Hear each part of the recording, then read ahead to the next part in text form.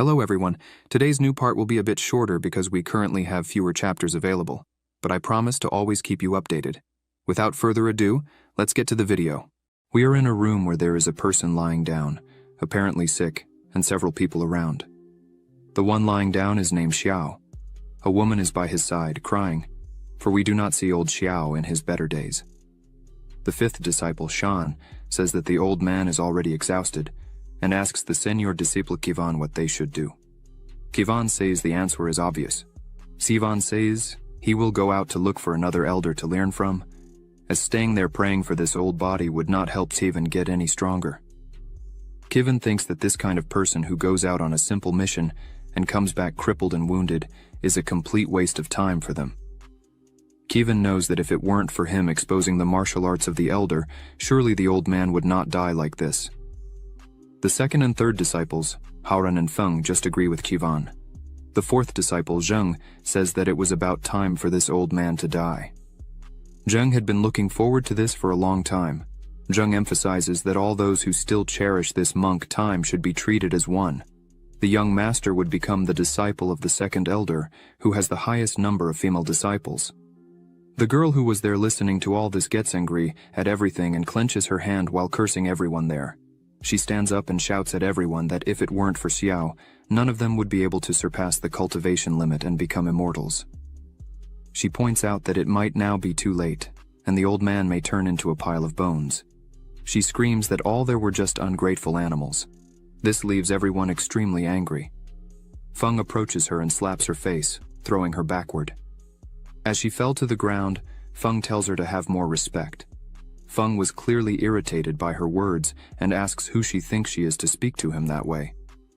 Chivan draws Feng's attention, saying, if this poor thing wants to stay with the old man, let her stay.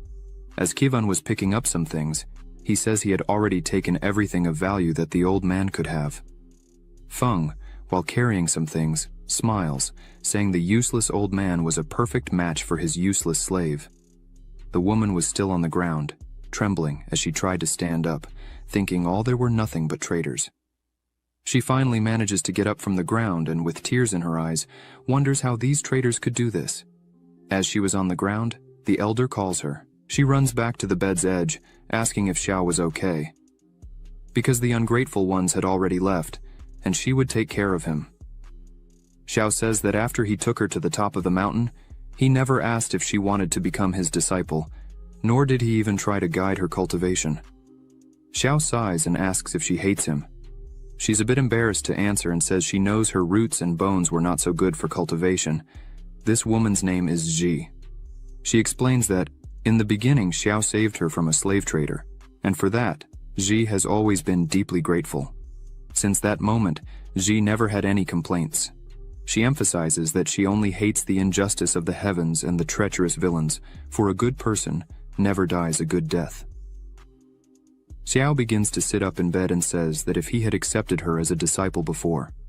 Xiao begins to cough before finishing the sentence. Zhi is worried about him. As Xiao looks at his hand, he notices there was blood on it and says, it seems he is about to die. Zhi kneels on the ground and kneels before Xiao. Zhi starts shouting, saying that if Elder Xiao does not hate her, then accept her as his disciple now. In the future, she will surely kill all those traitors who left here and avenge Elder Xiao. She makes it very clear that she will not stand up until Xiao accepts her as his disciple. This leaves Xiao somewhat impressed. Xiao turns to the front, places his hand on his chest, and says he might be on the brink of death, but he is not stupid. Then, Xiao asks Ji if he accepts this, wouldn't he just be hastening Zi's death? Ji, concerned for Xiao, asks him to stop moving around. Xiao takes a small bottle in his hand and says that this pill bottle is the last essence of condensation. Even though it's not great, it's the only thing he could offer her at the moment. Seeing this, Ji's eyes fill with tears. Ji asks Xiao to lie down and not worry so much about her, but Xiao tells Ji it's okay. He wouldn't die so quickly. After saying this, Xiao starts to cough and feels something very strong, dropping the bottle. The bottle breaks on the floor while his eyes start to close. He sees Zi saying she was wrong and didn't need to become his disciple, but he needed to wake up anyway. Xiao starts to wonder if this really is his death. He thinks Zi is crying too loudly and it's hurting his ears. Xiao thinks he's very annoyed. and the reason for this is for not having accepted Ji as his apprentice earlier. He thinks his end has really come, but suddenly, a voice says, officially launching the disciple bonus system. Xiao is a bit confused seeing this and wonders what it could be, but he receives an infinite gold pill. Just one of these pills contains the equivalent of spiritual energy of about 10,000 essence gathering pills.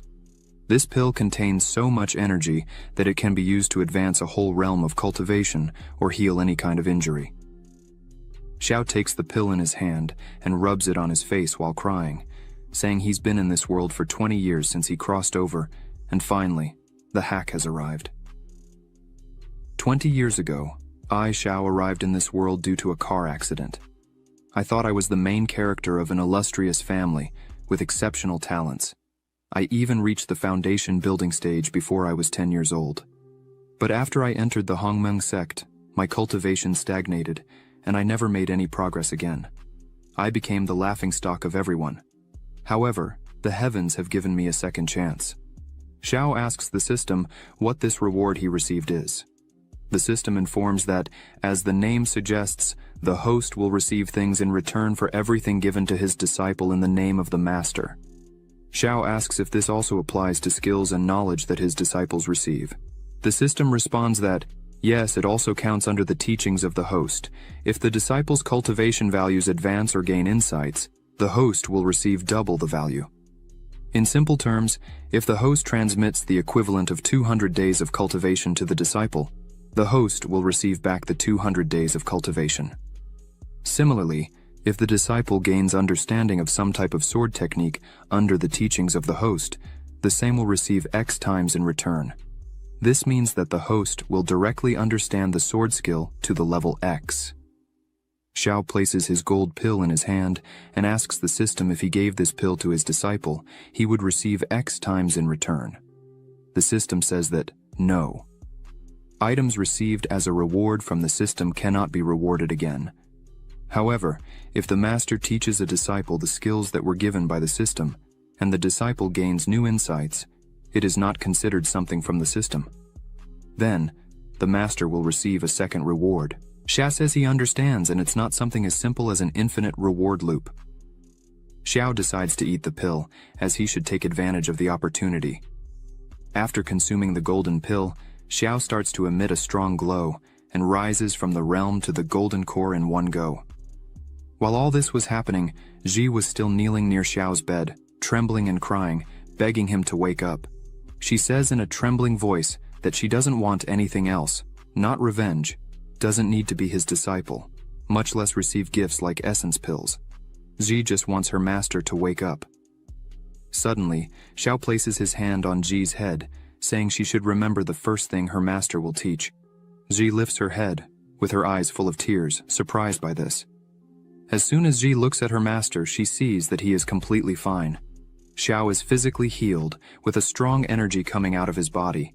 He tells Ji that if she has enemies, she should seek revenge and face everyone with ferocity, and the revenge should be doubly severe. Meanwhile, in another location, Feng knelt before a man, pleading for him to take him as his disciple and offering all of Xiao's secret martial arts in exchange. This place where Feng was is the Hongmeng sect, 6th peak. The man took the scroll offered to him by Feng and remarked that Xiao had indeed made an excellent disciple. The man pointed out that Xiao, who once was the star of the Hongmeng sect and considered himself unparalleled, ended up in such a state. It's unfortunate. This man is the elder of the 6th peak and head of the discipline hall, Wang Na. The elder told Feng that if he truly wished to become his disciple, it could indeed be possible. But the elder showed a ruler called the Ruler of Repentance. This ruler is capable of dissecting a person's spiritual roots. The elder said that if Feng could extract Xiao's spiritual root, then he would accept Feng as his personal disciple.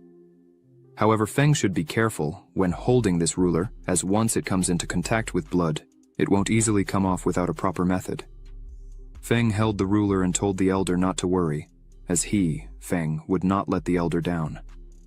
However, suddenly, a very strong attack came from behind Feng, hitting him in the back and throwing him into a wall. This attack left Feng severely injured. When Feng looked down, he was utterly terrified by what he saw. In the attack, his body was wounded, and his blood came into contact with the ruler, which was sucking his energy out of his body. This caused Feng to fall to the ground, screaming in pain and crying in despair. As he lay on the ground, he screamed, saying he couldn't die there as his path to immortality had just begun. Elder Wang Na, confused by all this, asked who could have done this. Looking up, the elder saw Xiao and Ji flying. Xiao looked at Wang Na and said that if he really wanted his spiritual roots, Wang Na should come and get them himself. Wang looked up and apologized to Xiao, saying it was just a joke he was playing on Feng and nothing serious. But, while saying this, Wang was actually wondering how Xiao had such a strong aura, as Feng had said Xiao was on the verge of death. It didn't make any sense. Xiao replied that if that was the case, then all was well. But unfortunately, Xiao wasn't joking. Wang Na. Xiao began to use his magic power and several swords appeared around him. Wang Na, seeing this, was impressed, as this was the Kanglang sword art technique. This reminded Wang Na of something. When I and Xiao entered the Hongmeng sect, Xiao gained the sect master's favor by creating the Kanglang sword art, and received most of the cultivation resources. Luckily, I advanced to the Golden Core realm first, and Xiao became useless. Wang Na created a barrier around himself to defend against Xiao's attack. While Wang Na was inside his barrier, he told Xiao not to be foolish to attack him, as Wang Na had already advanced to the second level of the Golden Core. This meant that Xiao would have no advantage in this attack. As soon as Wang Na finished his sentence, his barrier was easily broken by Xiao's attack. This left Wang Na completely terrified by Xiao's strength. While Wang Na wondered how this could be happening, Xiao, with a slight smile on his face, asked if this was what a person of the second level of the Golden Core could do. Xiao's attack began, and the sword started flying around Wang Na, who was in shock thinking that the power Xiao was demonstrating was of the third level of the Golden Core, or even higher. As Wang Na pondered the power demonstrated by Xiao, one of the swords hit his hand, causing him to scream in pain. Wang Na emerged from the midst of the swords and shouted at Xiao, saying that if he dared to kill Wang Na, the sect would not forgive him for such an act. Xiao quite calmly questioned Wang Na if that could really be true, and highlighted that he was curious to know what the sect would be capable of doing once Wang Na was dead. Xiao turned his attack back to Wang Na, who, with no other option, decided to use a mysterious artifact. Upon using this artifact, a shield rose in front of him, protecting him. Wang Na thought to himself that unfortunately, this artifact only had 3 charges, and this was the last remaining charge. Wang Na considered this a huge loss, as he had intended to use this last charge when he was advancing to the nascent soul stage. Xiao observed this, and thought to himself that Wang Na really did have some tricks up his sleeve. Xiao remarked that it seemed Wang Na had received quite a few gifts over the years. Suddenly, black lightning started to strike everywhere. Wang Na yelled Xiao's name, questioning if he really intended to continue with this. Xiao, with a determined look, questioned why he should stop. Xiao continued his attack, leading to a massive explosion. Amidst it all, Wang Na couldn't believe this was happening to him. Xiao's attack began to destroy everything around. After the attack ended, everything nearby was destroyed, and a huge hole was created on the ground. In the midst of all this, Wang Na was severely injured, cocking in pain. When Wang Na saw Xiao approaching, he was completely terrified and began screaming for Xiao not to come any closer. Xiao, as he approached, asked if the shield Wang Na was using was a top-tier artifact, classified as mysterious, because it managed to keep him alive in this world. Artifacts are divided into 5 levels: mortal, mysterious, earthly, celestial, and finally, immortal. Within each level, there are 4 grades: low, medium, high, and supreme. The shield used by Wang Na was of the mysterious class, high grade. Even within a sect, this would normally be considered a sect-defending treasure. Xiao hadn't expected Wang Na to have such a valuable treasure tucked away. Xiao didn't care much about that. In any case, it was going to end there. Xiao drew his sword and aimed to deliver a finishing blow, but Wang Na created one last barrier around himself and pleaded for Xiao to spare his life. Xiao paused because he heard a voice. This was Zhang He, the leader of the Hongmeng sect. He told Xiao not to act impulsively, as fights among sect members went against the sect rules and could lead to expulsion for both. Xiao turned to the sect leader and laughed, creating a small amount of energy in his hand. Wang Na, seeing Zhang He, thought the gods had given him a glimmer of hope. So he began to beg for help, saying Xiao was beating up everyone there. But in the blink of an eye, Zhang He used his power to strike Wang Na's face, telling him to shut up. Zhang He stated that Wang Na should come to the inquiry pool of the disciplinary hall so they could better analyze and see who truly deserved to be expelled from the sect. Wang Na, severely beaten on the ground, said in a trembling voice that it wasn't necessary. Zhang. He turned to Xiao and congratulated him for breaking through the Golden Core realm after so many tribulations. Xiao thanked Zhang He and said that if he hadn't evolved, he would probably have become someone's target, and his spiritual roots would have been removed. Wang Na shouted that it was a misunderstanding, and he would accept the sect's punishment. However, Wang Na said he hoped Xiao wouldn't use this against him in the future. Xiao crossed his arms and said that, out of respect for the sect leader, he would leave Wang Na alive for now. Xiao, looking back, saw Feng dragging himself on the ground. Xiao pointed out that Feng had committed an even greater crime than Wang Na, as betraying his master and repaying kindness with hostility was unacceptable. Therefore, Feng should be banned from entering the sect, and all his cultivation should be completely extracted. Feng tried to ask for the sect leader's help, but Zhang He simply said it was up to Xiao to handle as he wished. Ji, hearing this, started to run and said there was no need for her master to act. Feng, seeing this, called Ji useless and launched an attack against her. Ji stood completely still as the attack approached. Then, she began to gather magic in her hand and effortlessly defended against Feng's attack. This left Feng completely paralyzed, as Ji had been considered useless until recently. Feng asks when she had learned the Kanglang sword art. Hearing this, Xiao begins to explain that 3 days ago Zhai was sitting. The system pops up with Zhai's specifications. Name: Yan Nu, true identity, disciple, comprehension, 260, root, 15, talent, innate immortal sword. Inactive activation requires reaching the foundation establishment stage to gain recognition from the Lin family's ancestral sword embryo. Xiao thinks to himself how incredible innate immortal sword talent is. Ji asked what an innate immortal sword is. Xiao, with a suspicious look, says it's nothing much, just thinking that Ji might have talents with swords. Xiao says he would look for Feng so Ji couldn't be defenseless. Xiao cuts down a tree with his Kanglang sword art. He explains that this technique was created by him years ago and emphasizes that even if Ji could learn a little, it would be great. Ji forms a small sword with her magic and asks if it's something like this. Xiao says yes, she's doing very well. The system notifies that Ji has entered into the Kanglang sword art. Another window opens, stating that teaching the disciple the Kanglang sword art, a mortal grade sword art, rewards tenfold. The host is rewarded with the sky-slicing technique, high-level mysterious grade. This makes Ji the real treasure there. Ji approaches Feng, preparing to step on him, and starts saying that even with all the guidance from Master Xiao, Feng still couldn't learn to use this technique. Ji stares down at Feng, who begs Ji to stop. Then, she asks who the useless one is now and steps on his chest, causing Feng to scream in pain. Ji turns to her master Xiao, saying that the spiritual root of the traitor Feng has already been destroyed, and asks Xiao to verify. Xiao, looking at her, says, "She did a great job." Zhang He says that now Xiao has explained his punishment, it's Wang Na's turn to be punished. Zhang He asks to take Wang Na away to resolve the matter. Xiao turns to leader Zhang He and asks when Xiao said everything was finished. The leader Zhang He, a bit confused, asks Xiao what he's talking about, since a while ago, Xiao said he would spare Wang Na's life.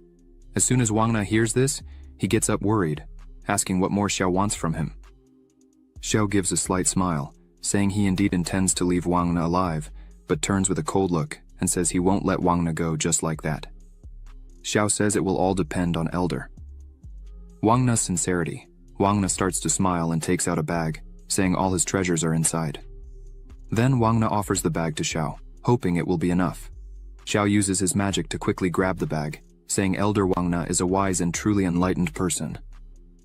Xiao thanks Wang Na for the gift, bids him farewell, and calls his disciple Ji to leave. As the two were leaving, Ji highly praises her master Xiao, who in turn says they would rest today, as tomorrow he himself would guide Ji's cultivation. Wang Na just watches all this. Leader Zhang he bids farewell to Wang Na and asks him to take care. Wang Na, with a battered face, is extremely annoyed with everything and thinks this won't end here. The next day, at the 7th peak, Xiao was checking what was in the bag he received from Wang Na. As Xiao looks through it, he sees there were a lot of things, even elixirs good for the Golden Core realm. Even though they were not of good quality, they would still serve. Xiao picks up 2 scrolls in his hand, one of mortal grade and the other of earth grade. Xiao thinks that this medium-grade primordial technique would be perfect for Ji to establish a foundation. Xiao looks over everything there and thinks that, amidst it all, the most valuable item would be this sword called the 5-element seal, earth grade, intermediate level. Xiao thinks none of it would be useful to him, as he needed nothing there. Then, Xiao decides to give everything to Ji, because when it comes to treasures, the system's rewards will always be better. Now that Xiao had looked through almost everything, only one thing remained. A small bag filled with high-level spiritual stones. Xiao thinks Wang Na must have mined a lot in recent days to have all this. Xiao thinks now it's all his, and he's rich. So maybe he'll create a small village one of these days. Ji arrives and knocks on the door, saying Xiao had told her to come in 2 hours for training. She asks if she can come in. Xiao says yes, asks Ji to sit with him. The cultivation realms for practitioners are postnatal, innate, chi refinement, foundation establishment, golden core, nascent soul, separation realm, integration realm, Mahayana realm, transcendental realm. Each realm is divided into 10 minor realms. The postnatal realm strengthens the blood energy to temper muscles, bones, and skin, enhancing physical strength and its quality. The innate realm fills the blood and chi to form internal energy, increasing the power of martial arts and physical defense up to the transcendental realm. Should you reach it, you may ascend to immortality, but this is only a level few have reached. Xiao and Ji sit opposite each other, touching hands. Xiao says he will start by teaching the primordial technique. He asks Ji to focus on comprehending with dedication. Ji agrees, so they begin. While Ji is extremely focused, Xiao is guiding her, telling her what she should do. Xiao says to circulate the qi behind her body a few times to gain understanding. The system window pops up again with the same specifications as before. Xiao sees that Ji only has 15 spiritual roots, so Xiao asks the system what the score of an ordinary person would be. The system shows it's between 50 and 60 points. This explains why Ji easily learns techniques, but when it comes to cultivation, she has a lot of difficulty advancing. Xiao decides he himself will have to force qi for her to refine her essence and marrow. Xiao places his hand near Ji's head, and energy starts to envelop her, passing through her entire body. Ji opens her eye, and now she is at the 10th stage of the postnatal realm. Ji is very worried about Xiao and questions him, asking why he did this, as providing qi directly like this can be extremely costly. It might cause the person to lose cultivation, regress realms, and even injure the provider's body.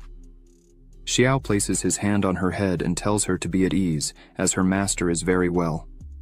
The system pops up for Xiao, notifying that he sent 100 days of cultivation to his disciple, and thanks to this, he gained 500 days of cultivation. Xiao, seeing this, thinks he's actually much better off than before. Xiao gives a bag full of riches to Ji, saying all this was a gift from him to her, as before he didn't have much to offer, but now he can provide good things. Ji, seeing this, becomes extremely happy, as she had never received such treatment before. The system shows Xiao gave Ji a 3rd-grade Huan pill and 10 2nd-grade pills. Then, he will receive 15 times this. The system shows he received a 4th-grade Huan pill. Ji thanks her master Xiao again for having saved her life in the past and now teaching her for the future. She says she will serve him at any time he needs.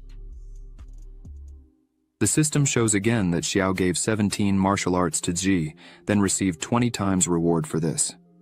Xiao obtained a celestial grade, supreme-ranked 1,000-mile sword art. Xiao tells Ji not to be so modest with him, as everything that's his is also hers. Xiao asks Ji to train carefully today. After she has managed to absorb this, he will give her more than qi directly for her cultivation. Ji is surprised, as there will be next times. The system shows Xiao gave Ji the martial art 5-element seal, mid-rank earth grade, and for this, he was rewarded 20 times, receiving a gentle wandering sword, supreme rank Earth grade. Ji doesn't understand how her master can give her so much qi. So, she tells him to be more careful, as this might be charged, it doesn't seem safe. Xiao smiles, saying he is very well, and if Ji does not believe him, she just has to wait a little, as he will soon go into seclusion for 3 days. Xiao guarantees that he will rise to level 5 of the Golden Core realm. Ji gets excited and says she will protect Xiao while he is cultivating. If anyone comes close, she will take care of it. Xiao tells Ji to be careful and not to stress too much and to practice properly. Ji says it's okay and will practice right now. Xiao opens the system window to check all his rewards. Xiao takes the Huan pill in his hands and thinks he had heard about it before. This pill can only be cultivated by someone who has a nascent soul. The heavenly materials required are the rarest to find for 4th grade elixirs. Xiao thinks that even if he searched the entire Hongmeng sect, he probably wouldn't find even 5 of these pills. But that still wasn't really what Xiao was eyeing, as the reward Xiao most wanted is the 1,000-mile sword art. This art is practically the pinnacle of all fencing. If Xiao combines the 1,000-mile sword art with his new high-level Earth-grade sword, Gentle Wandering Sword, it becomes basically unbeatable. Xiao gets excited about all this and decides to test the real power this combination could have. Xiao sends a small attack at a stone and easily destroys the stone. Xiao is surprised by the 1,000-mile sword art, as this skill emphasizes the way the sword is manipulated. Xiao thinks that if he gathers more swords, or gets more valuable swords, it would be child's play to challenge stronger realms. But that would be for another time, as now Xiao will assimilate the cultivation received from the system. Xiao is quite confident this time. He believes he might reach, or even surpass the 5th stage of the Golden Core. Meanwhile, in the Wang sect market, Zhang and Li Shan were walking carefree until, out of nowhere, 2 women start commenting on Xiao, saying he recently ascended to the Golden Core, and that Xiao had a confrontation with Elder Wang at the 6th peak, and apparently Xiao defeated Wang in a humiliating way. This caught their attention. The 2 women highlighted that Xiao was willing to sacrifice his own spiritual roots to assist his disciple. The other woman says that's so perfect and envied people who had a master like that. The 2 were completely in love with Xiao. Li Shan, upon hearing this, starts to think, could Xiao really have been able to help and pass his skills to that Ji? The other 2 women who were with Wang Zheng ask him and Li Shan why they left the 7th peak. Wang Zheng answers the women that everything they were hearing was a lie, as Xiao was a complete idiot who mistreated his students, and that's why they left there. While Wang Zheng and Li Shan were with these women, Lin Haran was just. Watching all this, he starts to think that Xiao, besides having a new disciple, was still able to move to the Golden Core. Not to mention that Elder Wang was not able to defeat him. Lin Haran wonders if this could really be true. So, he decides to see with his own eyes. At the gate of the 7th peak, a man stands in front of Xiao and Ji. This man says he was sent there on behalf of the sect leader Zhang He. This man introduces himself and says he is Ye Chen, the senior disciple of Zhang He. Ye Chen says he came to warn that the great sect competition will be in 100 days, so Xiao should prepare for such an event. Ye Chen looks at Ji and apologizes for what he is about to say, but in Ye Chen's view, Ji is a seemingly weak person. By her talent in the great competition, Ye Chen thinks she will lose and cry over the defeat. Ji gets angry when she hears this, but Xiao steps forward and says that Ye Chen has a somewhat limited view. Ye Chen is a little startled by this. Xiao says that Ji was a person completely without cultivation 3 days ago, and now is already at the 10th stage of the postnatal stage. Xiao asks Ye Chen what he thinks of Ji's rate of evolution, if she really seems irrelevant. Ye Chen is dumbfounded and can't believe what he heard and asks Xiao if he is joking. Xiao says that if Ye Chen doesn't believe him, then Zi is free to show who's boss. Zi obeys immediately and starts to emit flames from her body. Ye Chen, scared seeing this, says that this really is the 10th stage of the postnatal realm, but Ye Chen can't understand how this is possible. Lin Haran, who was hiding and watching all this, is also surprised. Xiao turns back to return to his realm and says that anything is possible. Zhi makes a face proving Ye Chen wrong and saying it served him right. Lin Haran, still hidden, thinks that a useless person like Zhi could not have risen in such a way with her own talent. Clearly, Xiao used his qi to help Ji. Lin Haoran thinks that the person who directly transfers their qi to another person faces major problems, including in their cultivation. Lin Haoran can't believe Xiao went to such lengths to help Ji. Then, Lin Haoran thinks it would be a good time to extort some things from Xiao. After all this, in the hall of the third peak, Lin Haoran is before Elder Meng Yu, who is asking Lin Haoran if everything he said is true, that Xiao took everything from Wang Na and transmitted the peak of the supreme technique to his disciple. Meng Yu asks if there is anything they can do. Lin Haoran tells Meng Yu that he is the strongest in the sect and should receive the most resources. What Xiao is doing is just squandering the sect's resources. Hearing this, Meng Yu gives permission for Lin Haoran to personally take care of it. Meng Yu emphasizes that if Lin Haoran really manages to defeat Xiao, then he will be accepted as a direct disciple. Lin Haoran thanks him for the opportunity. Meanwhile, in the training room of the 7th peak, Xiao and Ji are sitting. Xiao asks Ji if she is ready, as today she will break through to the inner realm and cleanse her meridians. Xiao notes that if everything goes right, in the future, Ji will be able to cultivate with less effort and more ease. However, for that to happen, she will have to endure very strong pain. Ji says she is ready and remembers everything Ye Chen said before and promises that as soon as she gets stronger, she will not accept this anymore and everyone will pay attention to her. Xiao sees that although Ye Chen has been spoiled by the sect leader, the encounter between Ji and Ye Chen was very good. It made her more motivated, and it is this motivation we need. Xiao thinks this really is the moment for Ji to break through to a higher realm and perform a cleansing on her meridians. Xiao takes a small bag in his hand, and from it takes out a 4th-class meridian cleansing pill. Xiao was able to buy them thanks to the riches he took from Wang Na. Xiao decides to start and prepares to begin the training. As soon as it starts, Zi tries to concentrate as much as possible. Joy thinks this is more painful than she was thinking, but after the pain passes, Ji feels as if her whole body becomes lighter. A system window opens, informing that Xiao transferred 200 days of cultivation to Jai, increasing her aptitude by 70 points as a reward. This was doubled, resulting in 400 days of cultivation and the low-class autumnal water sword technique of Earth rank. Xiao, seeing this, thinks it is finally done. Xiao is very satisfied, as the feeling of gaining something is very good. Now Xiao is at the 6th level of the Golden Core. Juri finally opens her eyes and feels much better, as she is now at the 1st innate level. Juri asks if this is a technique to purify the meridians and marrow, and completes asking if now that she has reached the celestial realm, if this was enough to face Ye Chen. A window opens again, showing Ji's information. Name, Zhenu. True identity. Disciple. Understanding. 260. Aptitude. 85. Talent. Innate body sword. Not activated activation condition. Reach the foundation realm. Obtain recognition of the ancestral sword embryo of the Lin family. Xiao laughs and touches Ji's face, telling her to be brave and take Ye Chen down. If Ji defeats Ye Chen, Xiao promises to take her to the World Genius Challenge. Ji is extremely happy with this, asking if she really can do all this. Suddenly, someone starts knocking on the door, leaving Ji and Xiao surprised. This person calls for Xiao, saying that one of his disciples had been seriously injured while collecting medicinal herbs for his treatment, and asks Xiao to come outside to take a look. Xiao, already suspicious, decides to follow. As he was leaving, Ji was just wondering who it could be, and if her master really had other students besides her. As soon as Xiao opens the door, Ji is surprised to see Lin Haoran lying on the ground.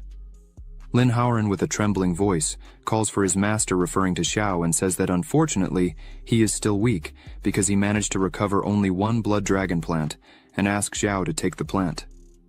Ji screams furiously that Lin Haoran is just a traitor who swore loyalty to the 3rd peak and asks what he is doing there.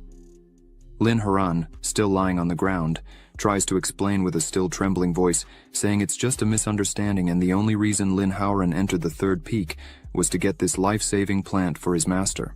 The disciples of the 3rd peak's elder Meng Yu say that Lin Haoran almost died to get this plant and doesn't need to speak to him in that way. Meng Yu adds, saying that for 3 consecutive days Lin Haoran had kneeled asking Meng Yu for help, and this moved Meng Yu. Zhi doesn't accept any of these words, saying they are just distorting the truth. It's clear that Lin Haoran betrayed Xiao and is now trying to navigate the situation with this ridiculous act. Xiao asks Zhi to calm down and leave this matter to him. Xiao asks Lin Haoran why he is there if he had already sworn loyalty to the Third Peak's elder. Xiao smiles with a cold expression and asks if Lin Haoran really wants to return to his side. Lin Haoran kneels in front of Xiao, saying he recognizes the weight of his sins, and for having betrayed his master, he is unworthy. However, Lin Haoran begs for forgiveness and asks that Xiao accept this blood dragon herb. The disciples of Meng Yu, watching this scene from afar, start to think that Xiao is very healthy and doesn't need this herb. Another disciple says that Lin Haoran's talent is deteriorating, and if he doesn't get a Class 4 pill, his future in cultivation will be very bleak. The two look at Xiao, saying it's good he has such a pill in reserve. Because of him, Lin Haoran was harmed. Lin Haoran looks back with a smile on his face, saying that's not true. Xiao, hearing all this, seems to have an idea and says he really was in need of that herb to help his health and asks Zhi to confirm. She immediately hugs Xiao, saying it's all true. Lately, Xiao has been very weak. The four, seeing this, are shocked. Lin Haoran gets a bit irritated with all this and wonders when Xiao became such a liar. Even though Lin Haoran needs to get this pill by any means to not be a loser. Lin Haoran goes back to his act and says that Xiao should take this plant and use it, because it wouldn't be right for someone as unworthy as Lin Haoran to continue with such a plant. Xiao, in the blink of an eye, takes the plant from Lin Haoran's hand and goes back to Zhi, saying everything is resolved and they would have chicken stew for dinner. Zhi doesn't understand anything that's happening. A system window notifies that Xiao gave Zhi a first-class plant blood dragon herb, and with that, he received 5 times more in a second-class blood dragon plant. Lin Haoran starts coughing and says he is happy if he can help his master. The two disciples of Meng Yu hold him. One of them says that Lin Haoran put his own cultivation at risk to help his master, even though Xiao didn't return the favor. They ask Meng Yu to defend Lin Haoran. Meng Yu says to Xiao that human lives are at stake, and as representatives of the sect, they could not just stand by watching this. Meng Yu emphasizes that if these news spread, the 7th Peak would still be able to get disciples in the future. Xiao stops in front of everyone, saying there's no need to hurry. Then, Xiao approaches Lin Haoran, saying that since the two had a relationship of student and master, he could not stand there watching Lin Haoran die. Xiao emphasizes that he has a small concern because as Lin Haoran had many offenses in the 7th Peak, Xiao fears that his body might not withstand the pressure of the pill. So, Xiao offers to cleanse his meridians. Meng Yu, seeing this, thinks that Xiao values talent highly. Meng Yu believes that Xiao indeed intends to pass on his skills to his students, and if he does this frequently, then there must be some technique Xiao uses to minimize the side effects. Therefore, Meng Yu should pay close attention to everything. Xiao touches Lin Haoran's neck, saying that he risked his life for Xiao, so Xiao could not just leave him in this state. Xiao holds Lin Haoran's hand, and energy begins to glow, leaving Lin Haoran a bit frightened by everything. After a few seconds, Lin Haoran starts to feel a lot of pain, and his mouth foams. Meng Yu's two disciples look at this and wonder how the cultivation of the disciples turned so tragic. Meng Yu tells them to pay more attention, as they were just treating the hardships that Master Lin Haoran went through. Lin Haoran realizes that Xiao wasn't passing his skills to him, but was instead taking his cultivation energy and destroying his meridians. Lin Haoran was trying to scream for help but couldn't speak, as Xiao, by touching his neck, used a technique that left him voiceless. Lin Haoran realized he was doomed if this continued. Meanwhile, Meng Yu finds everything natural, saying that Lin Haoran was doing a great job. After the process, Lin Haoran falls completely destroyed on the ground. Xiao says that he finished applying an extremely powerful technique to heal Lin Haoran's entire body. But because his cultivation was very low, he might not withstand it. Xiao asks Meng Yu to take Lin Haoran back and let him rest. Xiao leans on Zhi, saying that he is a bit tired because he used a lot of his own energy and needs to rest a bit. Meng Yu starts to laugh, thinking that he couldn't understand exactly the technique used by Xiao, but clearly, his aura is considerably lower. This means that it's a great time to try. Meng Yu jumps to attack Xiao. Zhi screams for him to be careful. but Xiao smiles, as he was prepared for this. Then, he quickly turns around and easily defends against the attack. Xiao, smiling, asks how Meng Yu had the courage to use such a situation to attack a weak individual like Xiao, who just helped a man on the brink of death. Meng Yu, seeing this, is shocked by the situation and wonders if this was really a favorable time and how Xiao has such strong energy. Xiao uses his energy and throws Meng Yu away. Meng Yu falls to the ground. His disciples run to help him. Xiao turns around as if nothing had happened and calls Jie to cook a chicken. She, as always, is excited, agrees, and begins to prepare with Xiao. Lin Haran wakes up and screams, asking what the two were waiting for to act. The two look at each other and prepare for battle. One of them takes some hidden items that Meng Yu had won during one of his travels. This can be controlled through a special technique. It disappears into the air without leaving any scent, a completely invisible attack. No one was able to counteract this before they came to the 7th peak. Meng Yu gave this to him and made clear how to use it if it came to this point. Then, he launches it towards Xiao. However, Xiao dodges as if it were nothing, making it seem like a joke. The item hits the door and starts to corrode. Xiao, looking at this, thinks that it really is something different. However, as soon as he consumed the limitless golden pill, his senses improved greatly, allowing Zhao to perfectly sense killing intent. Otherwise, Zhao could be in serious trouble. Now, Zhao looks at the two who didn't understand how Zhao had dodged the attack, but it didn't matter, as they were going to continue attacking. Zhao tells Ji to use the Kanglang sword technique, target southeast. Ji summons her sword and prepares for the attack. With a simple movement, she defends against the attack. Ji is astonished by what she did. A system window appears, saying that a reward was given. C. 0 stone. Detected that the disciple, under the guidance of the master, comprehended the intent of the Kanglang sword. First stage, reward tripled. Obtained the Dragon Spirit Armor, Earth category, intermediate class. Xiao looks at Ji and thinks he had expected this. Ji's innate body sword she learned recently, although she is already able to understand the sword intent. Meng Yu's two disciples are completely astonished by this, for even over the nascent soul realm, even the realm gathering separation would not be able to detect this attack. They ask who the hell Zai is. Lin Horan, crawling on the ground, screams that he needs to get out of there quickly. Zai notices this and, looking at Lin Horan, who had betrayed his master and harmed his ancestors, how Lin Horan had the courage to try to harm his master. Now, hearing this, Lin Horan gets scared. Zai jumps with her sword and says it's unforgivable. Lin Horan tries to flee, but Zai's attack hits him with great force. Lin Horan falls completely defeated on the ground, saying with his trembling voice that this could not be happening. One of the disciples tells him not to approach. Master Meng Yu says it will not end like this, for Xiao harmed their companion. The sect master will not let this pass. The other disciple says they should not fear Ji, for they are in the foundation stage and another in the golden core, and Ji was just in innate cultivation. However, the other disciple points behind Ji, saying they were not seeing what was really there. When they look, Xiao is with a bloodthirsty look. Xiao touches Ji's shoulder, but she tells Xiao not to worry and rest, for she would take care of everything for him. But Xiao says he wanted to teach Ji something, and, with the same look, says that sometimes dying is more convenient than living. The two start to stutter, asking what Xiao was thinking of doing, and ask him not to approach any further. Xiao, while walking directly towards them, asks if they are regretting their actions. Unfortunately, it's too late now. A few hours later, in front of the secti leader, Xiao reports the whole occurrence, saying that Meng Yu, along with a traitor from the sect, came to provoke without any reason. And to protect his and his disciples' integrity, Xiao and Ji killed Lin Haoran and crippled the cultivation of 2 disciples from the 3rd peak.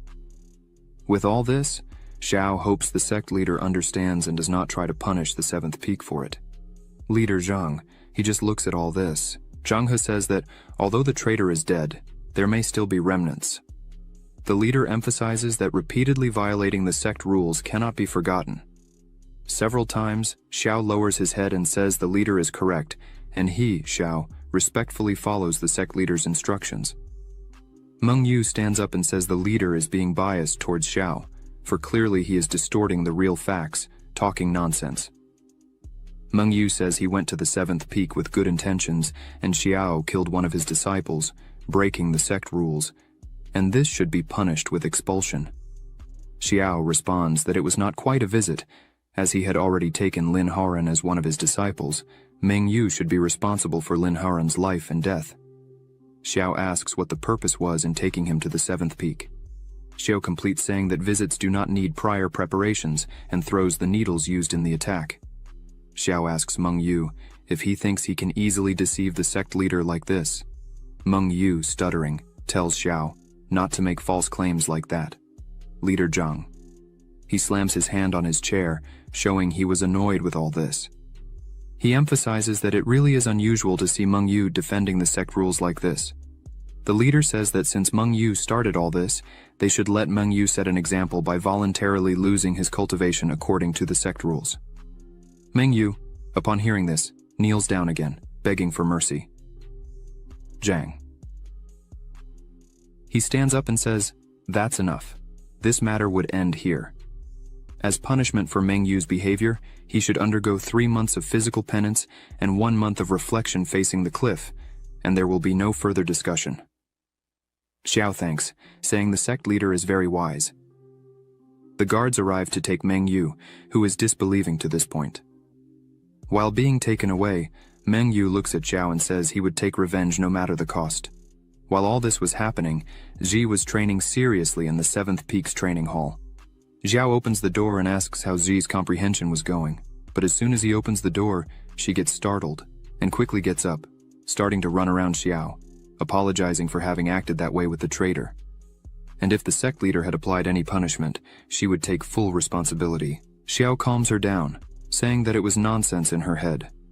She wasn't at fault for anything, and she should be more at ease, for Xiao would protect her from everything and everyone. No one would be able to harm her.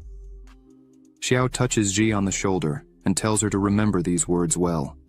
From today onwards, whether it's traitors, gods, Buddhas, emperors, or ministers, if anyone dares to offend Ji or Xiao, he himself would retaliate.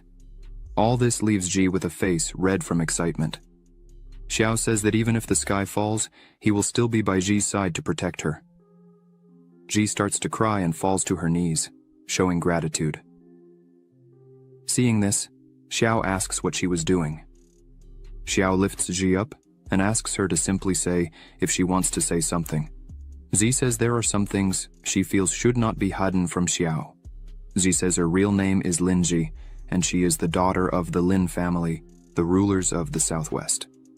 Xiao is surprised by this, as the Lin family was a recognized martial arts family in the Southwest. Xiao thinks that 10 years ago something happened, and everyone was annihilated overnight. Ji, with her eyes full of tears, begins to explain that 10 years ago, the Lin family discovered a huge spiritual stone vein on their territory, and this was a great breakthrough. The abundance of spiritual stone resources was enough to establish a power similar to the Hongmeng sect overnight. Ji's father, who was the head of the Lin family at the time, immediately ordered that this matter should not be disclosed, fearing it would attract disaster. However, Ji's uncle, driven by selfish motives, sold this information to the Luoyun sect because he was dissatisfied with the distribution of mineral resources by Ji's father. Ji's uncle wanted to be the head of the family, and, since they didn't let him do such a thing, then he sold the information wishing that everyone would die, to take advantage of the spiritual mine. The Luoyun sect murdered more than 100 members of Ji's family. The Lin family survived only under her father's protection. Ji was able to survive by a stroke of luck. When Zi managed to escape from all that, she encountered bandits on the way who robbed her of all her money and sold her to slavers. Zi says fortunately her master Xiao found her, otherwise Ji can't even imagine where she would be at this moment. Hearing this, Xiao burst into tears, saying he had no idea that his disciple's life was so miserable. Now it's clear why Ji hates traitors. Her seriousness is justified. Xiao grabs Ji by the arm, saying they would go down the mountain. Ji asks why they would do that and where they would go. Xiao says Ji begged Xiao to be her master, and out of respect for that he should avenge everything. Xiao looks into Ji's eyes and smiles, saying that as her master, he would go with her to the Luoyun sect to avenge everyone with their own hands. Ji starts to cry again upon hearing this. Ji runs and hugs Xiao, saying she just wanted to see him live a peaceful life and, if necessary, she would spend the rest of her life kneeling just to fulfill that. Xiao tries to calm her down, saying she doesn't need to say those words at the moment. They must head for the peak. The future is limitless. Xiao calls Ji to leave, and she agrees. In the middle of the forest outside the city, two people were fighting when suddenly another person arrives there. These two people are Bai Luori and Linqing Xuan. As soon as Bai Luori sees the leader, he raises his sword enraged, saying he should have known who was behind this, for letting all these other people die one by one, consuming their energy. Only this guy is capable of doing such a thing, isn't that right, Zhang Yi? This man is named Zhang Yi. He is from the Sun and Moon Ghost sect. Zhang Yi smiles, saying it's no wonder Bai Luori was a disciple of Fairy Zhu, as Bai Luori was able to kill several men there. Zhang Yi highlights that the green twin swords technique certainly deserves its reputation. Zhang Yi leaps towards the two, declaring that it all ends there. Bai Luori and Linqing Xuan brace for battle, but suddenly, a beam of energy shoots between the three, causing everyone to halt. Zhang Yi turns angrily, questioning who did that. Linqing Xuan and Bai Luori, startled, gaze at the hole created in the stone. Ji appears, frustrated with energy in her hand, lamenting that she unfortunately missed her attack. Xiao, quite calmly, mentions he had warned that Ji's attack was timed too early, which is why she missed. Zhang Yi turns and comments that all this was caused by such a beauty, mockingly asking how she plans to compensate him. Ji dislikes Zhang Yi's tone and declares his arrogance warrants death. Ji advances on Zhang Yi, but with a simple move Zhang Yi disarms Ji, telling her that her master should have advised her against such actions if she's not strong enough. Linqing Xuan and Bai Luori, witnessing this, shout for Ji to be careful, concerned for her, but Ji is entirely focused on her task and tells Zhang Yi that the only thing her master taught her was not to pity fools like Zhang Yi. Then Ji uses her magic and a glow forms behind Zhang Yi, and before he can react, several swords strike him from behind, causing Zhang Yi to scream in pain. Ji takes Zhang Yi's Qiankun bag and brings it to Xiao, noting it contains nothing of great value, just some spiritual stones and elixirs. Xiao suggests she should just keep the bag. Linqing Xuan and Bai Luori approach Ji and Xiao, thanking them for their help. They introduce themselves as students of Elder Zhu Xuan from the Hongmeng sect and inquire about their names. Xiao introduces himself, pleased to meet them, as Elder Xiao of the 7th Peak, and introduces Ji as his student. Linqing Xuan and Bai Luori are surprised to meet Xiao and express their gratitude again. Xiao dismisses the formalities and inquires why they were in such a remote location, fighting against the Sun and Moon. Ghost Sect. Bai Luori explains that the Ghost Sect has always harbored resentment towards the Hongmeng sect. Some members even relish in killing monks, and the prior conflict was over this plant, the colorless grass of 1,000 years low grass. This plant comes in 5 quality levels: low, human, mystic, earthly, celestial, and immortal. Among them are 4 grades: inferior, medium, superior, and absolute. Bai Luori mentions that although this plant serves merely as a base for creating foundation stage pills, they are still highly valuable. He emphasizes the rarity of these plants. This one, for instance, was unexpectedly found at an auction due to leaked information. The leaked monetary information drew Zhang Yi's attention, leading to them being followed. Out of respect and gratitude, Bai Luori offers the plant to Xiao, stating that if he hadn't arrived in time, the plant would surely have been stolen by the Ghost Sect. Seeing this, Xiao remarks that Bai Luori would likely use this herb to refine foundation stage pills, significantly increasing the chance of success in the foundation stage. Xiao questions Bai Luori if he truly wishes to give it to him. Linqing Xuan and Bai Luori gaze intently at Xiao. Then Bai Luori responds that his master always taught them to be thankful for generosity and always avenge their enemies. With that, Bai Luori pleads for Xiao to accept the herb as a token of gratitude. Xiao agrees to accept, but since they are esteemed students of Elder Zhu, as soon as Xiao refines the pills, he will share them. Bai Luori thanks again and attempts to hand the herb to Xiao, but Xiao looks back and suggests it's a bit early to receive such a gift and calls for everyone's attention, as he intends to teach 3 lessons to all present. Xiao advises that in the future, when they kill someone, they should focus on eradicating the root of the problem and demonstrates by launching a sword with his magic at a tree, slicing it in half. 2 people appear beside the tree that was just cut down. Bai Luori, with a frightened face, yells asking when they hid there. The woman, still crouched, says that he was acting extremely arrogant even though he is at the 1st level of the Golden Core. These 2 are called Bai Yanzi, who is at the 3rd level of the Golden Core, and Qing Yang. She is at the 4th level of the Golden Core. Bai Yanzi says he doesn't know how Xiao had the courage to kill their disciple. Fortunately, they were nearby. So unfortunately, it's time for Xiao to die. Xiao says he heard about the 2 elders of the Lunar and Solar Phantom sect a while ago, known as the Yin and Yang deities. Their soul recovery abilities are unmatched, and capturing targets is just a matter of time. It must be you 2, right? Xiu thinks that before leaving the 7th peak, he used techniques to hide his aura. Clearly, these 2 don't have that much discernment. Bai Yanzi looks at Xiao and says that even knowing their reputation, he still does not show fear. This makes Bai Yanzi even more excited for the combat. Bai Yanzi swings his chains trying to hit Xiao, but he easily dodges the first attack. Xiao looks at the trunk of the tree that the chain touched and notices something different. Bai Yanzi creates a kind of whirlwind with his chains, leaving Xiao in the middle of them. Bai Yanzi says that these chains were fused with blood and qi of thousands of people. Even a nascent soul cultivator will be turned into bones if they touch them. Xiu continues to dodge all the chain attacks and thinks that Bai Yanzi's words are very extravagant. As long as he keeps dodging, everything will be fine. But just as Xiu finishes saying these words, he feels something strange and, looking down, sees several magical skeletons coming out of the ground and holding his feet. Qing Yang, with her staff in hand, says that this staff allows her to use the souls of thousands of people as a sacrifice. Once you enter, you will never come out.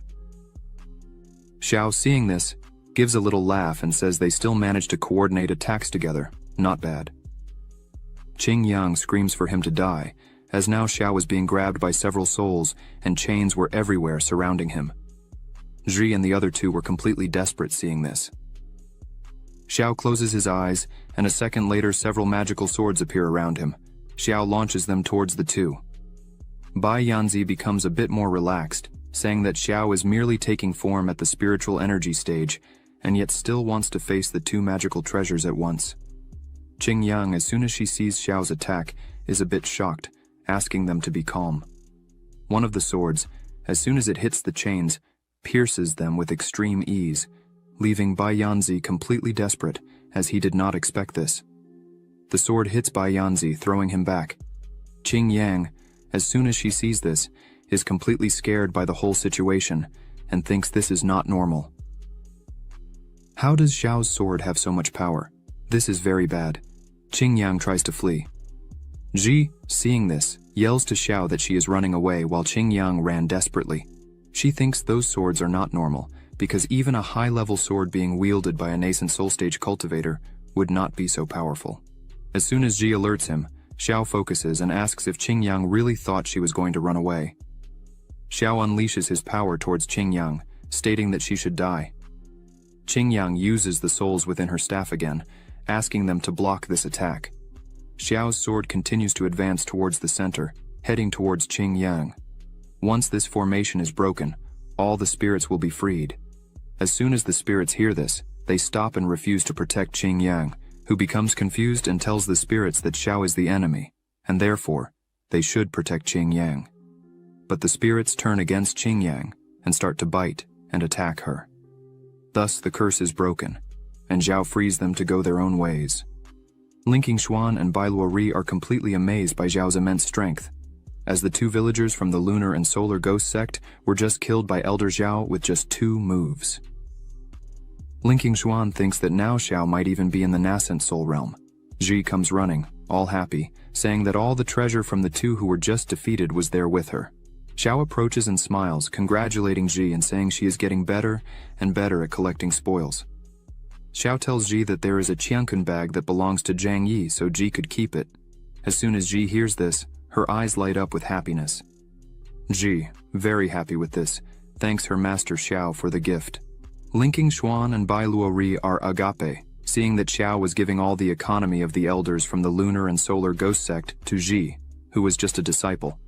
Ji was now boasting with 10,000 low-rank spirit stones and many elixirs. Jai asks her master Xiao how she was going to use all this by herself. Xiao says that he had already given everything to Ji, so she should save and use it very carefully. Xiao thinks it's time to see what the system gave him as a reward. The system notifies that it was detected that the host gave to his apprentice 68,720 low-rank spirit stones, 4,600 intermediate-rank spirit stones, 36 second-stage cores, 16 third-stage flying locust condensed pills, merciless millennium herb, 100 cubic meters Kenkun ring, 250 cubic meters Kenkun bags. The system announces that it was calculating the rewards.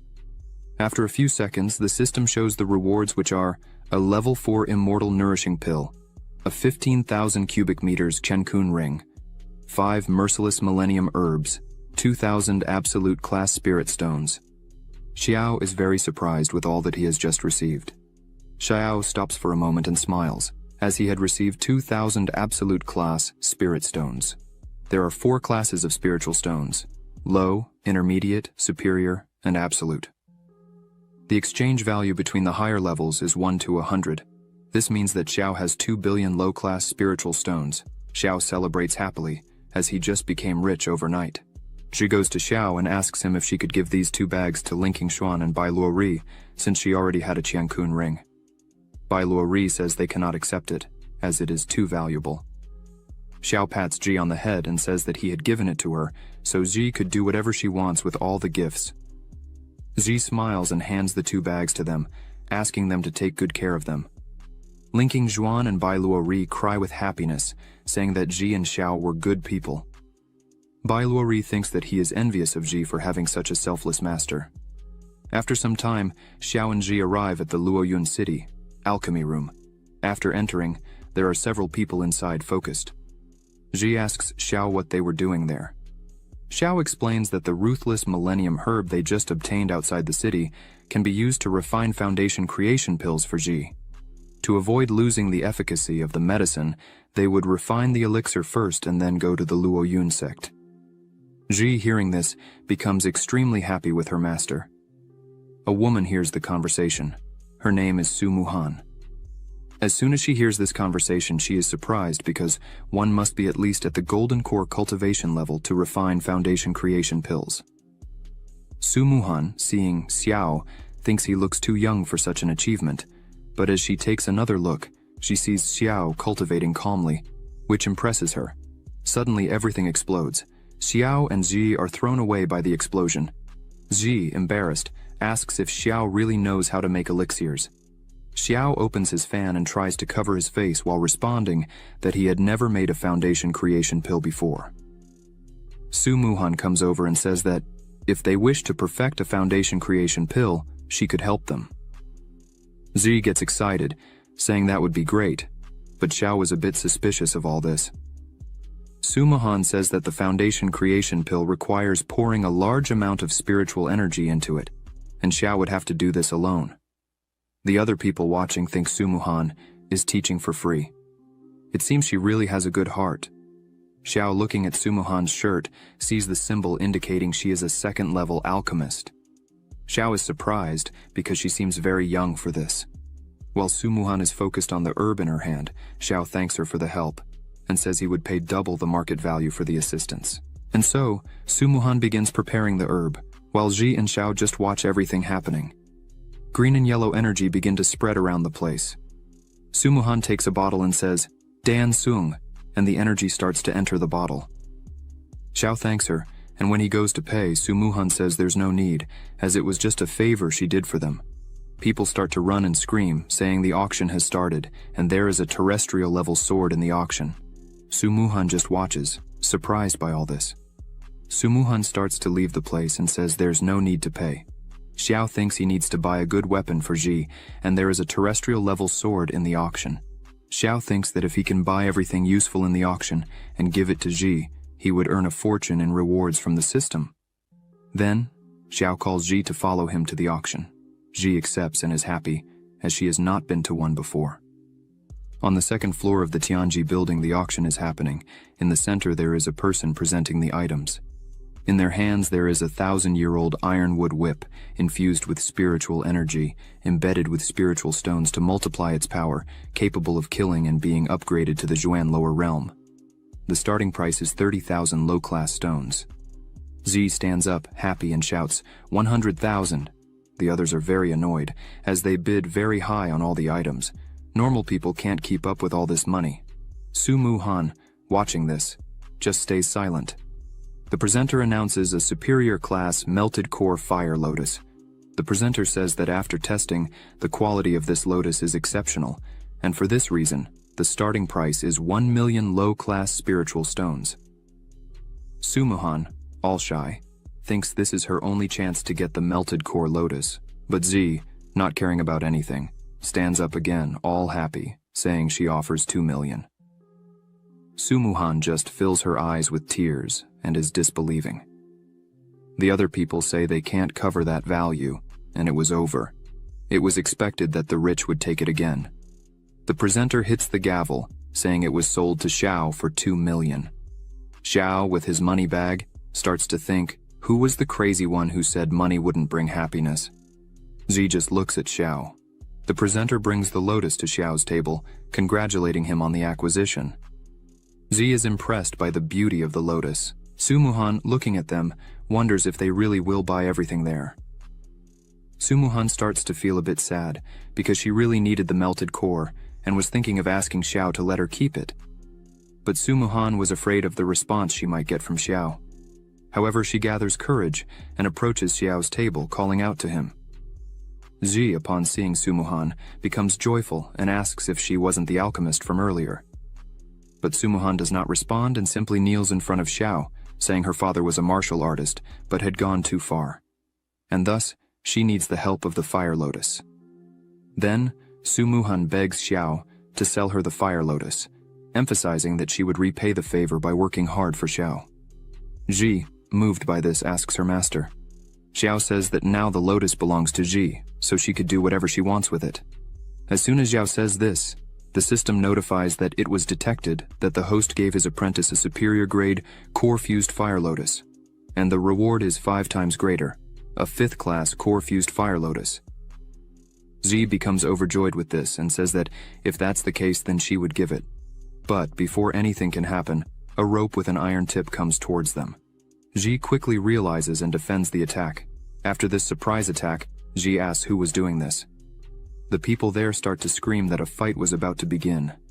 A man holding this rope calls Ji a little shit and points to another man, saying he is his master and would offer 3 million to buy the lotus. The people are shocked, as 3 million is a large amount for an ordinary person. This man is Wang Ronger. He is the son of the lord of Luoyun City. Wang Ronger mockingly says that 3 million would be nothing for Su Muhan. As soon as Su Muhan sees him, she looks a bit scared, and Xiao notices this. The people start to comment that Wang Ronger began to harass Su Muhan again.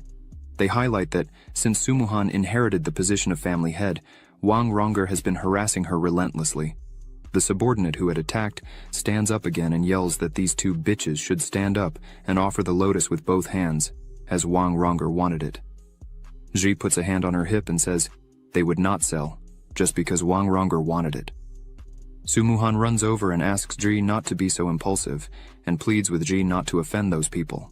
This leaves Ji and Xiao a bit confused. Xiao says it seems like Su Muhan has some connection with that man. Su Muhan starts to explain, saying that man is the son of the lord of Luoyun City and could be considered the supreme lord there. Su Muhan says that once Wang Ronger came to her door asking for her hand in marriage, but Su Muhan did not accept. After that, Wang Ronger began to follow her everywhere, non-stop, day after day. Su Muhan apologizes and says all this trouble was caused because of her. Then she offers 50,000 spirit stones as an apology and says she is leaving. Xiao, seeing all this, thinks Su Muhan does not despair over anything, even needing medicine for her father. She did not despair when things did not go her way, not to mention she is a 2nd-level alchemist at such a young age. Xiao becomes quite excited about this situation and thinks it really would be worth teaching a woman like this. Xiao calls Su Muhan and tells her to wait a bit, as he would give her the lotus and give Wang Rongger a beating. But there was one condition. This leaves Su Muhan completely surprised. Su Muhan turns around running and asks what that condition would be. Xiao opens his fan again and says she just needed to worship him as her master. Su Muhan screams, saying she accepts. As long as Xiao saves her father, she would do anything. Su Muhan kneels and calls Xiao master. She asks him to accept this small token of respect. Xiao accepts and says that from today, she would be his second disciple, and asks her to stand up. The system window opens again and informs, "Congratulations to the host for accepting a new disciple. It was detected that the disciple has the human-level alchemy heart. The success rate of alchemy increases by 30%. The return reward was doubled, and the host obtained the alchemy heart, terrestrial level. The success rate of alchemy is increased by 70%. The information of the disciple Su Muhan was scanned and is being opened in the information panel. Name, Su Muhan. Identity, true second disciple. Understanding 60. Aptitude, 50. Talent, human-level alchemy heart, upgradable. Requirement, elixir improvement." Xiao, seeing all this, is a bit surprised. He just laments the fact that Su Muhan's aptitude and understanding are somewhat average. Thus, it seems she has to follow the path of infusing and transmitting the power of the alchemy heart. She raises her sword and says that in that case, she would be there to help.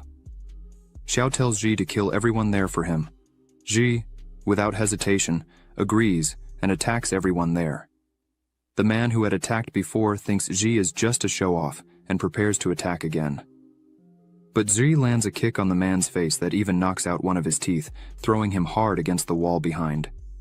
Wang Rongger, seeing this, widens his eyes and is shocked. Ji says she's had enough of this type of person who thinks too highly of themselves and has no power at all. Wang Rongger, trembling with fear and with a quivering voice, points to Ji asking how she dares to hit his people and asks if Ji knows who his father is.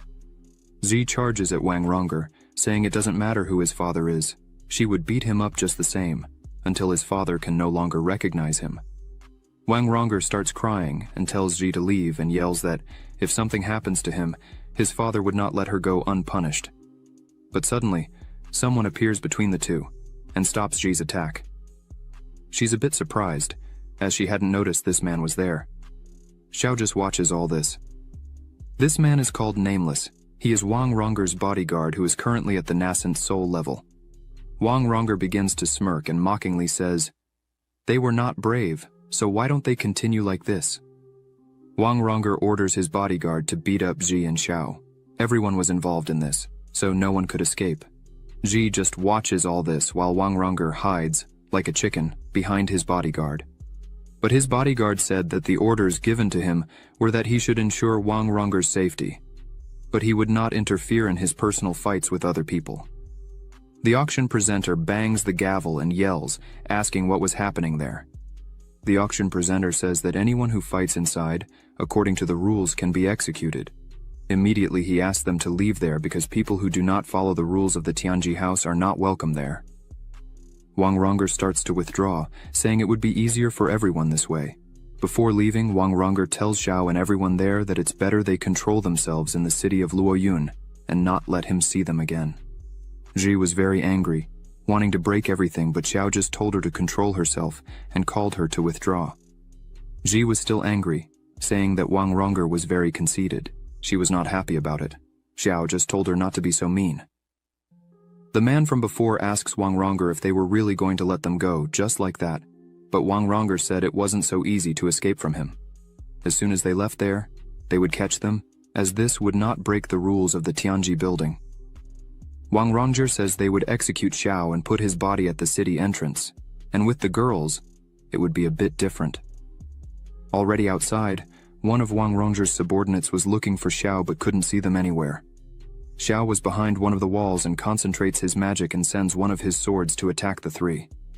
The bodyguard sees the sword coming in time, then grabs his sword and tries to defend the attack. But Xiao's attack easily breaks the bodyguard's sword and goes directly to Wang Rongger, hitting him and throwing him to the ground. Xiao appears in front of the three. The subordinate from before yells at Xiao, asking how he dared to kill someone on the lands of the Tianji house. Xiao, very calmly, tells them not to be so foolish, as Xiao had waited for them to leave the Tianji house to kill him. Thus, he hadn't broken any of the rules there. This leaves the subordinate without answers. The bodyguard drops the rest of his sword on the ground and says that Wang Ronger was authoritarian, idiotic, and annoying, but the bodyguard was paid to protect him, and so he should be loyal to Wang Ronger. This means that if someone kills the person he was protecting, he should take the head of the perpetrator. Otherwise, the Wang family would hunt him to the ends of the earth. Then, the bodyguard prepares to fight. Xiao just offers a small smile on his face. Xiao begins to float, surrounded by his swords, and says that the bodyguard's sword is completely destroyed, and yet he wants to fight him. The bodyguard starts to grow scales on his body, saying he has beast blood, so his body is harder than a simple sword. Using a sword for him means nothing. It's just a matter of coexistence.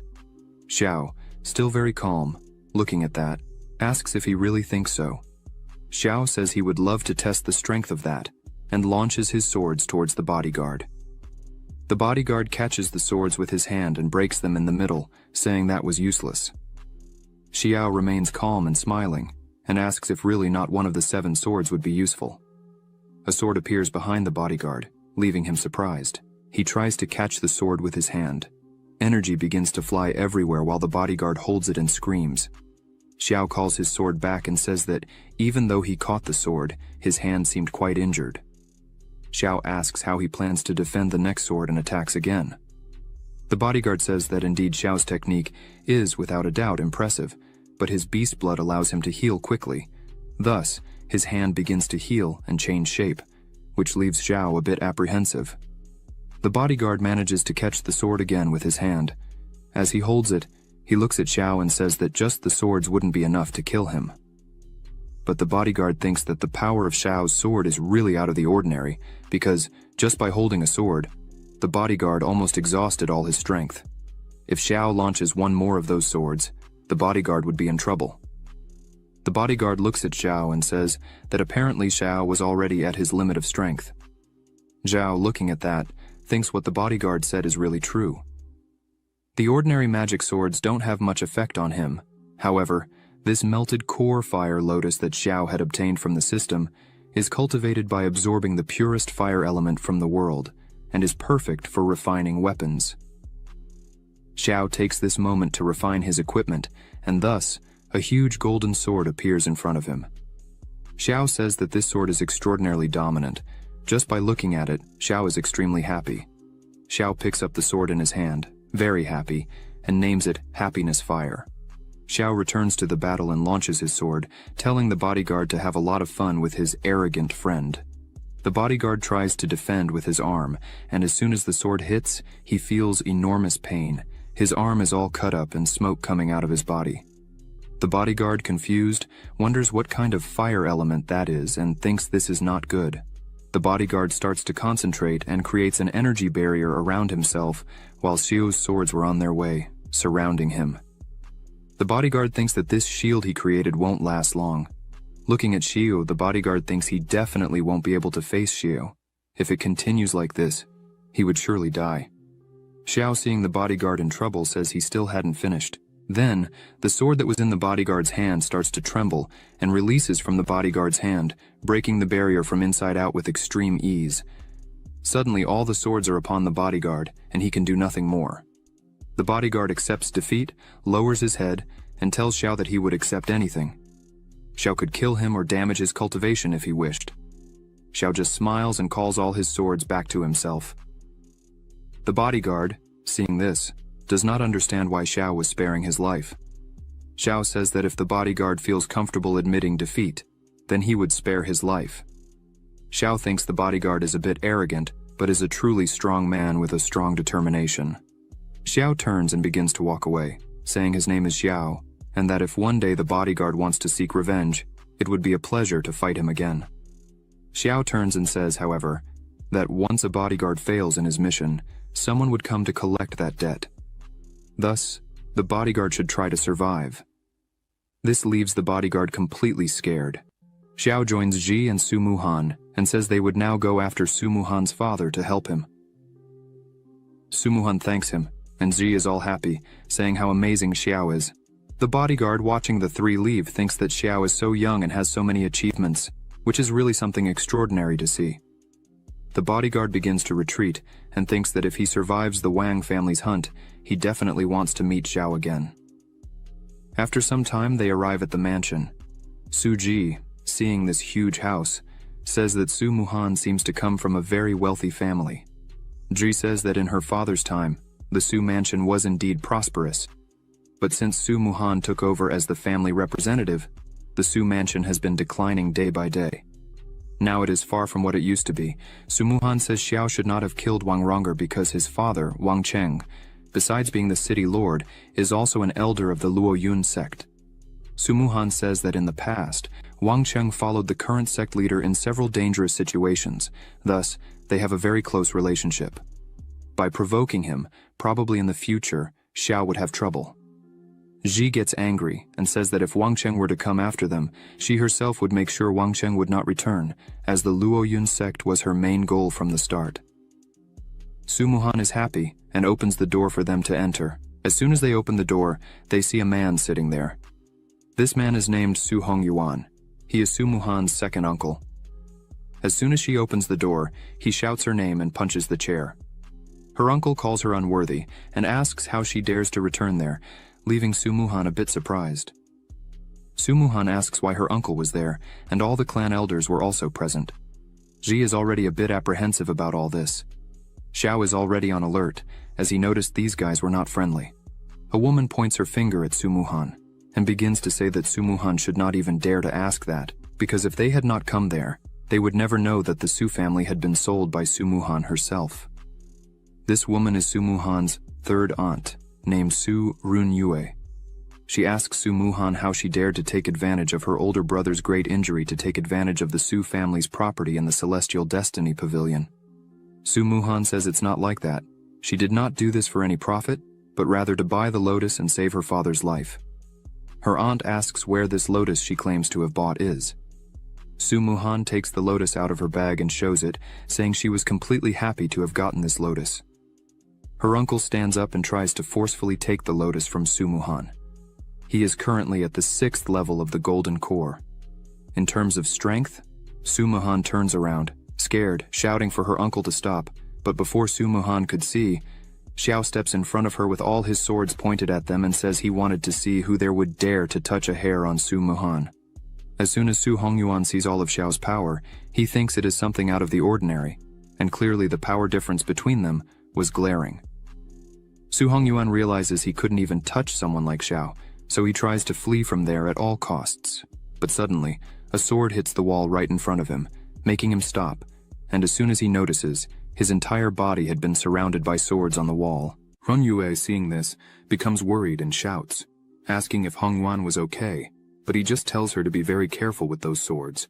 Runyue turns and yells at Muhan, asking what this means, why Muhan was seeking foreigners to fight against their own family. Muhan starts to say something, but Zi grabs her arm and says she should not answer. Then, Xiao positions himself in front of the two.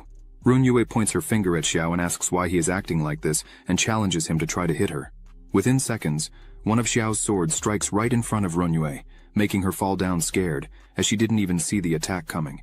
Xiao points all his swords at them and says that anyone who dares to take another step, he would kill without hesitation. The other people there start to smile and say that even if Runyue and Hongyuan were wrong in being rude, they were still a family, connected by blood, so it's not right to let someone from outside treat them this way. Muhan starts to speak, but is interrupted by Runyue, who points her finger again at Muhan, calling her ungrateful, as the Su family had raised her for 20 years, and this is how she was repaying them. Muhan starts to cry and asks how they dared to accuse her like that. Muhan begins to scream that as soon as her father went mad, none of them had asked if she was okay, not even once. The only thing they did was fight among themselves and take advantage of her father's forgetfulness to steal and divide his assets. Everyone listens in silence. Muhan screams again, saying that clearly everyone there was wishing her father's death. Ji hugs Muhan, who is breaking down in tears, and says that these relatives are a bunch of garbage, worse than animals, even worse than beasts, who care not for their own family but for money and power.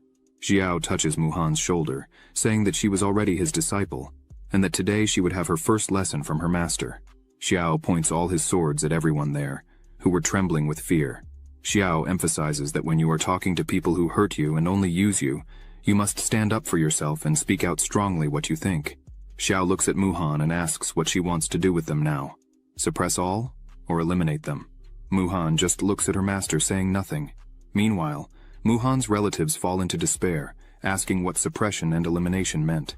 Muhan, with tears in her eyes, screams that she wishes her master to suppress the entire Su family, taking away their cultivation, but still leave them alive. Xiao says that if this is her wish, then it shall be done. Xiao tells Muhan to take care of her father and leave the rest to him. Muhan kneels down and thanks her master again. Ji bends down and tells Muhan to quickly take care of her father, as the two leave. Muhan looks at Xiao with gratitude and admiration. Then, Xiao closes his fan and asks who among them would like to be the first. Xiao says he would start with Hongyuan, then sends one of his swords towards him, who starts screaming desperately. Everyone else turns around and covers their eyes to not see the scene. Xiao starts spinning his fan, and in the background is Hongyuan lying down, covered in blood. Xiao asks who he will choose now.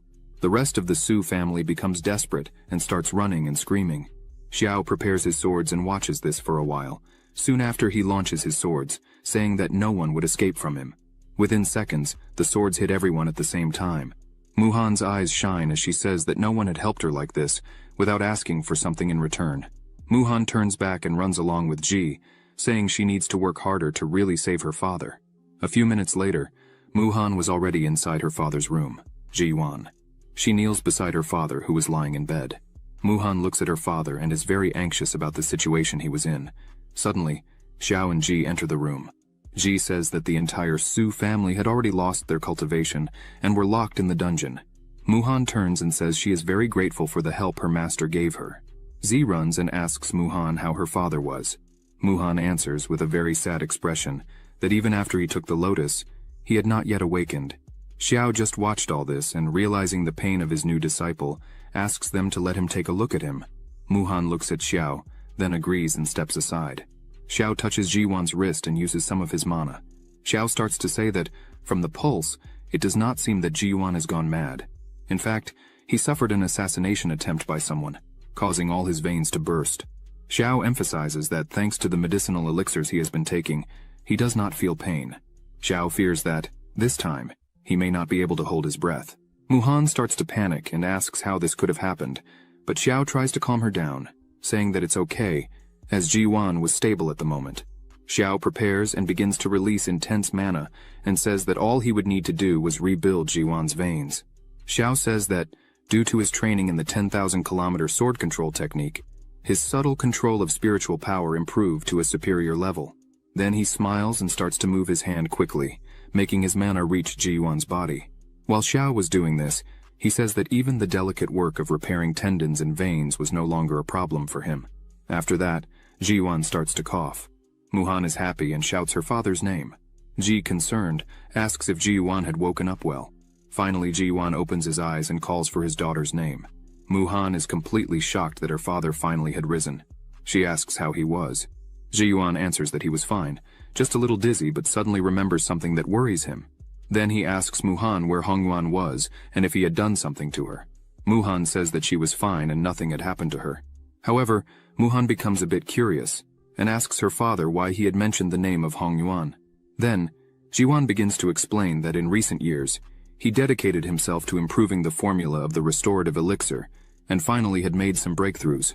But a few days before the incident, Ji-wan realized that he would need more cultivation to continue with the improvements, so he asked for the help of Hongyuan.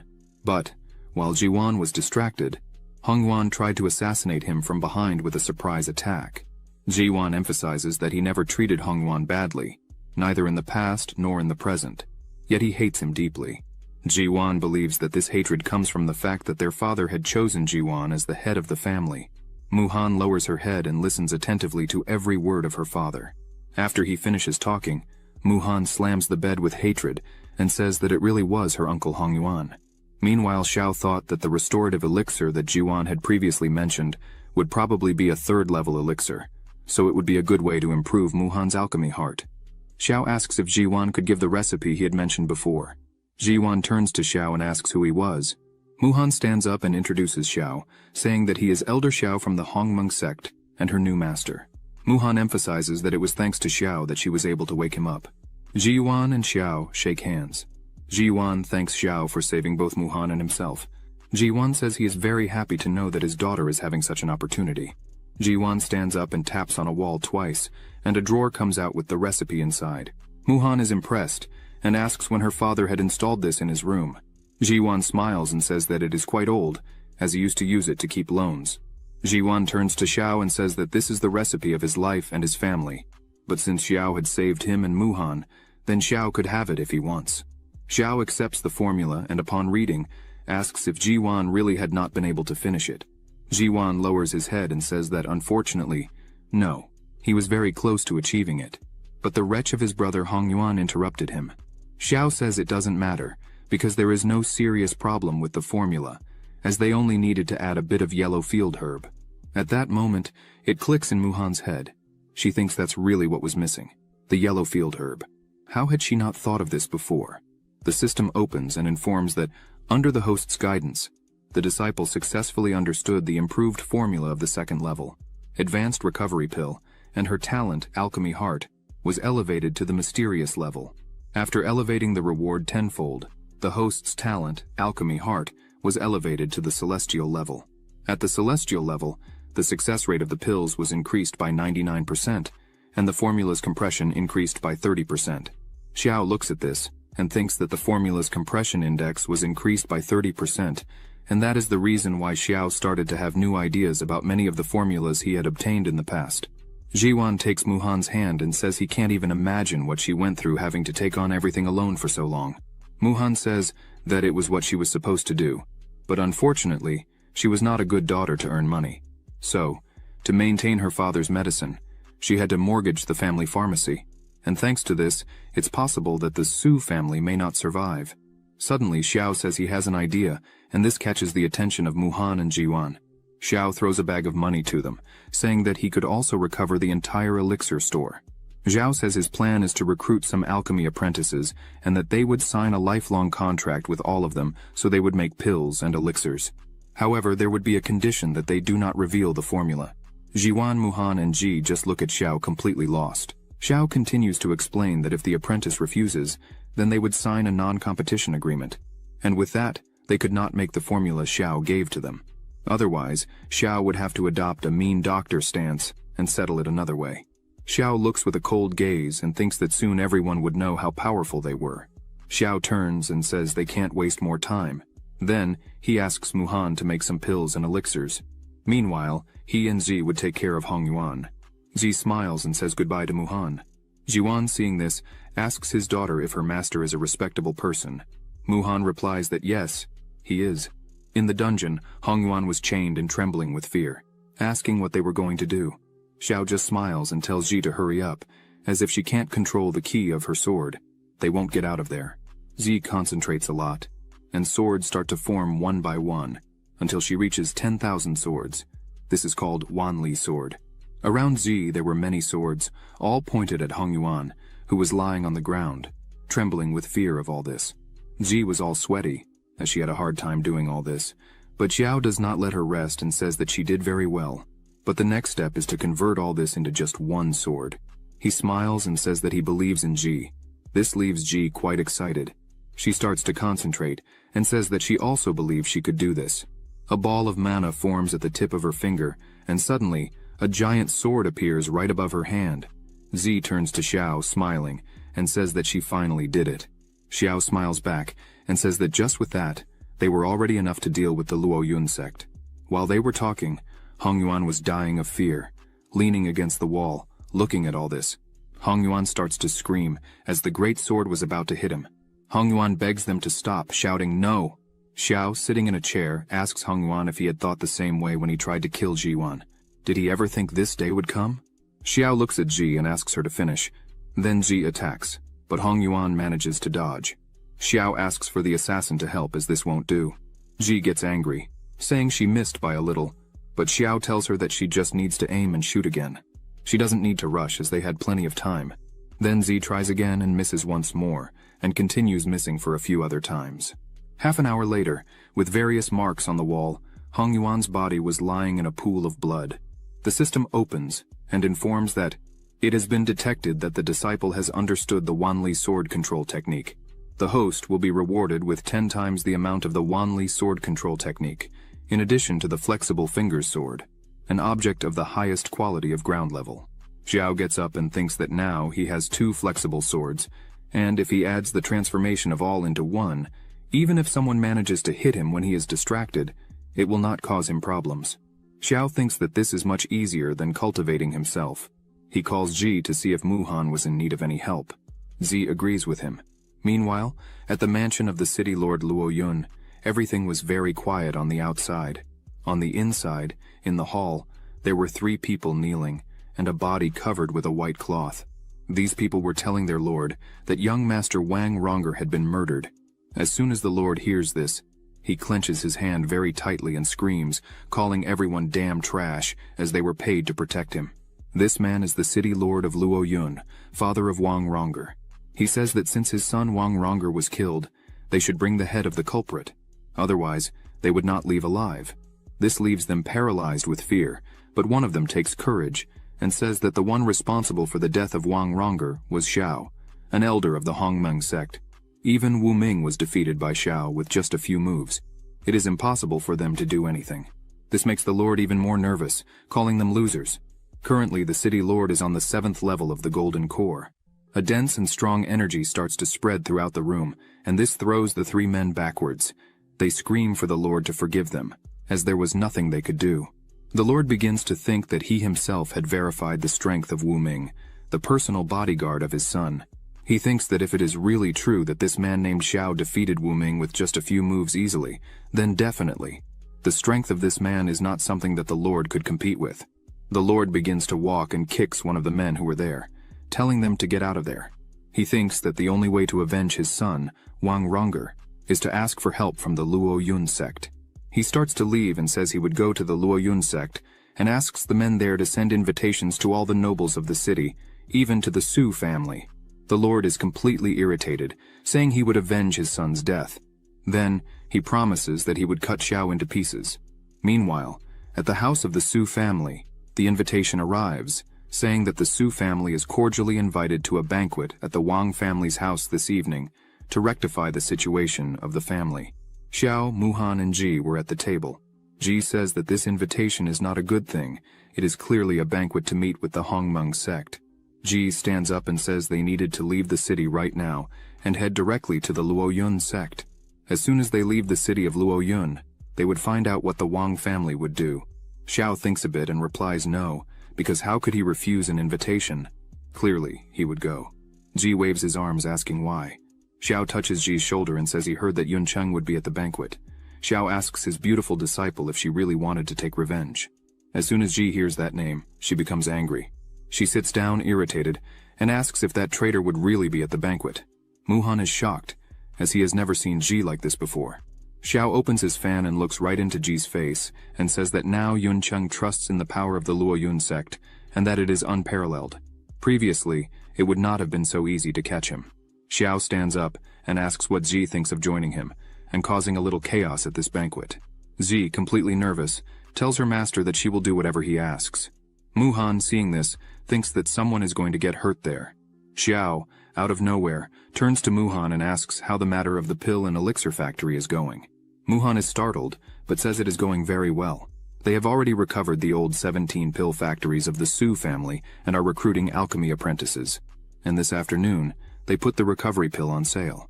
Muhan, all happy, says they sold 50 bottles and earned 5,000 lower-grade spirit stones. Xiao thinks for a moment and feels that 50 bottles are too few.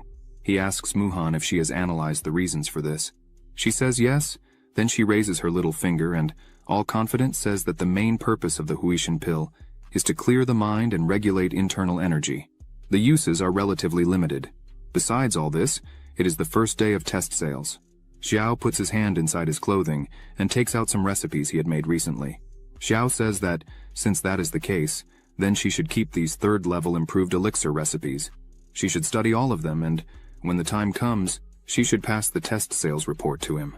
Muhan, seeing all these third-level recipes, is completely enchanted. Her eyes even sparkle with happiness.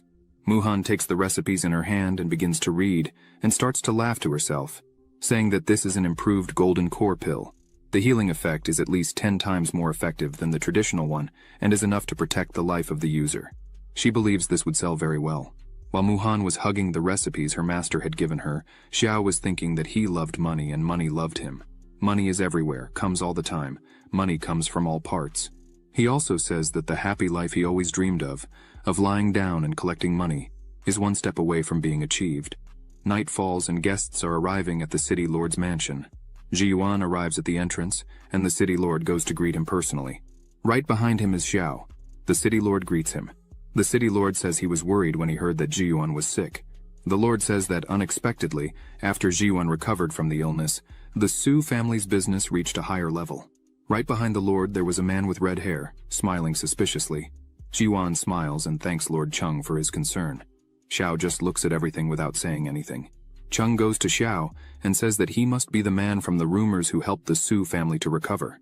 The man who took Muhan as a disciple, helping her to reach level 3 alchemy. Xiao thanks, saying that Lord Cheng is very kind. As soon as the red-haired man sees Xiao, he wonders why he was there. But then he realizes and imagines that this is a plan, as the city lord personally invited the Golden Core elders from the Luo Yun sect to help. Now, everyone is in guest clothes and waiting for him in the banquet hall. Just an order from Master Wang for them to act and kill Xiao. But suddenly, he sees a girl with Xiao, and thinks she looks very much like the girl from that time. But he thinks it is impossible to be the same, since he himself had seen Lin Gu's men throw Ji off the cliff. Chung calls them to enter, as the banquet was about to start. Chung says he heard that Xiao had already conquered the 5th level of the Golden Core at such a young age. Chung stands up and says that, in addition, Xiao has 2 promising disciples in his hand, and a great future ahead of Xiao. The red-haired man agrees and says that the Su family is very lucky to have a person like Xiao being Miss Muhan's master. People around think Xiao really is a very talented person. But Xiao starts to laugh a lot and says he feels honored. At this point, Xiao was a little drunk. He turns another glass and says that in fact, there is a misunderstanding about his strength. Because in fact he was only at the 3rd level of the Golden Core, and the only reason it seems like he is at the 5th level of the Golden Core is... Z tries to stop him, but he shows one of his swords, saying that everything is thanks to this sword because he got it, and coincidentally, it is very powerful. He smiles again and says that if it weren't for this sword, he wouldn't dare to come down from the mountain. Muhan just looks at it, while Ji asks him to stop and not expose his treasure like that. What does he think he's doing?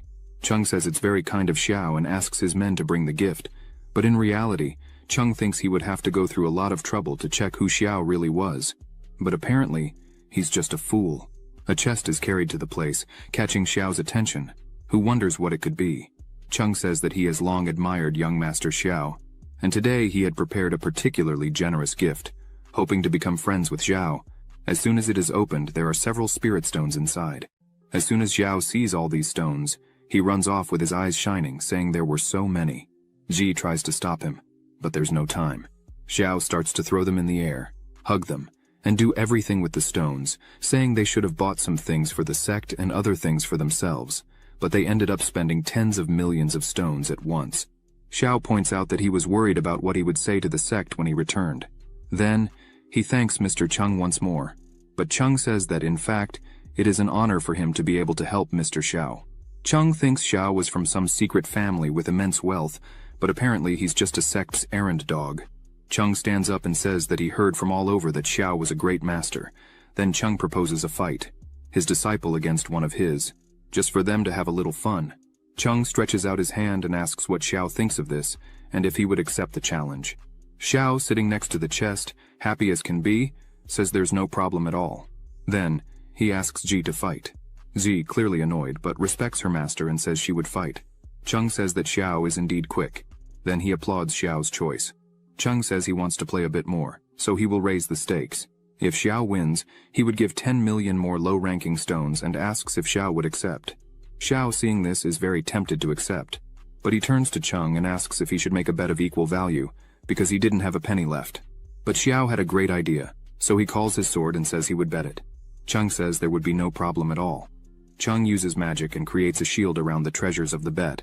He says that, as it is a bet, no one should touch the objects until they know the results. Xiao says there's no problem with that. Then he hugs Muhan and tells Ji that everything is in her hands now, so she could not disgrace her master. Muhan asks Ji to be very careful. Ji says she's ready and asks them not to worry. Chung says Xiao Hei should fight first. He thinks Ji is just a fool, but he will play a bit with her to see what she could do. Then he takes his sword and says he's ready. The two face off and the contest begins. Ji starts attacking with her swords. Xiao Hei slams his sword on the ground to block the attack, but Ji's attack easily breaks Xiao Hei's sword, leaving him impressed and frightened. Ji stops her attack with 3 swords very close to Xiao Hei's throat. Then he sighs and admits defeat, and apologizes to his master. Xiao dies of laughter, saying they couldn't even receive a simple attack from his disciple. They are too weak. The others there don't like much what Xiao says and think it's very rude, but they try to overlook it, as Xiao was just a drunk. The man with red hair, who is Yuncheng, looks at this and doesn't like what he sees, thinking he would give just a bit more time to this spoiled brat, because they would see later. Chung says there are no problems. As in a competition there are winners and losers. Chung believes that the guards really said that the master and the disciple were good at sword fighting, but today they are nothing more than that. Xiao runs to the winnings of the bet and starts hugging them, saying that Master Chung really is a man of his word. A great man, because now they were rich. Xiao gets carried away and says he would now bet his sword again, and moreover all his possessions. Chung smiles and thinks that this was really what he was wanting. Then he says that now it is the turn of the ghost voice. She accepts and goes up to Ji. The ghost voice says she is sorry. Chung smiles and thinks that regarding swordsmanship, his niece, who studied in Luoyun, is unbeatable. Chung is sure he will not lose to that fool's disciple. Then the fight begins, and in seconds, Chung is completely startled by what he is seeing. Ji assembles 1,000 swords into just one, and then she launches her attack again. The ghost voice has no reaction against this, as she has never fought against such a force. She wonders how 1,000 swords became one. As soon as she notices that it is impossible to defend against this, she screams, admitting defeat. The ghost voice falls to her knees on the ground and says that such a young girl already can use such immense power. 1,000 swords into just one. She is really impressed. Ji just sighs and says nothing.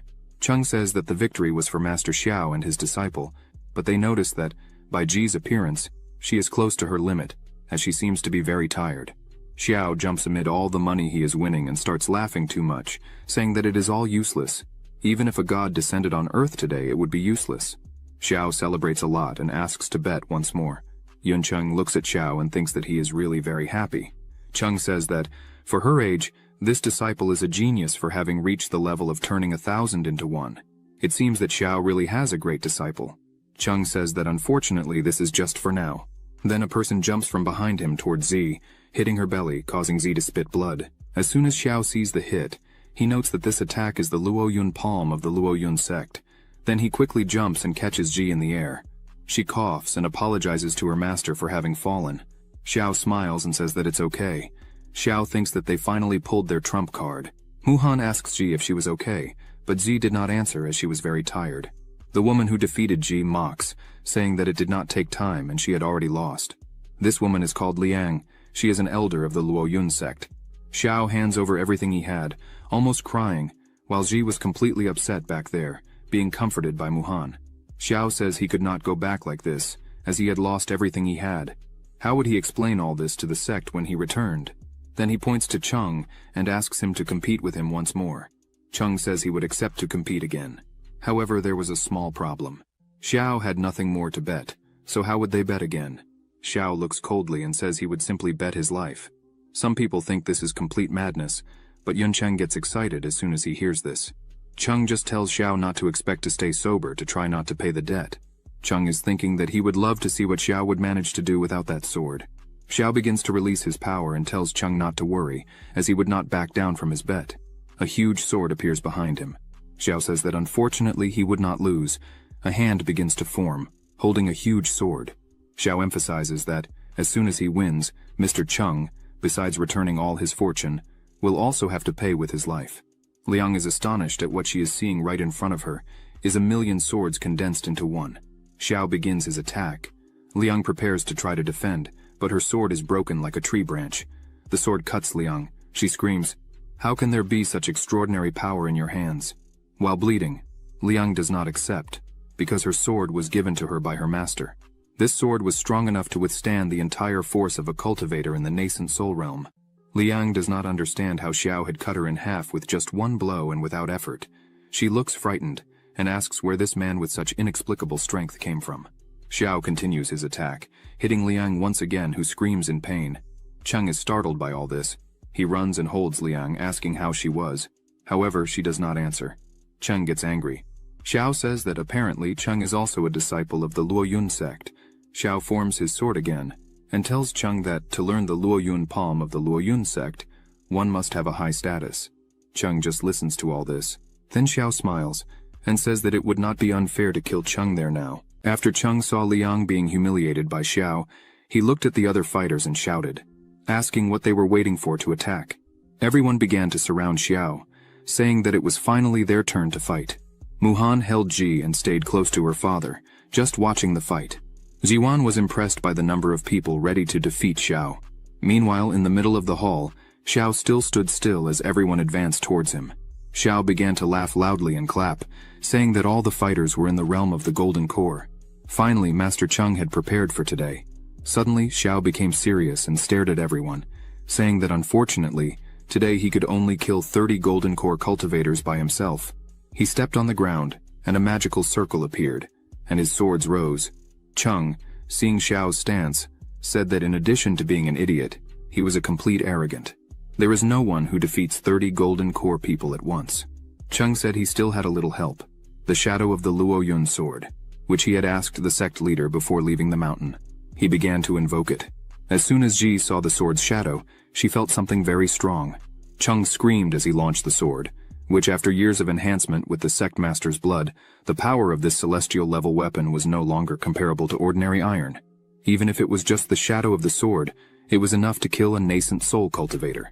Zi began to feel the energy of the sword, and was absolutely sure that this sword was obviously the embryo of the sword that the Luoyun sect stole from the Lin family before, the one that was passed down from the ancestors of the Lin family.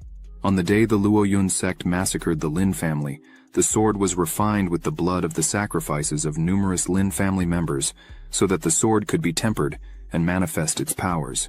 Zi thought that, even after all these years, she could still feel her blood on the sword. Zi placed her hand on her chest and lowered her head, feeling dishonored, as they had just called this sword the Luoyun sword. Muhan, worried about Zi, asked if she was okay. Xiao, hearing this, began to think that when he began teaching Zi, the system showed that one of the conditions for awakening the innate body sword is to reach the foundation realm and obtain recognition from the ancestral king of the Lin family. Cheng launched the sword's shadow with all his strength, saying that today he would show young Master Xiao what it was to have a bit of humility. The sword went quickly straight towards Xiao. However, Xiao remained very calm, as if all this was a joke to him, and simply said that he thanked Mr. Cheng for showing and telling about the embryo. The shadow of the sword was already very close to Xiao's body, who simply called his sword with flexible fingers. Cheng, seeing this, became angry, as he thought that sword had already been taken from Xiao in the previous bets. As soon as he looked at the treasures, he saw that the sword was still there. Then he became even more angry, as Xiao had 2 swords and not just one. Xiao positioned his sword while thinking that the shadow of the Luoyun sword was so powerful that it was worthy of being a divine weapon of celestial level, even though the flexible fingers sword was just a first-grade terrestrial level sword. The existence of the sword domain is to make the sword stronger in the hand of anyone. Even the best of swords turns into nothing. Xiao yelled and told everyone to experience the true power of the sword domain. Xiao threw his sword forward against the shadow of the sword, and the two collided in the air. But with some ease, the flexible fingers sword began to penetrate the energy of the shadow of the sword, causing a huge explosion. Suddenly, Xiao's sword emerged from the middle of the smoke without a scratch. He opened his fan, and mockingly asked if this was really all they could offer, as it was becoming boring. He had not yet felt a speck of fun. All the cultivators were fallen at his feet, leaving only Cheng holding Liang in his arms. Cheng looks back and wonders how a monster of this level could exist. He needs to escape as fast as possible from there.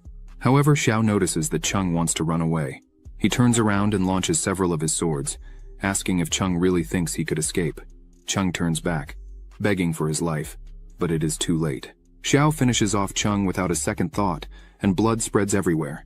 Yun Chung starts to get up, trembling from the ground, and as soon as he looks to the side he sees that Chung is dead. This scares him. Suddenly, Xiao and Ji stop right in front of him. Yun Chung falls seated out of fear upon seeing them there. He starts to scream for them not to come any closer and begs for his life. Xiao steps on Yun Chung's leg, causing him immense pain. Xiao says that, much as he would like, it would not be him who would kill him. Ji approaches, conjuring her strength in her sword, and calls Yun Chung uncle, asking if he remembers her. With a trembling and scared voice, he asks if she really is Lin Ji. He cannot accept it and starts screaming that this could not be possible.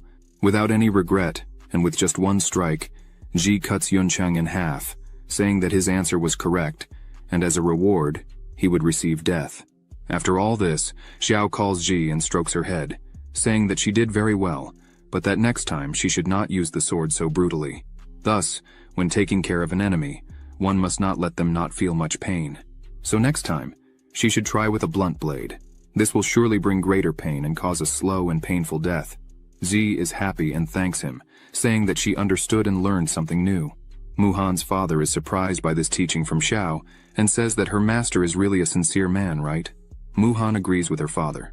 Xiao calls Muhan and tells her that Mr. Chung has lost all his fortune to him, so she should take care of everything. Meanwhile, he would take Ji to visit the Luoyun sect. Muhan says that's fine. They could go ahead and leave the rest with her. Meanwhile, at the Luoyun sect, in the house of the leader Wen Yuan, he was sitting, conjuring magic on the sword that he had stolen from the Lin family. He starts to laugh and prepares himself. 10 years had passed, and the last soul of the Luoyun sword is finally about to completely submit to him. All the success or failure of 10 years of work depended only on this last move. So, he shoots a wave of energy towards the sword. As soon as the compressed energy in the sword starts to come out, it goes directly outside. The sword begins to tremble and throws Wen Yuan backwards. As soon as he gets up, he puts his hand on his chest and clearly feels that he has not fully mastered the sword. Then, he wonders why he was suddenly rejected like this by the sword. Suddenly, someone outside the room starts screaming, saying that the soul lamps of senior sister Liu Yu, Wang Wencheng, and Yun Cheng have been extinguished. The leader cannot believe this.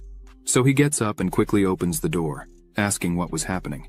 Meanwhile, the energy of the sword starts to move, leaving the room, passing through the window, traveling through the whole sect, until it reaches a person who was hiding behind a rock. This person is Ji, who was concentrating on finding the sword. Xiao observes this and comments that the ancestral sword of the Lin family was refined with the essence and blood of the Lin family. Ji had said she could feel the existence of the sword through the blood, and this was the first time Xiao heard this in his entire life. As soon as Ji finishes, Xiao asks what the situation is.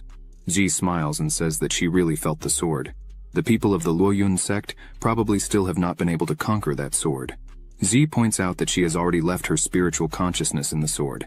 As soon as she finds it, she would be able to submit it. Xiao says that this is really incredible. Since everything is ready, today they would invade the entire Luoyun sect at once. As Xiao prepares for this, Wen Yuan is checking the soul candles and is really angry at what he sees. Then he starts to say that all this is Chung's fault. The last time he had been in contact, he had said that his son had been killed by a wandering cultivator. So they had to invite a shadow of the Luoyun sword to deal with him, and call over 30 golden core elders to accompany him. And even then, in the end, they made a fool of themselves, all being killed by just one man. Wen Yuan turns to the man who was there and asks what was happening, but the man says he still didn't know anything. All he knew is that Elder Chung had invited 30 golden core elders to fight against their enemies, but it seems they were completely annihilated. Wen Yuan punches the table in great anger and says they were a bunch of trash, as there were more than 30 people, in addition to the shadow of the Luoyun sword. And even then, they were no match for a single person. Wen Yuan turns to the man and yells, asking to set all the formation to the maximum level. Gather everything they had, all the guardians, because they didn't know who it was nor what they were plotting. At any moment, they could suffer an attack. On the other side, at the Luoyun sect, Xiao and Ji were analyzing the situation. Xiao notices that the level of the defensive formation of the mountains was very high. Ji takes her sword and asks if they could break everything. Xiao says yes, they could break the barrier with some ease. However, that would be something very noisy and conspicuous. Xiao points out that until they locate the Lin family's sword, it's easier to go unnoticed. He says he has an idea. Then he explains the whole plan to Ji, who is surprised by the idea. Then they start to put the plan into action. Wen Yuan and other men meet Ji and Xiao. Ji starts to cry and say that this is not good. Elder Yuncheng and Elder Lin have been murdered. Wen Yuan asks Xiao and Ji who they were. Xiao, with all his clothes dirty, says that Ji is the illegitimate daughter of Master Yuncheng and he is her personal bodyguard. Xiao starts to explain that on the night Yuncheng did not return home, he decided to ask some people, and discovered that Yuncheng had been murdered by a mysterious man at the Wang family's house. Wen Yuan, suspicious, releases a small amount of energy that cuts Ji's arm, drawing a bit of her blood. He passes this blood on a destiny letter of Yuncheng. This will reveal if the blood from her origin is the same. As soon as the result comes out, it shows that she really had a connection with Yuncheng. Wen Yuan calms down a bit, but does not lower his guard. He asks them why they were there on the mountain. Xiao bows down and reverences Wen Yuan, saying that they had learned that there was a mysterious man who faced 30 Golden Core elders and massacred all, including the city lord's mansion. They feared that it was a personal enemy of Yuncheng, and therefore they climbed the mountain to seek protection from the Luo Yun sect. Ji starts to talk to Wen Yuan and says that she heard from her father Yuncheng that the sect master had suffered a violent backlash while refining the embryo of the Lin family's sword and has been seeking a way to alleviate the pain. Ji uses her sword to cut her arm and says that the Lin family has an ancestral method for refining swords. The Lin family has been making swords for generations, and the Lin family's blood can naturally tame the souls of swords. Ji extends her cut arm and emphasizes that this also has a miraculous effect of relieving the wounds caused by the relationship with the sword's soul. Wen Yuan looks at this and thinks that she even knows about the embryo of the Lin family's sword. Wen Yuan steps forward and asks Ji to show now the method she mentioned. He emphasizes that it's better she doesn't try any tricks. Wen Yuan releases his energy and says that if they try anything, they will have to face the consequences. Ji says there is no problem, he could try. Then, her blood starts to come out of her arm and travel through Wen Yuan's body. He closes his eyes and thinks that he can really feel all the internal wounds caused by the Luo Yun sword are really healing. After this, Wen Yuan turns around and invites them to enter. Xiao hugs Ji, and they start to enter. Wen Yuan stays a bit behind and speaks with one of his followers, saying he would decrease the investigation of Elder Cheng's incident and the others while he is away. No one can open the mountain's protection formation. Moreover, he should arrange a place for Xiao and Ji to stay. Xiao looks at this and thinks that this is indeed a real opportunity. During the night, in the training room, Xiao and Ji are sitting, training. A large amount of energy surrounds the two.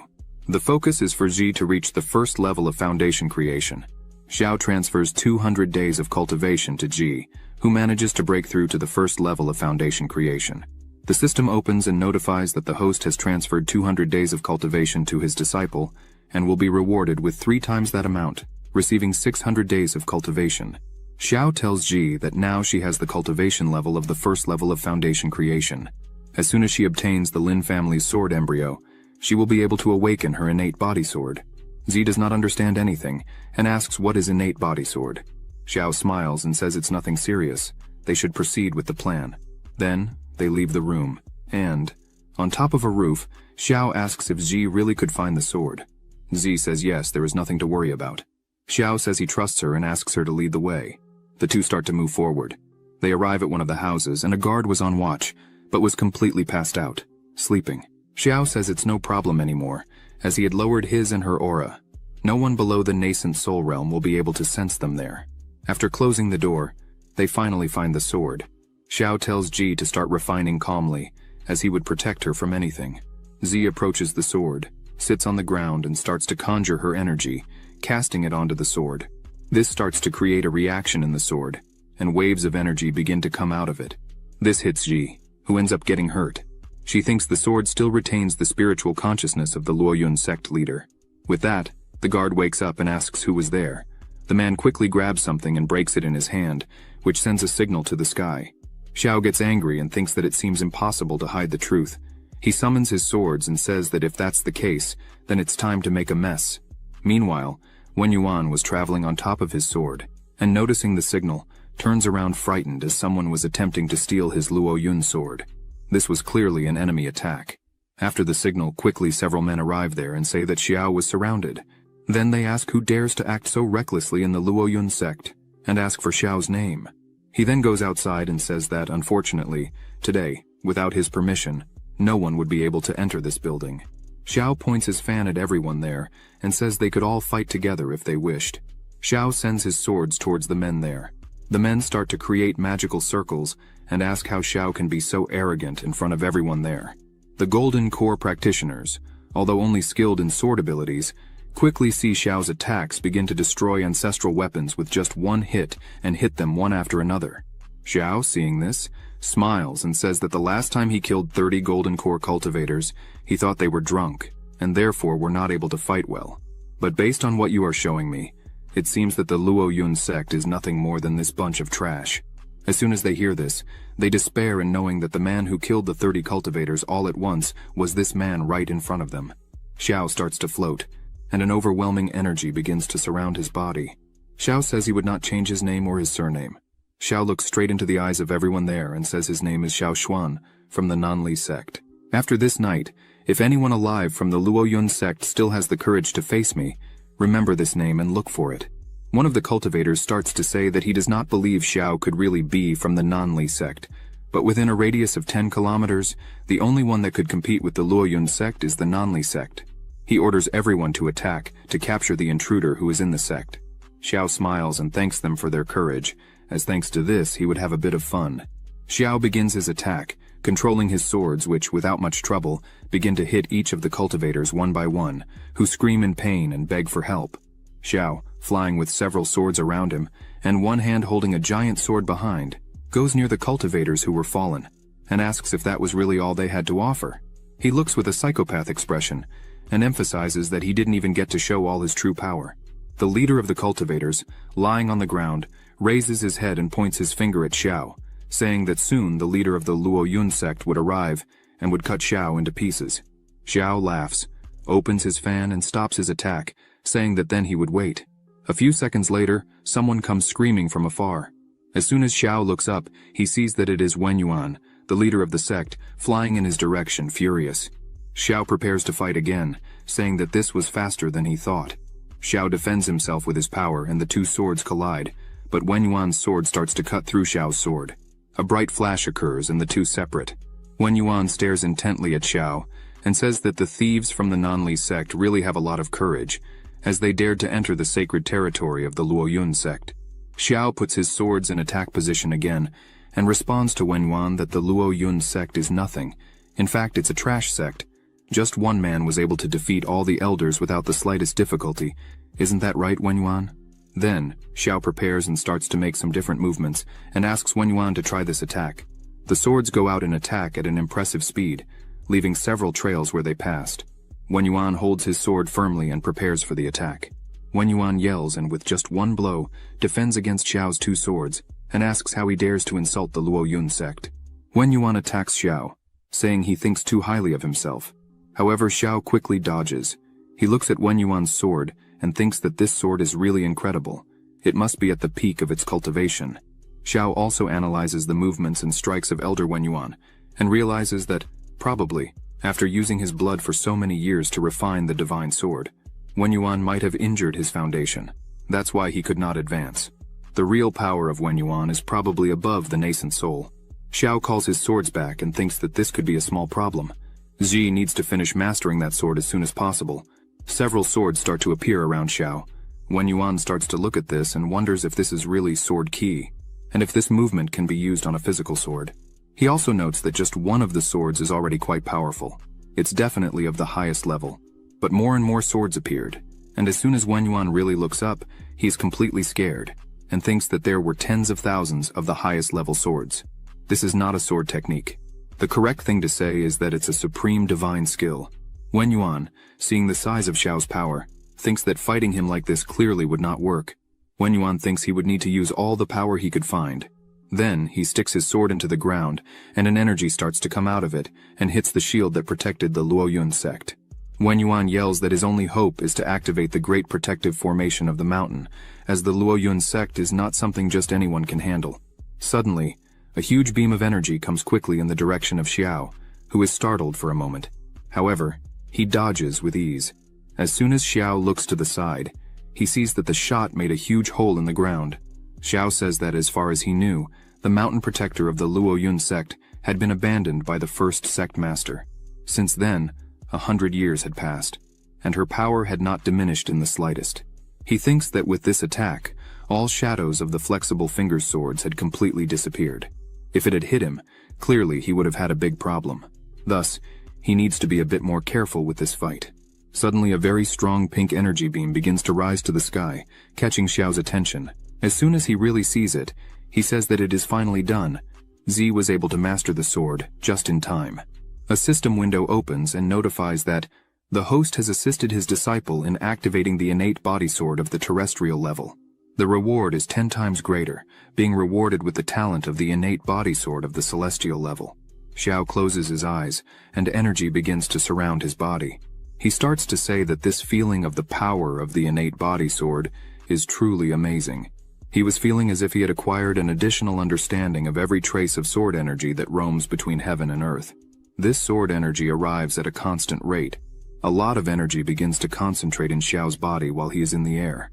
Wen Yuan gets scared seeing this and wonders if he is really about to make a major breakthrough. Wen Yuan doesn't waste time and starts to conjure his strength, creating several circles with his energy.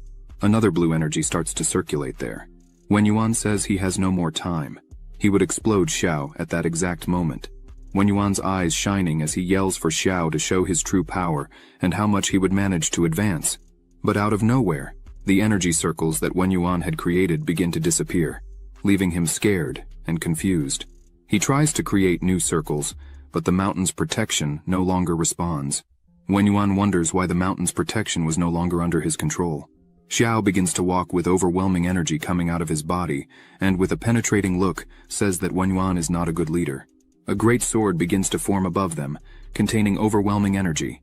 Xiao, while forming his sword, says that it is more than obvious that the true Luoyun sword is hidden within the protective formation of mountains of his Luoyun sect. And yet, he still wants to steal the embryo of the sword that the Lin family had not even refined yet. Xiao's sword was almost completely formed. Xiao, indignant, says that Wen Yuan did not even hesitate to spend his essence and blood to nurture the sword embryo. This is despicable and ridiculous for a sect leader. Finally, Xiao's sword was complete. Then, a giant hand begins to descend rapidly, holding the colossal sword that was now under Xiao's control. He emphasizes that if the sect leader was nothing but immoral trash for acting in such a way, as punishment for these acts, Xiao declares that the Luoyun sword is now his, as he would take the sword away. Xiao was angry and indignant. He points his attack at Wen Yuan and says that he should pay for the lives of the Lin family members who died back then, and life is paid with life. Wen Yuan screams for mercy, but with just one strike, Xiao begins to destroy everything around him, instantly killing Wen Yuan and splitting the mountain in half. The cultivators who were there begin to tremble before the absolute power that Xiao showed, capable of cutting the sect's mountain in half. Xiao catches everyone's attention and begins to say that all those who participated in the massacre of the Lin family must be more conscious. Xiao orders them to cut off their own arm and leave. If they do not do this and wait for Xiao to try to cut it himself, then in that case, the entire Luoyun sect will be killed. The members realize they have no way to fight against a man like this. Some start to cry and say that their child is in the sect and did nothing to suffer. So he himself would accept to pay the price and cuts his arm off. The other members, one after another, start to say that they had family within the sect and cut their arms and hands for the safety of their families. Xiao stops his attack and lets the men go. As everyone was leaving, Xiao thinks that one only knows pain when the Reaper's blade is under their head, for none of them showed mercy when they massacred the families of other people. Z appears, happy and smiling, and yells for her master to show that she has finally successfully conquered the sword embryo. She says she has chosen the name Lacquer for the sword. She comes running up to her master, saying that after conquering the Lacquer sword, she feels that cultivation has become much easier than before. The Qiwanqian sword, in which she was not very proficient in sword energy, suddenly began to make sense. Xiao says that, without a doubt, she has done very well. Xiao imagines that what is happening is probably the effect of having successfully awakened the innate body sword. Z sees several buildings cut in half and asks if there was a big battle there. Xiao replies yes, the head of the Luoyun sect had been killed. Then, he proposes to Ji that the two could take control of the Luoyun sect. Ji is shocked and asks if Xiao no longer wants to be an elder of the Hongmeng sect. Xiao makes a silence gesture to Ji and asks her to speak quietly. Actually, His plan is about doing all this secretly. Xiao begins to explain that he would ask the Su family to send someone to take care of this, and he would just stay in the shadows, collecting money and being the boss without appearing. After this, Xiao calls Ji to leave, as he had to take care of this quickly. After Xiao's return to the Luoyun city, he helped the Su family take control of the city. Although the Wang family was not satisfied, they lost all their possessions to Xiao, and now did not dare to say anything, just cried for the death of Mr. Cheng. With the resources of the Luoyun sect, the Su family gained control of the Luoyun city. Thanks to Xiao's orders, a series of facilities similar to urban buses, pulled by horses, were inaugurated, making the economy of the Luoyun city grow rapidly, as each person had to pay 2 cents to travel through the entire city, and they could get off whenever they wanted. In their free time, Xiao gave Ji and Muhan additional initiations. Now, both had been promoted to the foundation creation level. Zi already demonstrates great skill with her energy, and is currently at the 2nd level of foundation creation. Muhan responded quickly to Xiao's teachings, and also shows great control of her energy, currently at the 1st level of foundation creation. After all this, Xiao also took some time to rest a bit. Ji kept him company while Muhan went through the pharmacy reports, saying that since the Golden Core elixir was put on sale, it received a lot of attention from cultivators. Every time they are put on the shelves, they sell out the same day, and this brings a very good estimate. Muhan says that according to the calculations, they are thinking of a daily sales flow of 10,000 bottles in the future. Muhan's eyes shine with happiness, as she says that the daily earnings just from the Golden Core elixirs could reach 1 million low-grade spirit stones, not to mention the benefits of other projects boosted by the Golden Core elixir. Xiao picks some grapes, lies back down while Ji massages his shoulders, and thinks that finally, they have arrived. Clearly they were rich and he was at the peak of his career, so he could lay back a bit and enjoy this moment. Someone yells Xiao's name. A person all in black was approaching quickly. As soon as Xiao sees who it is, he smiles and asks how he had free time to come over today, calling him nephew. Xiao asks how the sect master was doing and invites Ye to eat some fruits. Ye says he is not hungry and that the sect master had sent a message. Ye prepares his voice and starts to shout, saying that the master found out that recently Elder Xiao had completely destroyed the Luoyun sect. By any chance was he thinking of taking another job? Xiao even spits out the water he was drinking, cleans himself up and says that, as always, the sect master was well informed. But Xiao asks Ye to go back and tell the master that Xiao's loyalty to the Hongmeng sect was as clear as the sun and the moon, and that the Luoyun sect is just a place to make some extra income. Ye thanks and says he would send the message, but there was one more thing. In 3 days, there would be the sect competition. Ye emphasizes that if Xiao really is loyal and plans to continue in the sect, he should return in time. Xiao crosses his legs and tells him not to worry as he would be present. She stands up, stretches his body and says it's better for them to hurry up and pack and get ready for the competition. Muhan and Zi agree with him.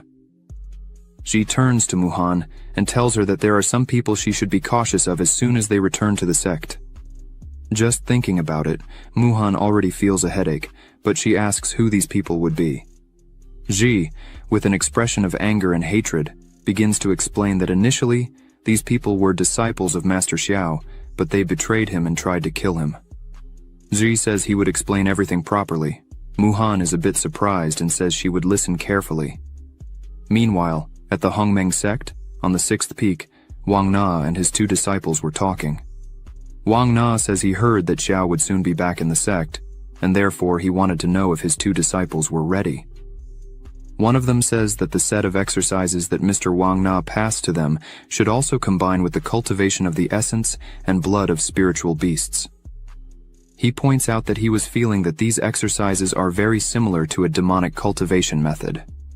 At that moment, Wang Na attacks his disciple with just his energy, throwing him away, saying that he was nothing but an ungrateful boy, as he knew nothing of the Hongmeng sect's techniques, and yet dared to question his master's teachings. The man stands up and kneels, apologizing, but in reality he was thinking that he didn't want to practice something as diabolical as this. Wang Na asks his other disciple, named Qiu Huan. He responds that he followed his master Wang Na's instructions to the letter and managed to advance to the 3rd level.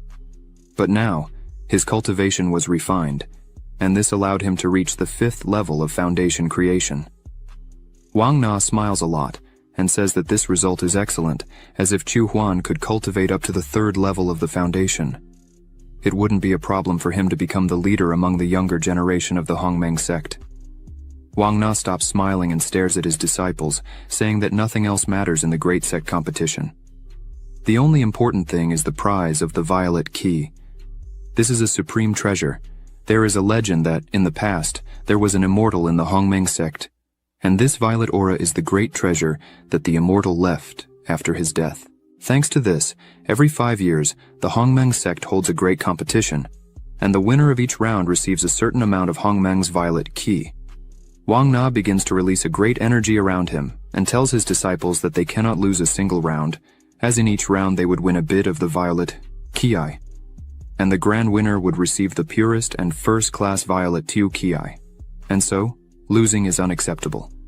If they lose, that's how it will end. Wang Na slams his hand very hard on the table, causing small cracks and breaking it, which scares his disciples. Chu Huan thinks that if he knew the 6th peak was so evil, he would have stayed in the 7th peak and lived happily. Wang Na stands up and tells the two to go rest. As soon as they leave, a person who was hiding, watching everything, says that even the disciples were already suspecting. He turns and says that Wang Na would need to speed up the process. Wang Na turns to him and says he didn't open the protective formation of the mountain for him to come there just to mock the situation. Wang Na asks how the preparations of this mysterious man's men are going. The man asks Wang Na not to worry about that, as he himself guarantees that he will make the entire Hongmeng sect know the meaning of the word fear. Then, the man begins to smile with completely strange eyes and a murderous face. A few days later, in the Hongmeng sect square, people were already arriving. A person asks Elder Wang why he was there. He replies that his grandson had obtained his spiritual root, and so he wanted to take him there to see the world. Some people commented on how beautiful and well-made the Russian square was, while others noted that this time there were several spectators from other sects. One person was eager to know which peak would be the winner. His friend says that probably the 1st peak, as they had been winning for a long time. The elder of the 1st peak is called Feng. He is currently at the 4th level of the Golden Core, and his disciples are geniuses. They have successfully reached the foundation. They are indeed very talented. Another man laughs and comments that they had forgotten one thing. The elder of the 2nd peak, Zuxuan, she has also recently reached the 4th level of the Golden Core. And under her, there are disciples as important as the green and purple swords. Her strength should not be underestimated in any way. Not to mention there is also Zhang He, leader of the Hongmeng sect and leader of the main peak. The two friends start to comment that apparently there were only 6 elders there. Where could Xiao, the elder of the 7th peak, be? One of the guys says he probably didn't want to embarrass himself and therefore did not come, since his disciple depends on him to start her cultivation. She is nothing but a losing trash. Suddenly, a person in the center of the arena catches everyone's attention, saying he would explain the rules for the 1st round of the competition. The competition will take the form of a round battle. In each fight, 2 of the 8 peaks will be drawn to face each other. Whoever loses a single time will be recorded as a loser and fall. The 2 peaks selected in the draw, the losers will go back to the queue and wait until the next time, while the winner goes straight to the next match. The winner remains in the field and continues. If they win a total of 3 matches, they advance. If they lose a total of 3 matches, they will be eliminated. Subsequently, the distribution of cultivation resources within the sect will be determined based on the ranking of this competition, and the winner will also be rewarded with a high-level magical weapon, the Ruyi Qingfeng sword. The 1st round of the competition, the 6th peak against the 7th peak.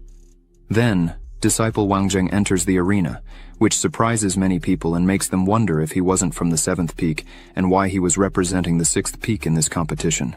A person shouts and says that Wang Zheng had betrayed his master a long time ago and now joined the 6th peak. Now, they would have something good to see. Zhang. He asks his disciple Chen if Xiao had not yet arrived. Chen replies that he still hadn't seen him anywhere. This makes Zhang He a little nervous. People laughed, saying that there was no one living on the 7th peak, so they would win by whoa.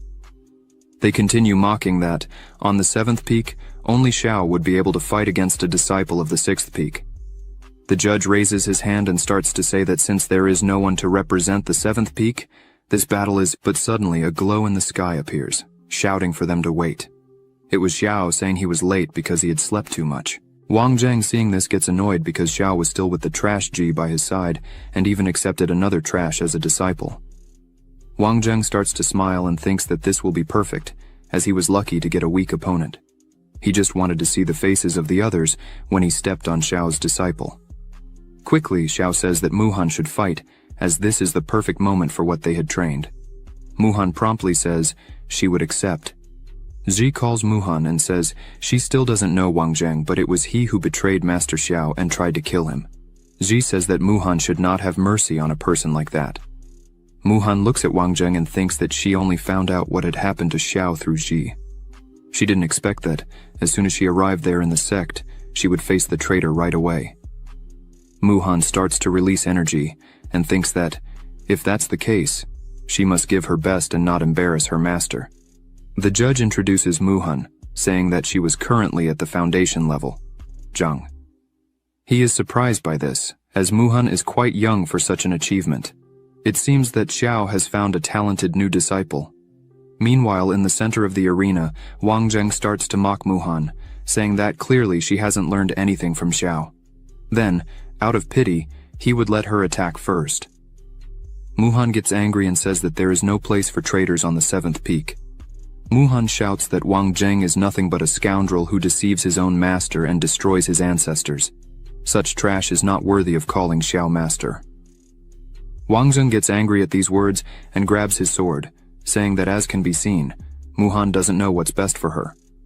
Then, he asks her not to cry after he finishes this, and points his sword at Muhan and tries to hit her, saying that she should be careful because Xiao himself had praised his spring rain sword skills. However, as soon as he looks, Muhan is staring at his face while holding his blow with just 2 fingers. Wang Zheng doesn't understand how she can do such a thing. Muhan starts to exert her fingers, saying that it is indeed a beautiful technique. Wang Zheng's sword starts to crack until it breaks into pieces. Muhan remains serious and asks what kind of evil swordsman Wang Zheng is if he can't even break through the protective aura that Muhan created. Wang Zheng is taken aback by this, and seeing his broken sword, he starts to tremble and says that he surrenders.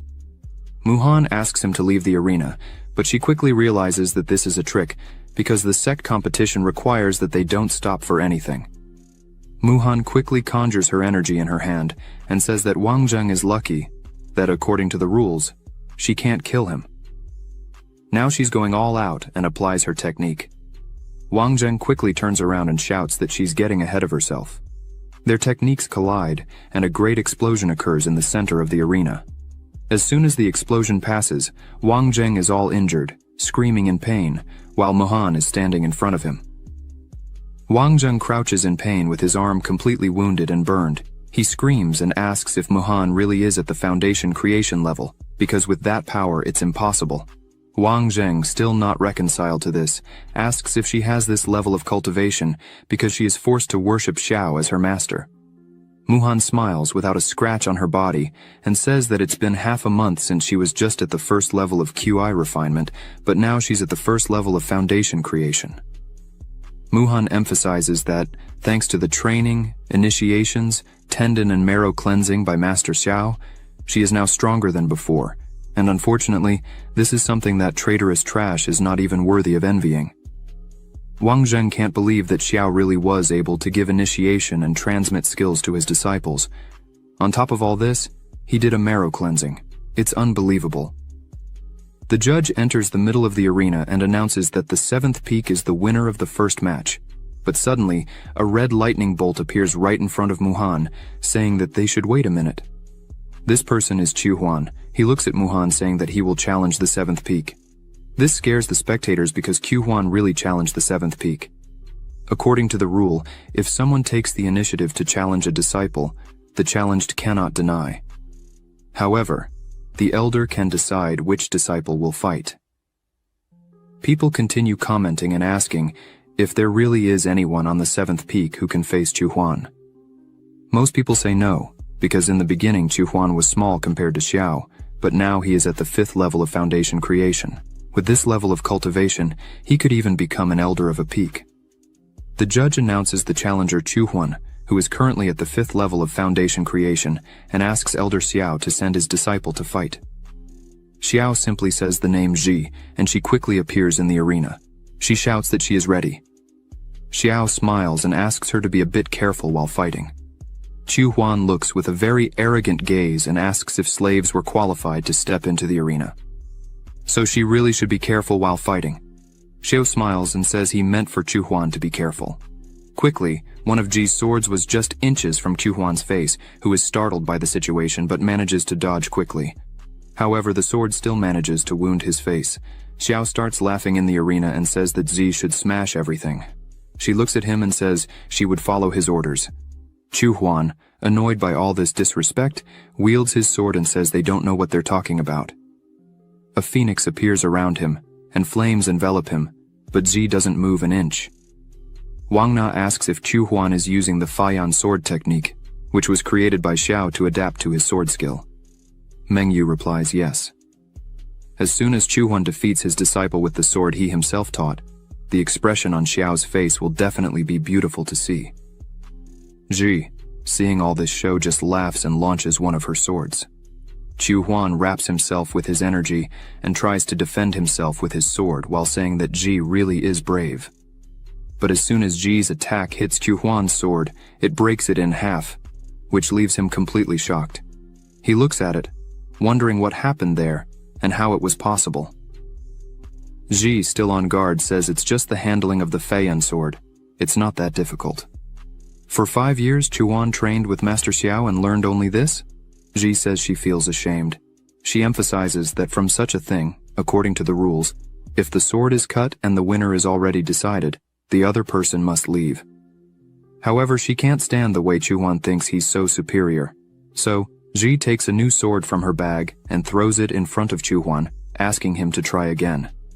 He gets annoyed by this, but picks up the sword saying that, "This is really ridiculous. This time his energy is red." Chuhuan gathers all his energy in the sword and jumps to attack Ji while shouting for her to stop being so full of herself. How dare she speak to him like that? Ji dodges the blow with extreme ease and cuts Chuhuan's arm. He falls to the ground on his knees, screaming in pain in his arm. Ji approaches him and says that at the beginning of the fight, he asked who she was. Ji says it's now clear who she really is. Ji looks at him smiling and says that even if he trained for another 100 years and swung 10,000 swords, an idiot like him couldn't even touch her. Chuhuan screams in anger, but Ji starts throwing several swords on the ground, asking him to try as many times as he wants because he will be humiliated every time. This leaves Chuhuan speechless. Ji looks at him again and says that to prove how much he's traitorous trash, she would admit defeat if he could just touch her. Everyone in the audience was shocked by this, because all the swords Ji threw on the ground are Earth-level magic weapons. They couldn't believe that a disciple had such high-class weapons, because the Sec Master only has 5 or 6 Earth-level magic weapons. Zhang He thinks that Xiao has really become very wealthy. Xiao, in the midst of everyone with his legs crossed, says that the life of the wealthy is kind of boring, because it's all so simple. Chuhuan puts his hand on his face and starts laughing a lot. Zuri doesn't understand the reason for the laughter. A strange energy begins to come out of Chuhuan's body. He says he really had heard that Master Xiao had given initiation and transmitted his skills. At first, Chuhuan thought it was just lies, but now that he's seeing it, it's really true. Moreover, he also gave them these magic weapons, right? Everyone is surprised by what's happening. Xiao starts to analyze this better and realizes that Chuhuan's spiritual power was deviating. Chuhuan, with a completely different face, starts to say that Xiao really turned a useless person like her into a genius. He really is willing to spend a lot of money. Chuhuan grabs the sword with a psychopathic face and asks if Ji really thinks he only knows the Faiyan sword technique that Xiao had taught. The energy emanating from Chuhuan takes the form of a dragon. Then, he charges with full force, but Ji dodges again. But this time, he attacks again and very quickly, saying that this technique is of the lowest level among the celestial levels, which Elder Wang Na had given him. Chuhuan again underestimates Ji, saying that she had never touched a sword above the earthly level with the trash of her master Xiao. Chu Huan's attack was close to hitting Ji, but she just smiles and summons her true sword. She says she knows the handling of the celestial level, not to mention that she has a celestial level sword. With just one strike, she disarms Chu Huan again, who is impressed by this. Ji emphasizes that she didn't think she would have to use her sword against him, but since he is pathetic and arrogant, with a set of celestial sword techniques, she would let him experience the taste of her sword. Ji sighs, saying that the celestial sword technique Chu Huan had mentioned was just that. He couldn't even use it properly. Not to mention that some people really are completely useless, so they shouldn't blame the sword handling. Ji defeated him again, using the Feiyan technique. Chu Huan begins to tremble, scared, looking at his hands, thinking that he was defeated again by a mere slave. Ji approaches him and says that he shouldn't blame her for not remembering. If he admits defeat now, there would still be time for him to leave and recover. However, if he continues with this and goes mad, she would eliminate him mercilessly. As a disciple of the Hongmeng sect, she must eliminate all evil from the sect. Chu Huan starts laughing again with his hand on his face, saying that he really lost again. All thanks to Xiao, who gave a celestial sword to a slave. He starts to lose control and scream that it was impossible. How could he lose to a talentless slave? Zhang Hui, seeing this, thinks that this scene is exactly like that of an ancient man before going mad and turning into a demon. Zhang Hui stands up and says that Chu Huan is almost going mad, so they should immediately stop the competition. The judge signals that the match was suspended. Disciples from both sides should leave the arena. Ji turns to leave and says that this trash was lucky this time, but Chu Huan was already out of his mind and asks if Ji really thinks he would run away like that because he wouldn't allow it. Several swords are created around him. Ji turns with a murderous look and says that this was really what she wanted. Chu Huan launches his swords at Ji. She prepares and says that she would show him not only the Feiyan sword technique, but also any other sword technique, even the true sword art.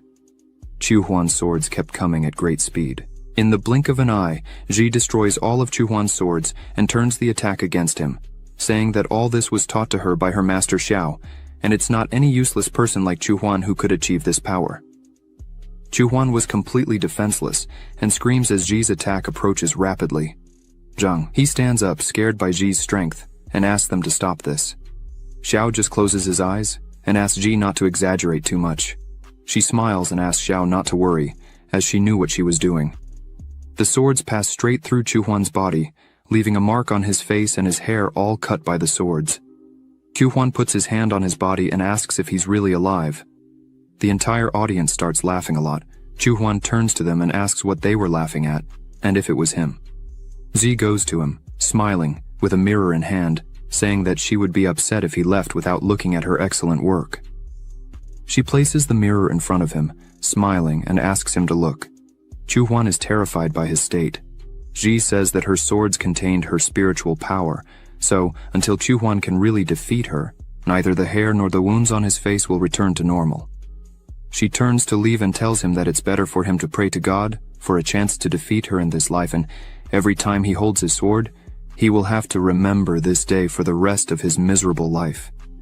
Ji asks Chu Huan not to delude himself, as he is nothing. He falls to the ground, on his knees, looking at his own hand, thinking about everything that happened. He bows before Ji, accepting defeat. The audience starts commenting again, saying that the power of the seventh peak is truly something completely terrifying. A disciple threw numerous high-quality swords on the ground and still had a celestial-level sword. Muhan says that Ji is really scary when she's angry. Xiao smiles and says that this was expected of his disciple, as she had really learned a lot from him. Zhang, he calls his disciple Chen and asks if he still remembers that, many years ago, Zhang He personally expelled a traitor from the sect. Chen says he remembers. Well, he was the brother of the elder of the sixth peak. He heard that he defected from the solar and lunar ghost sect. Chen asks if Zhang He thinks that the sixth peak is helping him. Zhang He says he hopes he is wrong, but he believes so. Then he asks Chen to investigate this situation more closely. Chen bows and says he would immediately. The judge signals again and says that the new matchup drawn is the seventh peak against the main peak. Zhang, he is scared by this. Chen asks his master what he should do now. Zhang he closes his eyes and asks Chen to fight against Ji. At the level she is now, she is probably stronger than many elders of the sect. It will be a great lesson for Chen, a fight against her. Then, he agrees to this and goes straight to the arena. The judge signals for them to start the fight. Ji looks at him with her hand on her waist and says she didn't imagine she would meet him so soon in the first round. Chen starts his sword and says that no matter how strong Ji was, now she should just fight with everything she has. Ji puts her hand on her mouth with a scary smile and asks if he was really sure about that. She starts laughing a lot, then opens her arsenal again and throws numerous magical weapons into the arena. She thanks him for taking good care of her, so she would take good care of him. Chen is scared by all these magical weapons. The spectators can't believe this. Ji climbs on the cannon, crosses her arms, and around her there are 2 shields, several swords. Ji looks at Chen, eager to fight, and calls him to the fight. Chen looks at this with just 1 sword he received as a gift, and that is still of low class. That's all he had. Chen throws his sword on the ground, saying that this crap is no match against all these magical weapons. Chen shouts for Zhang He to stop Ji, as she was already going too far. Zhang He, sweating coldly, says that by the rules, they don't prohibit the use of magical weapons in competitions. After all, a swordsman needs a sword for a competition. However, this was too much. Ji gets angry, as she could only use 1 at a time, but she agrees and stores everything again and asks Chen to attack her at once. Chen smiles and thanks her for that, then goes all out. While he was in the air, he thinks that if there is really only 1 sword, then he is not afraid, not even of a celestial weapon. Chen thinks he will finish this quickly, as he still needs to complete a mission. Ji smiles and says she would fulfill Chen's request. She creates a shield around her that blocks Chen's attack. She emphasizes that this shield is capable of withstanding the full force of a level 10 innate, so it would be perfect against Chen. He asks Ji to use all her ability and continues attacking her non-stop. Ji asks if he really could withstand it, because he wasn't even able to break through a simple shield like this. So, probably, Chen wouldn't even be able to touch her in this fight, right? This makes Chen furious. Thinking that a man can't say no, Chen shouts that what he showed is not the full strength of a level 10 innate. Right now, she would see his real strength. And he strikes her with all his force and really manages to break through the barrier. Muhan shouts for Ji to be careful, but as soon as he breaks through the barrier, a shield appears right in front of him, making him hit his head on the shield. Chen, with a bump on his head, says it's really surprising and asks if she has more. He jumps again to attack her, shouting that it won't be just 2 maximum strength blows. He destroys the first shield, and another appears. Then he uses 3 strikes, but another shield appears. Then, he uses 4 strikes. Ji remains calm and beautiful on the other side, not moving. After a while, several shields were cut on the ground. Chen was exhausted, but there were still 3 shields in front of Ji, who was sitting in a chair, relaxing, with sunglasses on, having a drink. Chen starts to tremble as he was completely exhausted and shouts that he cannot lose. But then he faints on the ground. The judge announces that the first round is over and the first place in this round is the 7th peak. Ji quickly moves around the arena, thanking everyone. The others in the audience couldn't believe that Chen was defeated just with Ji's defense. Another man says that he lasted a long time because he was able to destroy dozens of shields.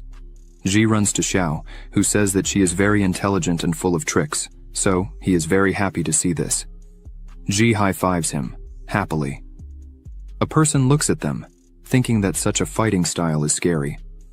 The 7th peak really has overwhelming power, they're just very noisy. Xiao asks Ji if she has always been dissatisfied with Chen, and that's why she wanted to defeat him head-on. Ji sighs and says that in the past, Chen was a much better cultivator than her, and therefore he was her rival. However, now, he is just at the 10th level of the innate, while she is at the 2nd level of foundation creation, so it is not necessary to use her true abilities against him. Muhan looks at her and says that now everyone is saying that Zhai is a bully. Soi's not at all happy about this, but she crosses her legs and raises her head, saying that, in short, she is no longer the Lin Ji of the past. With all the teachings she has been receiving from her master Xiao, Her real goal is to challenge the true genius of sword handling. Xiao smiles, happily. Hearing this, Xiao says that Ji is truly worthy of being his disciple, but now they need to go back and rest well, as tomorrow they will have the second round.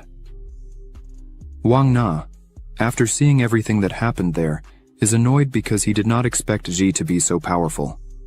A woman named Ying says that this is truly an incredible competition.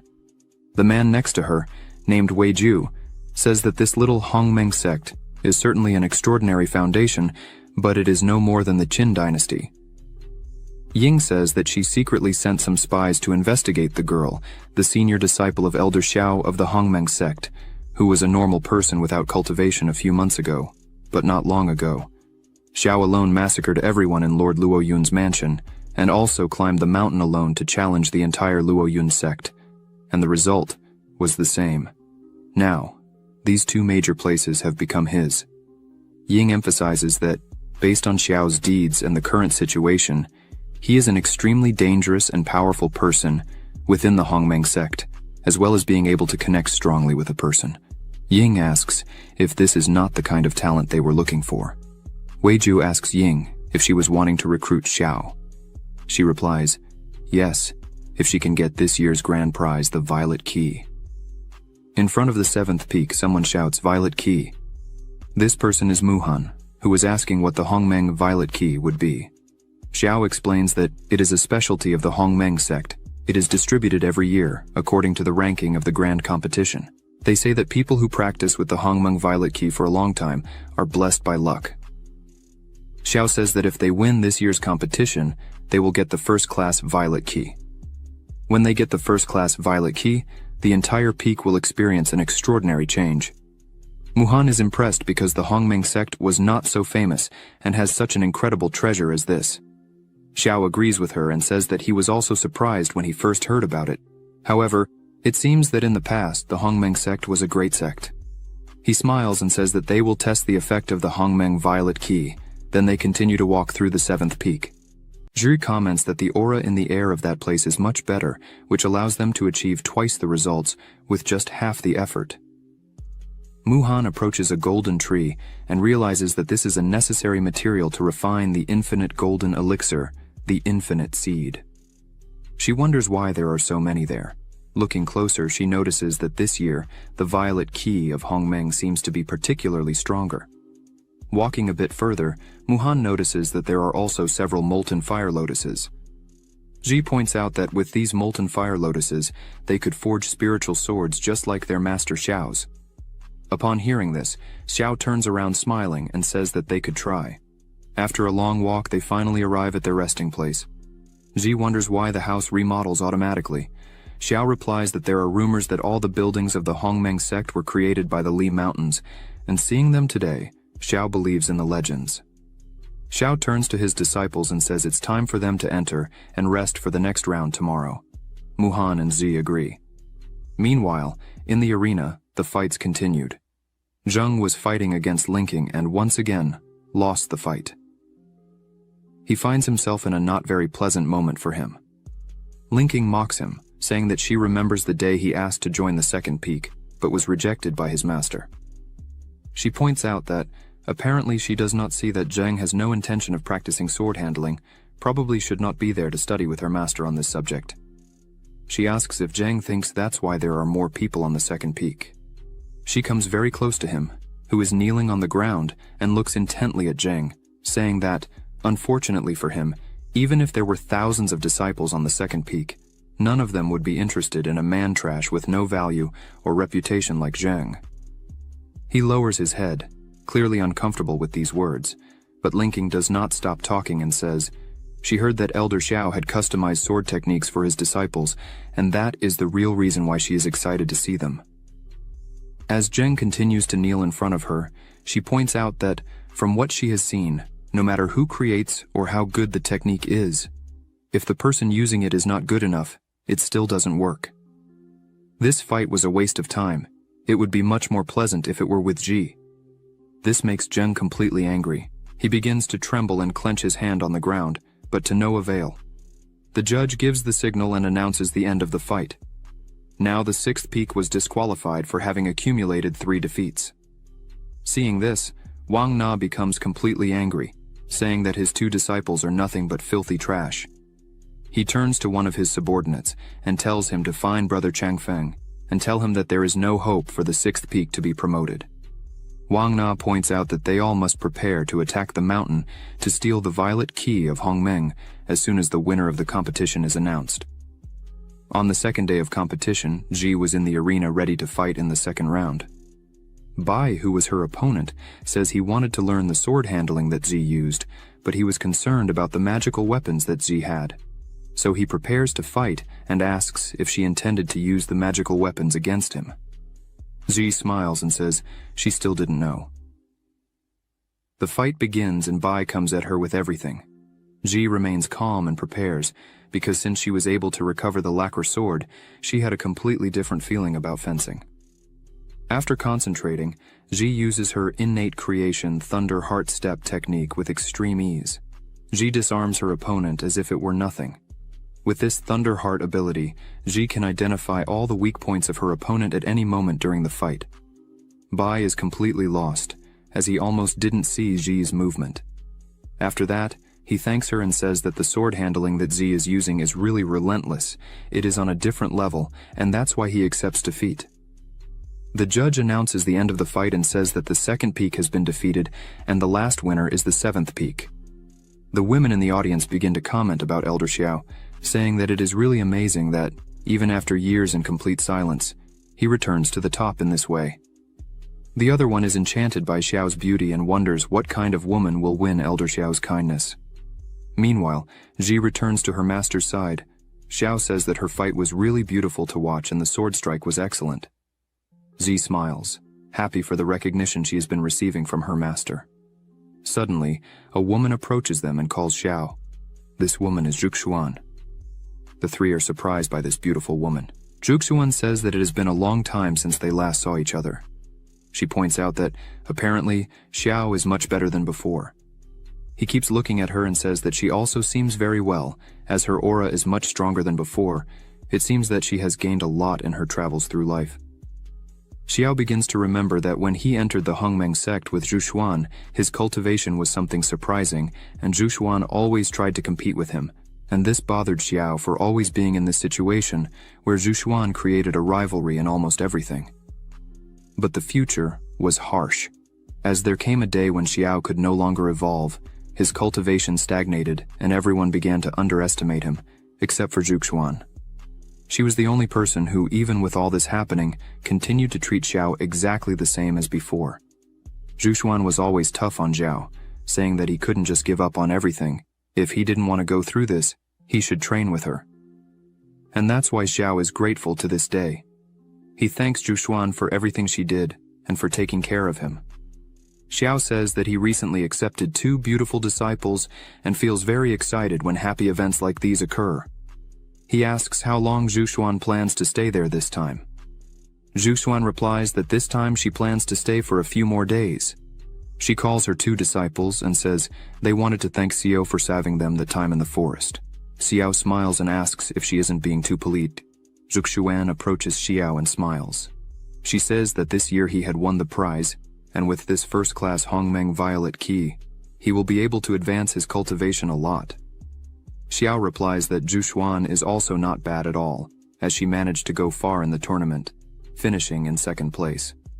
As they continued the conversation, Wang Na just looked from afar, angry and dissatisfied with the outcome of this story. Around him, there were several men ready to fight.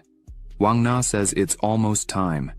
He gives the command for everyone to exterminate the Hongmeng sect. Then, several points of the sect that were peaceful began to receive attacks, and the whole confusion began. The guards didn't understand how they got there without anyone noticing. Their leader screamed at the others to steal the violet key in the main square of the sect.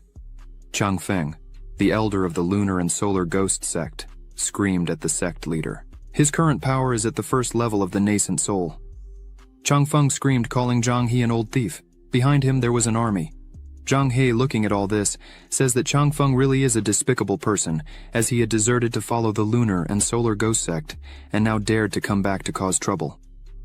Changfeng smiles and says that now he is at the nascent soul level, while Zhang He still remained at the golden core. Changfeng orders Zhang He to kneel and beg for mercy and apologize for everything he did. Then, tie up Zhuxuan and hand her over to him.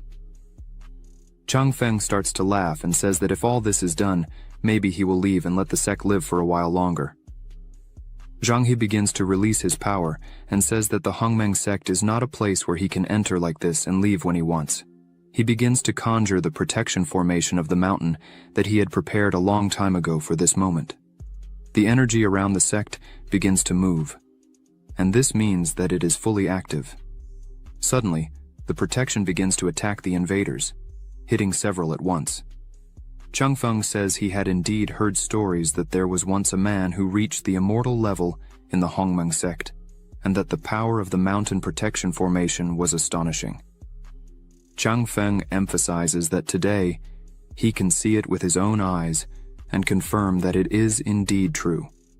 Suddenly, he begins to smile and says that, unfortunately, it would end there. The mountain protection begins to break. Zhang, he cannot believe what he is seeing. Everywhere, the protection is beginning to collapse. The sect members start to get scared as they look up and realize that the protection formation has been breached. They wonder what is happening there. Zhang, he turns around in fright as he knows this is not good.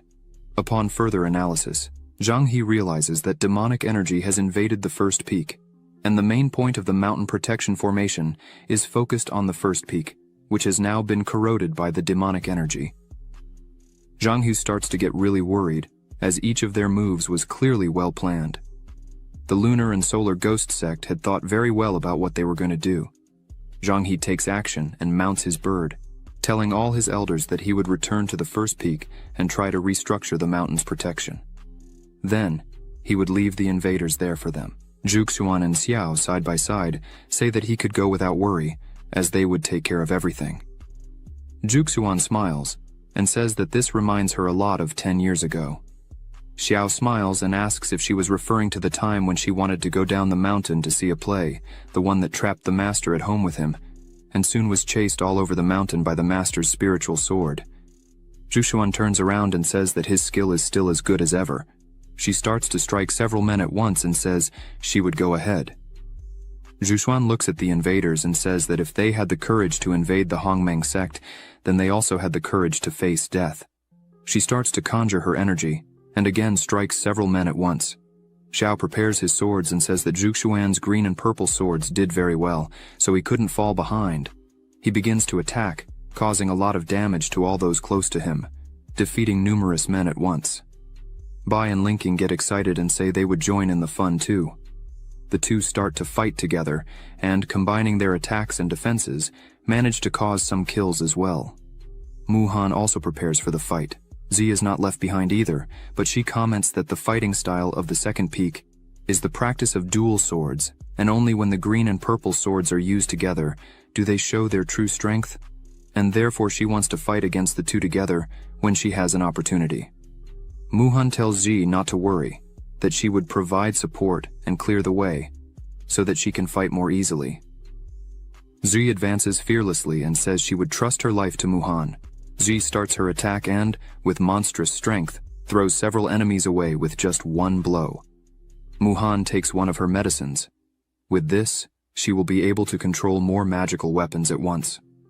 Muhan concentrates, and several weapons start to appear simultaneously.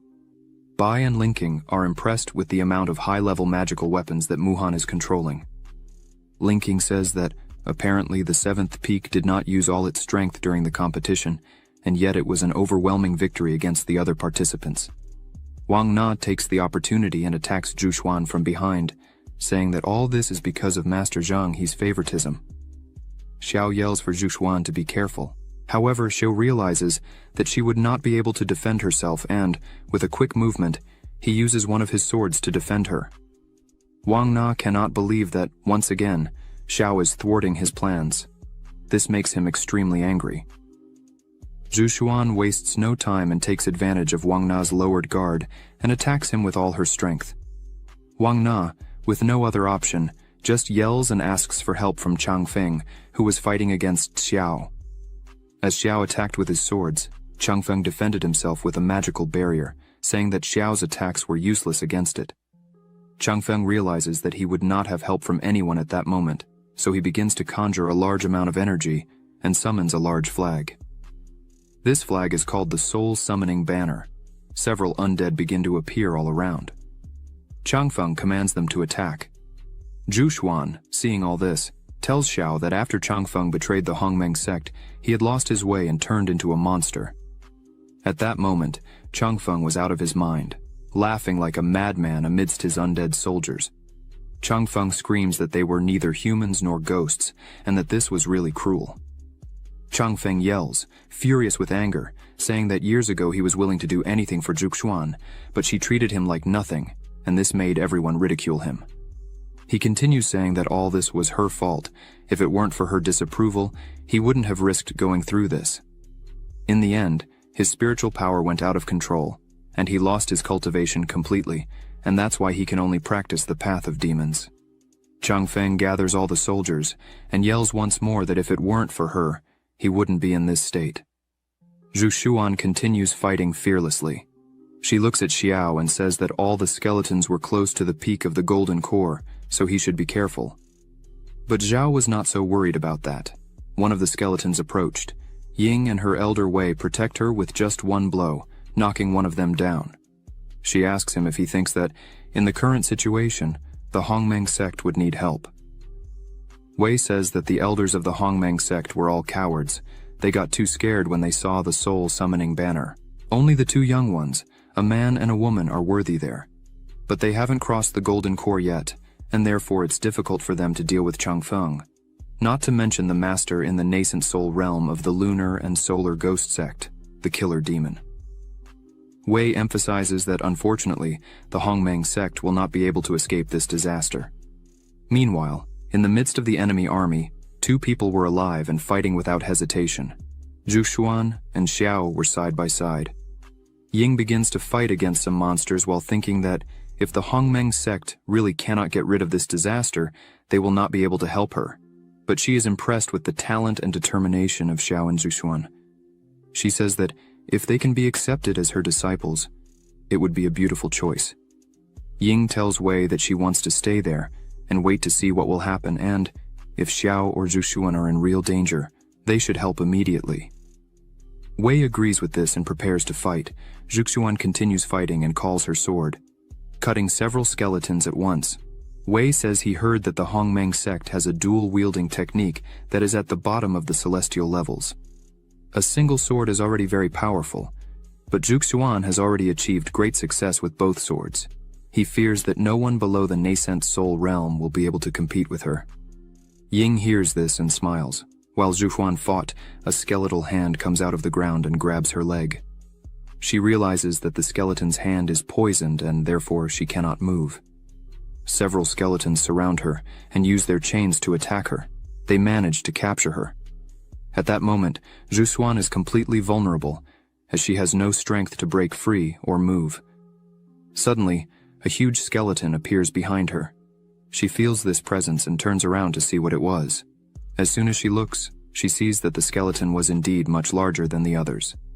Changfeng says that really, over the years, Zhu Xuan had improved her skills, but unfortunately this is the end for her. The giant skeleton begins to move and raises its hand to grab her. Ying, seeing that Zhu Xuan was in danger, tells Wei that it was time to act. But before they could do anything, someone yells for the monster not to touch Zhu Xuan and cuts it in half with a giant sword, completely destroying it. Zhu Xuan, Ying, and Wei can't believe what they're seeing. Xiu starts to take the fight seriously and unleash his true power. He smiles and says that if this is really the power of the nascent soul, it's ridiculous. Who hasn't killed a couple of nascent souls before? Xiao, holding his sword, smiles and thinks that with the support of the innate body sword, he was able to gain a new understanding of the 10,000 transformed into one movement. Before, he had to rely on the large hand condensed from spiritual energy to strengthen the sword's power, but now he only needs to condense the runes to strengthen it. Changfeng says that Xiao is too arrogant for such a lucky strike. Changfeng summons several skeletons and says he will teach what it really means to be a strong guy. All the monsters turn and head towards Xiao, who remains calm and still. Xiao summons his swords and asks who this strong guy that Changfeng said he would show is. In seconds, Xiao destroys all the skeletons at once, showing the abyss in power between the two. Changfeng doesn't understand where this power is coming from. Just with the pressure of the energy coming from Xiu's movements, Bai and Linking already feel threatened. Ji creates a barrier and asks Muhan to stay behind it, as the energy Xiao is using is dangerous even for those nearby. Wei creates a barrier to protect himself from the pressure, but he can't believe that Xiao defeated hundreds of undead at the golden core level with just one blow. Ying says she has never seen a golden core man with so much power. If they can conquer him, they will surely win the 10,000 Dao festival. Xiao begins to walk among the remains of the skeletons, asking if that was really all Changfeng had to offer after causing all this trouble. Xiao says he will give him one last chance. Xiao asks for Zhu Xuan to be released. Changfeng doesn't like this, as he realizes that Xiao is very close to Zhu Xuan. He begins to think that she had rejected him in the past just because of Xiao. This makes him even more angry. Then he starts to say that he will show Zhu Xuan what happens when you choose the wrong person. The chains around Zhu Xuan's body begin to tighten more. Xiao yells for him to stop and starts to advance quickly. Xiao cuts all the chains with a stroke of his sword, freeing Zhu Xuan. This scares Changfeng. Zhu Xuan is in a lot of pain. She tries to summon her swords, but she is exhausted. As she falls, Xiu calls her and quickly holds her in the air and asks if she is really okay. The atmosphere between the two becomes pleasant. Zhu Xuan can't say a word, as all this is incredible to her. After a few seconds, she averts her gaze, embarrassed, and says, "She is fine." Bai says that this time, Xiao got it right. Linkwing is happy, and says she can see from afar that her master is blushing. Muhan finds all this beautiful. On the other hand, Ji runs with a broken heart, calling for her master. Xiao, with Zhu Xuan in his arms, holds his sword with just one of his hands. He calls Changfeng, and says that his last chance is over, so it's time for death. Zhao, like lightning, moves quickly, piercing Changfeng's body with his sword, making him scream in pain. Changfeng starts to feel weaker and weaker and thinks that this can't really be happening to him. After a few seconds, he falls to the ground without any strength. Xiao smiles while holding Zhu Xuan in his arms. She is speechless with such strength shown. She turns to him and calls him. Xiao puts on a serious face and thinks that this time she must have been impressed with his beauty. But then she asks if it's not time for him to let her go. Xiao is speechless and says yes. As soon as she puts her feet on the ground, she turns around and says that Zhao's movements were really good. She wishes to practice with him when she has time. Xiao smiles and says that this is a unique special ability he just created. Not to mention that it was someone like Changfeng who just entered the nascent soul stage. However, even if Xiao meets some deity out there, he is still capable of fighting on equal terms. Ying hears this and wonders if this is really true. If Xiao is indeed capable of fighting against a deity, she turns and asks Wei how much she can trust this. Wei defeats the last monster in front of him and says that the movement Xiao just used should be the 1,000-to-1 transformation of the current sword cultivator. However, from the way he used his spiritual energy to the sword itself, Wei says he was not able to see through it. Ying is impressed by this, as even Wei was not able to see. Wei says that at the moment he is at the peak of the nascent soul, but to be honest, Wei says that if he faced Xiao at this moment, he fears he would not be able to win. Ying is completely surprised by these words, and starts to imagine Zhao's face while thinking that there is such great talent in their country. The invaders, noticing that Xiao killed their leader in seconds, begin to wonder what they should do now. But now it's too late. Xiao starts to walk towards them with a terrifying aura, asking if they really wanted to run away, if they thought they could enter the Hongmeng sect, do all this and leave like that. The men start to tremble in front of Xiao. They fall to their knees on the ground, throwing away their weapons, saying that they were deceived by their elders. Everyone there was begging for forgiveness and mercy. Xiao stops in front of everyone, along with Zhu Xuan. The invaders gather in front of them and ask for forgiveness. But before Xiao could say anything, a big explosion happens. Ji and Muhan are startled by the noise, Zhuxuan realizes that it came from the first peak. She screams that Master Zhang he was in danger, so she should do something, but Xiao yells at her to calm down. She didn't need to run there because they were already there. A person with demonic energy approaches quickly. 2 people arrive there. This person is the leader of the Lunar and Solar Ghost sect. Call it Old Demon. His power is in the Nasan Sul, 5th level. In his hand was Zhang He. The demon says that they captured their leader and destroyed the mountain protection formation. He asks for the rest of them not to resist and become prisoners at once. That way, they would suffer less. The demon says that if they don't do that, they will have the same fate as their leader, and strikes Zhang He, making him bleed from the mouth and fall unconscious to the ground. This makes everyone completely angry. The invaders who were begging for their lives now celebrated that their leader had arrived to save everyone. The demon turns to them and asks where Chang Feng was. One of their disciples says he was killed. The demon doesn't understand and asks how they killed him. The disciple says it's true, he saw it with his own eyes. The demon starts to laugh and says, "That's ridiculous." Even a sect as weak as the Hongmeng sect was still able to kill Chang Feng. The demon asks who it was and why he didn't know that there were people at the nascent soul level in the Hongmeng sect. The disciple points to Xiao, saying it was him. Xiao says he doesn't care if it was him or not. The demon looks at Xiao and says, he's just a little insect at the 7th level of the Golden Core, and yet dares to be so ignorant between life and death. The demon says that if it was really Xiao who killed Chang Feng, he would kneel and lick his feet. Xiao smiles and says he can kneel then. The demon asks what kind of dirty tricks they used to do such a thing. In seconds, Xiao lunges at the demon, hitting him, throwing him several meters back. Xiao says that if he spoke, the demon probably wouldn't believe it, so he prefers to show how he killed Chang Feng. The demon lying on the ground says that if that's the case, then it's fine. He gets up, takes his sword, and says he would kill Zhao at that very moment. A huge energy accumulates in the sword and he releases it towards Zhao. The two clash their swords. The pressure caused by this throws the people who were nearby far away. Zhuxuan creates a barrier and asks everyone to stay behind it. The invaders are injured just by the pressure of the blows exchanged by the demon and Xiao. From a distance, Ji and Muhan watch. Ji begins to analyze that it seems Xiao can clearly see his movements. The Luoyun sword that Xiao had picked up is a low-class spiritual sword of the celestial level that, if performed with the 10,000 kilometers technique, should be able to reach the power of a mid-class celestial level.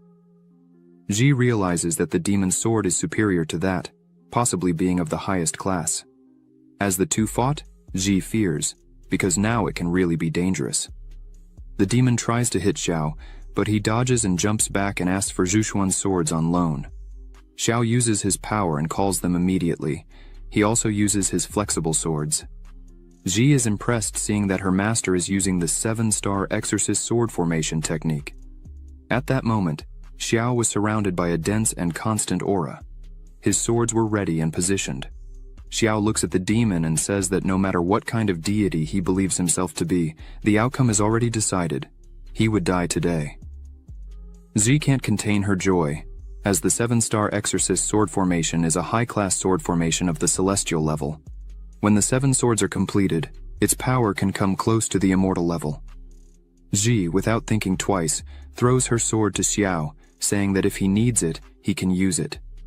Ying is impressed by this, as she had seen this sword formation only in ancient books, but never imagined she would see its true form personally. She takes her sword and throws it to Xiao, saying that if he's going to form the 7-star exorcist sword formation, he can also use her sword, the highest quality terrestrial level dragon sword. Ying thinks this is a great opportunity to gain Xiao's trust. Now everything was ready. Xiao had the best swords in his possession. He points his finger at the demon and says he would exterminate the existence of the lunar and solar ghost sect today. Xiao begins his attack. The demon smiles and asks Xiao if he really thinks he wouldn't be able to win just because he had some extra swords. The demon fearlessly confronts Xiao's attack, but as soon as he tries to block it, he realizes he won't be able to. The attack bypasses his block and leaves the demon badly wounded, but he doesn't give up and asks Xiao not to get conceited too quickly. The demon says that no matter how great Xiao's abilities are, he wouldn't leave there alive today. The demon uses a spell and says it's time to make use of this pile of trash. He attacks his companions. The few who were still alive ask why their leader was doing this to them. The demon begins to take the energy and blood from all his companions. Xiao gets angry at this and says that he didn't even spare his own companions, and therefore would die. The demon rushes towards Xiao with everything he has, while Xiao also charges with his 7 swords. Ji and Muhan are scared because the demon managed to block Xiao's attack.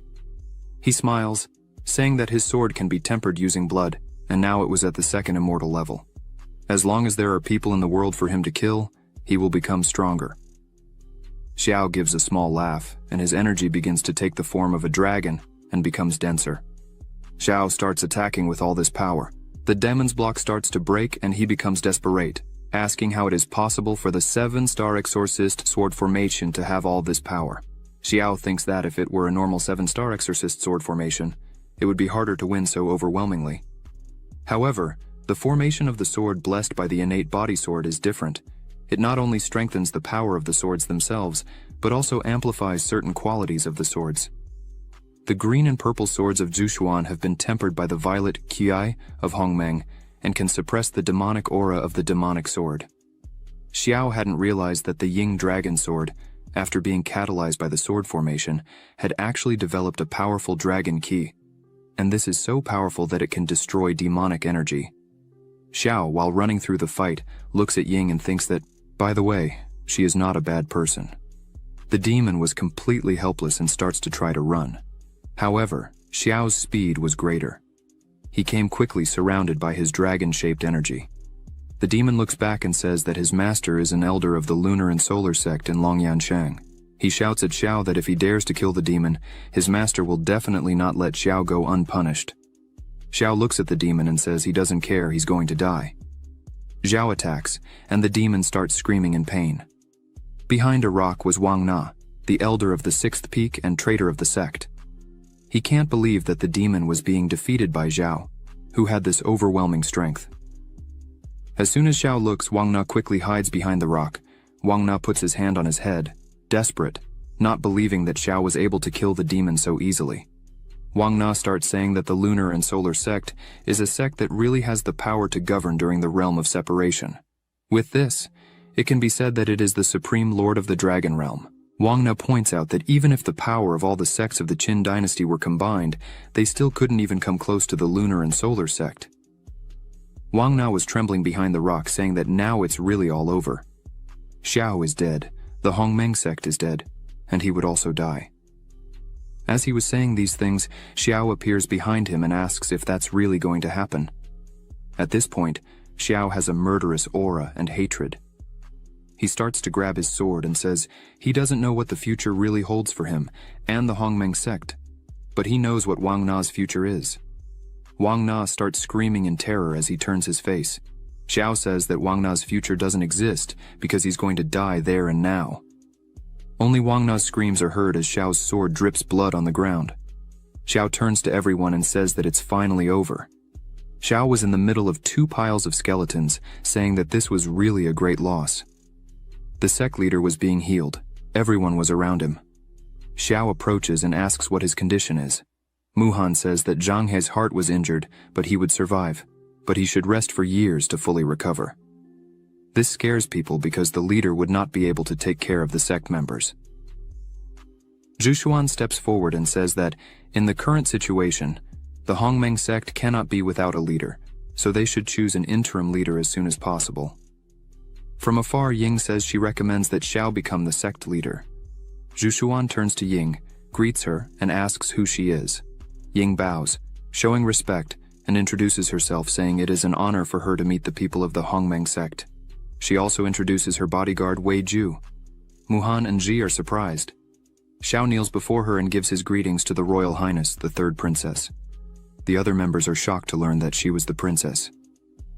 Ying smiles and goes closer to Xiao, saying that it seems he knows who she really is. Xiao, with her sword in his hand, says that he just made some assumptions based on the dragon energy in her sword, and as soon as he heard her name, he was sure of her identity. The people around say that Xiao is indeed a wise person. Ying says that since he knows who she is, she will be honest.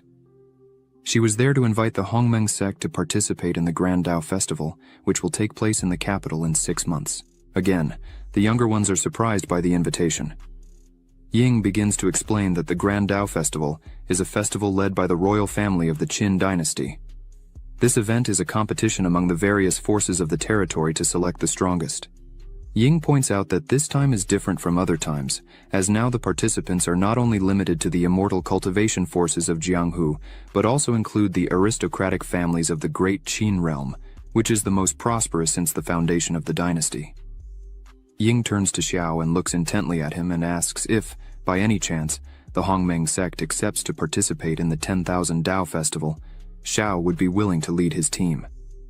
Ying points out that she is offering an unmined mine of spirit stones, as well as a bunch of magical weapons and cultivation resources. Ying continues talking and explains that, according to the rules of this event, the winner will receive the title of Gozong and will work at the service of His Majesty, and all the resources of the entire Qin dynasty will be of the Hongmeng sect if Xiao wins. Xiao listens attentively and starts saying that even the great families are involved, according to what Ying said. Xiao begins to remember that he heard that the Lord of Luoyun City was the greatest of the Luoyun sect. As soon as Xiao found this out, he was a bit strange, as he was surprised that a state official had such a deep connection with an immortal cultivator. Ying smiles and says that it seems Xiao had already understood everything, but she would emphasize it anyway. Xiao interrupts her and says that, in his view, all this is just a big maneuver to bring down all the great families of the world. Everyone is completely shocked by these words. Xiao continues talking that, from what he knows, when the Qin dynasty was first established, it depended on the support and sponsorship of the aristocratic families to maintain the government. Since then, hundreds and thousands of years have passed, and this pattern has become a routine. The court relies on the support of this family to make decisions on important matters, and now the power and greed of the families have become a threat to the royal family, right? Xiao points out that the establishment of Gozong, under the command of the emperor, is to divide the resources of the families and weaken them. Ying lowers her gaze and says that, without a doubt, Elder Xiao is really a talented person in politics. She bows again before Xiao and says that she just saw him show tremendous strength and kill 2 nascent soul masters alone. Xing Yue was very impressed. She asks once again for Xiao to participate in this 10,000 Dao festival. Zhi and Muhan can't believe that the third princess of the Great Qin realm is bowing before Master Xiao. Xiao looks at the princess and raises a point. He says if the princess is so honest, she wasn't afraid that some sects have secret connections with the aristocratic families and denounce them. Ying says that this matter is not a secret, after she informed this matter to her father, and he gave the approval.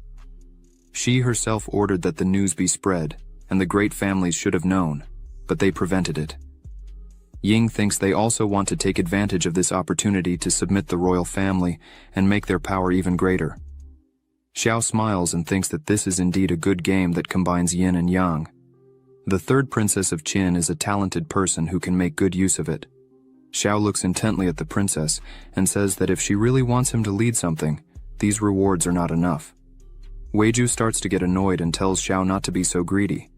Ying asks Weiju to be quiet, as she is in charge of this situation. She looks at Xiao and says that if he has a request, there is no problem in saying it. Xiao, without hesitation, says that his request is simple. Ying should accept him as her master. Ying doesn't quite understand why. A system window opens and shows Xiaoying's attributes: name, Ying, identity, third princess of the Qin realm, comprehension, 100, root, 55, talent, unactivated dominant supreme bodhi, activation condition, ascend to the throne, absorb dragon energy. Seeing this, Xiao thinks that the dominant supreme body is something he had seen in an ancient book that said, people who succeed can unite the energy of the world into one, and not only practice with twice the result and half the effort, but also have the blessing of dragon energy that will allow using abilities in a special way. After this proposal that Xiao made, the bodyguard Weiju gets angry and says that this is an outrageous audacity of Xiao and prepares to attack. But again, Ying interrupts him and asks him to wait. Ying goes to Xiao, showing a lot of respect, and asks why he wanted her as his disciple. Xiao smiles and says that the reason is obvious. She is a very smart and talented person. This leaves Ying completely shocked. She asks if he really liked her talent. She begins to remember her childhood.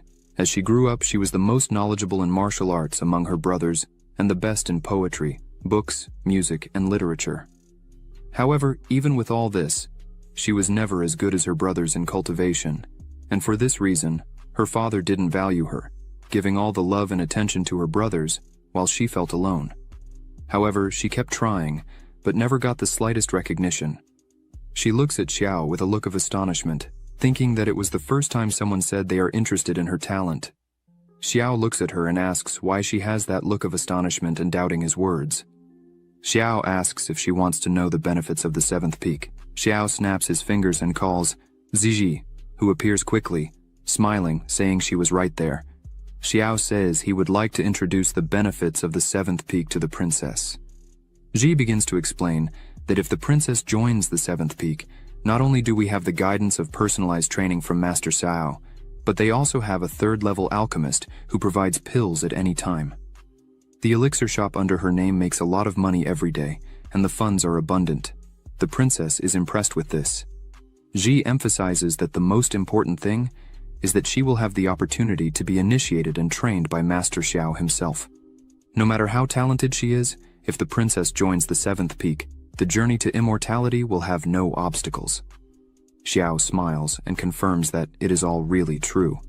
Ying, a little shy, asks if it really doesn't matter what the talent is. Ji smiles and responds, "That's right, it doesn't matter what the talent is." Ji takes the lead again and emphasizes that before she entered the seventh peak, she was just a slave there. And everyone said she was useless with no talent whatsoever for cultivation. But even so, Xiao chose her and welcomed her to the seventh peak. And now, in less than 6 months, she's already at the second level of foundation creation. The other disciples of the Hongmeng sect say it's really true, as before they looked down on her, and some say they didn't even know who she was. However, now she has surpassed all the sect's disciples, and as the princess herself can see in the competition today, Ji was so powerful that she dominates all the pride of the sect. Ying is shocked and thinks that Ji showed all this strength and was a simple slave in the past. Ying asks Xiao what he saw in Ji that made him accept her as his disciple if she was just a slave before. Ji hears these words and becomes worried, thinking that the only reason her master accepted her as a disciple was that she was the only one left when his other disciples left.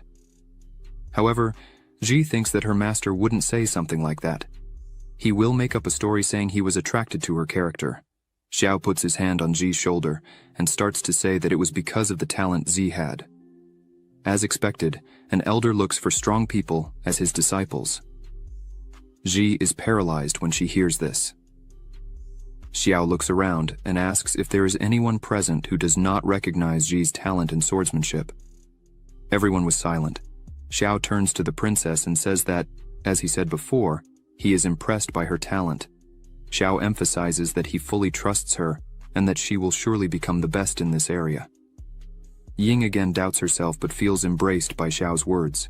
She smiles, kneels, and bows at Xiao's feet, calls him master, and asks him to accept her humble reverence. Weiju doesn't like seeing the princess kneeling before someone else.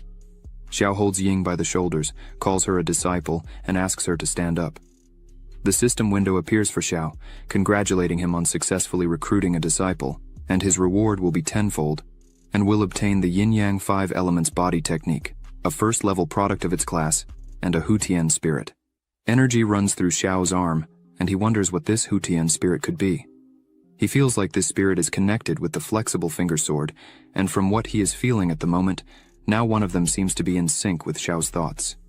He says he has heard that if a magical weapon is tempered differently, thousands of years can give birth to a sword spirit that can attack and practice independently. He didn't expect this system to have the capability to install one directly inside Xiao. This is really amazing. Weiju starts yelling at the princess, saying she can't accept Xiao as her master. Probably the princess is confused, but Ying just asks him to stop talking and explains that she knows very well what he was going to say, so there is no need to say anything more. Weiju sighs and asks how he would explain this to His Majesty when he returns. Ying yells and says they need to go back to the previous topic. Now that she is a disciple of the Hongmeng sect, she sincerely recommends Elder Xiao as the interim leader of the sect. Zhu agrees and says she believes Elder Xiao is the most suitable candidate for this.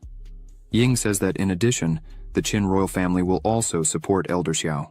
Suddenly Zhang He gathers his strength and starts to say in a weak voice that, in this case, he would leave the Hongmeng sect in the hands of Elder Xiao.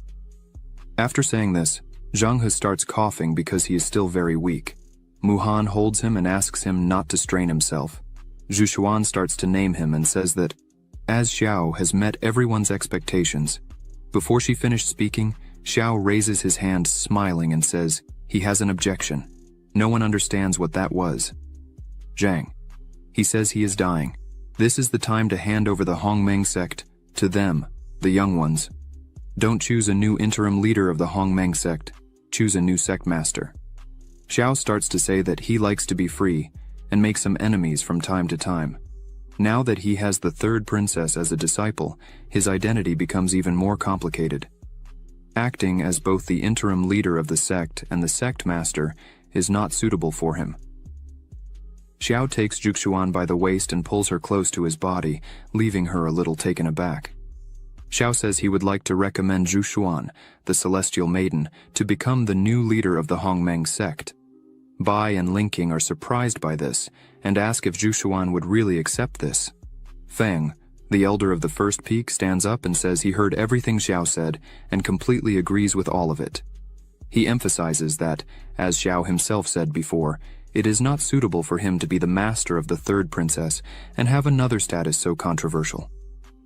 Feng says that in the past, when Zhu was only 14 years old, she accidentally entered the stone room and read the celestial book of Hongmeng and learned part of her future. Maybe that was God's will. Feng says that according to ancestral teachings, only the sect master can read the celestial book of Hongmeng. Xiao is surprised by this because he didn't know. So he asks what it is. Zhu just looks at it and sighs a little and starts to say that Elder Feng's words reminded her. The celestial book of Hongmeng records the future of the Hongmeng sect. Since they can't decide who will replace Zhang He, let the celestial book of Hongmeng decide. She calls Xiao to follow her, but Ying goes to him and says that she and Weiju need to visit other immortal sects, and, for this reason, she needs to leave now. Zhao asks her to wait. He says she just became his disciple and, unfortunately, they didn't have time to prepare her for the learning ceremony. Zhao takes one of his swords and asks Ying to take the sword with her and use it to defend herself. Ying takes the sword and asks why a flexible finger sword. Xiu smiles and says that this sword has a spirit, so it doesn't need to be controlled with sword techniques. It can fight on its own. Ying is impressed that such a small sword is so powerful. Xiao turns and says that the sword is not that strong. Weiju sighs again with jealousy and says that the princess already has him for protection. Why would she need another sword? Xiao hears this and says from afar that this weapon is capable of killing someone in the nascent soul in seconds. Weiju becomes worried and asks if that is true because he is currently in the nascent soul. Ying just laughs at this situation. After some time, Zhu and Zhao start to enter a cave. Zhao asks Zhu why she brought him there and if it was for him to read the celestial book. Zhu places her hand on the door and a great energy starts to come out of there. She starts to say that not long ago, Xiao was gravely injured and near death. But since then, he has made great progress. Not only did he cross the golden core, but he also gained 2 talented disciples. She turns with a more serious face and asks what really happened. Xiao smiles and says it was nothing much. In the past, he just gained an infinite gold pill. He relied on this pill to survive and also to overcome the golden core. Zhao, deep down, wonders if Zhu is testing him in some way. Zhao starts to suspect that Zhu thinks he was dominated by something. Zhu turns to the front and asks if that was really all. The doors open, the two enter, and in the middle of the hall there is a strong energy. In the center of this energy there was an item. Xiao asks what it was. Zhu replies that this is the celestial book of the Hongmeng sect. She says that this book was inherited from the first generation of the sect master of Hongmeng, and only the person who can succeed the master can awaken it. Zhu emphasizes that, after awakening it, the person who did it can see the fate of the Hongmeng sect for the next 100 years. Xiao just looks at it as she approaches the object. Xiao starts to put his hand together with Zhu hand. He wonders how something so strange can exist. Zhu Xuan says that just by inserting spiritual energy into it, the celestial book of Hongmeng will emit its own judgment. Zhao starts to use his power. Zhu Xuan emphasizes that if the person is qualified to lead the Hongmeng sect, the celestial book of Hongmeng will respond. A few seconds pass, and energy starts to come toward Zhao, and the book floats close to his hand. Zhu Xuan looks at it and smiles. She is happy and says that surely Xiao is the person who should take over the Hongmeng sect. Suddenly the book falls back, and they are surprised. Xiao turns smiling and says he had warned that this job is not suitable for him. The celestial book of Hongmeng itself understood that. Zhu Xuan just looks at him after that. Zhu Xuan puts her hand out to test again. As she did this, she thought that according to what she knew about the celestial book, if the person is really not qualified to lead the Hongmeng sect, the celestial book of Hongmeng would not even move. This makes her think and wonder if the celestial book was taking her desires into account. Suddenly, the book begins to glow in a slightly different way, and simply flies away. Xiao begins to smile when he sees this. Zhu Xuan is amazed, and wonders if the celestial book of Hongmeng really recognized her as the sect master. She just wanted to see the future of the sect. She reaches out and the celestial book comes to her hand. Xiao is happy about this and bows, showing respect. He congratulates Zhu Xuan, saying that she had been recognized by the celestial book. Zhu Xuan takes the book in her hand and thinks that in the past, when she had gone there, the book simply showed her a part of the future and did not cross the barrier directly. She wonders what she should really do now, because as soon as she got the celestial book of Hongmeng, she would become the leader of the sect. Zhu Xuan looks at the book in her hand and says it's better for her to look first at what was recorded in the celestial book of Hongmeng. Quickly, she begins to release the magic within the book, causing intense energy.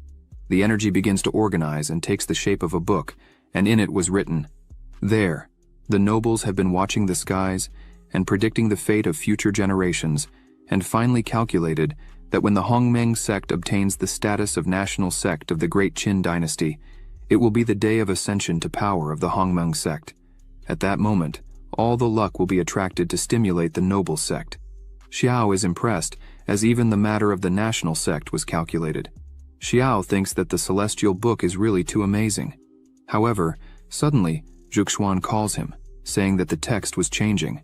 This time the book showed that Xiao Xuan, year 1165 of the Qin calendar, joined us on the second peak. This man is the most gifted and talented disciple among all generations of the sect. He was 19 years old when he crossed the realm of foundation creation and became an elder of the seventh peak. He was 20 years old when he remained at the 10th level of foundation creation. He was 25 years old when he was attacked by a group of mercenaries and ended up seriously injured. Xiao looks at this with a fixed gaze and a serious face. He thinks it's a very clear record of the first part of his life, but there's no tracking behind that injury. He wonders if it's because he awakened the system. Zhao starts to think better and realizes that, in fact, it's a very strange world, and that must be why the sect master is so friendly with him. The Hongmeng sect is not as simple as it seems. Zhu Xuan turns to Xiao, who was distracted thinking. She thinks that the celestial book of Hongmeng did not recognize Xiao as its master, but wrote his destiny clearly. She thinks, could it be because his future is much better than that of the Hongmeng sect, and is destined to never get stuck in the Hongmeng sect? Xiao looks at Zhu Xuan and asks her if she suspects that he had distanced himself from her, as she had been staring at him for 15 minutes. She just thought it was amazing to look at him. Suddenly, Xiao approaches her and says he remembers the day she took him down the mountain to watch a play, but the sect master found them. Xiao says he remembers it like it was yesterday. Zhu Xuan didn't think twice about throwing all the blame on him. With that, the sect master made him kneel in the ancestral hall for several days. He continues to stare at her and says that on another occasion she blew up the sect master's alchemy furnace and ran to Zhao's room to hide, but he was taking a bath and she ended up seeing everything. This leaves Zhu Xuan embarrassed. Zhao continues speaking and says that besides that, Zhu Xuan interrupts him at once, saying that it's all right. She understands that he is like her and he doesn't need to continue saying anything. Xiao smiles and says that actually he knew she was joking with him, and he just wanted to play a little back. Nothing more. She prepares to speak. Zhu Xuan starts to say that probably Xiao still didn't know, but if the Hongmeng sect has a surge of good luck, the qi of Hongmeng Violet will be distributed according to the status of each one in the sect. But as the Celestial Book wants her to take over the Hongmeng sect as a leader, she could choose an interim vice leader. She says it would be very good to have Xiao with her to help. Xiao hears this and is speechless, as he was moved. He thinks that Zhuxuan always thinks of him first, so he should also do something for her. Xiao looks at her and asks if she had a pair of yin-yang fish jade pendants. She begins to concentrate and catalyze her energy in her hand. She replies that she had all that. The technique that Zhuxuan practices is the combination of the two swords, which requires yin and yang qi, and this pair of jade pendants is exactly what she uses to help practice. Zhuxuan warns that the pendant was broken when she found it, so the effect is not very good. Xiao extends his hand and asks her to give one of them to him. Xiao promises that he had a way to make sure he would return a complete pair to her in the future. Zhuxuan hands the scroll to him and says that he is the interim vice master of the Hongmeng sect, and therefore he had the right to learn this technique. Xiao is happy, as this was a very good boost for the system. The night had already arrived and everyone was inside their houses. The system starts to notify. The host gave his disciple the dual-wield combining snow ability, low-class celestial level, and the reward is 1,000 times greater. Obtained limited-time skill fusion for 1 day. The host handed his disciple the incomplete yin-yang fish jade pendant, and the reward is 20 times greater. Obtained the complete yin-yang jade pendant. Meanwhile, Z was holding the scroll in her hands, with her eyes shining with happiness, and thanking her master Xiao for this. Xiao tells her to practice immediately, and emphasizes that she should share this with Muhan. Z stands up excitedly and raises the scroll, shouting that she would do it right now. As soon as Z leaves, Xiao opens his system again and checks the reward he had won. Obtained skill fusion, limited time for 1 day. He can't understand exactly what this fusion would be. The system shows another information window. Skill fusion can merge all skills of the same nature practiced by the host. After the fusion, the new skills will have all the characteristics of the fused skills, and the level and power will also be greatly improved. After reading this, Xiao smiles and says it's very interesting, and decides to test it immediately. He starts to gather energy in his fingers. The system notifies that the host used skill fusion. It was detected that the host cultivated 57 sword arts, including 32 mortal level arts, 20 mysterious level arts, 1 terrestrial level art, 1 celestial level art, and 1 divine soul art, 9 refinements of the divine mind, which can be fused. Xiao is thoughtful when he sees 9 refinements of the divine mind. He remembers his training with Z, and thinks that, by the way, he obtained this technique when he was teaching Z to practice when he was in Luoyun City. The system warns again that skill fusion was successful and is manifesting. Xiao sits down and begins to concentrate as much as possible, several rays joining at one point on his forehead. Suddenly, Yao screams extremely loudly. A few days later, on the 7th peak, a strong storm cloud was above the 7th peak. A strong wind also accompanies this. Some people were passing by and begin to comment that this storm cloud over the 7th peak has lasted almost a month. They heard that it was caused by the seclusion of Elder Xiao. A young man says that's exactly it. He heard that Elder Xiao has been in seclusion for a month. Before entering seclusion, Xiao was able to kill a nascent soul person in a second. That's why he's making such a big fuss this time. The young man says no one knows the real strength Xiao will have when he comes out of seclusion. The woman walking with him says that under the leadership of Elder Xiao, the Hongmeng sect will definitely be elevated to the sky in this grand event. She was eagerly waiting for it. Another guy takes the opportunity to speak softly that he heard that the current sect leader and Elder Xiao have been childhood sweethearts, and last time they worked together to destroy the lunar and solar ghost sect.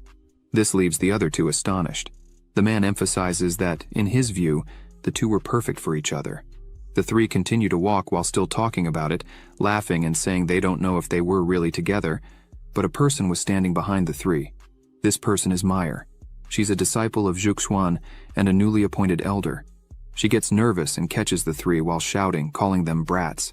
As she shouted at them, she said they only know how to talk and complain.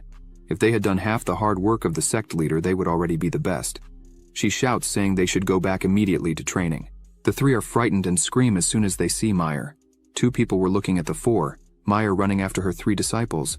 One of the men asks who that intriguing woman is. The other replies that she is the new elder of the 2nd peak. The last second elder did not ascend to lead the sect. It is said that that woman was traveling abroad after the Foundation creation, but she returned for good as soon as she found out that the sect was in trouble. Meyer was shouting at a man in a bar when she found out that the lunar and solar sect attacked the Hongmeng sect. The man says he didn't expect her to already be at the 7th level of the Golden Core if it weren't for the power ascension of Elder Xiao. Nowadays she would be the first genius of the Hongmeng sect. But Meyer notices the two men there talking. She comes quickly to them and shouts, saying that the two have been there for years, but have made no progress in their cultivation. She sends them off there and tells them to run to cultivate, or she would tear them apart. The two men are astonished by this and scream that they would go right now. The two run away screaming that Meyer is very scary. She stays behind looking at them running, saying that they only know how to talk and never train. She says that the master and Xiao are childhood friends, but Xiao can't train as fast as the master. Meyer says that her master is the most beautiful in the sect, while Xiao is just a vulgar pervert. She says she doesn't know how her master can be interested in someone who hasn't improved for more than 10 years. Suddenly, Zhuxuan arrives behind Meyer and asks why she was bullying her sect brothers right after returning. Zhuxuan says that now she has succeeded as the main elder, so why can't she control her temper? Meyer comes running to her master and says that it was all just to protect her because those disciples were not cultivating properly and were talking about Zhuxuan and Elder Xiao behind their backs. Zhuxuan asks what they were saying about her and Xiao behind their backs. Meyer starts to say that everyone was saying that Zhuxuan and Elder Xiao were childhood sweethearts and were made for each other. This leaves Zhuxuan completely embarrassed. Her face turns red and her eyes widen. Meyer gets worried and shouts asking her master why she was turning red. Meyer starts to realize and continues shouting asking if Zhuxuan really liked Xiao. Meyer's world starts to fall apart with this. Zhuxuan just turns away full of shame and asks Meyer to stop talking nonsense. While the two were there talking, a strong and huge lightning bolt falls, hitting the 7th peak. This leaves the two not understanding what was happening. The flash of lightning is so strong that it begins to illuminate the entire sect. People are frightened by this and wonder what it could be. A person shouts that just looking at this scene, it seems to be something like the heavenly tribulation recorded in ancient books. Meanwhile, at the 7th peak, Muhan and Z were at the entrance of the 7th peak looking at this. Muhan says that this power is very great. She asks if it could be a heavenly tribulation. Z asks if the heavenly tribulation only appears when a great realm is broken, or when some strange treasure is born. Suddenly Z stops and thinks that her master Xiao might be about to enter the nascent soul realm. That energy was still flowing and continued intense. Z says that in her entire life, she had never seen anyone go through the heavenly tribulation with so much power. Muhan smiles and asks if they should look for a place to hide for a while. Suddenly, Xiao appears in the midst of all this energy and tells his two disciples not to be afraid, as he had his own way to deal with this tribulation. They scream, asking if he had really finished his seclusion. Xiao smiles and thinks that the skill fusion was a great success, but unexpectedly caused a tribulation. The system notifies that the successful skill fusion created a new celestial level skill. The skill has no name yet. Please set a name. Xiao continues flying through all the energy, saying that this time he really won the lottery. He raises his hand and lightning begins to appear beside it. He says that in this case, he would call his new skill Jianlai. Clouds gather around him and lightning begins to fall. All the swords that were in the Hongmeng sect begin to come out of their owners and head for the sky. The sect brothers can't understand what was happening, as their swords were not obeying their true owners. Meyer wonders what the hell was going on, as even her sword was wanting to leave and fly to Xiao. Zhuxuan also notices that her swords were wanting to leave. She thinks that the green and purple swords have been working with her for more than 10 years and have become very good in her hands. In the last battle, Zhuxuan remembers that she had lent them to Xiao with the intention of helping. But this time she did her best, but it's still a little difficult to hold on. Suddenly, her two swords fly out, and Meyer's sword also starts to come out, leaving them astonished. Meyer holds her sword tightly, while furiously shouting that Xiao had already taken her master Zhuxuan, and now he wanted to take even her sword.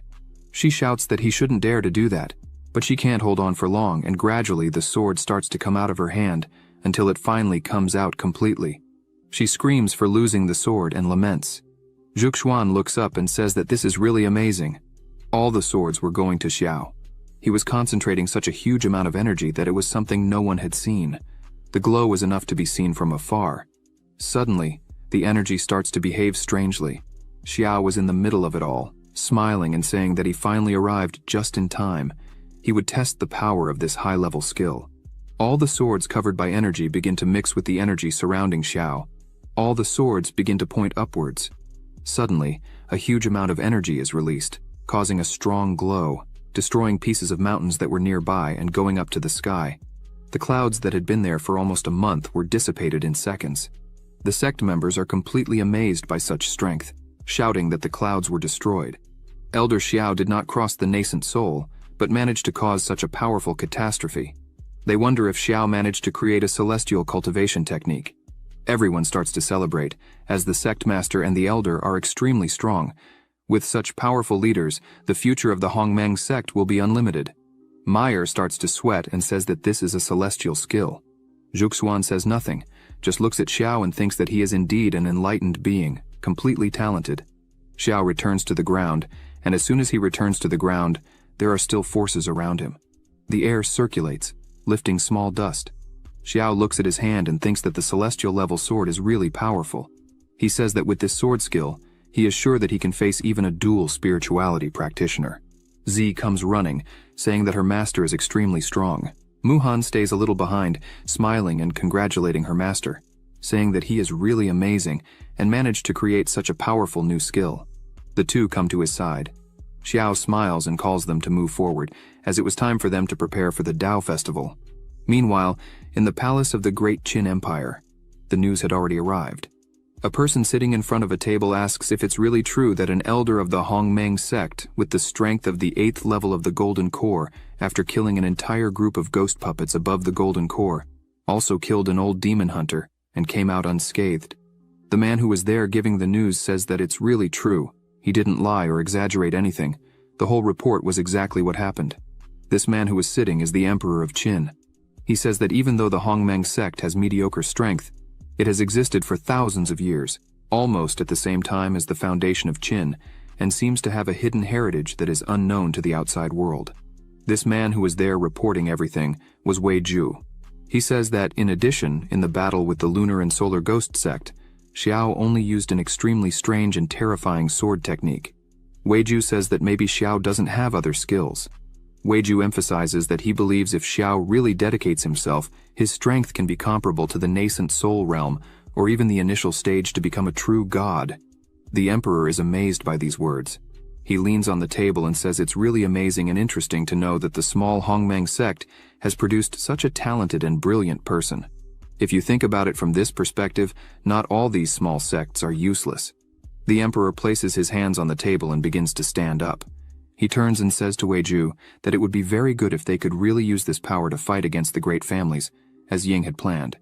Wei Ju bows and calls the emperor, and says that he still has one thing to tell. The emperor turns and asks what it would be. Wei Ju begins to say that the third Princess Ying asked Xiao to represent the sect in the Great Dao Festival, but for this, she promised to be his disciple. The emperor slams the table with great force and shouts.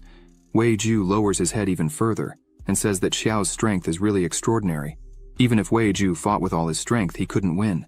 Wei Ju says that the third princess considered her options and thought that it could be useful for her next plan, so she took the liberty of asking him to be her master. The emperor doesn't know how to act. He is still not at all happy about this and says that this is all because of the family. They made the princess learn from a charlatan, that's a shame. The emperor composes himself and says that's all. He asks Wei Ju to tell Princess Ying not to make any announcement about this matter at the moment.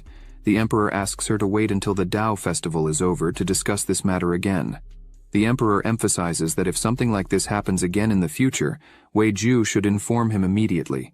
Wei Ju agrees with all this and says that he would do everything to make sure everything goes well. He says he hopes this doesn't affect the emperor's attitude towards Xiao, because if it does, and the emperor becomes hostile against Xiao, and neglects the Hongmeng sect, then it will be the end, as no one would be able to withstand the retaliation of that monster called Xiao. After this, in the capital of Qin, Yulong City, in front of the city gate, was the great guard of Qin City, Hongda. Currently, he is at the 8th level of the Golden Core. Xiao and his team approach. Meyer is happy with Yulong City. She says that the city is undoubtedly the grand capital of the country. Guard Hongda greets everyone, welcoming them. He says that the capital feels honored to receive guests like them from the Hongmeng sect. He introduces himself, saying his name is Hongda, and he is the city guard. He was tasked with receiving them and welcoming them on behalf of Lord Wei. The people who were there are amazed, as General Hongda himself came to receive those people. They ask if they were part of one of the 10 main sects. Some people say that probably they were more important, as not even the 10 great sects would have the honor of being personally received by the general. This scene made the whole city stop. People look at them and say that these people were extremely important. The guard says that Wei Ju was waiting for them. With this, the people are even more surprised, as Wei Ju was the emperor's trusted man.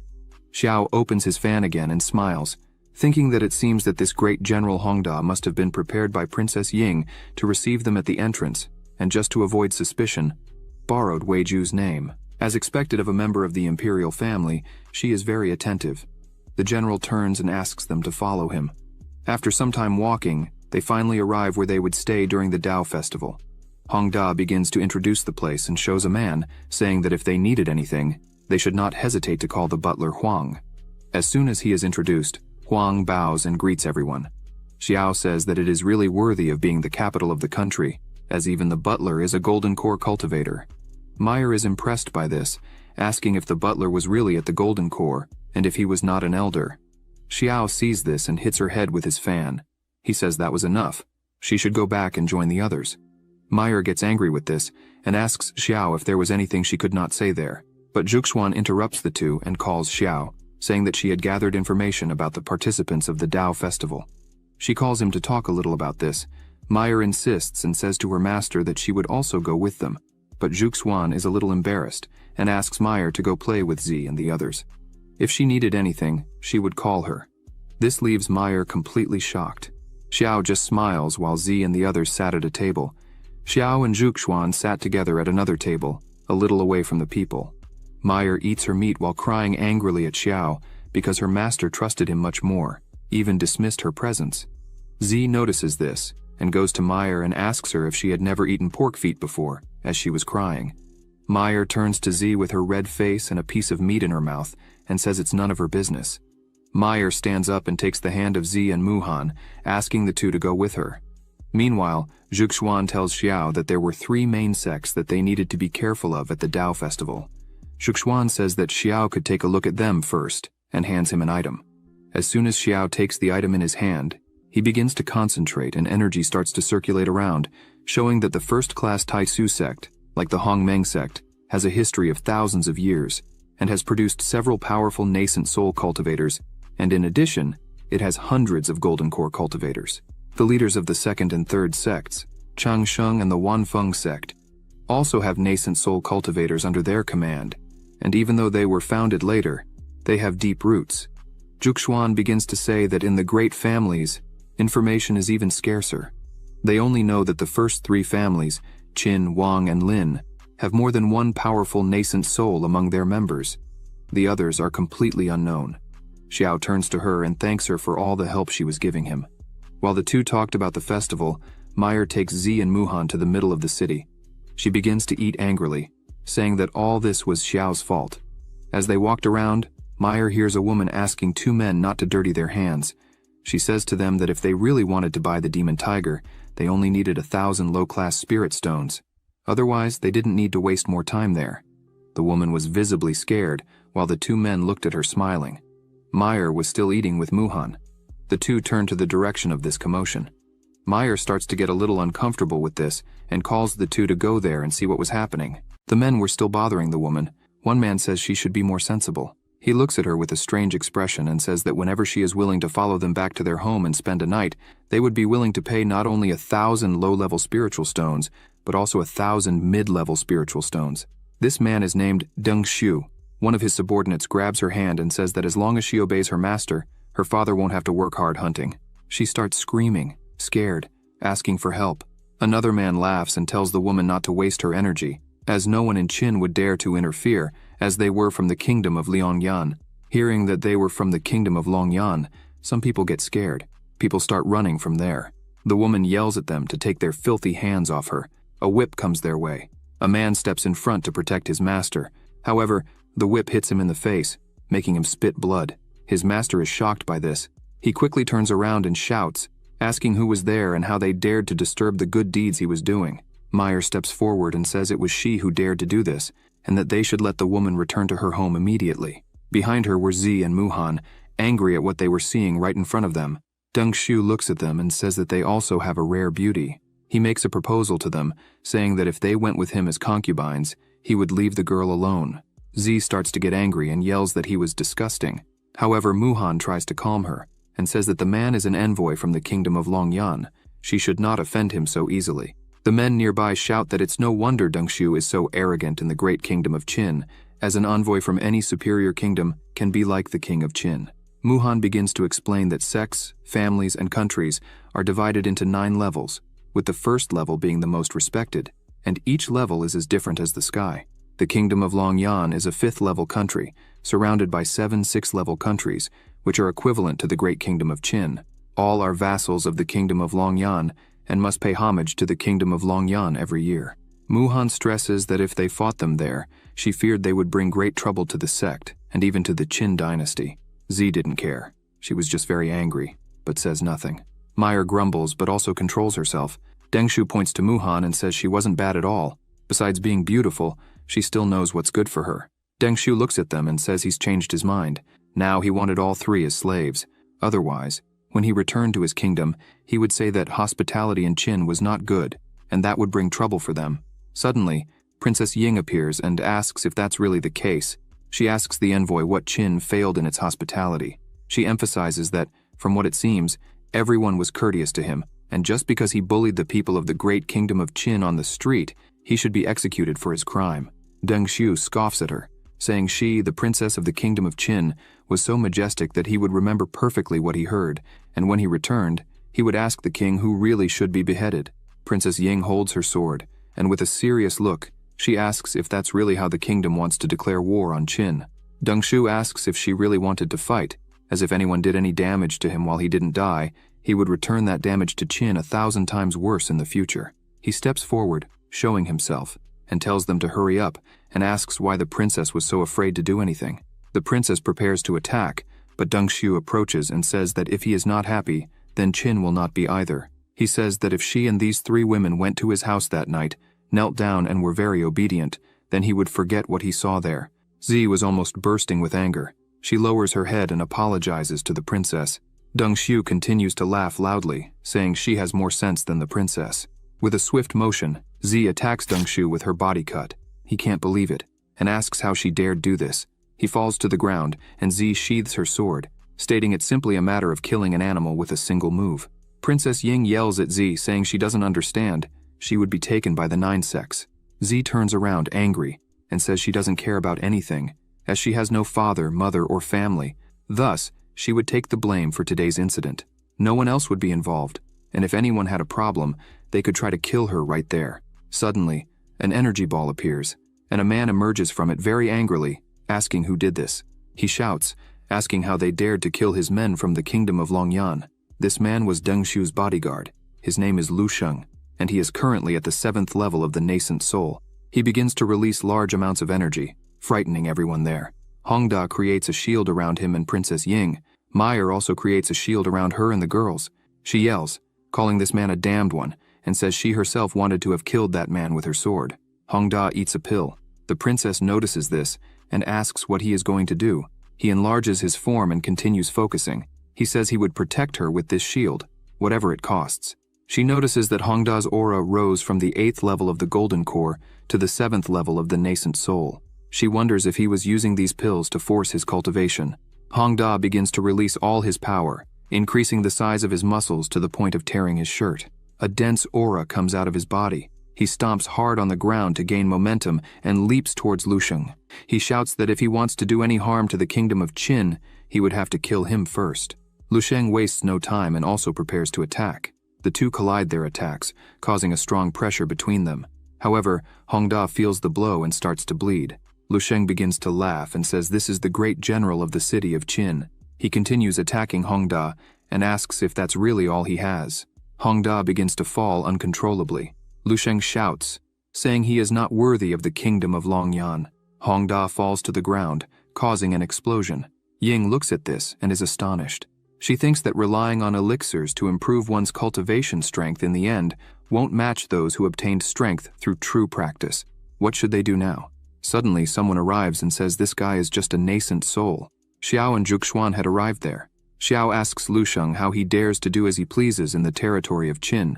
Xiao uses a simple attack on him and says he is just arrogant. Lusheng sees that Xiao used a simple attack, a single sword strike. He thinks that for him, who learned the 9 transformations of the golden body, it is a simple thing to defend. He extends his hand to contain the attack, as he thinks it was just child's play. However, Xiao's attack penetrates his defense and hits him, throwing him to the ground with great force, leaving people frightened by this. Princess Ying sees this and is shocked. She thinks that not even General Hongda could defeat him, but Master Xiao did it with just one move. She thinks that, unfortunately, until the plan to attack the family succeeds, it is better that they do not recognize her master. Otherwise, she would like to show everyone that she is a disciple of this great master. The men around are impressed with this strength. They shout that it was just one attack and ask who this man is and how they had not seen him before. They wanted to join Xiao's sect in any way. Lusheng, lying on the ground, gets up all battered and thinks that he learned the best techniques of terrestrial body refinement. He wonders how someone managed to penetrate the protection of his body with just a sword qi. He looks at Xiao and wonders if that man is a nascent soul cultivator from the great kingdom of Qin. He can't believe it because Xiao is too young for that. Thus, it's impossible. Xiao and Zhuxuan approach him. He comes close to Princess Ying.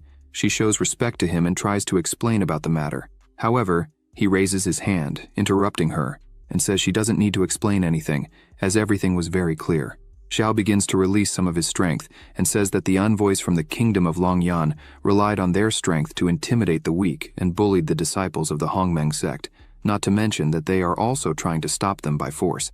If that's the case, then he would give them exactly what they wanted: death in the kingdom of Qin. Lusheng angrily stomps on the ground, releasing his power and shouting at Xiao. He asks how he has all this courage. Lusheng starts to release energy from the palm of his hand while screaming, asking how Xiao dares to be disrespectful to him. Who is from the kingdom of Longyan? Was he going mad? The two collide their attacks, but Xiao is laughing, looking at him.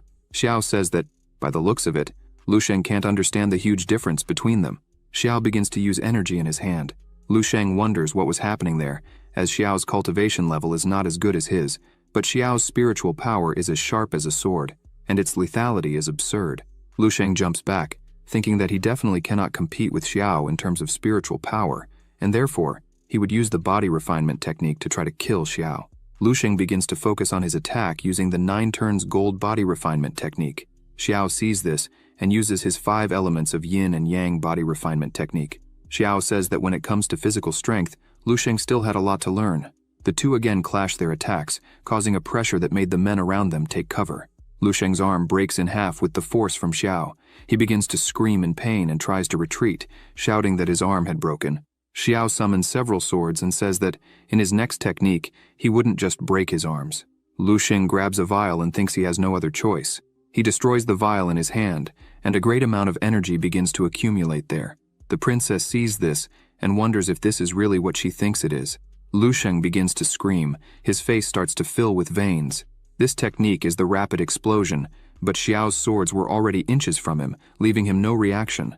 However, the swords start to hit his body and bounce back. Lusheng begins to laugh and asks if that's all Xiao had. Lusheng begins to concentrate energy in his hand again and says that Xiao's attack wasn't even enough to tickle him. He quickly advances towards Xiao, who just looks at him. Princess Ying shouts for Xiao to be careful. Xiao looks at him while holding one of his swords and begins to release a bit more of his power. Xiao begins to think that Lusheng's power has multiplied. He wonders why this happened, but this is the most Lusheng can do. Xiao uses his sword, striking where Lusheng was, making him quickly retreat. Lusheng is shocked because Xiao used the energy of the sword again, but this time even stronger than the first. Hongda creates his barrier again. Lusheng's screams are heard, and his blood flies everywhere, falling on the barrier created by Hongda. He thinks that the Hongmeng sect and Xiao, he had never heard of this man before, capable of killing a nascent soul without any effort, is truly frightening. Hongda thinks that fortunately, when Princess Ying asked him to help them get to know the city, he didn't treat them with disdain. Hongda thinks it's shameful for him to be like this in front of the princess, but his armor is full of spiritual energy, so at least he can protect the princess. Xiao continues to think about the reason for the sudden increase in Lu Sheng's aura. As things calm down, Princess Ying approaches her master Xiao and says that things have gone much further than she thought, and therefore, she asks all members of the Hongmeng sect to leave the imperial capital. She says it's better for them to move to another country to avoid being the center of attention from this incident.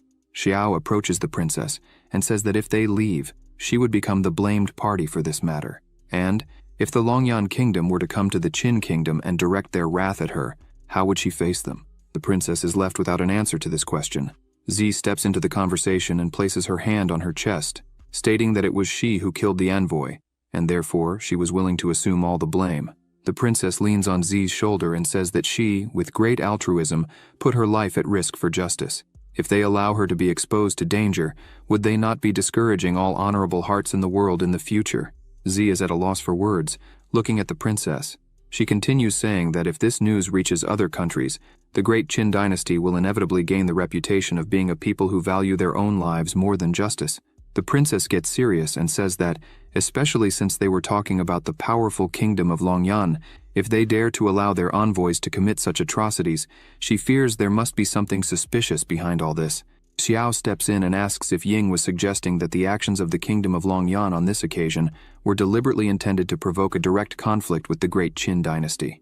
Princess Ying begins to explain that some time ago, when she heard that the kingdom of Longyan had been frequently inspecting its vassal states in recent days, she found it very strange, because previously, when these envoys used secret techniques to increase their power, she clearly felt the strength of national fate. She says she fears that this is the goal of the kingdom of Longyan.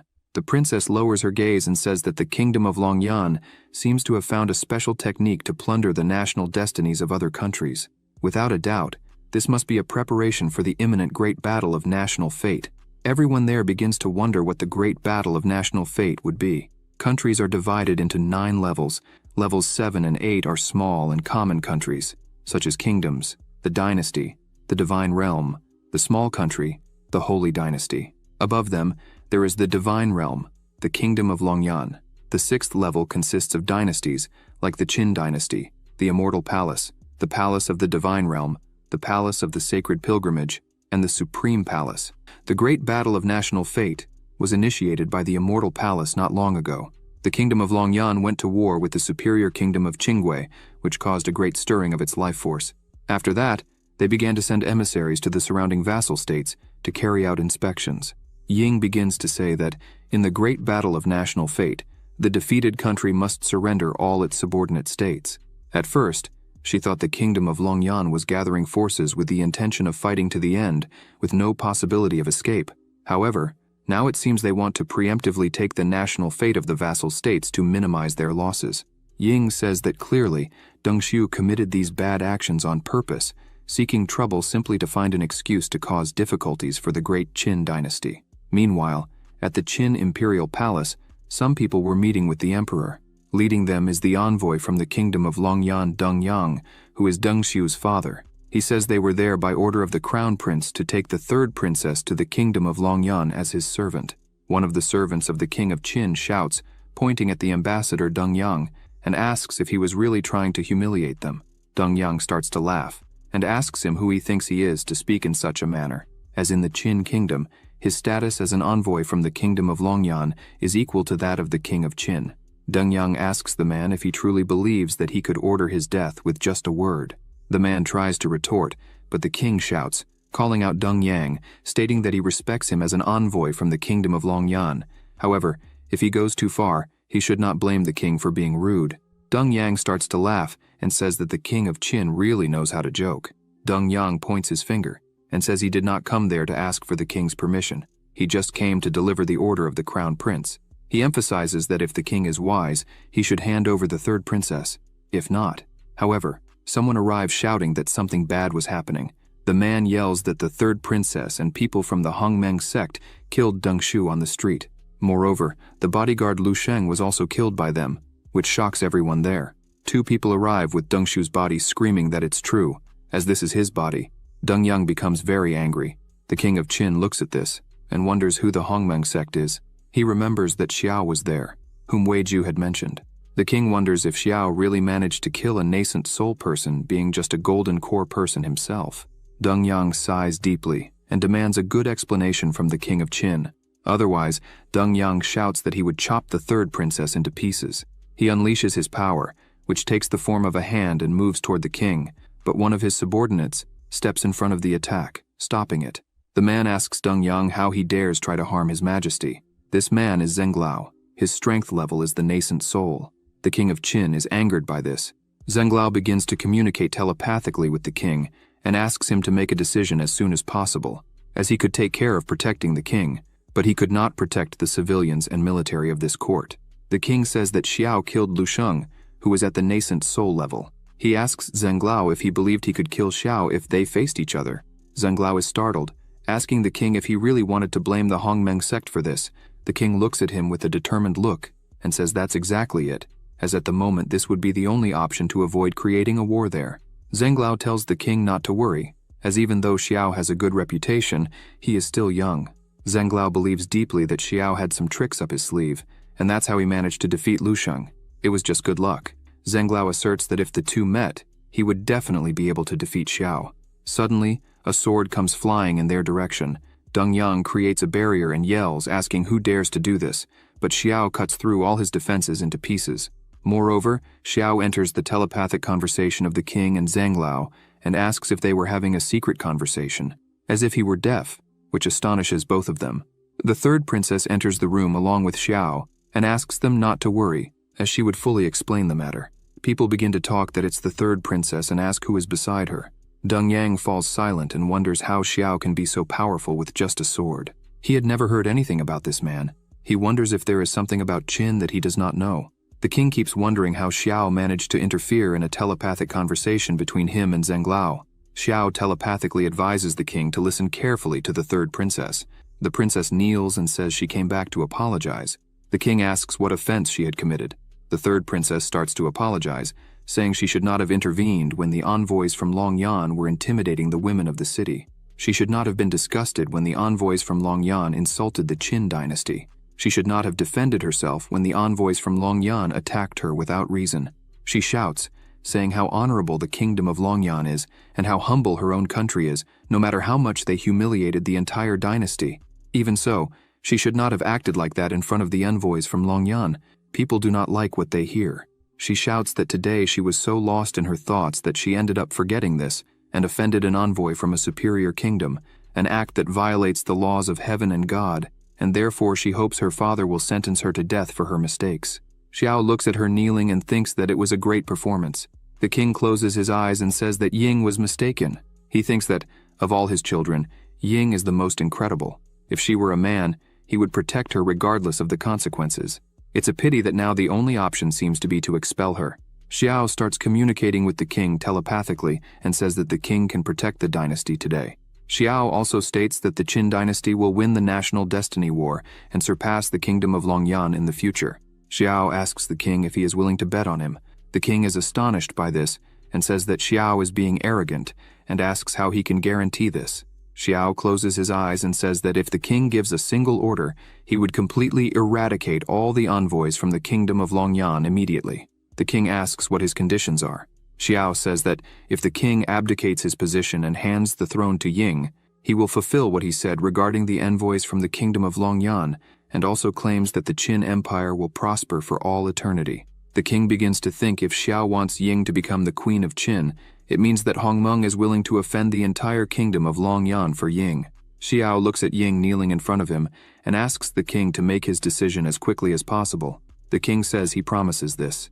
Xiao prepares and tells the king not to worry, as he will make it all worth it. Deng Yang shouts at the king, saying that the third princess has already confessed. What was he waiting for? Why doesn't the king issue a decree and condemn her immediately? Xiao uses a simple attack towards Deng Yang and shouts, "Who would dare to demand the condemnation of the third princess of Qin?" Deng Yang dodges the attack and shouts, asking how Xiao dares to act this way with an envoy from the kingdom of Longyan. He emphasizes that he would like to see what Xiao is capable of. He attacks Xiao, screaming for him to die, but Xiao easily dodges the attack and creates another one of his swords. He asks if the leader of the envoys is too old, as he is very slow and stupid. Xiao disappears from in front of Deng Yang and appears behind him, attacking him from the back. Deng Yang turns around shouting and creates a barrier around his body, but the attacks do not hit him. Instead, they hit the men who were with him. The men start screaming and the swords begin to hit them. Dongyang turns around, not understanding what was happening. In seconds, everyone was lying on the ground. Dongyang looks at this and says that was very good, Qin dynasty. He starts to unleash his power and says that since they were tired of living, he himself would fulfill their wishes. He releases a great amount of energy, and a large sword forms above his head. Xiao laughs at this and says that means Master Dongyang also practices martial arts. Xiao says that's better. He raises his hand and his sword disappears. He turns his hand to Dongyang and calls his sword quickly. The sword above his head goes to Xiao's hand, leaving Dongyang not understanding what was happening. He shouts, asking what was happening, as his connection to the sword had been cut. Xiao holds his sword in his hand and says it is quite powerful. He analyzes and says that it is, at least, an artifact above the earthly realm, right?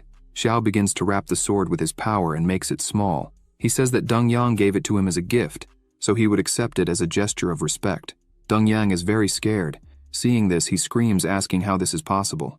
Xiao had stolen his sword, which he had spent 10 years cultivating. Xiao looks at Dongyang with an empty aura and bloodthirsty eyes. Dongyang starts to get scared and says that this is impossible. If Xiao's understanding of the way of the sword has reached a point where Xiao can refine the sword he just stole in an instant, then this man is a monster. The king asks Zhenglao what kind of trick Xiao used. Zhenglao responds that Xiao is well versed in the art of the sword, and that the sword techniques he uses are also unusual. Zhenglao admits that he can hardly see through them. The king asks why he can't see through them and how he would fare if he had to fight against Xiao. Zhenglao looks frustrated and says that perhaps he is no match for Xiao in the art of the sword. Dongyang creates more swords and says he won't give up. Xiao looks at him and begins to use his powers again, stating that he is tired of an envoy from the kingdom of Longyan. He really is powerful. Xiao wonders how long it would take him to find so many treasures. The swords that Dongyang sent to attack Xiao begin to be consumed by his energy. Xiao snaps his fingers and thanks Ambassador Dongyang for giving him more gifts. As he snaps his fingers, all the swords become his and turn against Dongyang. Xiao shouts that since he had been so kind, he would give a great gift as a courtesy. With no further options, Dongyang just screams as he sees the swords coming towards him. The swords strike Dongyang, and his body falls to the ground lifeless, with several swords embedded in his body. The men who were there watching this are astonished at Xiao's strength and ask what kind of man he is. As a single man was able to annihilate a bunch of envoys from a superior kingdom, they can't believe they have such a powerful man in the kingdom of Qin. The king slaps his hand on his chair and stands up, pointing his finger at everyone, and shouts that today's events should be kept hidden from the public until the end of the Dao festival. Otherwise, he himself would kill them all. The men bow and shout that they would obey their king's orders. Xiao also bows, showing respect, and says he hopes the king hasn't forgotten the deal they made. Ying asks what deal that was. The king remains silent, thinking it's no wonder his daughter wanted so much to learn from this man named Xiao. The king thinks he definitely shouldn't have Xiao as an enemy. Moments later, at the temporary residence of the Hongmeng sect, the doors open. Xiao and Ying enter. Xiao announces that they had returned. Juxuan asks how they were. Muhan and Zi are happy to see their master well. Xiao goes up to Juxuan, who asks again if he was okay. Xiao laughs and tells her not to worry about him, as the whole matter had already been resolved. Princess Ying looks on from a distance and smiles, thinking that the Hongmeng sect seems to be a very united sect, and this seems to be truly amazing. Xiao says that although everything is fine and resolved at the moment, there will be new conflicts with the kingdom of Longyan in the future. However, until then, they should improve their strengths as soon as possible. Xiao calls Juxuan and places something in her hand. He says he had promised her that he would give her a complete one. As soon as she takes it in her hand, she holds it firmly and feels the power. She says the yin and yang power in it is much stronger than before. She is so surprised she asks if it really is complete, and how Xiao managed to achieve this. Xiao laughs at this and says it's a small trick, hardly worth telling. Xiao asks his 3 disciples to come together, as today they would do the energy transmission all at once. They respond that it's okay. Ying is happy about this and asks if she would also receive it. After that, they went inside and Xiao began. Ying thinks it really is a power transmission. She looks at Zi and Muhan and thinks that by their demeanor, they apparently got used to this. Ying wonders what kind of terrifying sect the Hongmeng sect is. At the end of this, Zi stands up and says that the 7th level of foundation creation is great. She managed to reach the 7th level of foundation creation. Muhan also stands up and thanks her master. She reached the 5th level of foundation creation. Ying is amazed. She says that for 7 years she thought she could never build a base in her life. She lifts her radiant and happy face and asks if she really just broke through.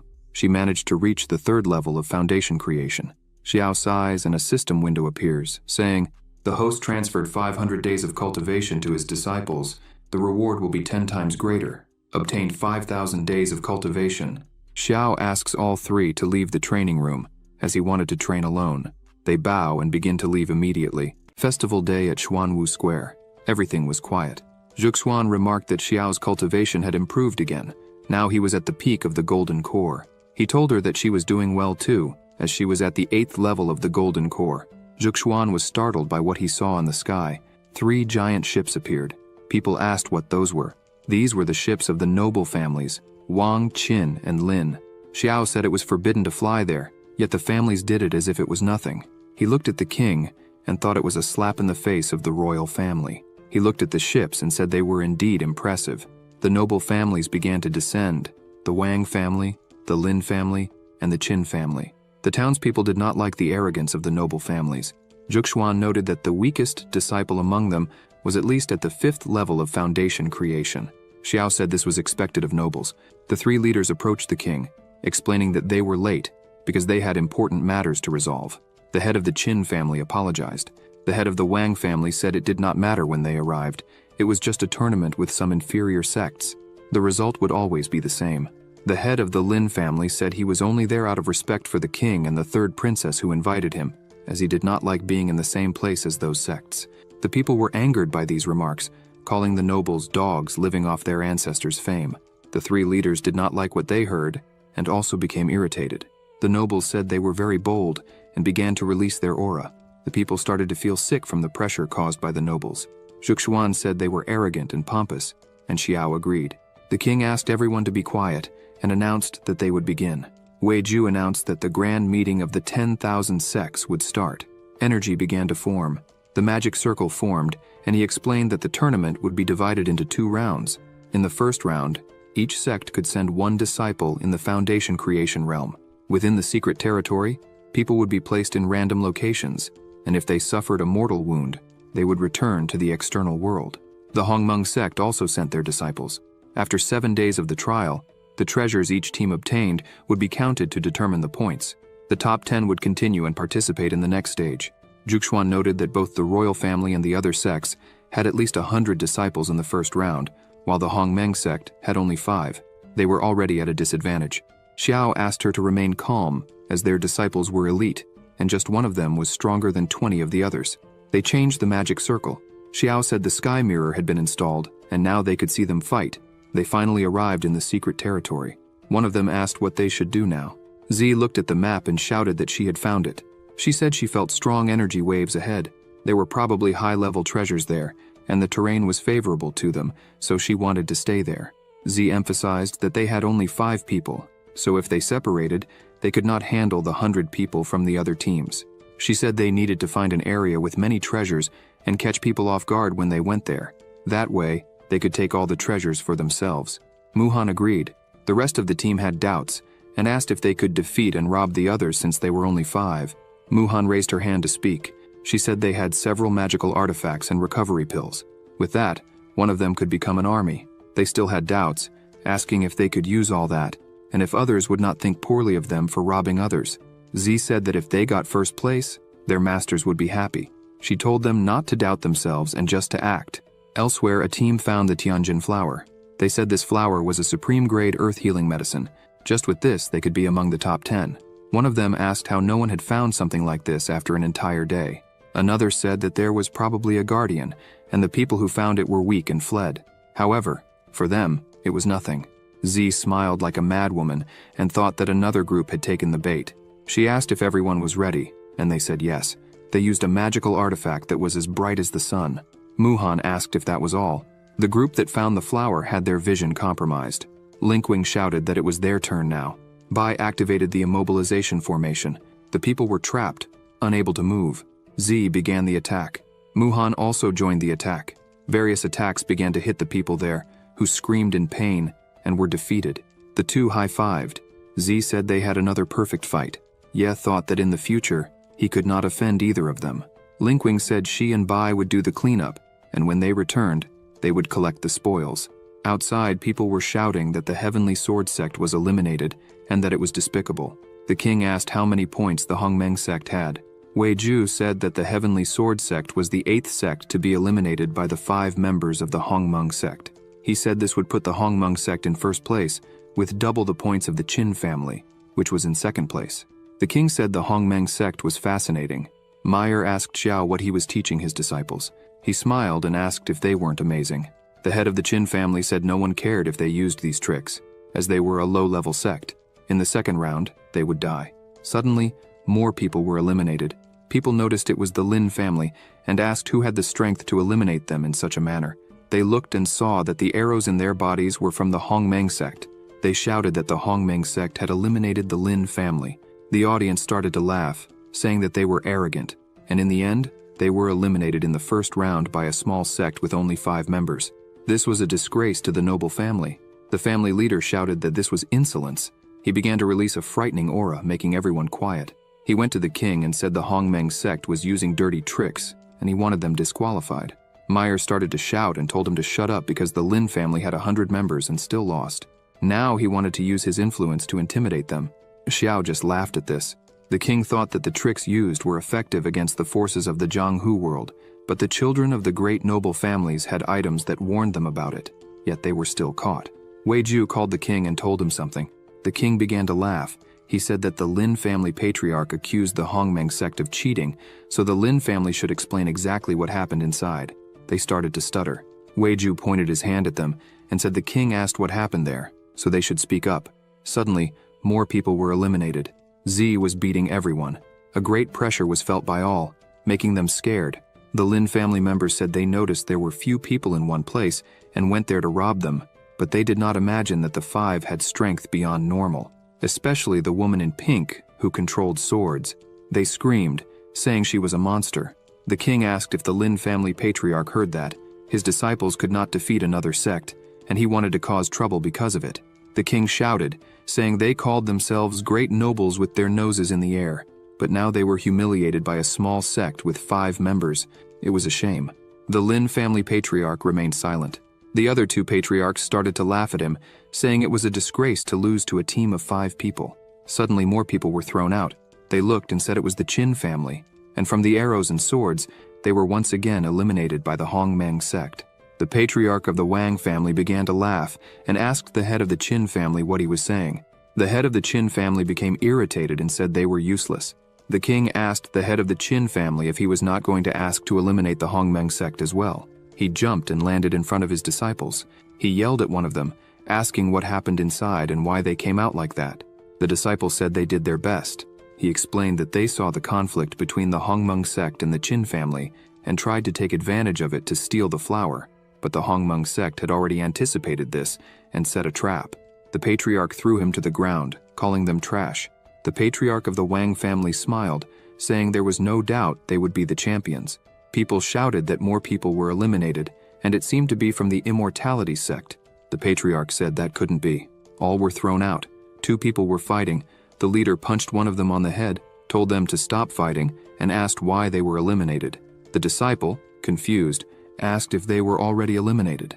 The leader asked how idiotic he could be not to realize he was dead. While they argued, the Taikshu and Wanfeng sects were also eliminated. Thus, only the Hongmeng sect remained. They were transported outside. Ye asked why they came out. Linkwing asked if they had won. The leader of the Wang family was still angry about the embarrassment he faced. The members of the Wanfeng sect apologized to their leader, called John Feng. He said it didn't matter. He was happy they did their best. The members of the Taikshu sect also apologized to their leader, called Chong. He said it was okay. The reason they were there was to gain experience. Zhuxuan asked how so many people were eliminated at once and if anyone was hurt. Xiao asked Zi to explain what happened. She explained that after they eliminated the Qin family, they were surrounded by the Wang family. She asked Muhan to leave with the others while she stayed to deal with everyone. Zi said that Master Wang offered her a fair duel, one-on-one. After he lost, Wang ordered everyone to attack her, but she had already prepared the 7-star Juzian sword formation. During the fight, she noticed the immortal sect was waiting to attack, so she attacked them all at once. The immortal sect thought the attack came from the Wang family, so they started fighting each other, allowing Z to hide. Z said that while watching, she saw the Wanfeng and Taishu sects arriving too, so she saw the opportunity to defeat them all at once. Xiao said she used the resources perfectly. She was indeed his first disciple. She smiled and said she was happy with the praise. The leader of the Wang family was still angry with his disciples. The patriarch of the Qin family thought the Hongmeng sect was nothing special, but they were very smart. The king said the Hongmeng sect was not ordinary. He laughed and said seeing the three great families with those faces was priceless. Weiju stood up and said he would announce the winner of the first round. He shouted that the Hongmeng sect won without contest. Weiju said that only the Hongmeng sect came out victorious, so the others would be ranked according to their points. Tomorrow, the top 10 sects would each send 3 high-ranking members for a royal battle until only one sect remained capable of fighting. Xiao said it was time to go back and celebrate. The head of the Qin family attacked Xiao, thinking they were not worthy of such pride, and he would teach them a lesson. Xiao noticed a sword energy coming. He used a technique called sword heart illumination. He thought that when it came to the way of the sword, there was nothing in this world that could defeat him. He easily defended himself. The head of the Qin family was infuriated by this. Jianfeng and Chong noticed this. Jianfeng thought that this move had already reached something beyond the way of the sword. He wondered if there really was a person who understood the sword heart illumination. Chong thinks the Hongmeng sect is truly quite surprising. Z asks what that was. Xiao says it was nothing special. Chong thinks this event will be something exciting. As night falls, in the king's chamber, he asks if everything has been verified. Weiju says everything is set, with guards surrounding the 3 great families, ensuring nothing goes unnoticed. He mentions that Zhenglao is outside the capital with the national mirror. If anything happens, he'll arrive immediately. Now they just need to wait for Xiao to defeat everyone and bring glory. Weiju asks for forgiveness, but inquires if the king is really going to hand over the throne to the 3rd princess. The king says that Xiao possesses strengths no one can explain, and that's why they will proceed. Once the event is over, he will abdicate and pass the throne to the 3rd princess. The king says that if Xiao can defeat the great families, and Ying can take the throne without problems, it will be great. However, if he can't, they are also prepared. The king asks Zhenglao to stay ready in case something happens. Weiju says it's a wise choice, and informs that Zhenglao has other matters to report. He says Zhenglao detected a powerful individual heading towards the capital. The king is alarmed by this. He says he is tired, and will just observe. Besides, they have a great protective barrier, and Zhenglao's help. A red light appears over the capital. A man concentrates a strong energy, and says the seals of the Qin Imperial City barrier are something he remembers well. He had expected this. This man is Yefan. He starts using his magic and says the memories of his past life are his greatest advantage. He easily breaks the barrier and laughs, saying it had been a long time since he was there. He says that in his past life he had a spiritual body with divine consciousness, allowing him to enter and exit anywhere without issue. Some people were running, saying the secret realm was stolen. He watched everything from afar, laughing. Yefan says his cultivation increased rapidly, and he gained the favor of many noble ladies, including Empress Ying of the Qin dynasty, who had the national fortune. However, he realized that when he was about to ascend to an immortal emperor, his cultivation was still insufficient. He should have cultivated through multiple paths simultaneously but failed, and ended up dying. But the heavens gave him another chance, and he was reborn. This time, he will achieve his goal. He thinks that this time, he will enter the Imperial Star secret realm of the Qin dynasty. The strength of the national fortune he can gain is much greater than 5 years ago, not to mention he can win Ying's heart, and make her use the imperial family's power to fund his cultivation. The next day, Weiju announces the start of the final round. He says that the responsibility for life and death is in their hands, so everyone should be careful. The winner will receive the national title, gain support from the Qin dynasty's imperial family, and be able to serve the imperial family. The first team was formed by the 3 patriarchs, followed by the immortal, Taishu, and Wanfeng sects, and lastly, the Hongmeng sect, followed by the other participants. Yefan watched everything from afar. He wondered if Ying hadn't become queen yet. He thought it would be great to be close to Ying these days. He remembered that when Ying was about to ascend the throne, she was obstructed by the residual soul of the god of war, the country's founder. He thought that if he appeared in time and saved her like a hero, he could establish a good connection with Ying. Weiju announced that the tournament had begun. Everyone prepared.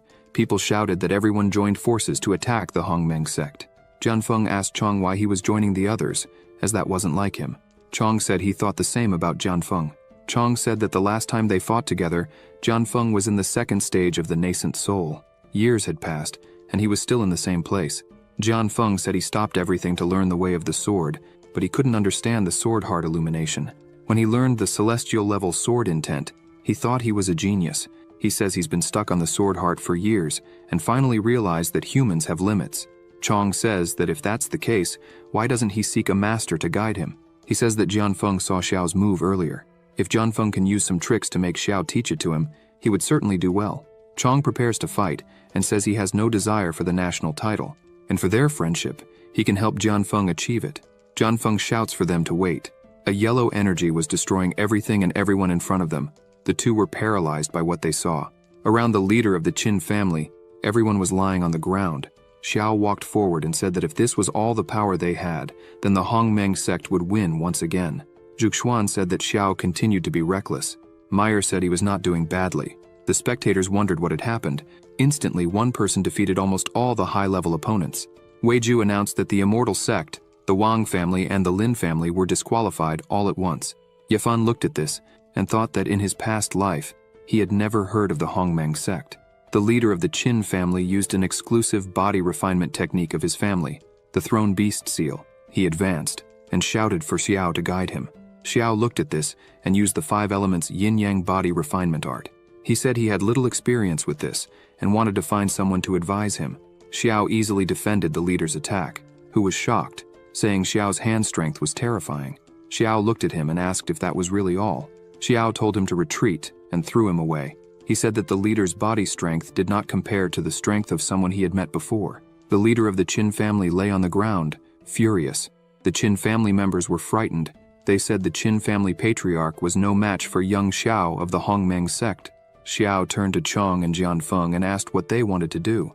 Jian Feng bowed and introduced himself, saying he had been stuck on the sword heart for years, and today he asked Xiao to be his master.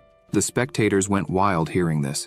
Xiao had defeated everyone alone, and the leader of the Wan Feng sect was asking for his guidance. Xiao said that was fine with him. However, Jian Feng would have 2 options. The first was to become his disciple. People said this was unacceptable, as Jian Feng was the master of the Immortal Slayer sword technique and unstoppable. He was a god of the great Qin dynasty. Xiao said the second option was for Jian Feng to defeat Chong. Zhuxuan lowered her head and said Xiao's jokes were still the same. Jian Feng thought that cultivators should learn from the best, so he didn't mind becoming a disciple, but wondered what Xiao wanted with this. He imagined that maybe Xiao wanted to see how far his powers could go against Chong. He looked at Chong and thought that although they were only one realm apart, that realm was a great abyss that determined who had enlightened the sword heart or not. He thought Chong was also a sword cultivator and could advance in other ways, but he could not. Jian Feng prepared and apologized to his friend. He activated his Immortal Slayer sword technique and asked Chong to fight. Chong told him that in the end, it would not be as he thought. Zi looked at this and thought that this was the flexible finger sword her master used. Xiao watched all this and realized there were many such techniques. He thought that the flexible finger sword system's reward was not what it seemed. The two began to fight. The spectators were excited about this because the venerable Chong facing the strongest swordsman was a match whose outcome they couldn't predict. Chong said his demon subjugator seal could enhance his body when he attacked and protect him when he retreated. He thought Jian Feng's sword still lacked experience, as they couldn't even penetrate his body-protecting qi. Chong attacked Jian Feng, hitting him hard, and advanced for another strike, throwing Jian Feng away. Xiao looked at Chong and thought he was indeed interesting. Jian Feng began to say that he had expected this. Without the sword heart illumination, facing a complete cultivator like Chong wouldn't work, as he would always find his weaknesses. He stood up and said he conceded defeat. Chong said that, unfortunately, he couldn't help anymore. Xiao said he accepted Jian Feng as his disciple, so fighting in his disciple's place was something a master should do. Xiao began to release a bit of his power while thinking he wanted to test Chong's strength. Jian Feng asked Xiao what he meant. Xiao looked at him and asked if the first option was still on the table. In fact, he should change the way he spoke to him now. Jian Feng smiled. He bowed and said, "Since the master is present, this disciple bows before you." Chong released his strength and said that Xiao had refined power, so he would fight with everything he had. He advanced, but Xiao defended with one hand. The brilliance of the attack made it difficult for people to see. They shouted that this was a high-level battle. Jian Feng watched the fight and said that after understanding the sword heart illumination, the situation is different. The sword illumination can also be called the Dao heart illumination. Before illumination, cultivators judge their opponent's attacks with their 5 senses. After illumination, they use the Tao in high-level battles. This small difference can, by a narrow margin, determine the outcome. Jian Feng thought he needed to advance to this realm as soon as possible. Chong began to release more of his power. He retreated a bit and said he didn't expect Xiao's body strength to be so strong. He said his seal could also enhance his body. Chong attacked confidently this time, but Xiao defended again with one hand and smiled, saying he was happy. Normally he won before he could use his body refinement, but this time he could use it freely. Chong was startled, thinking that Xiao defended his full-strength blow as if it was nothing. Xiao thanked him for this moment and began to accumulate a frightening energy in his hand. Chong thought he couldn't take this blow, as Xiao's strength was beyond comprehension. Xiao attacked. Chong raised his defense to the maximum, thinking he needed to be careful with every move. However, a single attack from Xiao easily broke his defense. Chong couldn't believe it. People couldn't believe it either. The demon subjugator seal, which even Master Jian Feng at full strength couldn't scratch, was destroyed with just one blow from Xiao. Xiao prepared another attack and said that if Chong didn't have any more techniques, this would end now. Xiao struck again, sending Chong flying several meters away. Chong hit the wall hard. People shouted that the strongest cultivator was defeated. The king couldn't believe it. Even Chong was defeated by Xiao. People said that Xiao really won the battle. Having such strength at his age made him a genius. Jian Feng thought that Xiao was able to take Chong's strongest blow, which showed that his strength was superior. His level of heart illumination was higher, and his reactions were faster. Chong got to his knees. He stood up, thanked for the fight, and conceded defeat. Yafan was impressed, and thought that if even Chong couldn't defeat Xiao, the immortal Slayer Sword God in the future would be a very dominant figure who controls the fields he specializes in. He wondered why he had never heard Xiao's name before. Xiao thanked him, saying it was a good fight. Chong left with back pain, saying that the new generation had surpassed his. He was already old. Xiao told the king that there was no one else there who could fight him, so he asked the king to declare them the strongest in the great Qin dynasty. The king thought that Xiao's strength was terrifying, so everything would be fine with these people taking care of everything. Ying could maintain the country firmly. The king stood up, smiling, and said that the Qin dynasty had produced exceptional talents, and since no one had any objections, he declared that from today, the Hongmeng sect would be the principal sect of the great Qin dynasty. He asked if anyone opposed this. The people shouted that the king was wise, while the aristocrats just looked on. They lowered their heads and said that the king was wise. The king sits down and announces that he will abdicate in favor of the third princess Ying. In the presence of everyone, he will write her name on the imperial monument. Everyone is shocked by this. The aristocrats plead with the king not to do this. Suddenly, Ying arrives, asking why he couldn't do that. She looks at them, thinking she expected they wouldn't accept it. They say there has never been a woman who took the throne. And besides, the princess's cultivation level is low. If another country attacked them, how would they defend themselves? Ying becomes angry, thinking they were using her cultivation level to justify this. Yafan sits and says that it seems, in this life, Ying is not as powerful as in the past, and will be prevented from ascending the throne. He starts to laugh, and thinks that if he interfered now and suppressed the ministers, maybe he could. However, someone interrupts him, saying that as a disciple of the honorary master of the national sect of the great Qin dynasty, Ying can assume the throne. Xiao becomes irritated and starts to release his power, telling Ying not to worry because he would take care of everything. Several swords cover the entire space. Xiao says that anyone who opposes will be killed by him, and anyone dissatisfied will be convinced.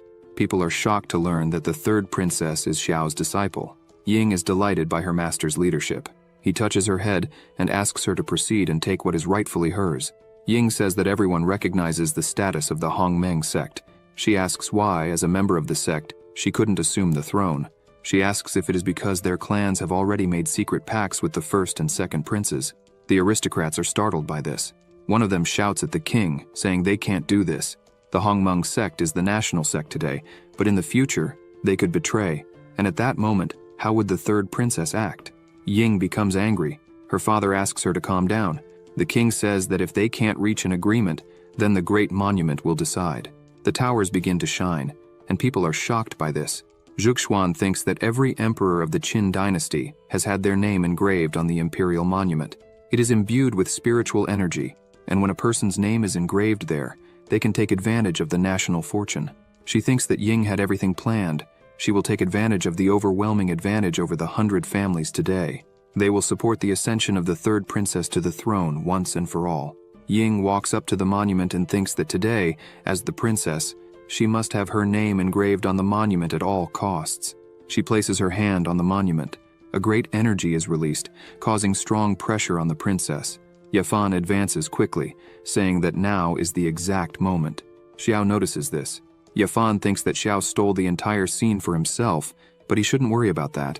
Besides the imperial family's background, only spiritual bodies with divine consciousness can enter the imperial monument space. He rushes in, thinking he could help the princess now. Inside the imperial monument space, Ying begins to walk and wonders where she is. The statue behind her starts to exude a dense aura. She wonders if there really is a secret space inside the imperial monument. The statue looks at her and shouts, "How dare you!" Ying is startled. She turns asking who it is. The statue says, "A mere woman. How dare you covet the supreme throne and offend imperial majesty? It is a sin worthy of death." She is frightened and thinks she is now in big trouble. This is the founding general who protected the Qin dynasty during the country's foundation. The statue strikes its spear on the ground, breaking the whole place and releasing a lot of energy. He says, "Since you have the blood of the ancestral emperors, I will give you one last chance. Leave here immediately. Otherwise, I will definitely kill you without mercy." She is scared and thinks that her father, the king, never mentioned such a trial when touching the monument. Perhaps because she is a woman, the statue appeared to stop her. She wonders why she couldn't become an empress. Ying remembers that it was she who dealt with the noble families, she who traveled through all the immortal sects and families, gaining everyone's support, not to mention the support of her master Xiao. Ying draws her sword and says that the throne belongs to her, and that it was ordained by the heavens. She draws her sword and asks how a mere wandering spirit dares to question her. Ying asks if he still believes he can stop her, for that is an absurd thought. The statue dodges her attack and says that she is insolent for doing so. He begins to attack her while shouting that he will have to do something since she wouldn't leave. The two begin exchanging blows, and as the fight progresses, a red energy starts to approach them. It was Yafan who looks at all this and wonders if this was the space of the monument, for it was all incredible. He watches Ying's fight and says it's time to put his plan into action. The fight between the two becomes increasingly intense. The sword that Xiao had given to Ying senses something and begins to fly on its own. Ying is a little scared by this, wondering why it started acting on its own, and if it had sensed some danger. The sword heads towards the statue, which also can't understand anything and asks what is happening. The sword breaks the statue's weapon, leaving it impressed. Ying thinks that her master was truly right. He was helping her ascend to the throne. Suddenly, Yafan arrives, shouting at the statue, asking how it dares to touch Ying, saying it would have to go through him first. Ying looks at him, wondering who he could be. Yafan advances without hesitation. The statue sees the fire of consciousness in Yafan's hand. As soon as the statue receives the first blow, it thinks that his attacks burn directly its residual spirit, and it can't fight against that. Yafan continues attacking, saying he would let the statue taste its own power. The statue tries to step on him, saying that he has a spiritual body with a divine consciousness, hence why he managed to get there. Yafan continues attacking and asks if that's right, a spirit from the void-destroying earth. Yafan says he had already noticed that the statue was prepared to fight a spirit with divine consciousness. The statue asks Yafan if he really thought it would stay there for 1,000 years without preparing for such a thing. While the two are fighting and arguing, Ying takes advantage and attacks again with the sword that Xiao had given her. The statue notices this and raises its arm, saying it's a small sword so it would have no effect. However, the sword pierces through the statue with great force. The statue says this is completely impossible. With just one move, it was defeated. The sword returns to Ying. The statue turns into nothing but a pile of stones on the ground. Yafan thanks her. Ying says she doesn't know him. He is a little embarrassed and says that indeed she didn't know him, but he had admired her for a long time. She says she understands but thinks that Yafan is very strange, as he is not a member of the royal family but managed to get in there. She plans to investigate this later. Ying says she needs to leave soon, as her father and master are waiting for her. Yafan is a bit irritated because Ying constantly mentions Xiao. He thinks he needs to be careful. Ying starts to leave, but Yafan grabs her arm and asks why she is already leaving. He points out that there is still the dragon's spiritual energy there, which would be very good for her to absorb. She asks what energy that is. Yafan asks her to sit and follow his instructions. After a few minutes, she starts to feel an energy and manages to absorb everything, reaching the peak of the golden core. Yafan says that it's finally over and that she can leave, as he is very sleepy. Ying asks why he wanted to help her. He starts to smile and says that he already mentioned before that he admires her for a long time, and that this is the least he can do. Ying feels a little uncomfortable with this and says they should forget this conversation and leave soon. Meanwhile, outside, everyone is scared, asking why Ying had disappeared. The king is worried, wondering why this happened, as in the past, when someone was to ascend to the throne, all they had to do was bind the tablet with their spiritual power, and the person's name would appear on the tablet. He thinks that a phenomenon like this, where the heavens and earth change and the successor is absorbed by the tablet, has never happened before. The sky begins to look strange, and people think it could be divine punishment for having the princess ascend to the throne. Suddenly, several people arrive, led by two individuals. They reach the center of the arena, and the two shout that they are the first and second princes. They declare that they are against Ying's succession to the throne. The king is surprised and asks what they are doing there. The first prince says they are there because they want their father, the king, to rescind the order he gave about Princess Ying. He claims that the heavens are showing that the third princess is not worthy of ascending the throne. The crowd is frightened, shouting that the sky suddenly covered with dark clouds, and they wonder if it is truly divine punishment. The second prince says that if their father does not retract this, they will order their troops to correct the situation. The people are scared by everything happening there. The first and second princes bow and beg their father to withdraw the order he gave. They kneel down. They all shout together that the succession of the third princess goes against God's will, and they beg him to stop it. Juxuan asks Xiao if Ying is really okay. He says she doesn't need to worry about anything because she is not only fine, but has also gained a great opportunity. He smiles because he was looking at his system, which said, "Information. The host helped Ying ascend to the throne and successfully activated her special supreme dominant physique, Earth grade. Received 1,000 times better reward. Will receive the Hutian physique, Earth grade. Introduction, Hutian chaotic body, special Earth grade body. Your spiritual energy absorption speed multiplies by 10. Can practice and integrate various exercises to improve your physique. After passing the celestial realm, you will be able to absorb the energy of the origin of chaos to grow and condense the innate chaotic physique." Xiao thinks he already imagined that the supreme dominant body would be extraordinarily strong, but he didn't expect it to be this strong. He says that the third princess will arrive soon. Suddenly, some beams of light shoot out from the sky. Ying shouts that she has become the empress. She asks who dares to disobey the mandate of heaven. The people notice that she is glowing with sacred light. The first and second princes are a bit irritated by this. Their father, the king, smiles and celebrates, for the sacred light is shining. His daughter has become empress, and he asks who would oppose this. They meet, and her father thanks her for all the hard work she has done. People start shouting, "Happiness to the new empress! Now we have an empress!" Everyone bows to her, shouting that the Qin dynasty will last for generations and wishing the empress a long life. The first prince is irritated by this and thinks that if it is this way, if his father is so cruel, then they are not to blame for what will happen. He throws something up. Wei Ju notices this and wonders if it is a teleportation array. A giant magic circle appears in the arena. The first prince says they have been in contact with the Longyan kingdom and that 100,000 soldiers are waiting outside the city. Several soldiers appear there. The first prince says this is enough to destroy this place completely. The king is enraged and asks how his son dares to ally with foreign enemies. The king says it is a disgrace for the kingdom to have a prince like him. Wei Ju leaps from the tower. He shouts that he will not let the teleportation array open. However, a barrier prevents him from reaching the array. He looks to the side and sees that Wang and Lin are betraying the kingdom. They say that since they have reached this point, now they will have to kill everyone there.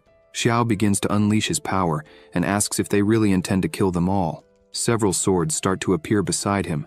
Xiao asks if the two of them really think they can pull off such a feat. The two are frightened by this. Xiao's swords begin to strike the magic shield repeatedly. The shield starts to break because the attacks are too strong and continuous. Wang starts to get scared. Lin says it's now or never. He wouldn't lose to someone like Xiao, who came out of nowhere. Xiao begins attacking everyone there, leaving the first and second princes terrified of his overwhelming power. Wei Ju asks the king if he needs Zhang to return to help. The king replies that no, it seems Xiao will handle everything. What Zhang needs to do is guard the city. Xiao, crazed for battle, advances smiling against everyone at once. With a single move, he hits several enemies. The first prince shouts, asking who this man is who is annihilating everyone there. The second prince tells his brother to run as fast as he can. Xiao looks at them with blood in his eyes and asks if they now think of running. He attacks them both together. Another of his swords strikes the array. Wang sees that things have gone terribly wrong. The array begins to change, and a lot of energy starts to move around it. The frightened people ask what that is. Wang says that fortunately, there was time for the array to be activated. 100,000 elite soldiers would appear there.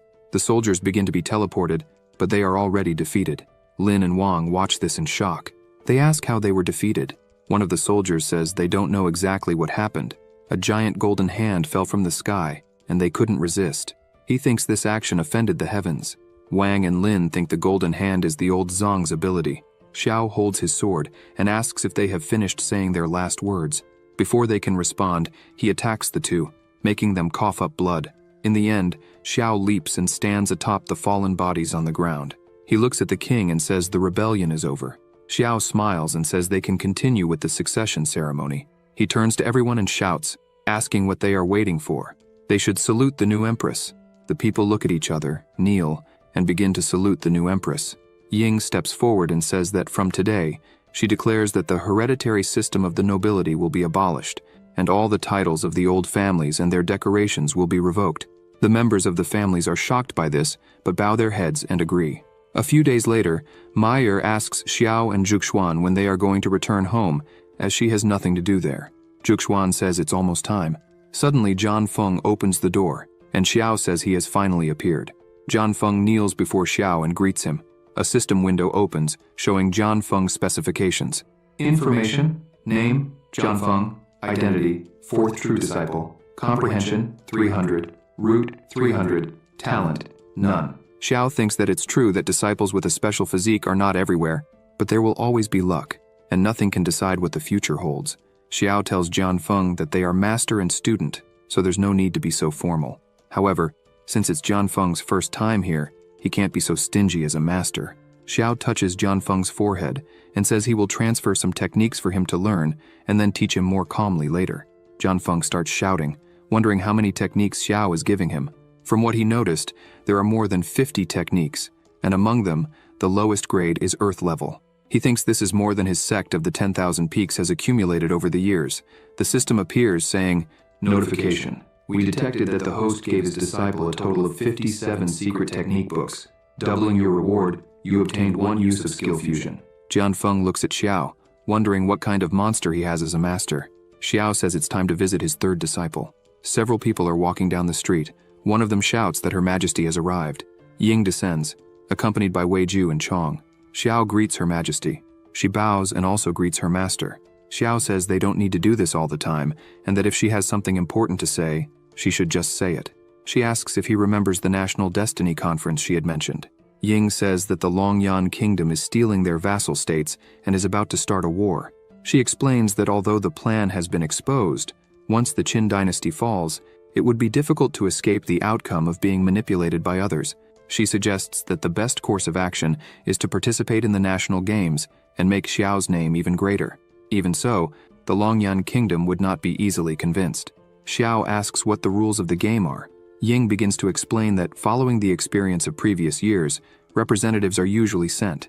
Each country sends 5 people, all of whom must be at least at the nascent soul stage. He asks for the names she has chosen so far.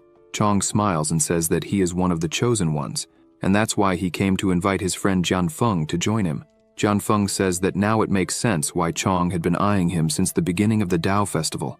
Chong smiles and says that's right. Zhan Feng turns to Xiao and says that he now belongs to the Hongmeng sect and will do whatever his master commands. Xiao says they will try to obtain a consultative status from the Superior Kingdom, just for fun. He asks Ying if she wants to become the Empress of the Superior Kingdom.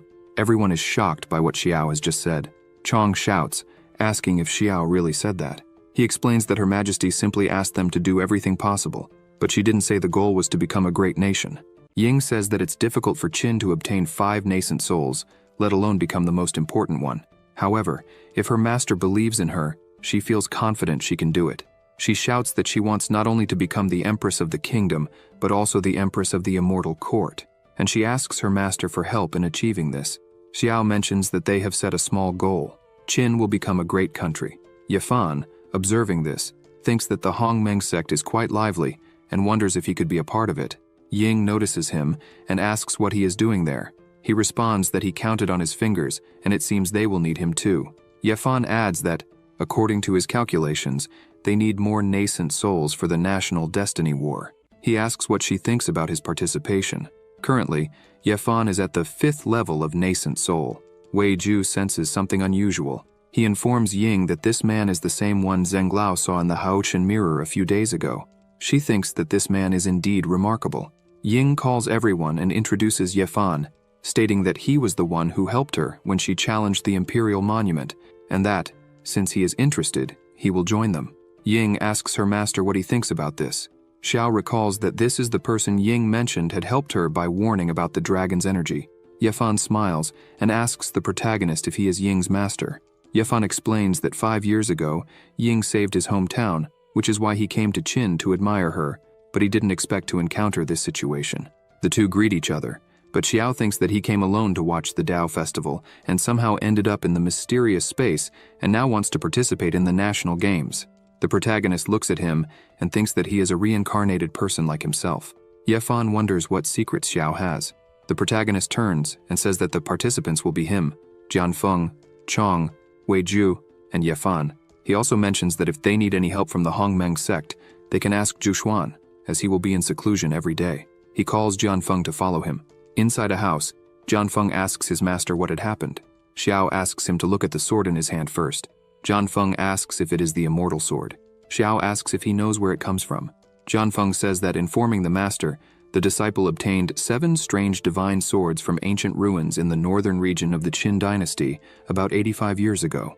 There, they also acquired the 7 Importus assassination techniques, a low-level celestial technique practiced by disciples. According to the inscriptions on a stone in the ruins, these 7 swords were celestial magical weapons of celestial level, but failed to survive the thunder tribulation when advancing and suffered severe damage. The craftsman of the time couldn't repair the damage, so he combined the remnants of the swords with other materials. Jianfeng says they should be unique, but wonders where the one his master is holding comes from. Xiao says he didn't ask for the stories told. He states that, to his knowledge, the true name of this sword is the Flexible Fingers Sword. He believes he obtained this sword through the system, so it is out of the ordinary in this world and difficult to explain. Jianfeng says he didn't know the names of the swords, and thus called it the Immortal Assassin Sword. Xiao asks if he remembers where the ruins are. Jianfeng replies that the ruins are beneath his sect, protected by magic circles, and they can enter there any time. The protagonist smiles and begins gathering magic in his finger, saying he agrees with this plan. Xiao says that before they go, he will teach a few more techniques called sword coming, and that it is good for Jianfeng to practice a bit first. Jianfeng is impressed, saying he has never seen such a mysterious and extraordinary sword technique. The protagonist says it is a combination of his 57 techniques. The first 57 he received were the predecessors of this, to make it easier for him to get used to. Jianfeng is amazed, and asks his master if he created the celestial-grade sword-coming technique. Xiao smiles, and says it was just luck. Jianfeng says that this is not luck, this is genius. Xiao tells him there's no need to keep saying these things because he doesn't care. The protagonist asks if Jianfeng knows what lies in the heart of the sword. Jianfeng asks Xiao for guidance. The protagonist says the most important point is to get rid of. Jianfeng is startled, asking if it's to get rid of his sword. Xiao clarifies that it's not just to break through the obstacles ahead, but to shatter all the magical power of the world. Moreover, this sword technique can integrate with the essences of sword techniques from all over the world and improve their grades. Xiao says that one day, including the world's strongest magical treasures and divine weapons, they can be broken with a sword. Including evil spirits and demons, they can be defeated with a sword. Jianfeng shouts that breaking all laws, breaking all weapons, breaking all means if he also incorporates the 7 styles of immortal destruction. At the heart of the sword, energy begins to emanate from his body, and he shouts that he has succeeded. The brilliance is so intense that people outside the house are startled by what they see. System screens appear saying, after receiving instructions from the host, the apprentice comprehended the 10,000 breaking weapons of the sword heart, incomplete. You have been rewarded 10,000 times, obtaining the 10,000 breaking weapons, complete. The level of sword coming has risen to celestial level. With the help of the host, the apprentice has reached the 3rd level of nascent soul and received a reward 5 times greater, 100 days of cultivation. Xiao is impressed with his disciple's performance. He thinks that Jianfeng is truly a swordsman with a comprehension level of 300. Ying looks on in astonishment and asks what is happening. Chong says that Jianfeng has probably made a significant breakthrough. 10 days later, Jianfeng goes to the house where Xiao is and says that he has managed to find his path. The protagonist was cultivating and is now at the peak of the golden core. Xiao says he found it strange when Jianfeng stopped at the foundation, but this time he wants to break through the golden core and ascend to the nascent soul, which seems more evident. Cultivators store their spiritual energy in their dantian, and the protagonist's dantian seems capable of storing more than ordinary people. Both are at the golden core, but the difference between Xiao's golden core and that of a common person is vast. It is as if a common person is a well, and Xiao an entire lake. The protagonist says he has intentionally observed that, although he is now a golden core, in terms of purity, his spiritual power is much stronger than Zhenglau's, who is at the peak of the nascent soul, like a bottomless well. He thinks that although his energy control is now greater, it is still not possible to change the quality of his power. However, the foundation of his golden core is infinitely stronger than that of others. Perhaps this is the benefit of his special constitution. Xiao goes outside and calls Jianfeng so they can take a look at the ruins Jianfeng had mentioned earlier. At the entrance to the foot of Mount Wanfeng, some people are gathered while a person announces that an auction will be held today. However, money is not easy to exchange. Only the power of spiritual consciousness is traded. This catches the protagonist's attention. He wonders if they would really trade objects for the power of consciousness. The man explains that the stone can transform the power of one's consciousness. Generally speaking, acquired or innate power does not have the power to condense one's spiritual consciousness. The power of spiritual consciousness in the Qi refinement stage is between 1 and 100. In the foundation creation stage, it is between 100 and 1000. And in the golden core stage, it is between 1000 and 5000. The announcer says that the first lot is a 4th grade elixir, Huan Yuan Dan. The starting price is 50% of one's consciousness power. He asks if anyone is interested. A man raises his hand asking if he can really trade the power of his consciousness. It is a good thing, but he wants to try. The announcer says he can try. He asks a monk to inject his consciousness into the stone. As soon as the man touches the stone, he feels something strange and thinks something is wrong. The man starts trembling and sweating while the announcer smiles at this. The man who had touched the stone thinks he can't control his body. He becomes desperate as all his consciousness power is being drained. The announcer smiles and says that this man's power reached 4,444, which is the highest in his realm. He asks the man if he would like to bid on the Huan Yuan Dan pill. The man, out of his mind, says he is willing to give all his consciousness. The announcer shouts that this monk offered 4,444. He asks if anyone offers more. The people say that this value is the highest for a golden core stage. They couldn't get more than that. They begin to believe that they can indeed trade this power for objects. Jianfeng says that this monument is strange because all the monk's power was drained. Xiao says the monk was manipulated by someone. A mysterious qi entered the monk's sea of consciousness. Jianfeng draws his sword and shouts, cursing the man, asking how he dared to enter their territory like this. He wouldn't allow it. Xiao tells Jianfeng that he is already old and still so reckless. Jianfeng asks his master to teach him. The protagonist says that these people know the Tao festival is over, and yet they are still there, so they don't fear Jianfeng's presence. Xiao says that perhaps the root of the problem lies within the sect. Xiao mentions that among the techniques he taught Jianfeng is a special technique for divine consciousness called Divine Consciousness of the 9 Forgings, which can protect the divine consciousness from evil and demons. The protagonist tells him to hide his breath, change his appearance, and follow his instructions. Xiao raises his hand and says that this Huan Yuan Dan seems like something good.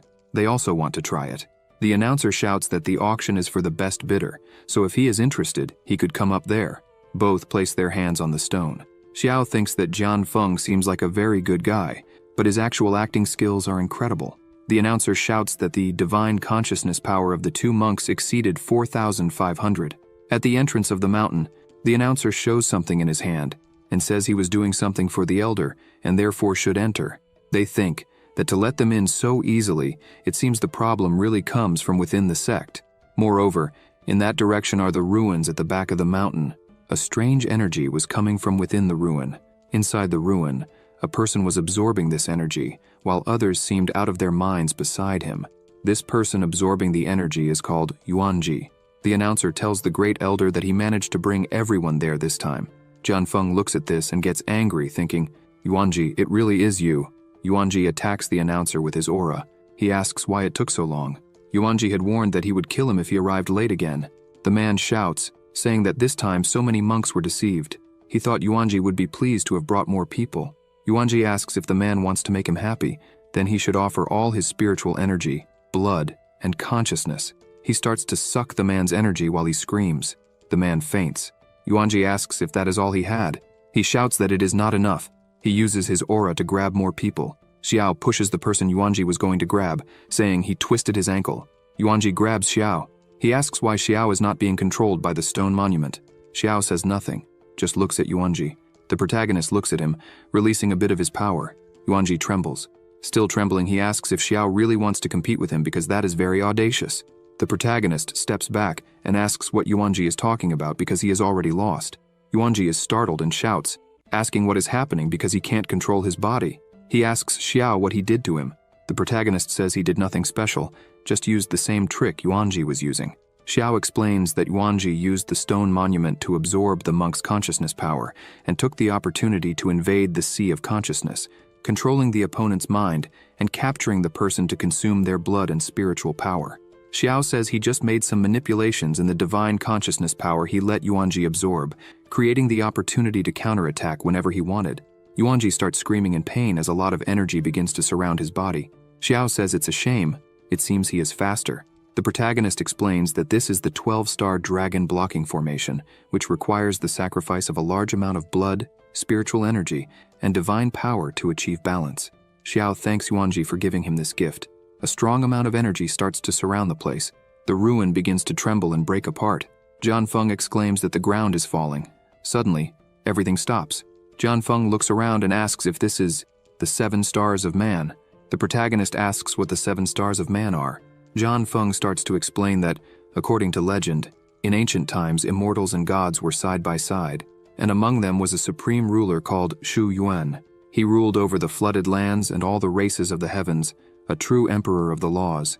Due to a catastrophe, the order of the heavens collapsed, and Armageddon arrived, causing all creatures in the world to be reduced to ashes while bleeding. The immortal emperor Shu Yuan could not bear the suffering of common people, so he led his immortals to fight. However, the celestial Tao was too powerful for the immortal emperor Shu Yuan to defeat, and he had no choice but to establish the 7 great formations. He captured 7 stars that contained the great power of the Tao, and used the power of the stars to suppress the heavens, resisting the collapse of the celestial Tao and protecting the peace of all races in the heavens. Xiao asks if this legend is true and what happened to the immortal emperor Shu Yuan. Jian Feng says that after capturing the stars, the immortal emperor Shu Yuan was so weakened that the celestial Tao took advantage of his weakness and destroyed his physical body, and his soul could only hide within the 7 stars. It was never said whether he died or remained alive since then. The 7 stars of man constitute an ancient power, with the myth and legend of the immortal emperor Shu Yuan as their belief and the 7 stars as their name. They worship the immortal emperor Shu Yuan and spread all his great deeds. Suddenly, the marks on the wall begin to glow. Jian Feng is scared, and the protagonist asks if this is power and energy start to fly towards Xiao's body. The energy begins to pass through Xiao's body. He thinks it seems to be more condensed and powerful than spiritual energy, and has some similarity with the purple qi from the Hongmeng sect, which was once refined. The protagonist starts to concentrate and asks Jian Feng to protect him. Jian Feng says he will do his best. Jian Feng thinks he heard that before the 7 stars disappeared, the legacy of the immortal emperor Shu Yuan was divided into 7 parts and spread across the world. He wonders if his master was chosen by the 7 stars and is about to become the heir of the immortal emperor Shu Yuan. Jian Feng thinks that if he were in his master's place receiving all this power, he wouldn't be able to bear it and would die quickly. He looks at Xiao and wonders if he is all right. After a few moments, Xiao opens his eyes, and his current level of strength is the peak of the golden core. He thinks that even with such a large amount of power, it was not enough to fill his golden core. It seems he will have to return to the Hongmeng sect to absorb the purple qi before trying to advance. Suddenly, a woman passes through the wall. She says that, by order of the immortal emperor Shu Yuan, the 7 stars below her are the 7 stars of light. She is there to guard the legacy of the immortal emperor, waiting for someone with a suitable fate to obtain it. Xiao asks if she is floating light, one of the 7 stars of man. He also asks if this means the heritage of the immortal emperor Shu Yuan is sealed there, and if it is the power he just absorbed. She says she is not one of the 7 stars, but a remnant left by floating light, one of the 7 stars. She says the legacy of the immortal emperor is not what Xiao just absorbed. She asks Xiao's name and he says it is Xiao. She creates a ball of great power in her hand and says this power is called stellar power. Those who possess the power of the stars will be favored by the heavens and will be especially fortunate. Xiao remarks that this power is very similar to a power he refined before, called Hongmeng's purple qi. He asks if she has heard of Hongmeng's purple qi. She looks at him thinking, so he is from the Hongmeng sect. She says the ancestor of the Hongmeng sect was an immortal human. Since Xiao is a disciple of this man, he inherited the cause and effect of his stay in this world. Likewise, he will also inherit the fortunate power of the human immortals. This Hongmeng purple qi is also the fortunate power of his ancestor. She applies the power to Xiao and says that when the power of fortune condenses and solidifies countless times, it turns into stellar power. If he cultivates the stellar power to the extreme, he will be able to fight against the celestial Tao. Xiao says that Hongmeng's purple qi is also a kind of fortunate power, and the stellar power is an advanced version of the fortunate power that has been condensed numerous times. The woman confirms this. The protagonist asks if she knows about the power of national destiny. The stellar power is above Hongmeng's purple qi, above the fortunate power. The woman says the power of national destiny, as the name suggests, is the power of a country's destiny, and is also one of the lower levels of stellar power. Xiao says he understands but has one last question. Has anyone else obtained this heritage of the immortal emperor Shu Yuan? The woman says that besides him, others have been there before. They all completed the trial well and received their own heritage. Xiao thanks the woman for clarifying everything and says he has no more questions. She says that, as Xiao already knows, this place is where the immortal emperor Shu Yuan left his heritage. Once he has received this heritage, he will be able to fight against the celestial Tao. She asks if he is willing to take the trial. The protagonist asks what the trial would be. She smiles and says that if he wants to receive this heritage, he must kill the man who came with him. John Feng is so scared that he reverts to his original form. Xiao remains silent while John Feng screams for his master, terrified. The protagonist smiles. He asks John Feng if the Emperor Shu Yuan is really as powerful as he said. Xiao says he believes this trial is a joke. The woman becomes angry, calling the protagonist presumptuous. She shouts, asking how a mere mortal dares to question the immortal emperor. She attacks, but he easily defends himself and asks if this is serious. He says he already understands everything. John Feng kneels and screams for his master. Xiao looks at him and asks what he is doing. John Feng cries out, saying that all his life he wanted to reach the highest level in the art of the sword, but now he realizes that it is impossible for human power to defeat the heavens. John Feng says that Xiao is different. In time, he will be the best in the art of the sword. He only hopes that Xiao can become an immortal emperor in the future. The protagonist sighs and asks John Feng what he is talking about. The woman says that Xiao's disciple is much more sensible than he is. She asks what he is waiting for. She says that now Xiao doesn't need to worry about being blamed. He can receive the heritage openly. She asks why he doesn't do it now. The protagonist smiles and says rebellion against the heavens. Immortal Emperor Shu Yuan. Now he can understand completely. Xiao uses his power and says he will borrow John Feng's swords quickly. He creates a large sword in his hand and says he understands this thanks to John Feng, since the flexible fingers swords are originally just one sword. Therefore, if it can strengthen the magical weapons of the world, why not combine them into just one? Xiao creates a sword with incredibly strong energy and shouts that this is the sword that will break the world. John Feng is amazed and shouts, asking if all the flexible fingers swords have turned into one. He asks if this is not something even the ancient weapon forgers could do. The protagonist looks at him and says this is nothing. He grabs another sword in his hand and merges it with his true sword, saying it can be even stronger. The woman is startled, saying that the flexible fingers sword given to her by the immortal emperor has been strengthened. She asks if this power is now available to today's cultivators. Xiao advances, saying he will put all this to the test. The woman is frightened and shouts, asking what he is doing. She asks if he doesn't want the heritage of the immortal emperor. The protagonist asks her how it is possible that the immortal emperor Shu Yuan, who fought against the celestial Tao to protect the races of the heavens, would set such a trial. The only solution he thinks is simply breaking their customs without scruples. He strikes the woman. The woman begins to emit a strong amount of energy and explodes with just one strike. Xiao says that if he is not mistaken, he could consider this a way to end the false legacy of the immortal emperor. Yuanji screams for his master. Beside them, a book with a lot of energy appears. The book opens, and John Feng shouts, saying that this is the technique cultivated by the legendary immortal emperor Shu Yuan. The protagonist approaches the book and the energy begins to enter his head. He says that unfortunately, there are 7 chapters in the 7 Stars Sutra, but this is only the first, the chapter of tenebrous light, which can support his cultivation, but it is not enough to reach the first level of the separation realm. If he wants to cultivate to the first level, he needs to find the remaining 6 chapters. However, the chapter of tenebrous light also contains the location of the next chapter of Kaiyang, which is located in the Longyan Kingdom. He thinks it will be easy to find. It is also written in the chapter of tenebrous light that anyone who decides to kill their companions in the ruins can obtain part of the heritage, but will not be able to find the whereabouts of the other relics. Xiao thinks that until the true heir appears, the relic will remain sealed. From what he has noticed, the men who arrived there before him chose to kill their companions. The protagonist is a bit confused, thinking he does not know what the intentions of the immortal Emperor Shu Yuan were in leaving this kind of heritage. Jianfeng congratulates Xiao for receiving the legacy of the immortal emperor and the complete flexible finger sword. Now, he has a new powerful weapon. The protagonist asks Jianfeng to extend his hands. As soon as he extends them, Xiao hands the sword to him and asks what he was talking about, as this sword is now his. Since he doesn't need it, the system announces, With the host's help, the disciple obtained the 8 swords in 1 high celestial grade, complete flexible finger sword. The host will receive 5 times the reward and obtained the upgraded version of the supreme celestial grade, complete flexible finger sword. Jianfeng looks at Xiao with tears in his eyes and bows, thanking his master. The protagonist says he will give him the Sutra of the ancient 7 Stars Emperor. Jianfeng is shocked and asks if Xiao really wants to pass on the legacy of the immortal Emperor Shu Yuan.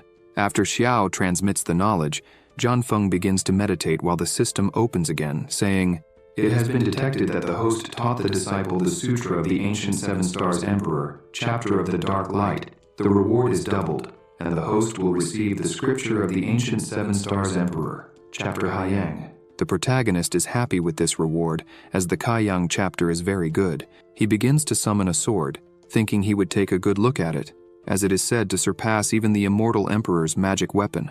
Jianfeng opens his eyes and asks Xiao if the sword he is holding is also a flexible finger sword. While Jianfeng holds the sword the protagonist gave him, he asks Xiao how it is possible that he has 2 complete flexible finger swords. The protagonist's sword turns into energy and transforms into a fan. Xiao looks at him and says he already told him not to ask questions about the world. Jianfeng is so surprised by what Xiao is doing that he shouts he wants to become a fan of his master. The protagonist transforms the energy fan into an axe. Xiao says that the axe he is holding is as strong as a celestial grade weapon and that it's not bad at all. Now he can do whatever he wants with it, as he sees fit. He thinks that after practicing the 5 elements yin-yang body refinement technique, he gained new insights into the Tao of the sword, which had been stagnant for a long time, so it's better for him to explore new ways of cultivating. Jianfeng continues to be more and more impressed with his master. He thinks that Xiao made a celestial grade masterpiece. The flexible finger sword is only high celestial grade. From what he knows of the legend, this is the magic weapon refined by the immortal Emperor Shu Yuan to shake the light. Xiao asks the system if this upgraded version of the flexible finger sword has new functions besides changing shape. The system says, By merging weapons containing the power of the stars, it is possible to evolve the sword's level. The protagonist is happy to know that this is a divine weapon that can evolve. He says this sword is much more powerful than the complete flexible finger sword, so he will call it Wushuang. He makes a movement with the fan, releasing a good amount of energy, and says they should get those people out of there. The released energy begins to transform into spirits, lifting and carrying the fallen people. He says it's time to test the puppet technique written in the chapter of the Dark Light. After getting everyone out of the cave, they went to Wangfeng Mountain Square. Several people were lying on the ground.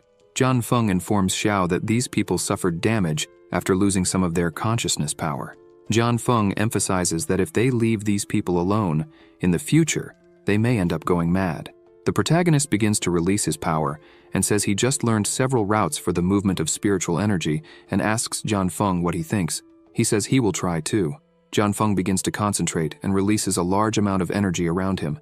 After a while, he notices what this technique is and shouts at his master, asking if that ability is not the heaven and earth demon devouring technique used by Kui Wu Wu. He asks what the protagonist wants with that kind of magical power. Xiao smiles and says it's to reverse the technique and save Jianfeng's disciples and grandchildren.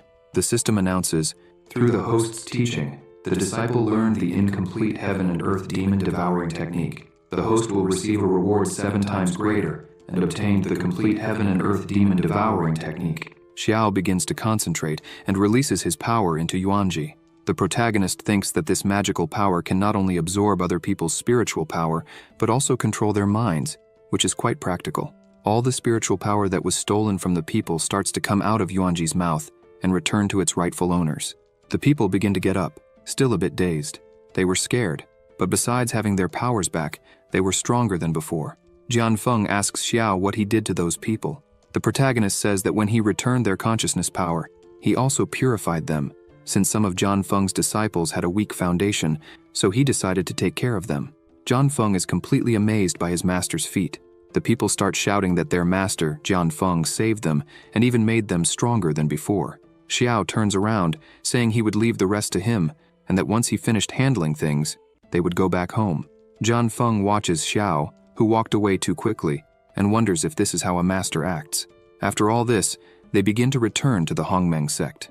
As soon as Jianfeng sees the sect, he is astonished and asks what happened, as the place looked different and luxurious. Compared to his own sect, Hongmeng seemed like a remote and poor place. The protagonist laughs at this and says it wasn't like that before, but they arrived at the right time. He descends and says they were expecting them. As soon as he arrives, Z starts shouting that her master has returned. Muhan comes forward and greets her master. Xiao asks how she feels now that she is helping with the sect's affairs. Zhu Xuan Xiao starts to say they are doing a great job there, and that she was thinking of appointing Z as the master of the 7th peak, and giving Muhan a separate Dan peak to recruit new disciples who hope to use the Dan to enter the Dao. Xiao holds Zhu Xuan Xiao by the shoulders, looking directly into her eyes, making her embarrassed. He asks if she is serious, because it seems he has a problematic person taking care of them these days. Suddenly, Meyer arrives shouting, calling her master and saying she has something to ask her. Zhu Xuan Xiao says goodbye and mentions she will resolve this first. The protagonist asks Z and Muhan to take Jianfeng to see the sect. He would return later to guide them in cultivation. Alone, the protagonist goes to the sect's ancestral shrine. He says this power is much more condensed than before. Purple Qi of Hongmeng. This must be the stellar power. He thinks he didn't expect that the celestial book of Hongmeng, which said that on the day he became the leader of the great sect, he would attract all the fortune left by the ancestor of Hongmeng, was actually true. Moreover, this fortune is much more incredible than he imagined, as it is already condensed into stellar power. Suddenly, the energy expands, making a loud noise. Bai Luo-ri opens the door coughing. The protagonist asks what is happening. He says he doesn't know what was going on with the ancestral shrine. Suddenly, the spiritual power became violent and injured several passing disciples. The master ordered him to go there and find a solution to the problem. Bai Luo-ri says he asked around and finally found a high-ranking person to help. He points forward, saying that is the person. An old man introduces himself, saying his name is Xuan Xiao from the Nanli sect. He asks if they need his help. The protagonist just looks at him. Bai Luo-ri celebrates and asks if Xiao knows him, since he is known for having destroyed the Luoyun sect alone. He is almost a demigod. Bai Luo-ri says he spent all his money to bring this guy here. Xiao begins to pat Bai Luo-ri on the head and asks if he had told his sister about today and about the day they met in Luoyun City. He says yes, and mentions that the protagonist said he would give him the opportunity to practice. He asks why Xiao is patting him. The protagonist says it's nothing, he just thinks Bai Luo-ri is cute. Xuan Xiao bangs his staff on the ground and yells at the two of them, asking if they know how valuable his time is, and yet they are standing there chatting. Bai Luo-ri is startled by this. He apologizes and shows the way. As soon as Xuan Xiao enters, the energy begins to manifest, and Xiao just smiles behind him. Xuan Xiao is shocked, wondering why this energy is so pure. It seems infinitely purer than common energy. He thinks the Hongmeng sect is very lucky, since the ancestral shrine is emitting such a pure flow of spiritual energy. Xuan Xiao thinks that if he can steal and absorb all that energy, he could reach the nascent soul in an instant. Xiao becomes serious behind him, while Bai Luo-ri asks if Xuan Xiao can solve the problem. Xuan Xiao turns and says, "This is not a simple matter. He will have to use the treasure of fate to solve it, so the price will go up." Bai Luo-ri is disappointed, saying he has no more money. Xiao, irritated, tells Xuan Xiao not to worry, as the protagonist is interested in seeing Xuan Xiao's skills. If he can solve this problem, he will pay the additional costs. Xuan Xiao says he will solve it since they are so generous, but thinks these two are just dumb sheep. He takes out his bag, a treasure capable of storing and absorbing spiritual energy, called the spiritual storage bag. As soon as he opens the bag, the energy starts to flow in. The old man starts shouting, thinking this is fantastic. The bag begins to grow larger as the old man thinks all that pure, high-quality energy is now his. He continues absorbing as much as he can. The bag starts to make noise, and he is surprised, thinking the bag won't hold. The bag explodes, spreading all the energy again. Xuanxiao thinks he has no choice but to absorb this energy right now. As he starts to absorb the energy, he is frightened. He wonders what is happening because this is not spiritual energy. The energy increased dozens of times after entering his dantian. The energy keeps flowing in, and he thinks this is not good. If the energy keeps coming in like this, his body will explode, and he will die. Bai Luori notices the spiritual energy has decreased a bit and says Xuanxiao is truly incredible. Xuanxiao's body begins to grow enormous, and he tries to ask for help. Bai Luori is surprised, asking if Xuanxiao is really asking for help. Xiao looks at this and starts laughing hysterically. He begins to control the energy in the place. Bai Luori asks what he is doing. The protagonist says that if he doesn't help, this little master will be reduced to several pieces of meat scattered everywhere. The protagonist starts absorbing the energy while thinking that, fortunately, he obtained the heaven and earth demon devouring technique, and this is a perfect occasion to use it. The old man's body begins to return to normal. He falls to his knees on the ground and sighs with relief, saying he is saved. Xiao asks the old man if he is sure about that, and steps on his body. Xuanxiao screams in fright, asking what the protagonist is going to do with him. Xiao says it depends a lot on what he will say. The protagonist orders the old man to say who he really is and what his intentions are in infiltrating the Hongmeng sect. The old man, scared, shouts that he will tell everything. He says he is very sorry, that he deserves death, that he did not recognize such an important person and deceived everyone. In fact, his name is not Xuanxiao from the Nanli sect. His real name is Zhang San. He says he used the protagonist's name to deceive people and get money all over the country. Bai Luori is shocked by this. The protagonist transforms his fan into a knife and asks if that is all he has to say. And to make up for the deception, he will just cut off one of Zhang San's legs. The old man falls into despair and says he is being sincere, offering all his belongings as an apology and calling the protagonist an immortal master. Suddenly, someone arrives and calls Xiao. It is Zhuxuan, who says that if he does this, what would he do if her disciple became corrupted? Xiao takes the old man's belongings and says that Zhuxuan is a bit mistaken, that he was just punishing villains and eliminating evil. Besides, she sent him there as soon as he returned. He asks if it wasn't to set a good example for Bai Luori. She replies that she sent him there to absorb the energy from that place, not for what he said. The protagonist smiles and asks if she is serious. He uses his energy, transforming it into a rope. Xiao says he will take the man away, so Bai Luori doesn't need to worry anymore. The old man starts shouting that he was wrong and begs for forgiveness. Zhuxuan says that this is an opportunity that appears after the explosion of the Hongmeng sect's fortune. She emphasizes that she has already absorbed her part and that all the rest belongs to Xiao. He immediately sits down and says that in that case, he will not refuse. She starts to leave the place while Bai Luori runs after her, asking why she didn't absorb everything if she knew what it was and why she sent him to guard that place. She stops and thinks that the fortunate power is much stronger than spiritual energy, but if a cultivator cannot absorb it, it is a waste. Previously, when she used the purple chi of Hongmeng to temper the green-purple twin swords, it took an entire year. When the protagonist left the capital of the Qin dynasty, he had another great breakthrough. Now she could master the fortunate power almost effortlessly. She turns to Bai Luori and says that everyone has their own opportunity. She thinks she needs to hurry, otherwise Xiao will leave her behind. First peek. Night falls, and the sky is behaving strangely. A lightning bolt begins to fall towards the house. That house starts to emit a gigantic amount of energy. It was Xiao meditating. He thinks this is the 10th lightning bolt of the tribulation. He opens his eyes, saying that the tribulation from breaking through the golden core to advance to the nascent soul has finally arrived. It is not easy to fill this bottomless abyss of his dantian. Breakthrough to the nascent soul realm. From the golden core is a process every cultivator should experience before advancing to the nascent soul realm. During this process, the transformation of the golden core attracts the tribulation of heaven and earth. To form the nascent soul, one must first absorb the power of the lightning tribulation that descends. It can be said that the power of the lightning tribulation is also a kind of fortuitous power. Generally, the power of the thunder tribulation is proportional to the strength of the golden core. The stronger the golden core becomes, the stronger the lightning tribulation attracted to break through the golden core and advance to the nascent soul. Xiao says that the cultivator Chongling was called the strongest cultivator for withstanding 5 tribulation bolts when advancing to the nascent soul. The protagonist says that if that is the case, then it wouldn't be a big deal if he proclaimed himself the strongest nascent soul cultivator. Another lightning bolt forms in the sky. Xiao looks at it and thinks that this is the 10th tribulation bolt.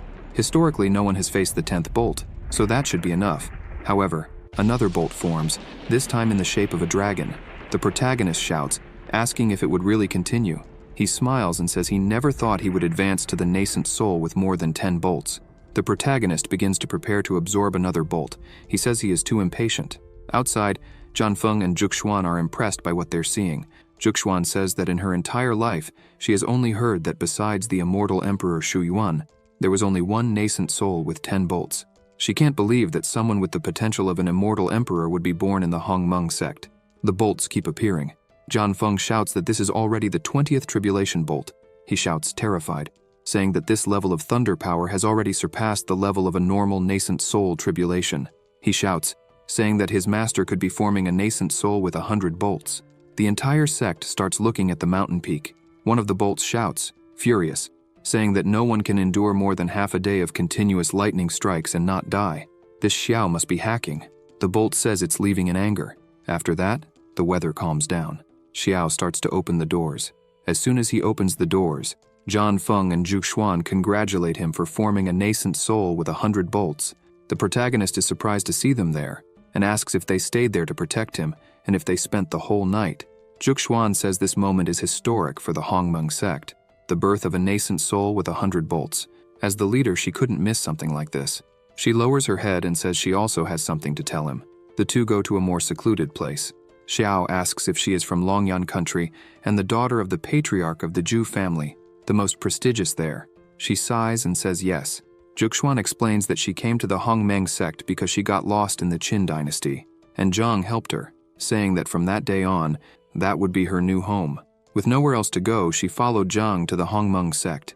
The protagonist asks if her family hasn't looked for her all these years. She says they didn't come to get her. She says she left the Zhu family because her second uncle betrayed her and threw her to the beasts. If it weren't for Zhang's help, she probably would have been killed by the beasts that night. Xiao is surprised, thinking he never imagined she had such a past. Zhuxuan says that recently her family found her and asked her to return and marry the emperor of the Longyan kingdom. The protagonist gets angry and says this is nonsense. They ignored her for years, and now they want to use her for a matrimonial alliance. He says that during the visit to Longyan country for the National Destiny War, he would help her resolve this quickly. Zhuxuan thanks him but refuses, saying that this time she would return to cause a commotion herself. She says there are 3 months left for the National Destiny War. She would go and come back quickly, but while she's away, she wants him to take care of the sect. Xiao asks why they can't travel together. He says that would be perfect, because before the National Destiny War, Jianfeng and he need to visit the Dragonfire country to prepare. That way, they could travel together and cause a big scandal. She asks what will happen to the Hongmeng sect. The protagonist says Zhang could take care of everything since his wounds have healed, and he knows the place better than anyone. Zhang sneezes, wondering why he suddenly had a bad feeling. With everything resolved, they set off on their journey. At the gate of Dragon City, Xiao says that this is Dragon City, the farthest border of the Qin dynasty. The Qin dynasty and the Longyan country are very far apart, with several kingdoms between them. The Qin dynasty has only one long-distance teleportation formation. To reach Longyan country quickly, they must use the large teleportation formation here. The protagonist tells them to hurry because he already asked Xingye to inform the governor. He should be waiting for them at the city gate. The rest will come later with Xinye. They head towards the gate and find Governor Haiming there. As soon as the governor sees the protagonist, he welcomes them and introduces himself. Xiao says they don't need to be so formal. He says that probably His Majesty had already informed him that they would be using the teleportation. Haiming becomes desperate and says that the formation leading to Longyan country can only be used twice a year. And now, not only has the formation been reserved by Princess Yilan of Longyan country, but she has also occupied his house. Haiming says he tried everything, but he doesn't dare offend a princess of such a superior country. Xiao asks why she did this and if she has any urgent matter. The protagonist also asks if he told her they had an important matter to handle there. Haiming says the princess claimed she was tired of traveling on the flying boat and wanted to use the formation. He says he tried to inform her of the protagonist's participation in the National Destiny War, But the princess said, being a 6th-rank kingdom, even participating or not, they would only waste resources. It's better not to go. The protagonist gets irritated and says he wants to meet her now. He heads to the governor's mansion, but there is a barrier and a guard. Haiming tries to talk to him to let them in. However, the guard tells the governor to leave, saying that the princess is not available for visits at this time. Xiao intervenes and says they have important matters to discuss with the princess, so he should step aside. The guard starts laughing and asks if they are from Qin, saying that the princess mentioned the dogs of Qin are not welcome here. Haiming says that as soon as the princess arrived, she placed a barrier around the residence. Therefore, he cannot enter without her permission. So, it's better if they leave. However, the protagonist is furious. He places his hand on the barrier, effortlessly pushing his fingers through. With a bit of force, he creates a sword and says the princess of Longyan country is a true idiot. The guard is scared and asks what he is doing. Haiming is also worried, thinking it was a defense formation given to the princess by the emperor of Longyan. It can't be broken so easily. If the protagonist angers the princess, everything will be ruined. With a simple strike, the protagonist shatters the barrier. Neither the guard nor the governor could believe he broke the barrier so easily. The guard runs off, shouting that he needs to warn the princess. The protagonist says that in broad daylight, the princess is locked inside. He is worried, so he needs to enter and see if she is okay. A whip cracks on a girl's back. This woman is named Wu Shuang. Princess Yilan is beating the woman, telling her to hurry up and shouting what she is doing there if she can't pull a carriage. The guard arrives, shouting, "Princess!" She hits him with the whip, asking who gave him permission to speak. The protagonist is already there, witnessing everything. They say the princess is too abusive. She continues whipping the woman, ordering her to pull the carriage. Xiao looks at the carriage and thinks it's made of solid gold and must weigh around 10,000 catties. Not even a golden core practitioner could move it, and this girl doesn't seem to have any cultivation, but can move the carriage with her physical strength. The princess hits the woman again, yelling at her and asking why she hasn't kneeled yet for her to dismount. The woman screams in pain. She gets on all fours on the ground, saying that the slave obeys the princess's orders. Yilan steps on the girl's back forcefully and says that this is a good girl who knows her place. This is how a slave should behave. The girl, in great pain, agrees. Yilan starts shouting, asking what the guards were waiting for. The scum from Qin have rebelled. They must be arrested. The guards begin to run and surround everyone there. The governor shouts, saying this isn't right, and tells the princess she is mistaken. The national master truly has important matters to discuss. Yilan mocks, asking if the national master is this first-level nascent soul. Apparently the great Qin has fallen to this level. Any cat or dog can be a national master. Haiming is terrified. He turns to the protagonist and shouts that they are screwed, that everything is over, and asks what they should do. Xiao says it's obvious what he will do. He starts releasing his power again and leaps, advancing on all the guards. He asks how the noble Princess Yilan can torture her subordinates and speak rudely about the Qin dynasty. He passes through all the guards like lightning. A second later, they all fall. Xiao stops in front of the princess with the sword at her forehead, saying that now is the time to save the day. The princess is frightened by his strength. The protagonist asks how she dares to do this and orders whatever is inside her to leave the princess's body immediately. Yilan asks how the protagonist dares to point a sword at her. He says he is there to protect her. Yilan asks what he wants. Xiao says he just planted a seal in the princess's mind, if she can't guess what he intends. Xiao approaches the princess and says he will let her experience this seal. She pushes the protagonist's sword away and shouts, asking if he wants to intimidate her. Yilan says she wants to see if he has the courage to make a move against her today. She curses him and kicks her slave, ordering her to run and tell all the soldiers that no one can enter Longyan City anymore. Xiao gets irritated, cursing the princess as stubborn. He says it looks like he will have to use his heaven-devouring and earth demon technique to exorcise the demons from the princess. The seal takes effect and causes unbearable pain in the princess, making her scream. She falls to her knees in front of the protagonist. Trembling in pain, she says her head is exploding and hurting too much.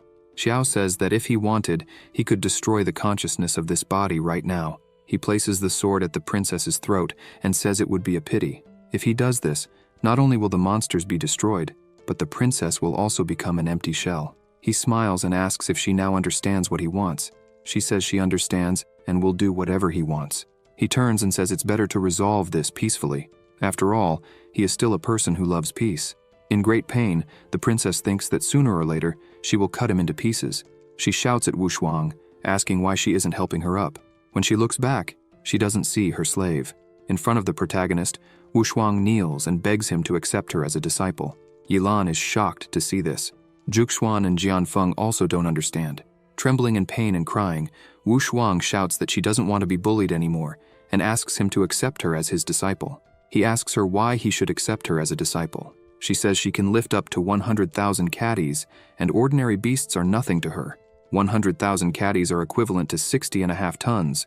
Wu Shuang says that if he doesn't want to accept her as a disciple, he can accept her as a servant. Jianfeng is shocked and thinks that 100,000 pounds is a lot, considering that the Tai Shu sect, led by Taoist Chongling, specializes in physical training. He thinks he has never heard Chongling praise his disciples even once. If his disciples, at the foundation building stage, can have arm strength of up to 100,000 kilograms, they would already be extraordinary talents. Yet this slave girl hasn't even truly started practicing and already possesses such strength. Xiao looks at her and says that if this is the case, then she will follow him as an official disciple, and they will see how she develops before making a final decision. Wu Shuang begins to smile for the first time and thanks the protagonist for this. The system screen appears saying, "Congratulations to the host for successfully recruiting a disciple. You can now check her attributes on the attribute panel. Name, Wu Shuang. Identity, official disciple. Comprehension, 50. Bone root 500. Talent, none." The protagonist smiles, thinking that a bone root of 500 is extraordinary, as Jianfeng only has 300. He thinks that it seems he has found another treasure today. After that, he starts walking and says they will head directly to Longyan Shangguo. As they are leaving, the princess thinks she might be able to escape now, but out of nowhere, the protagonist calls her to follow him. Xiao looks at her and asks what could happen to her if he wasn't there. Frightened, she says she understands. Finally, they arrive at the portal and pass into the upper realm of Longyan. Somewhere, a person calls their father, saying they have received information from the spy in Qin. They report that Zhuxuan has begun to head to the upper realm of Longyan, and Xiao, who has a deep relationship with her, has recently started walking through the Yuyong, but they don't know Yuan Ying's exact whereabouts. The man named Zhu Hong smiles and says he has told them many times that there's no need to call him father, and asks his son to call him daddy, like a normal boy. This man is the patriarch of the Zhu family. The woman named Yan says she can't understand the difference between father and daddy. Her father tells her to forget it and call him whatever she likes. Hong thinks that Ji Shu ordered them to present Zhuxuan at the palace and is growing impatient with all the delays. He thinks that this time, Zhuxuan is in Longyan. If the Zhu family doesn't do something about it, he fears Ji Shu won't let it slide. Hong thinks he needs to put on a grand show for Ji Shu. He asks Yan to bring the protagonist and Zhuxuan to their home as soon as they arrive in the city. She agrees and says she will do it. Hong thinks that his wife was killed. His eldest daughter was exiled by her own family, and the youngest daughter, who stayed with him, was born with an emotional deficiency due to the 9 yins. He thinks he would have preferred she hadn't been born into the Zhu family. He becomes angry, thinking he feels deep sorrow for his youngest daughter, and says that when he enters the palace, he will seek someone to help cure her. Moreover, these calm days will come to an end when his plan succeeds. The elders of the Zhu family, with their hidden motives, and the arrogant old fox on the throne will all die. In this way, he and his daughter will be reunited in the capital of Longyan Shangguo. Inside the emperor's chamber, some people were kneeling. One of them says that His Majesty has just received secret information. This man is Longyan, a secret guardian dressed in black. He reports that Lord Sima Ren of the Qingke Shangguo realm has sent an army of 300,000 men to their border, hoping to continue the war from a year ago when the War of the Nations ended.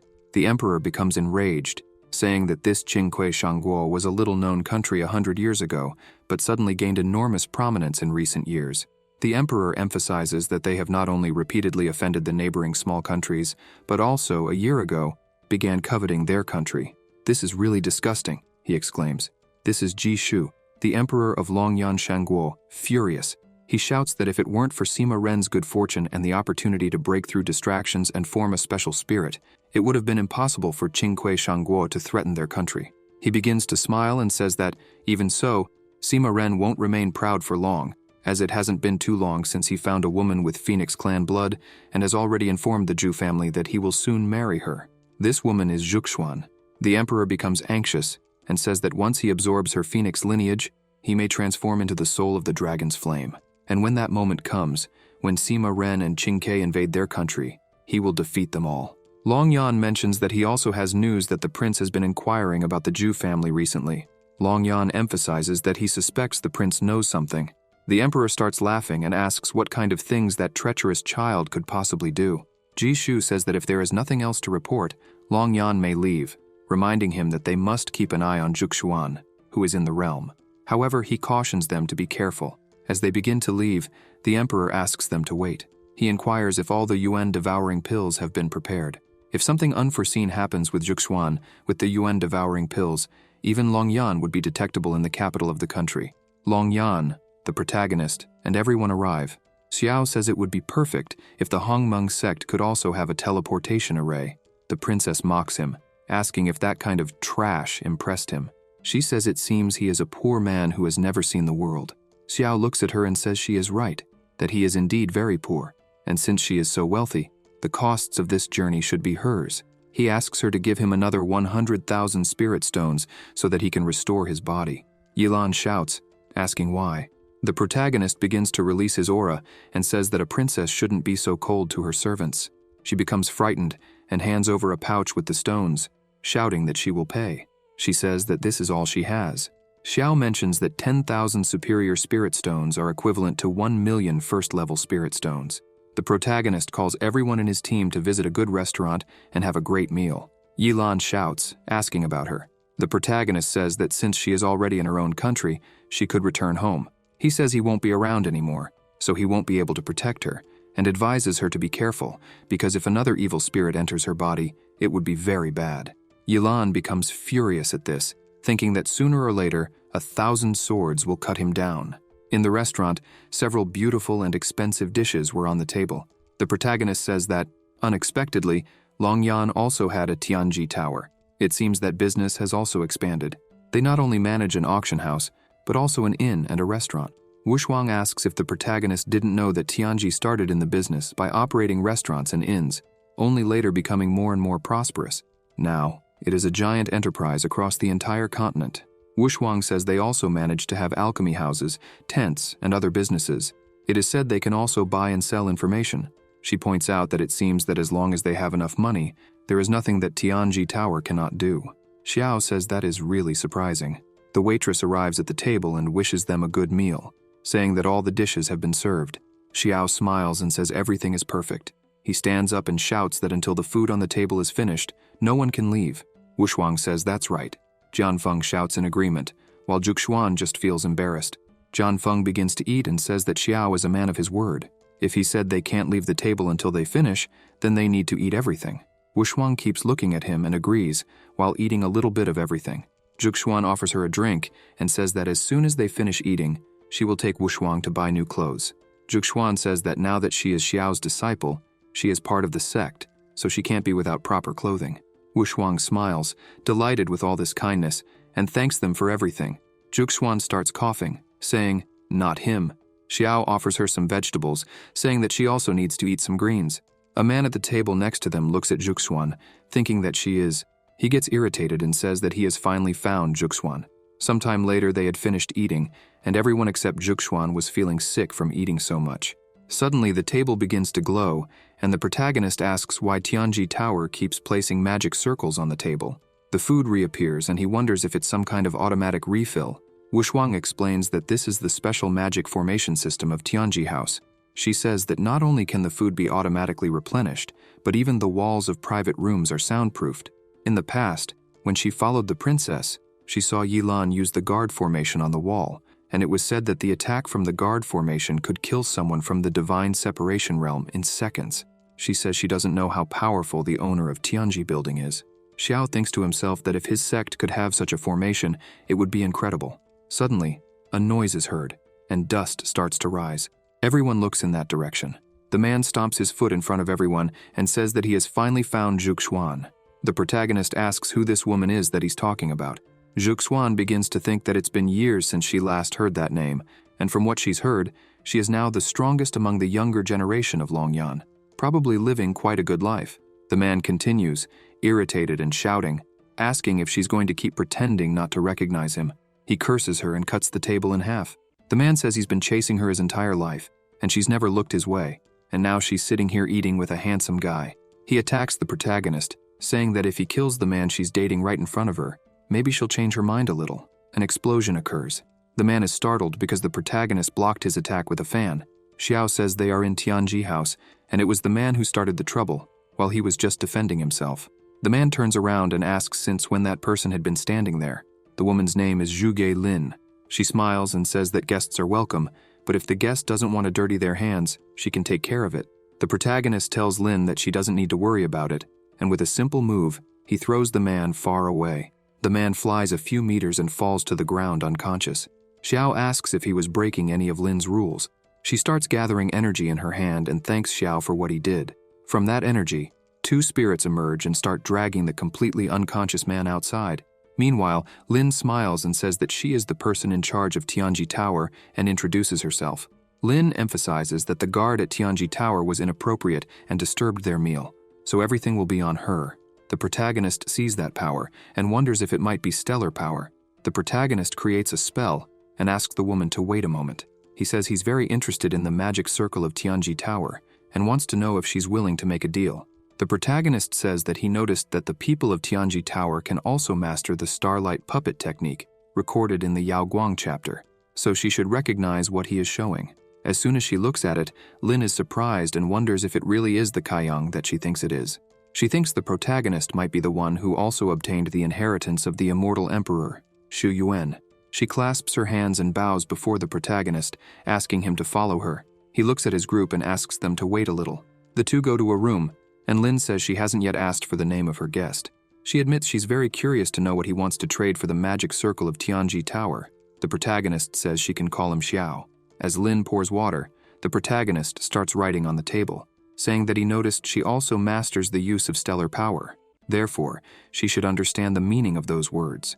She looks at it and thinks that if the protagonist truly knows the whereabouts of the Kaiyang ruins, then she calls the protagonist and asks how she could confirm that the location of the Kaiyang ruins is authentic. He looks at her and says that she must also know that in the chapter, The Light Flows, one can only practice up to the divine separation stage, and to progress further, a new inheritance is required.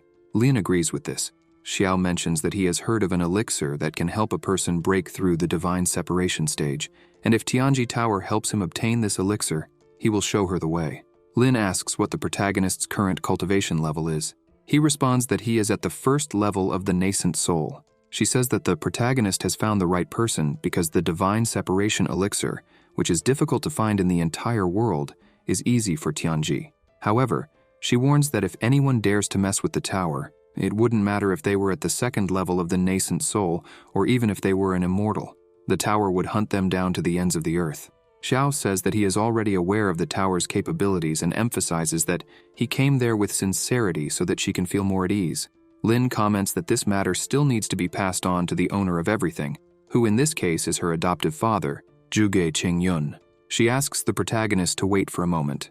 As for the protagonist's companions, she assures him that they will be well received in their rooms so they can rest. Xiao says that it looks like he'll be putting her to work at Tianji Building, in the Longyan Shangguo establishment. Inside the host's room, Qingyun asks if she was saying that someone found the exact coordinates of the Kaiyang ruins. Lin replies yes, and adds that she has already sent someone to investigate the details. She discovered that Xiao became famous in Daqin last year, and less than a month ago, defeated the elders of other sects at the Grand 10,000 Daos ceremony, becoming a great imperial master.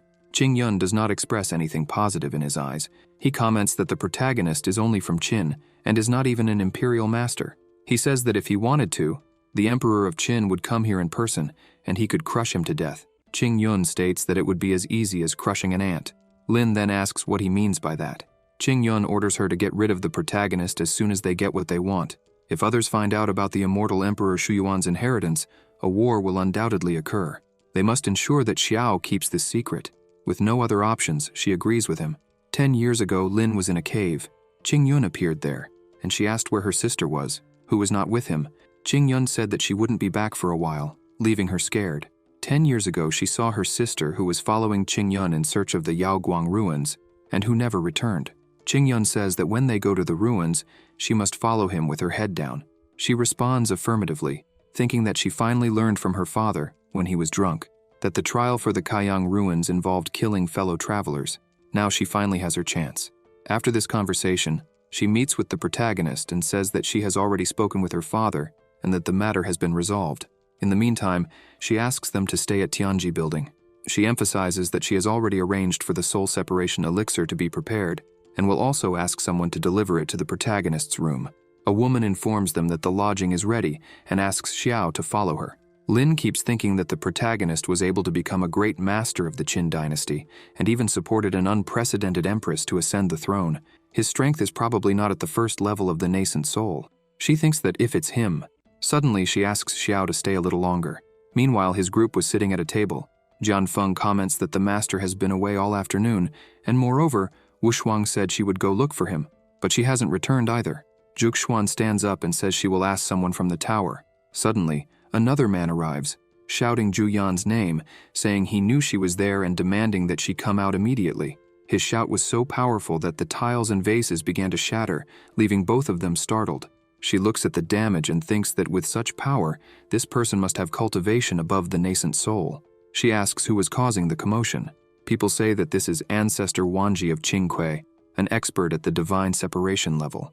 As soon as they step outside, Wu Shuang is being held by two people. Jian Feng asks who they are. The people around start shouting that the person in front of Wanjian is Jian Feng, the immortal sword god of Qin. They begin to wonder how these people know each other. The woman calls Zhu Yan and Jian Feng from Qin. Wanjian smiles and says that she has finally appeared. He strikes his sword on the ground and begins to release his power, telling Zhu Yan that his disciple is mad because of her, and that if she agreed to what he wanted, there would be no consequences. However, she humiliated him. Zhuge Xuan says that he came for the wrong reasons, emphasizing that there is no Zhu Yan there, and that she has no idea who his disciple is. Wanjian shouts, saying that she is lying because he has witnesses, pointing out that his disciple came in there after her, and shortly after left covered in blood, and yet she wants him to believe it wasn't her. Zhuge Xuan tells Wanjian to ask his disciple who was responsible for that, so they can settle this debt because it wasn't her. He grabs his sword and prepares to attack, asking if she won't confess her guilt. He lunges at her and says that if that's the case, he will destroy her cultivation base, imprison her, and offer her as a slave to his disciple. She dodges the attack, and her swords start moving. She also goes on the offensive, commanding them to release Wu Shuang. The fight continues. Wanjian plants his sword into the ground and defends against Zhuge Xuan's attack. This leaves her shocked, wondering how the green and purple swords didn't break through the protective power of his sword. Wanjian says that she indeed has some skill, but she won't be able to make up for the difference between the Golden Core stage and the Divine Separation stage with mere tricks. He manages to land a direct hit on her, throwing her backward. Jian Feng is shocked by this, shouting her name. Wu Shuang also cries out upon seeing her friend flying and hitting the wall. Jian Feng becomes enraged and charges at Wanjian with all his might, but Wanjian blocks Jian Feng's attack with just one hand, leaving him astonished. Wanjian says that Jian Feng's sword is indeed good, but it's a pity that he's at the nascent soul stage. Therefore, he thinks Jian Feng should hand over the sword to him, and as a reward, he'll be made into a slave. Suddenly, a person arrives, shouting that in the presence of the crown prince, someone dared to be so presumptuous. A terrifying aura emanates from the person, frightening everyone. The man defends against Wanjian's attack as if it were nothing, and says that the crown prince has arrived, so they should lower their swords and kneel to pay homage to the prince. Wanjian asks which prince he is talking about. Behind everyone, a carriage carried by several men begins to arrive. The prince asks the old man to step back. Everyone kneels to greet the prince. Zhuge Xuan and Jian Feng introduce themselves and thank the prince for saving them. Wanjian asks what reason the prince has for being there. He says he'll be straightforward. If he doesn't get a satisfactory explanation, no one will leave there. The prince, named Yixuan, asks Patriarch Wanjian what kind of explanation he desires. Wanjian points at Zhuge Xuan and says he wants her to renounce her cultivation and become his disciple's slave from now on. Yixuan asks Wanjian if he knows that the girl is favored by his father, and that in the future, she will be the concubine of the emperor of the Longyan kingdom. The people are shocked to hear this. Wanjian starts laughing, and asks if it wouldn't be better to avenge his disciple and also humiliate Elder Ji Shu. It would be like killing two birds with one stone. The old man gets angry, but Yixuan just laughs. He asks the old man not to be rude, because if he offends Patriarch Wanjian and damages the relationship between the Longyan kingdom and the Qingque kingdom, not even 10 heads would be enough to make up for it. Yixuan approaches Zhuge Xuan and says that this situation is truly a shame for him. As a prince, it wouldn't be good for him to rashly offend a strong man from Qingque. He smiles and says that if she is willing to marry him, the story would change because she would become the crown princess of the kingdom. The humiliation of the crown princess would justify his actions, allowing him to act without issues in the future. He asks her what she thinks.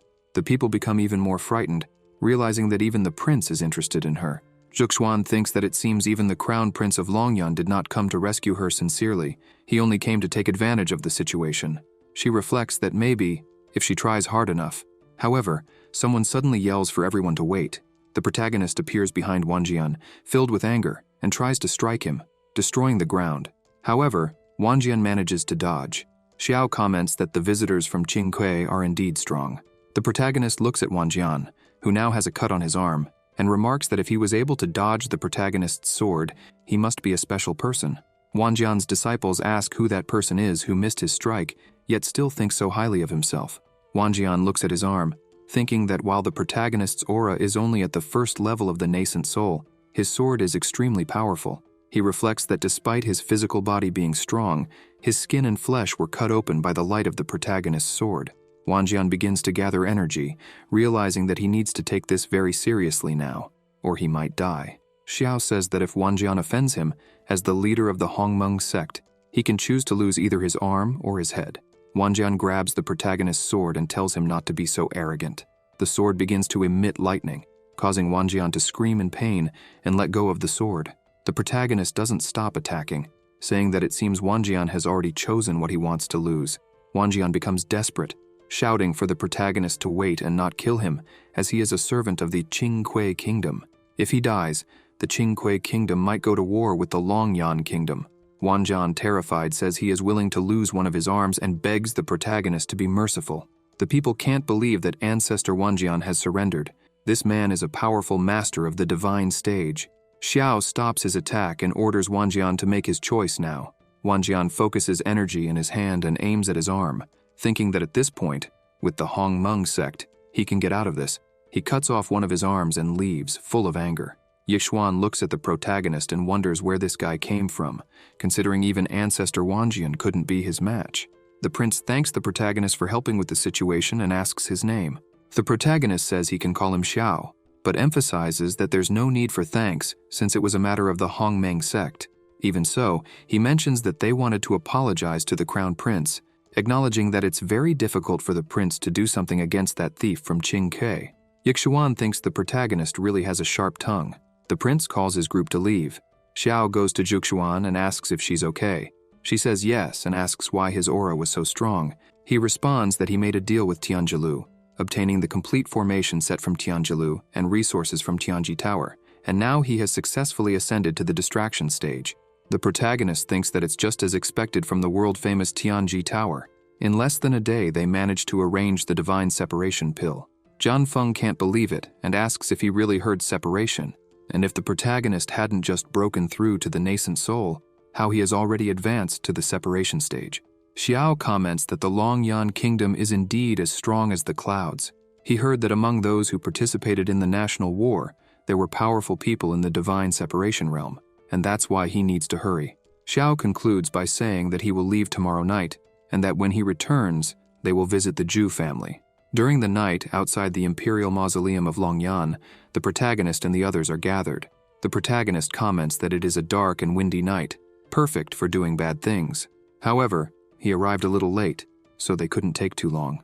Qingyun calls out to the protagonist and greets him. The princess remarks that it is truly inhumane to call someone so late to enter the imperial mausoleum. The protagonist replies that if she doesn't like the timing, she could go back home and rest. Yilan shouts, asking why the protagonist wants to discard her after using her. Lin observes the situation and thinks that, according to their investigation, this was his first visit to the Longyan kingdom. However, being able to tame the princess, who was known to be crazy, leads her to conclude that the protagonist is far from as simple as he appears. She recalls what she had discussed with the protagonist earlier when she was begging him to save her life. Xiao asks what she meant by all that and how he could save her. She explains that the owner of Tianji Inn, who is also her adoptive father, intends to become the sponsor to obtain the inheritance of the ruin. At that moment, she would ask the protagonist to save her. She says that she is willing to work like a horse to repay the favor. She only hopes that the protagonist can defeat Qingyun. They arrive at the ruins. The protagonist says that, since they accepted the Flickering Light Sutra, they should know that it requires a lot of blood, spiritual energy, and consciousness to open this relic. Qingyun responds that he already knew this. He raises his hand and forces Lin to kneel. He smiles and says that he bought her from the slave market and educated her for years. Now it's time for her to pay for all of it. With a trembling voice, she asks her father if he was the one who killed her sister that day. He begins to laugh and says yes. Trembling with fear, she raises her hand towards the protagonist, begging for help.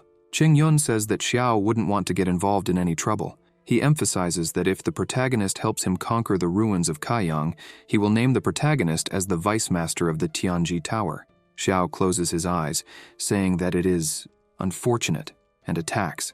Qingyun is startled and tries to defend himself, but the protagonist's attack hits Qingyun's arm, causing him to release Lin while screaming in pain. Lin runs to the protagonist, seeking protection. Qingyun screams, asking what that was. Xiao begins to laugh and says that it's nothing. He just isn't satisfied with the price Qingyun offered. The protagonist points out that the price Lin offered is better, as she would let Xiao be the owner of everything. Upon hearing this, Qingyun becomes furious, yelling at her, saying that she was trying to team up with a stranger to kill him. Lin says she could say the same to him because if Qingyun hadn't used her as a mere tool, this wouldn't have happened. She bows, saying she will leave everything to her master Xiao. The protagonist says her request is in order and begins to use his power. The protagonist's aura starts to overwhelm Qingyun, making him scream loudly. All that energy begins to spread throughout the room, impacting the pillars.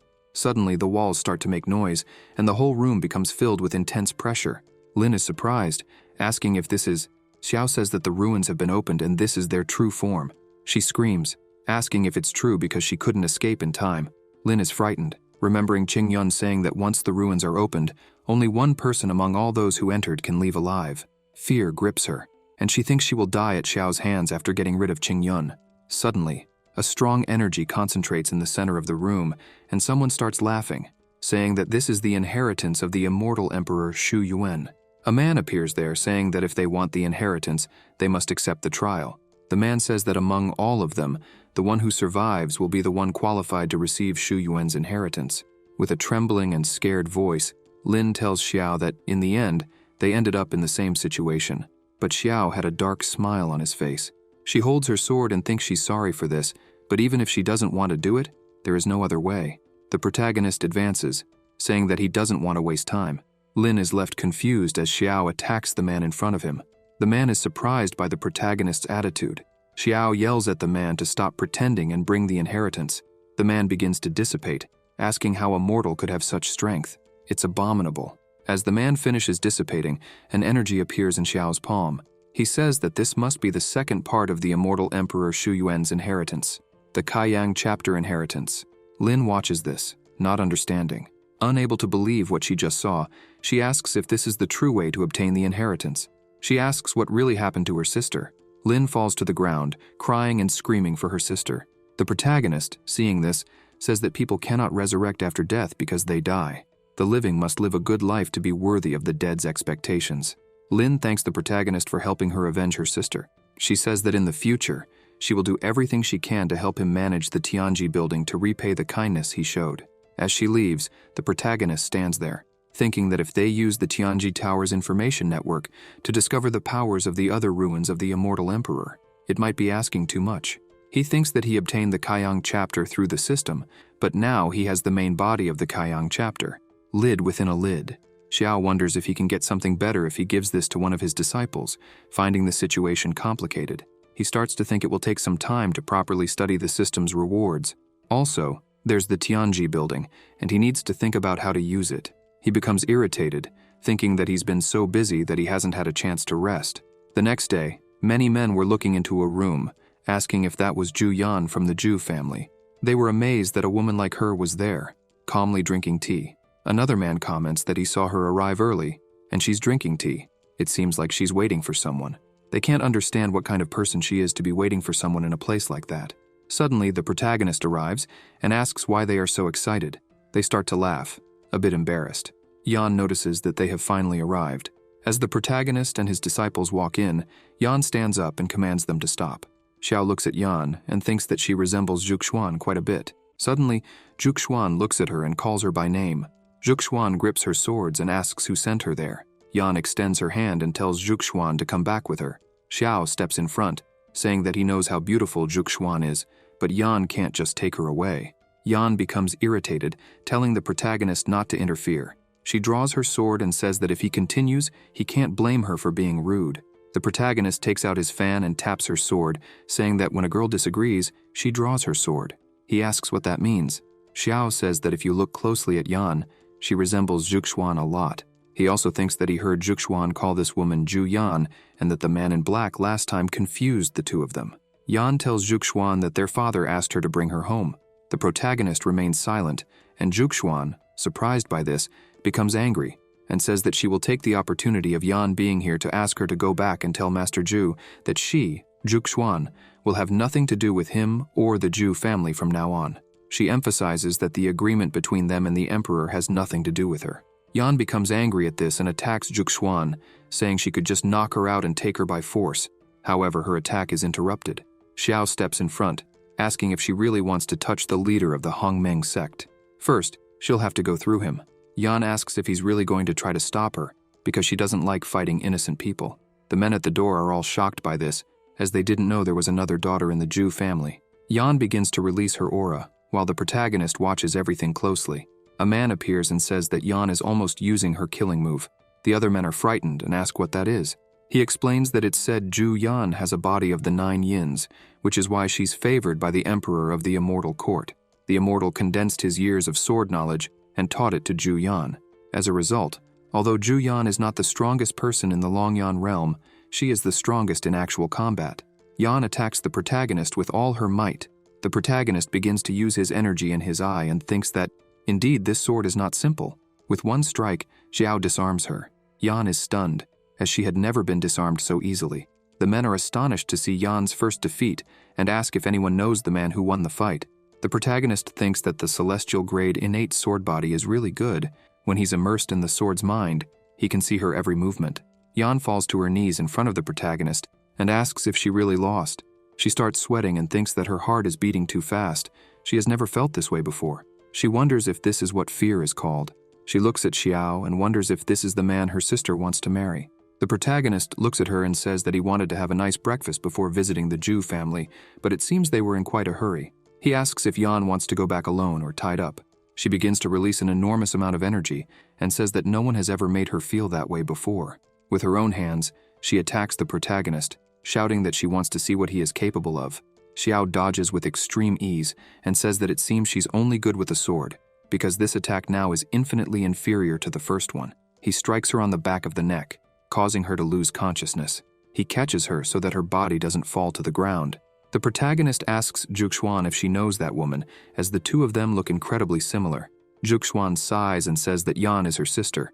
The man who attacked her earlier probably confused the two. Zhan Feng comments that the sect leader really does have a sister. Wu Shuang is surprised, noting that the leader's relationship with her family isn't good. Juxuan says that she hasn't had anything to do with her family for a long time. The protagonist gathers everyone and says it's time to pay a visit, since the Ju family is extending such a kind invitation. They should meet in person.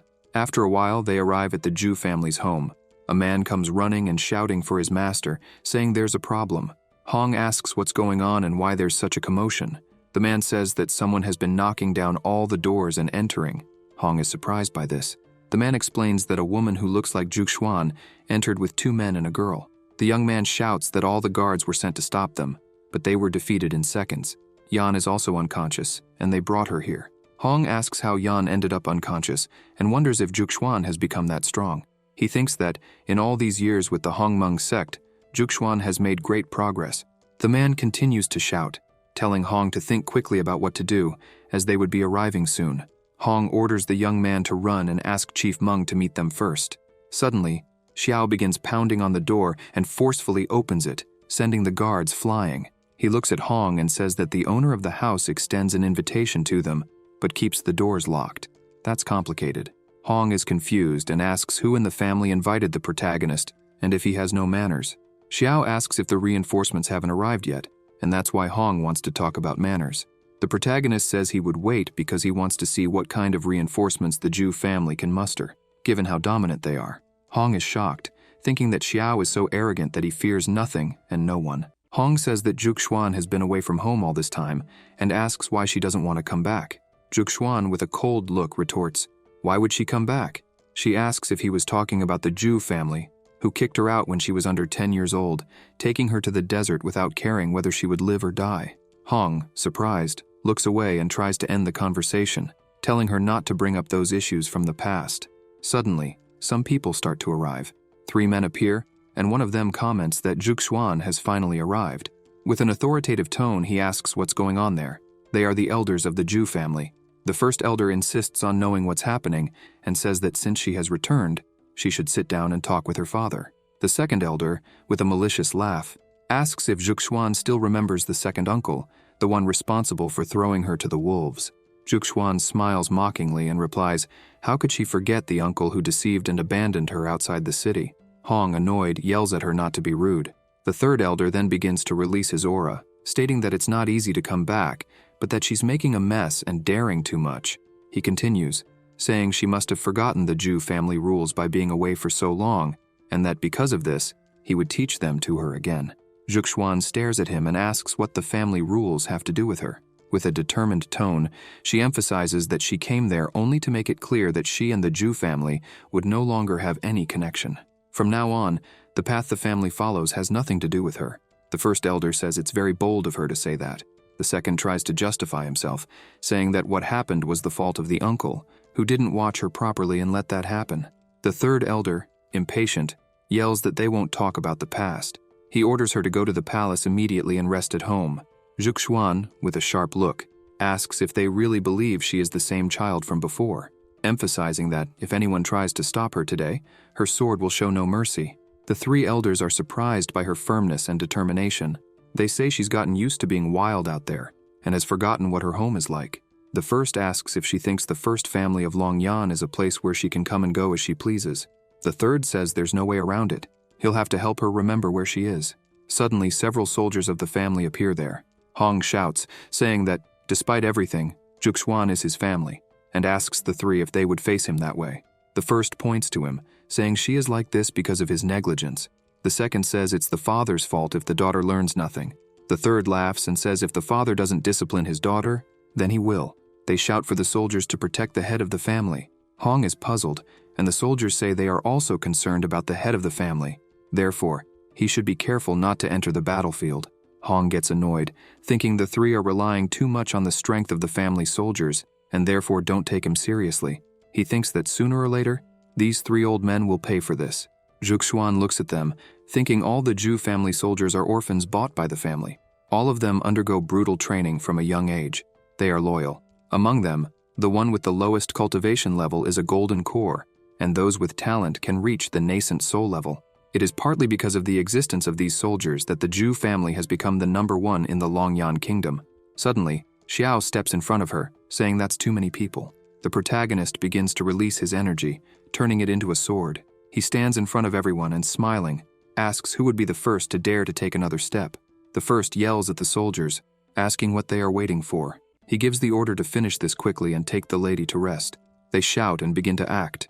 The ground beneath their feet starts to tremble. A great aura takes over everyone there, making them stronger. Xiao asks if really only they would come with a simple move. The protagonist launches his attack, and 3 soldiers create a barrier. Xiao's attack hits the barrier, causing only a small crack. He is surprised, thinking that his sword attack could be blocked by this barrier. Not to mention that the 3 are on the same level as him. In terms of power, they are all at the peak of the nascent soul. He thinks that condensing such a solid spiritual energy shield is not easy. Jian Feng shouts to the protagonist, saying he will go with him. However, Xiao replies that it's not necessary, and asks him to stay behind, protecting the others. Zhuxuan is worried, and asks him to be careful as he is going alone. Xiao looks at her, smiling, and asks her not to worry. Hong is surprised to think that the unit formation can unite the cultivation levels of the people in the formation. Those 3 soldiers are the best among the Zhu family warriors. With the help of the shield condensed by the concentric formation, they can at least withstand a full blow from the peak of the separation realm. He can't believe that with a simple strike, Xiao almost broke the shield. The first elder yells that the soldiers are a bunch of useless and threatens, if they don't kill the protagonist in less than 10 minutes, everyone will be killed. He yells for them to use the unit formation again. Everyone falls silent and begins to release their powers. A huge amount of energy starts to be released, emanating a strong aura. The three soldiers begin to shout. The protagonist watches this, thinking that their auras were constantly increasing. In just a few breaths, they would multiply several times. The three get into formation and tell Xiao that they are ready for a big fight, suggesting it would be better for him to surrender. The protagonist continues looking, confused, thinking that even with the power transmission, it is not possible to increase the cultivation level in a short period of time. He realizes that this does not seem to be a simple power transmission. The protagonist looks at the ground and sees some marks. He feels that the soldiers use them to temporarily concentrate their cultivation power. One of the soldiers attacks Xiao, yelling that he was ignoring them, but the protagonist dodges the attack. Xiao starts to laugh, finding that formation very interesting, but regrets. He then begins to use his power, and his eyes start to glow. The protagonist activates his Sword Heart ability. He thinks that, with the Sword Heart in hand, it is easy to see through the spiritual energy of the opponent within his own realm. Another soldier advances quickly, saying that now it is his turn. The protagonist gets serious and delivers a blow to the soldier, hitting him fully and throwing him away. Everyone is surprised to see one of the strongest soldiers kneeling on the ground, moaning in pain after the blow. The soldier, trembling, wonders what happened, as the attack did not cause physical damage but blocked his spiritual power. He looks at Xiao, thinking that perhaps the protagonist's sword strike had anticipated the root of his spiritual power. He wonders how that sword energy, which just entered his body, managed to block all his spiritual power instantly. Xiao delivers another blow, saying it's not over yet. The attack hits the soldier again, and he feels the same thing. The protagonist is purposely blocking his spiritual power. He thinks they can't let the protagonist win like this. Another attack from Xiao hits one of the three soldiers, who falls to the ground, trembling in pain, and says that his spiritual power is not flowing. The protagonist advances again, noting that the soldier's reaction was quite quick. He attacks the soldier, who tries to defend himself with his sword but is frightened by the strength. Meanwhile, Xiao just smiles, seeing the fear in the eyes of the soldiers. The other soldier yells, scared and worried about his companion. Xiao backs off, and the soldier loses strength, letting his sword fall. With his head bowed, he looks at his arms, realizing that they are not moving. The protagonist advances once more, stating that the spiritual power of hundreds of people was accumulated only in the three. He emphasizes that if that strength were really theirs, perhaps they could scare the protagonist, but it's a shame that it isn't real. With a movement, Xiao takes down several soldiers around him, throwing them away. The soldiers, swords, everything around is being destroyed. The protagonist looks at them and says that although they have great spiritual power, they have no control over it. He highlights that the flow of their spiritual energy is as conspicuous as a torch in the darkness. It's extremely easy to deal with. All the soldiers hit by the protagonist's attack begin to get up, saying their spiritual power isn't working. They scream, scared, that in seconds Xiao sealed the spiritual power of everyone there. They look at the protagonist, thinking that this guy is a monster, a god in his world. With a serious face, Xiao says that now everyone is vulnerable. Hong is shocked, thinking about the impressive amount of strength the protagonist has. In front of the soldiers fallen on the ground, the protagonist asks who else wants to try to fight with him. The soldiers, trembling, begin to scream in fear as they realize the abyss between their powers. Suddenly, the first elder starts to speak. He says that if the protagonist can defeat their unit formation with just one blow, then he must apologize for the ignorance at the beginning. The elder asks if the protagonist is the legendary Xiao, emphasizing that he didn't expect Elder Xiao to be so strong, even being so young. He then asks what the protagonist's monthly salary is. Xiao asks what his salary has to do with it. The first elder of the Zhu family says that if Xiao continues like this, he won't achieve much in old age. He asks why the protagonist should suffer in the small Hongmeng sect and emphasizes that Xiao should trust him, as the Zhu family could give him everything he wanted. There would be absolutely nothing lacking. The elder continues, saying that Zhuxuan will be the future princess, but that the Zhu family has many beautiful daughters. He asks if the protagonist wouldn't like to think a bit more about the matter. Xiao just listens, silent, while Zhuxuan is shocked by such words. The second and third elders say that even if the Zhu family's army were defeated there today, that was just a small part of the whole strength of the family. They highlight that the Zhu family has over 10 million troops, and if Xiao accepted, he could become the leader of all of them. The third adds that he doesn't know how many people would sacrifice their minds to become disciples of the Zhu family, but unfortunately, they didn't have good manners. He asks Xiao to think about it. The protagonist says that the Zhu family is really worthy of being the first aristocratic family in the kingdom of Longyan, and that the offer really isn't bad. Zhuxuan is worried, thinking if Xiao would really accept. Looking at his sword, Xiao asks, if he followed this plan and entered the Zhu family, could they give him 100,000 high-quality spirit stones whenever he wanted? The three elders are startled by the amount and say that if the protagonist joins the family and works hard, eventually he would get it. The protagonist responds that if they can't get 100,000 high-quality spirit stones now, a handful of immortal-grade magical weapons would be sufficient. The first elder is puzzled and asks what he means, immortal-grade magical weapons. He says Xiao's imagination is really... The protagonist starts laughing and says they have nothing, asking if they even possess an immortal-grade skill. The three become annoyed, saying he's going too far. Xiao starts looking at them differently and releases even more of his power. He says that if they can't even meet those requirements, they still wanted to recruit him. The three are frightened by this. The first elder orders the soldiers to stop Xiao's attack at all costs. Xiao laughs, as if he was waiting for that, and advances, saying that in that case, he charges, defeating everyone with extreme ease, saying he would invite them to experience the power of an immortal-grade magical weapon so they know what it's like. As a true monster, the protagonist smiled with a bloodthirsty grin. After eliminating all the soldiers around him, he says now it's their turn and asks if anyone wants to raise the stakes even higher. The three elders begin to tremble before this demon. They scream, asking what the protagonist is doing and begging him not to come closer. They try to argue that they are the #1 family in Longyan and that if he does something there, he won't get away with it. They say that if he offends the Zhu family, he won't fare well in the kingdom of Longyan, so he should think twice. The protagonist lowers his sword, saying that for a #1 family, they can't even give him an immortal-grade magical artifact.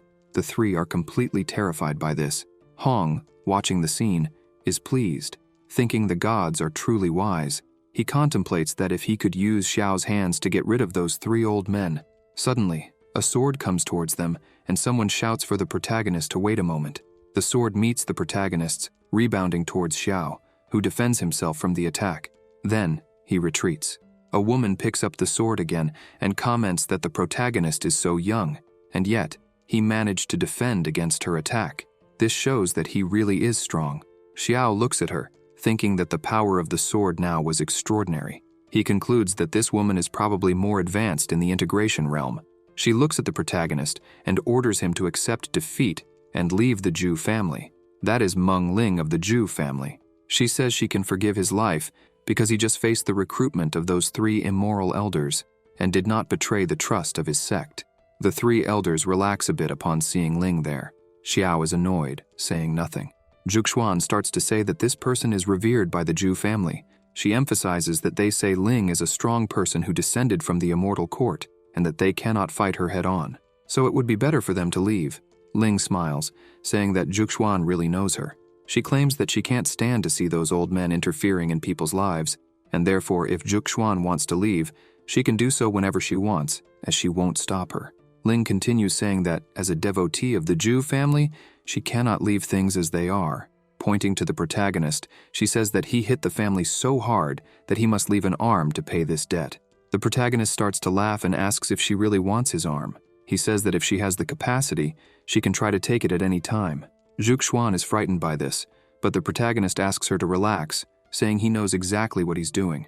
Nonetheless, Zhuxuan cannot stay calm, thinking that Ling is an immortal at the integration stage. She wonders if everything will really be okay. Ling starts to attack, shouting that if Xiao is so eager for death, she will help him.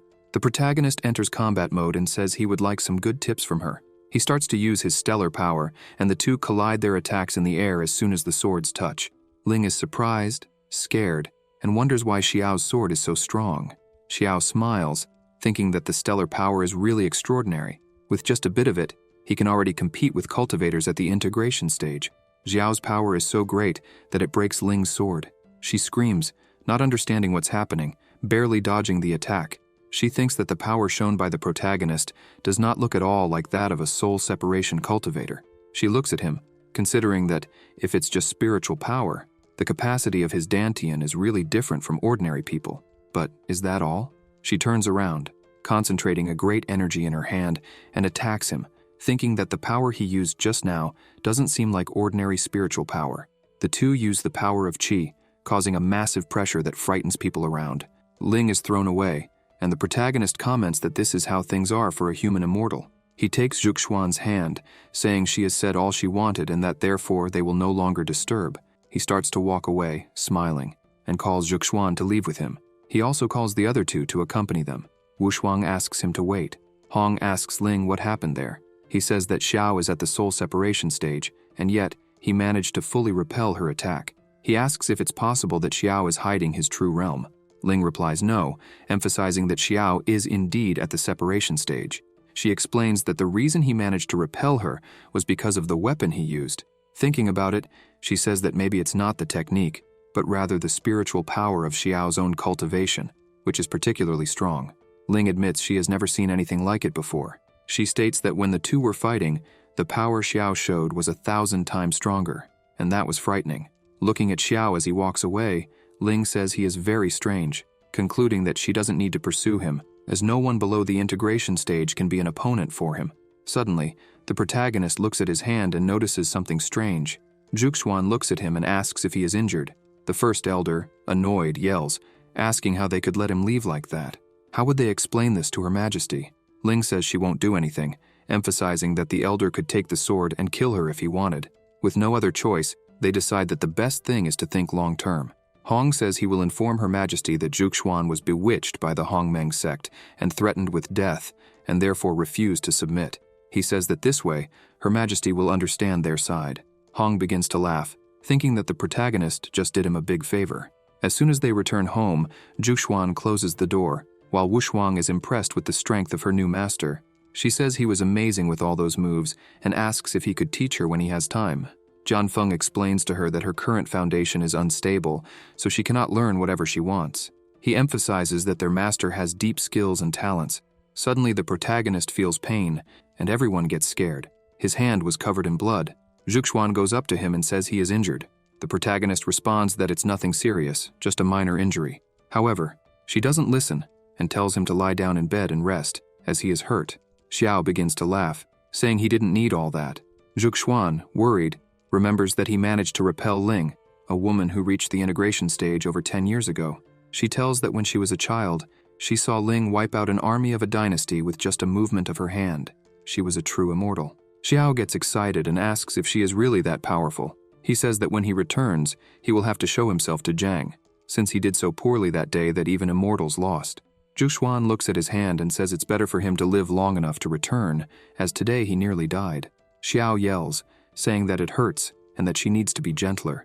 Smiling, he asks her not to worry so much, as from now on he will be more sensible. He emphasizes that, even if it's just the power of one movement, he's sure that will make Ling back off.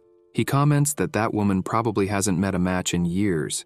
The protagonist then says that when someone harbors hatred for those who are not on the same level, they definitely wait to see what will happen. He looks at his hand, thinking that although he has exhausted the stellar power he accumulated for days, it wasn't a great loss.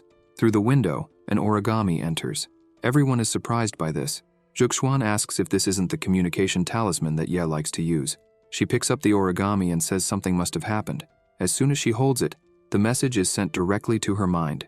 She announces that the ancestral hall of the sect has problems again, and that Ye asked her to return immediately.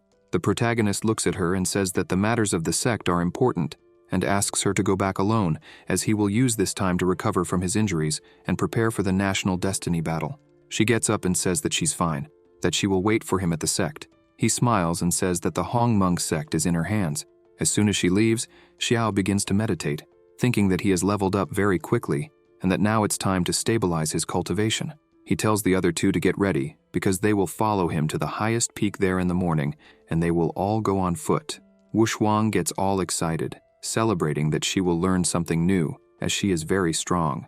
Jianfeng is a bit confused, thinking that his master said he was going to train alone, but now he wants to train them too. The next morning, they are climbing a mountain, each carrying giant stones in their hands.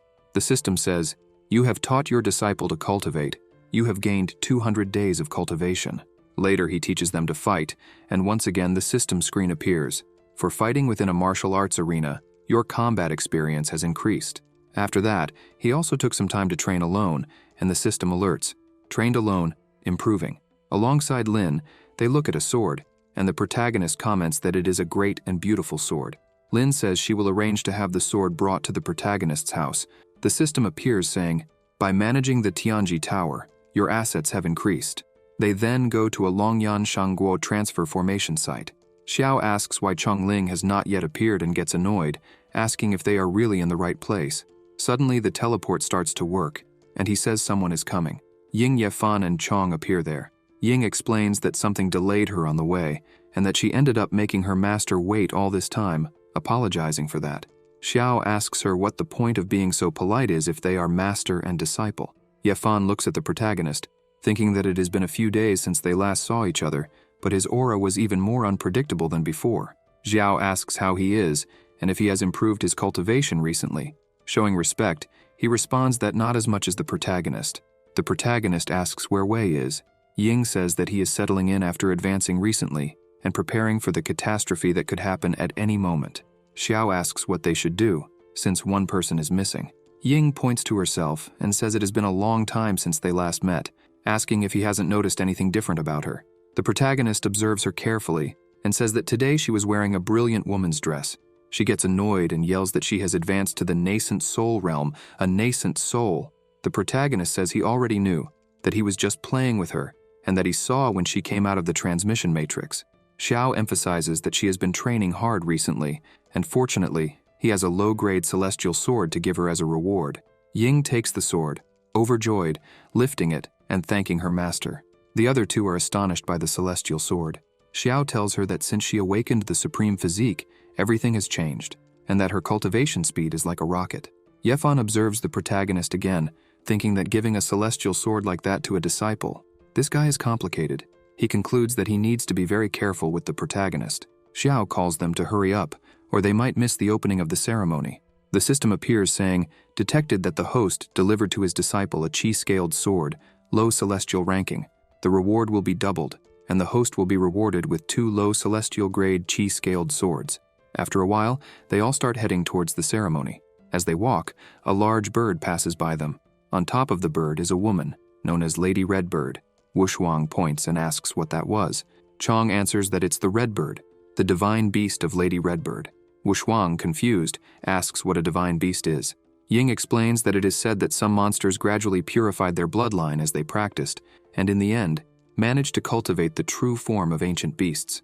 The last time she saw a beast like that was during the War of the Nations. Since the collapse of the Celestial Order, nothing in that world has crossed the fusion realm and ascended to immortality. Therefore, there is a significant difference between the great powers of the integration realm and those below this realm. That is why immortals created their own immortal courts, to distinguish themselves from mortals. Ying points out that the tradition of the true Lord Qinglong presiding over the national fortune battle continued for 100 years, but this time, they suddenly changed the name to Redbird. She asks if something bad happened in the immortal court. Yefan looks at the bird, thinking that he and Zhu Xiao would meet again in this life. He recalls that in his past life, he accidentally broke space at the Imperial Monument and met Ying. She discovered that he had a spiritual body and invited him to participate in the battle of national destiny. In the battle, they pushed him to the limit and forced him to reveal his trump card in front of everyone, the ancient mantra. The ancient mantra is the mantra of the celestial path, passed down from generation to generation by spiritual beings. Now, only the fragments remain. He managed to gather the 9 letters and, thus, can communicate with the celestial Tao, becoming the spokesperson of the celestial Tao. The immortal court awaits this. In his past life, he was pursued by the immortal court and had no means to exchange the 3 letters of truth that were under the protection of the Redbird. He remembers her saying that it was really an ancient mantra and ordering him to stay by her side. However, for those who practice the 9 letters mantra, the practitioner's mind is slowly corrupted by the spiritual path. Only a spiritual body with spiritual consciousness can resist this corruption. Fortunately, the Redbird was unaware of these side effects, and with a few tricks, he made the Redbird monarch kneel before him. He thinks that, in this life, having already gathered the 5 true words in advance, he should be able to confront someone from the integration realm level. This time, he thinks he won't reveal his trump card in front of everyone, but the Redbird monarch will also be in the palm of his hand. Xiao looks at Yefan, thinking that after seeing the Redbird flying, his spiritual energy fluctuated a bit.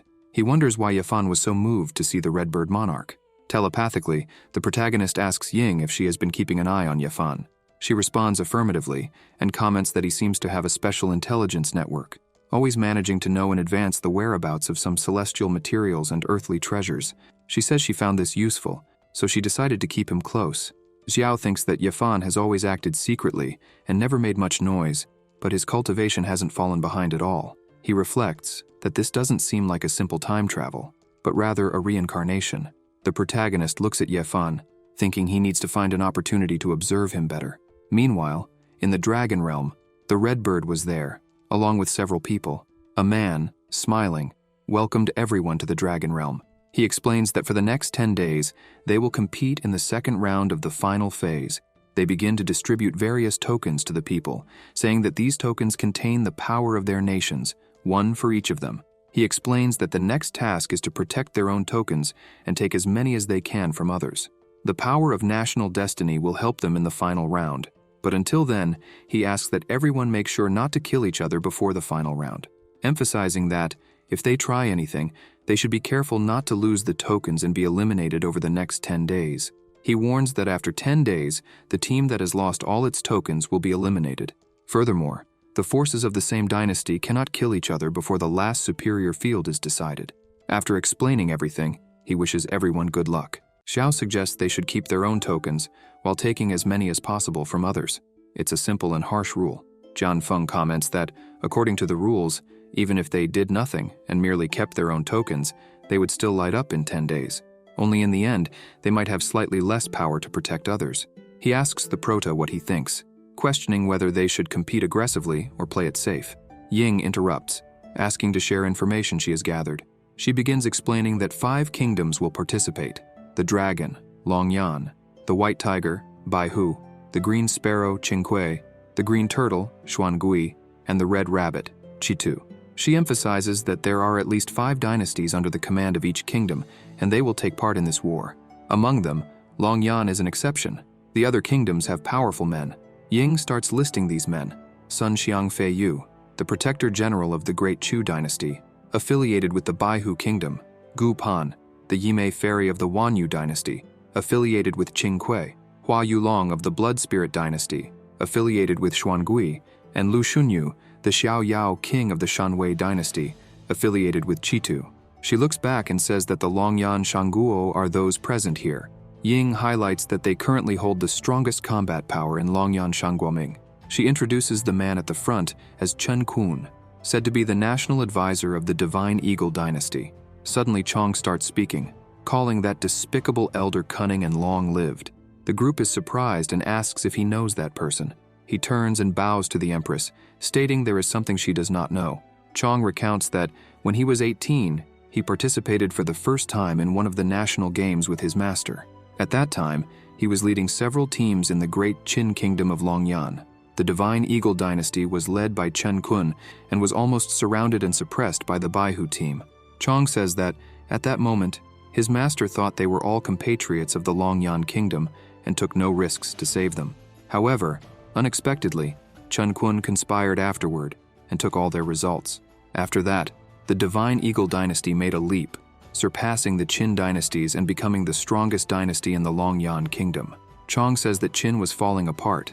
Angrily, he states that his purpose in participating in the National Destiny War is to trample that old man, and thus avenge his master. After explaining everything, he asks Ying to be careful, as he only wanted to defeat the Divine Eagle dynasty with dignity. If they reveal the truth of those years again, they would never act out of selfish motives, nor be swayed into handing over Qin. She responds that she had long heard that the Qin dynasty was defeated in a strange way, but she did not know such a secret was behind it. Suddenly, Chen Kun approaches, mocking, saying he finally found the great Qin dynasty. He remarks that he hasn't seen them for many years, emphasizing that Chong seems to be doing well. Chen Kun says it's incredible that Chong managed to survive that dynastic war. He adds that it's impressive Chong lived so many years. Chong turns around and says it's truly a pity that they met in such a treacherous way, cursing Chen Kun as despicable. Chen Kun becomes angry and shouts for Chong to stop lying, insisting that it was Chong's master who wanted to monopolize the results. He claims he was merely fighting for everyone's interests, yet Chong's master almost killed him. Chen Kun states that he is too magnanimous to argue with someone like Chong, but it was Chong who started making noise. This infuriates Chong even more.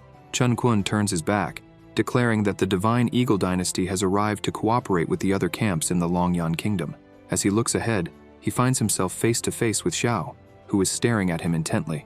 Chen Kun asks what Xiao is doing there. The Prota begins to smile and places his hand on Chen Kun's shoulder, saying that he saw ashes falling on Chen Kun's body, so he was just cleaning it off. Suddenly, he starts to envelop his hand with his aura. Chen Kun slaps his hand away, yelling for him to get out of his way. One of Chen Kun's team members says there's no need to pay attention to these youngsters, as everyone knows how great Master Chen Kun is. Two other men comment that they've been provoking Chen Kun from the start. Qin is isolated and defenseless this year, and it seems like they'll keep sinking. Chong is trembling with anger, shouting that Chen Kun is despicable. He smiles, apologizes, and admits that he acted impulsively, which caused a clash between them and the Divine Eagle dynasty. Ying smiles and says it's fine. She believes him, emphasizing that breaking ties with such scum isn't a bad thing before it's too late. Xiao agrees, saying the Empress is right since they wouldn't want to be associated with such trash. He adds that, in his opinion, they should play it safe. Even though they aren't allied with any major force, they don't need to be timid and should act when the right opportunity arises to collect tokens. The Prota closes his fan and comments that the spiritual energy in that dragon realm is rich, with many geniuses and treasures. These opportunities are rare. Additionally, they could use the next 10 days to explore and enhance their cultivation. It won't be a wasted trip. Zhao mentions that he has scanned the surroundings with his spiritual awareness. He discovered that the power of the 5 elements in the dragon realm is particularly strong. He believes there must be 5 elemental ley lines in the dragon world, and the closest one to them at that moment is the fire spirit ley line within the volcano. The Prota asks if anyone is interested in checking it out. Ying notes that, based on what she's observed, the Divine Eagle dynasty members are experts in fire techniques, so she thinks it's very unlikely they would miss this opportunity. Thus, they were bound to encounter them. The Prota is surprised and starts laughing, saying this will make it even better. Everyone is startled because the Prota doesn't stop laughing. Ying comments that every time the Master has that expression, it means someone is going to suffer. Jianfeng agrees, mentioning that he heard the Prota was also betrayed by his disciples before. He probably hates traitors. They all end up agreeing with Xiao's plan, highlighting that they could proceed cautiously, away from the main group, using guerrilla tactics. After some time inside the volcano, the Divine Eagles are seated, absorbing the volcano's energy. Chen Kun is focused on his cultivation, while his members excitedly speculate whether their master is about to ascend again. However, one of them notices that there are no signs of a celestial tribulation outside. Xiao and his team arrive at the scene. Xiao comments that the place is truly a paradise, so they wouldn't mind sharing it. The Divine Eagle members start to panic upon seeing them, shouting and asking what the Qin dynasty was doing there, declaring that they were not welcome. The Prota starts laughing strangely again and asks if they were serious, questioning if Master Chen Kun thought the same. Suddenly, Chen Kun begins to open his eyes, and his disciples start cheering, saying that their master has finally awakened and will now teach the Prota a lesson. A strong aura begins to envelop Chen Kun, while the Divine Eagle members shout that the Qin dynasty should leave now, because once their master acts, they won't be able to escape. Suddenly, Chen Kun dashes forward and kneels before the Prota, screaming that he is truly sorry. He admits that in the past he failed to recognize greatness and ended up offending a man as powerful as the Prota. Chen Kun continues to beg for forgiveness. This completely shocks the members of the Divine Eagle. Yefan looks at the scene, unable to comprehend why Chen Kun is acting this way. He recalls sensing a faint fluctuation of spiritual energy a moment ago and wonders if Xiao had already done something. The Prota crouches down, laughing, and says he holds no grudge against Chen Kun, then asks why he should forgive him. Quickly, Chen Kun rushes over to Chong, admitting that he was the one at fault and begging Chong to tell his master. Acknowledging that he was blind and worse than trash, he begins hitting himself, saying it's all his own fault for betraying Chong's master and spreading lies about him. Therefore, he's worthless and deserves death. The members of the Divine Eagle can't believe their master is doing this. Chong, enraged, says that since Chen Kun surrendered willingly, he can't be blamed for being aggressive. Chong punches Chen Kun in the face, sending him backward. The others begin to feel fear as Chong shouts that he's wanted to beat up that piece of trash for a long time. Smiling with a murderous aura around him, Xiao asks if anyone else has anything to say, as they would like to start cultivating if no one else speaks up. The men begin trembling, saying they have nothing to say, and that the Prota is in charge here. Xiao orders everyone to make room for them to pass. As they walk, he smiles, remarking that it's nice when everyone behaves. He begins absorbing the energy, assuring the men that they don't need to worry since he isn't unscrupulous, noting that this spiritual vein belongs to everyone, so he won't interrupt anyone's cultivation. The Prota says he'll just take a large portion and leave the rest for them. The men are completely bewildered by this, wondering why he would take only a portion and leave the rest, and why he wouldn't attack them. Xiao states that the Qin dynasty is peaceful. The men start crying and thank the Prota, saying they never imagined that the famous Xiao would be so generous and fair. After absorbing a substantial amount of energy, they start to leave. Chong gives Chen Kun one last hit, spitting on him, and says that hitting him anymore would just dirty his hands. Ying asks her master if they really aren't going to take any more, but the Prota just looks back and laughs again in that same way. As they leave the cave, everything starts to shake, and the cave begins to collapse. The men inside start to panic, shouting and wondering why an earthquake would happen so suddenly. But one of them says it's not an earthquake. He explains that the Earth's energy veins have been damaged. They question how this could happen so suddenly, and how the veins got damaged. Another man says it was probably Xiao. He absorbed all the energy in there, and now the veins are crumbling. They grab Chen Kun and shout for everyone to run as fast as possible. Outside, they all hear a loud noise. Looking back, they see the divine eagles flying out of the cave. Zhan Feng is shocked, exclaiming that the entire cave is collapsing. He wonders if they'll be penalized for this. Ying starts laughing, saying no, emphasizing that they were several kilometers away when the cave collapsed, so what would they have to do with it? The Prota laughs, agreeing with her. Zhan Feng watches them, thinking that this behavior is exactly what he'd expect from Xiao, like master, like student. Ye Fan observes the Prota, thinking that draining nearly all the energy from the veins in an instant isn't something just anyone can do. He wonders how many more secrets Xiao keeps with him. The Prota calls for his sword, saying they'll now go hunt other cultivators from other factions, as he wants to see what valuables they might have. They begin to follow the divine eagles, who quickly approach another group. As they arrive, the leader of the group, known as the Crystal Water Kingdom, asks Chen Kun how the preparations are going and where the items are.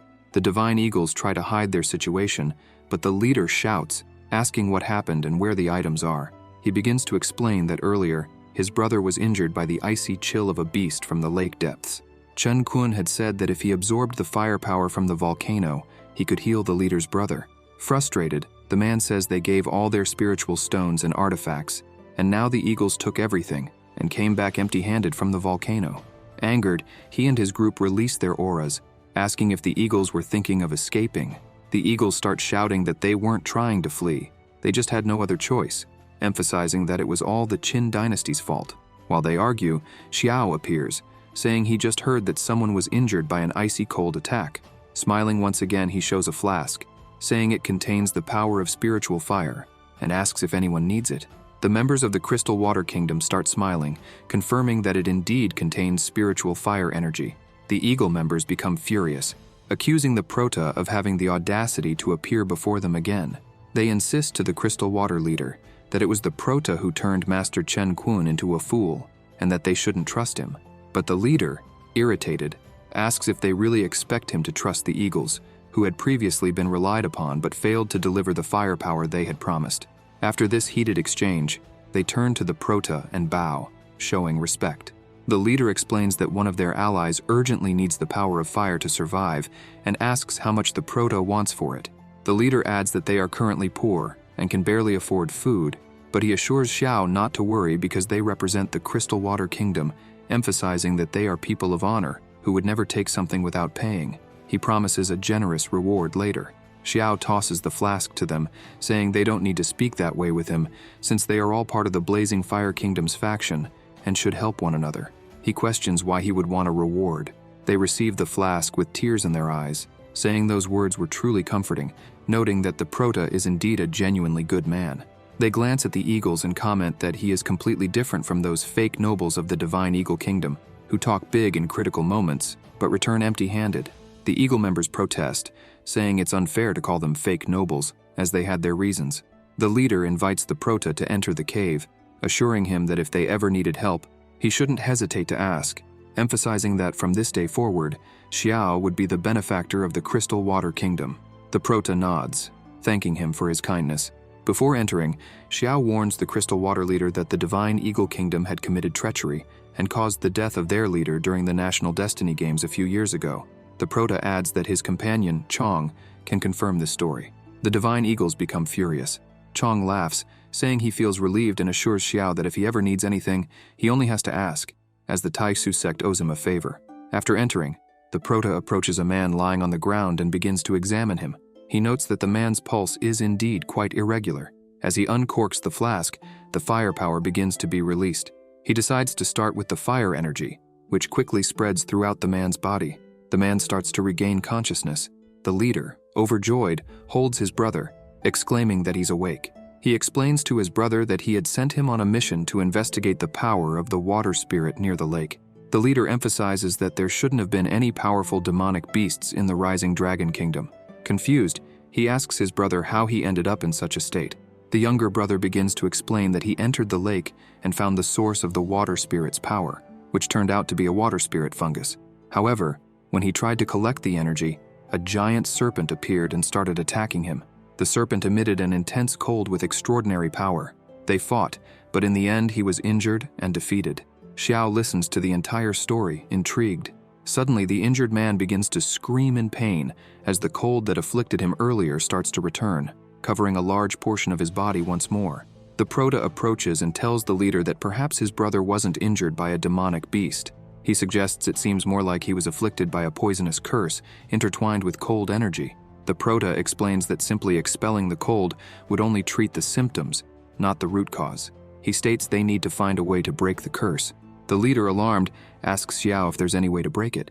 The Prota replies that, unfortunately, he's not an expert in poisons, noting that he can identify them but cannot dispel them. Xiao, however, mentions that there's always a universal solution to such problems. With a crazed look in his eyes, he says they just need to kill whoever cast it. Xiao adds that he's somewhat interested in collecting the power of the 5 elements, which could help locate the person responsible for the curse. As the Prota is about to leave, the leader calls out to him. He explains that the nearby forest is shrouded in a sophisticated mental confusion formation, and that among them, only his younger brother can identify the correct direction. Holding something in his hand, he reveals it's a compass that can point the right way, but can only be used once. He pleads with the Prota not to refuse it. Xiao accepts it, commenting that it's a very valuable item. Before leaving the cave, Ying asks what they plan to do. The Prota instructs everyone to stay put, saying he'll go alone. Smiling to himself, he thinks that this national destiny battle is perfect for him, as the battlefield is filled with dense elemental energies, ideal for practicing his yin-yang 5 elements body refinement technique. Meanwhile, elsewhere, a group of people is walking through the forest. The leader starts to grow weary, as does the rest of his group. He wonders aloud what's going on with this forest, as they've been walking for at least half a day without finding an exit. Another man approaches a tree and notices a mark, asking if it's not the same mark they left earlier. A spiky-haired member begins to shout, realizing they've been walking in circles all this time. Others mention that the scouts they sent to explore haven't returned. Frightened, they begin to question if this is some kind of mental confusion formation, and whether they'll be trapped there forever. Amidst their desperation, a figure appears behind them. The person asks if they, too, are stuck in the formation. The entire group turns, startled, asking who's there. The Prota holds the compass in his hand and reassures them not to be afraid. He introduces himself, explaining that he got separated from his companions and is also a cultivator. Xiao asks if they have any solution for breaking the forest's mental confusion formation.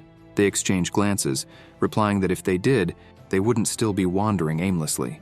The Prota eyes them, questioning if that's really the case, and hints that he has a strategy. After a while of conversing, Xiao takes charge, saying he spent considerable time studying the forest and has a general understanding of the mental confusion formation. He explains that the formation is mainly divided into 3 levels, each with 2 death gates and 1 life gate. For each death gate, someone must use spiritual energy to destroy the core of the sub-formation. Once a sub-formation is neutralized, they will soon encounter a second fork, marking the 2nd level of the formation, and so on, until all the death gate sub-formations are destroyed. Xiao looks at them and points out that they are 7 in number. They only need to ensure that each person enters a death gate. That person must destroy the core of the formation and then hold that position. In doing so, they can completely break the formation. One person hesitantly asks what would happen if someone entered a death gate but couldn't break the formation. The Prota responds, saying that if he's not mistaken, this formation is derived from the spirit wood flower. He explains that this type of spiritual object dislikes murderous energy. It doesn't harm people directly, but instead causes them to become lost. Xiao tells them that if they succeed in this, their companions would also be saved. The group begins to discuss among themselves, considering that this plan might actually work, and they wonder if they should give it a try. Another member mentions that they really don't have a better option. The leader calls over someone and asks him to examine the book at the prota's waist. He explains that, during his studies with his master at the auction house, he learned that, if he isn't mistaken, the book Xiao carries is a celestial-grade artifact. The man is astonished upon hearing this. They continue talking and note that the compass in the prota's hand also appears to be an extremely valuable item, emphasizing that it's a tool specifically designed for breaking mental confusion formations. The leader explains that the artifact can only be used once, which is why he's so eager to cooperate with everyone there. The two begin plotting, given that the prota claimed to have been separated from his companions, so they decide to act at the final level of the formation. After walking for some time, they reach the first level of the formation, and 3 people prepare to enter. A young man asks if only one person needs to enter to break the formation. The 2 people next to him are determined to do it.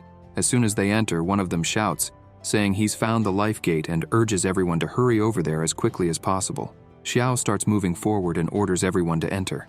An hour later, they reach the 3rd level of the formation.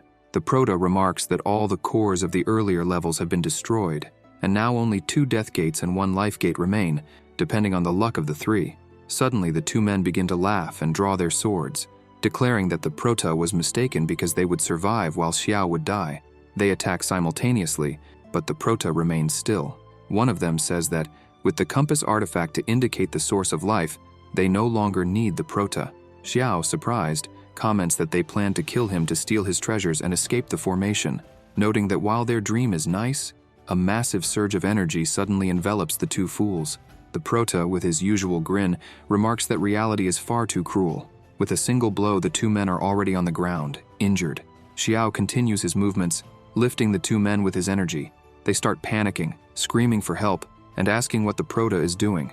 Clearly enjoying himself, the prota says that since they've been companions for so long, he's decided to break the formation in a rather elegant manner. With a simple gesture, he throws the 2 through the entrances and continues using his mana to guide them, forcing them to run deeper into the formation. The 2 men scream, saying it's unnecessary since they will break the formation right away. Xiao observes all this and thinks that he should have anticipated it earlier.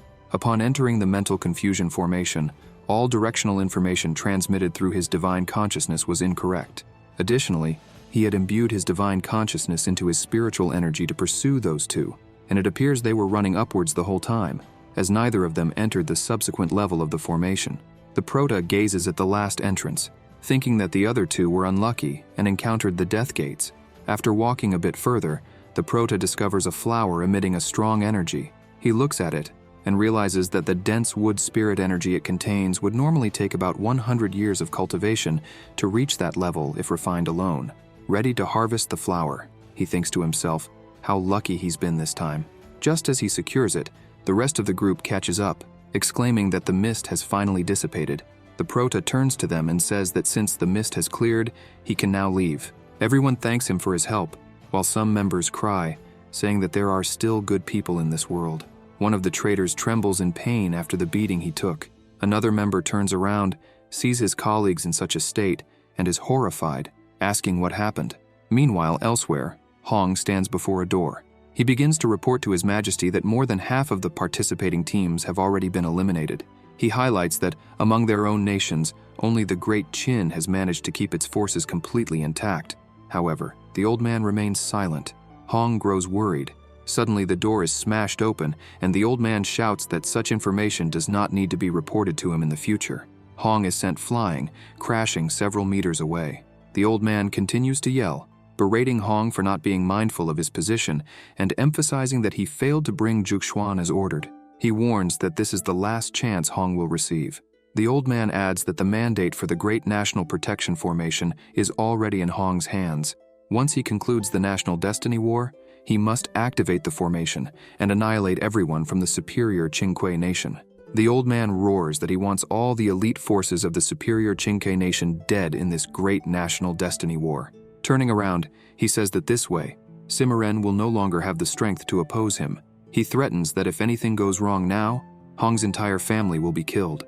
Hong, kneeling on the ground, remains silent, while a woman nearby is horrified by what she hears and sees. Hong slowly rises and declares that this humble servant will obey the imperial command. The old man orders the woman to inform the princess. However, the woman bows low to the ground, explaining that Princess Yilan, upon hearing of the great Qin's accomplishments, has started breaking things again. She admits she lacks the courage to go and calm her down. The old man retorts that if the princess wishes to break things, they should let her do so until she calms down. He instructs the servant to replace each broken item with a new one, and if there aren't enough items, she can take whatever she needs from the imperial treasury and let the princess break them to her heart's content. The woman agrees to do so immediately, all the while thinking about how many valuable treasures are being sacrificed just for the princess's tantrums. In her thoughts, she reflects on how much the old man spoils that arrogant princess. Meanwhile, back in the trial, Xiao stands by a lake, remarking that from a distance, he can sense a strong water energy. He's certain the source is deeper down. As he continues to observe the lake, he notes that there seem to be at least 8 peak nascent soul level auras surrounding the area. He comments that only a few manage to escape the illusion formation. Without hesitation, he dives into the lake, planning to first conceal his aura and investigate the situation. The deeper he goes, the denser the energy becomes. The prota reflects that it seems the information he received was accurate. The source of the water energy is likely at the bottom of the lake. After swimming for a while, he finds something on a rock and wonders if that might be it. Xiao stops near a flower and questions why there's no spiritual beast guarding such a treasure. However, behind him, a giant serpent is lurking. The serpent attacks fiercely, catching the prota off guard. He quickly turns around to block the initial strike. As he holds back the serpent's attack, he's surprised, sensing something strange. If he focuses closely, the aura of the serpent feels oddly familiar. He suddenly recalls that this aura matches that of a guard who worked for the governor's son in the city of Luoyun. The prota is puzzled, wondering how that aura could be coming from this serpent's body. The serpent lunges to bite him again, but the prota manages to distance himself while questioning whether Wu Ming had been devoured by the serpent. He starts to laugh, thinking there's no way Wu Ming could have turned into this serpent. Summoning his swords, he commands them to attack. Multiple swords strike the serpent's body, causing it to scream in pain as it's bombarded by the relentless assault. Meanwhile, on the surface of the lake, some people were advancing cautiously. The old man remarked that someone had disturbed the great serpent, and the young woman, agreeing with him, stated that she had felt it too. At the bottom of the lake, Xiao noticed that something or someone was approaching, while the serpent began to move away from him.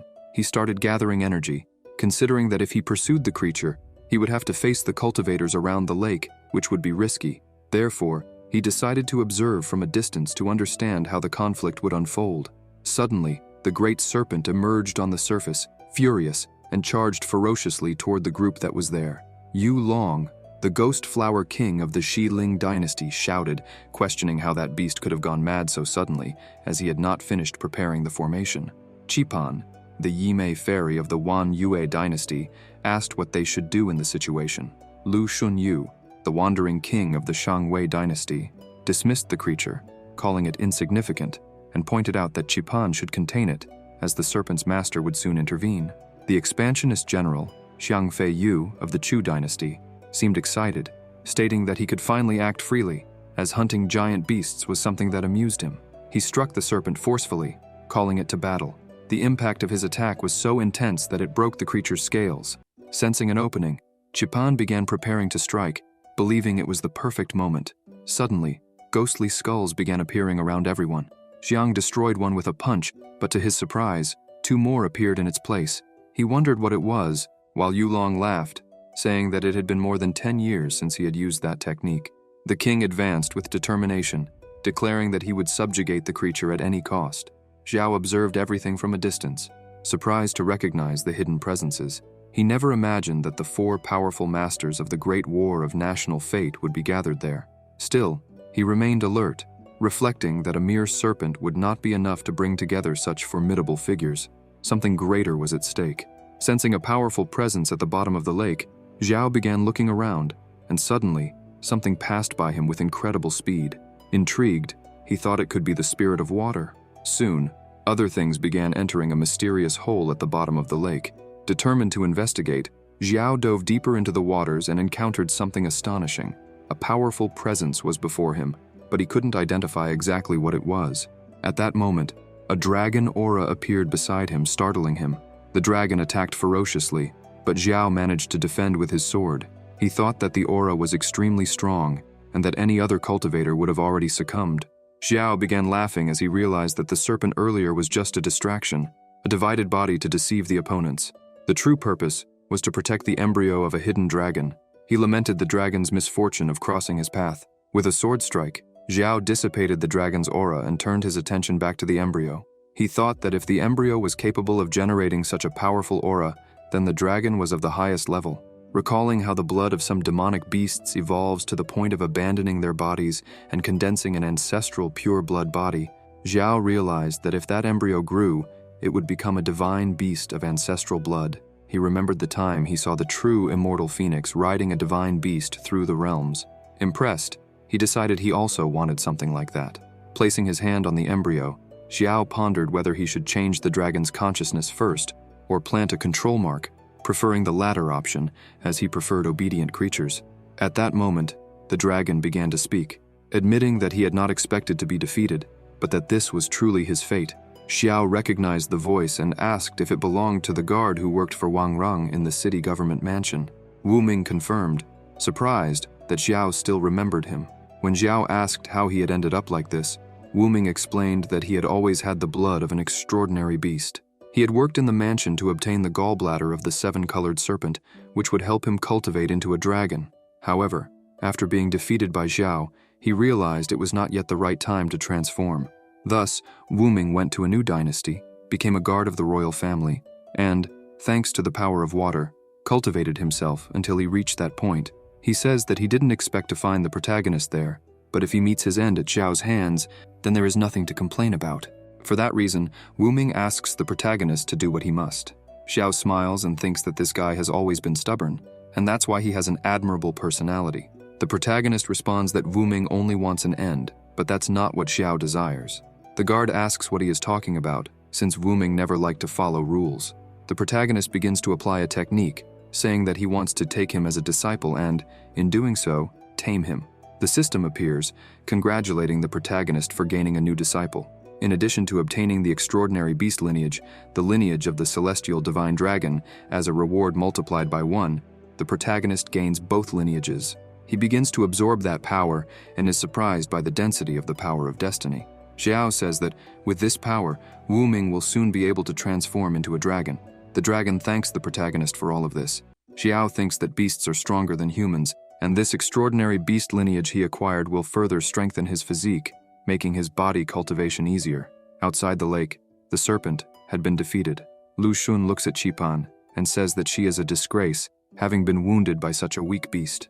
Yu Long was angry, saying that Lu Xun had grown even stronger, even after so many years without seeing each other. Noticing a terrifying presence, he is surprised, and a dragon emerges from the lake. Yu Long is confused, questioning whether the beast really managed to form its dragon body. The other two are also stunned to see it. Yu Long can't believe the beast had hidden its true body all this time while cultivating its dragon form. He had been planning to end the dragon before it could transform, but now the dragon had achieved its full form, and, by purifying its blood even further, it had become a true, 5-clawed golden dragon. Without thinking twice, Yu Long advances, as he cannot let that beast escape. Xiang continues laughing, even more excited to see a real dragon. Lu Xun starts coughing, and his disciple asks if he is all right. He thinks that his poisonous insects need to be frequently nourished with high-energy treasures, otherwise they will turn against him. Qipan continues calling for her master, but he remains silent, thinking that now, with a dragon, he will be able to... Suddenly, he begins releasing a large amount of energy, attacking his disciple, as he could use her as a substitute. She tries to escape, asking why he was doing this, since, some time ago, in the battle between the Luomei sect and the venomous immortal, her powers had reached their end. At that moment, he had renounced the opportunity to form the primordial core of the 5 thrones, throwing the last divine tribulation at the venomous immortal.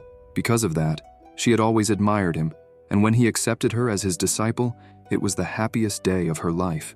With trembling hands, she asks if she did something wrong to be treated this way.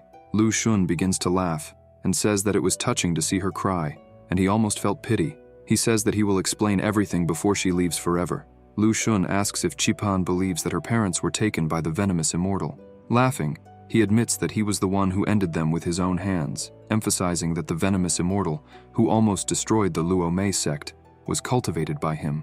She couldn't believe it, and Lu Xun said that if she had carefully studied the manual of the 9 transformations of the venomous demon she had been practicing, she should know that he extended his hand toward her, absorbing her energy as she screamed. Lu Xun explained that the poison manual she was practicing was incomplete. The true manual was a miraculous celestial level book. In the book, each transformation represents a life. In the first transformation, one can only cultivate up to the qi refinement stage before perishing, requiring a new body. The second transformation is the formation of the foundations. The third, the golden core. The fourth, the nascent soul. And the ninth, when one can ascend to immortality. Lu Xun said he was in the 7th transformation in this life, and with that, he would be able to advance to the realm of great perfection. He said that she was the new body he had prepared for himself, but now that she was useless, it was better for her to be transformed into his cultivation to nourish his poisonous insects. Qipan continued screaming in pain. Rage began to consume her. Qipan thought that, if it was like this, then she should not be blamed for what she was about to do. With a swift movement, Qipan managed to attack Lu Xun, hitting his throat and interrupting what he was doing. Both fell to the ground, and she thought that, even injured, Lu Xun could not be underestimated, so she couldn't lower her guard. She knew she had to act quickly. She began to flee, but Lu Xun pursued her. Meanwhile, Xiao was with the dragon and noticed that someone was following him. Wu Ming asked if he should speed up so that the others wouldn't catch up. Zhao leapt onto his sword and said that someone had asked him to find the person who had poisoned his brother. The protagonist observed that, if he wasn't mistaken, this person was among all those who had ambushed them at the lake, but he didn't know much about poisons, so he couldn't identify who was the culprit.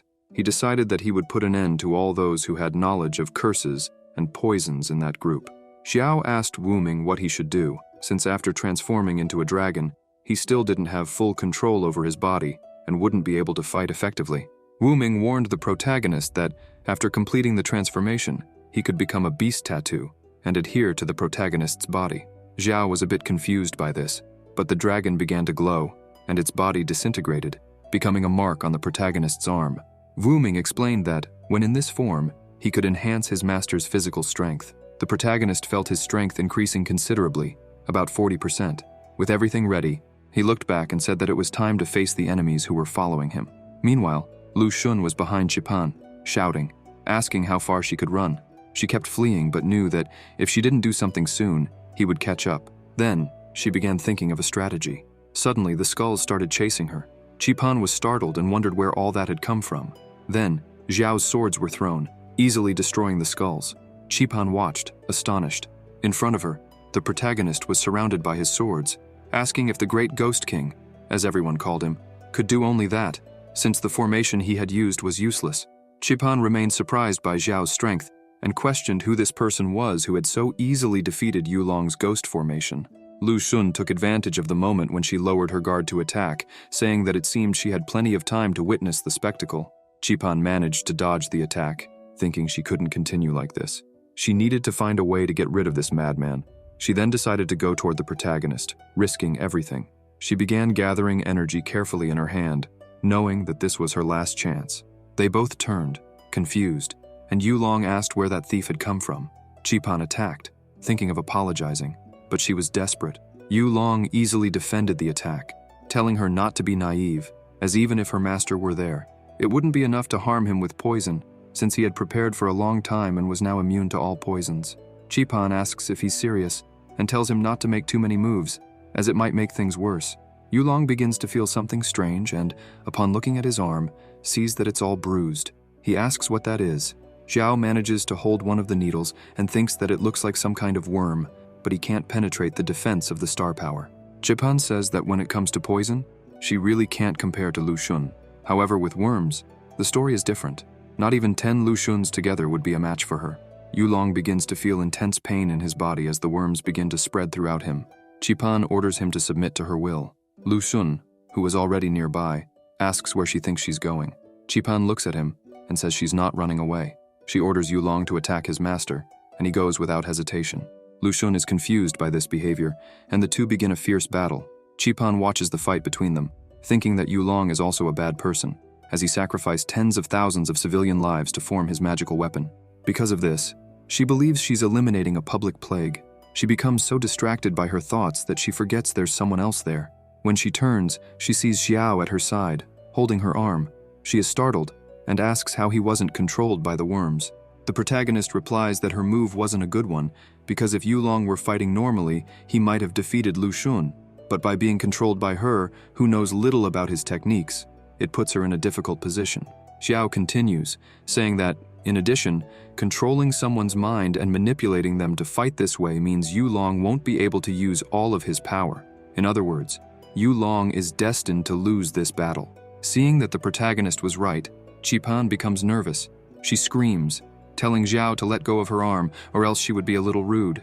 Qipan is desperate, thinking she needs to use this time to escape. She attacks the protagonist, but he simply places his arm in front and all the needles break like sticks. This leaves her stunned. The protagonist asks her not to be in such a hurry, as her tricks can't hurt him. Qipan asks what he wants from her. Xiao looks at her and says that, from what he understands, she and Lu Xun are master and disciple, so why were they trying to hurt each other? She asks what that matters to him. The protagonist points out that he's interested in the worm technique she used. If she teaches him how to use it, he'll take care of the old man quickly. She is shocked by this proposal. However, Qipan still can't believe it and asks if only he would be able to do it. Xiao asks if she doesn't believe him.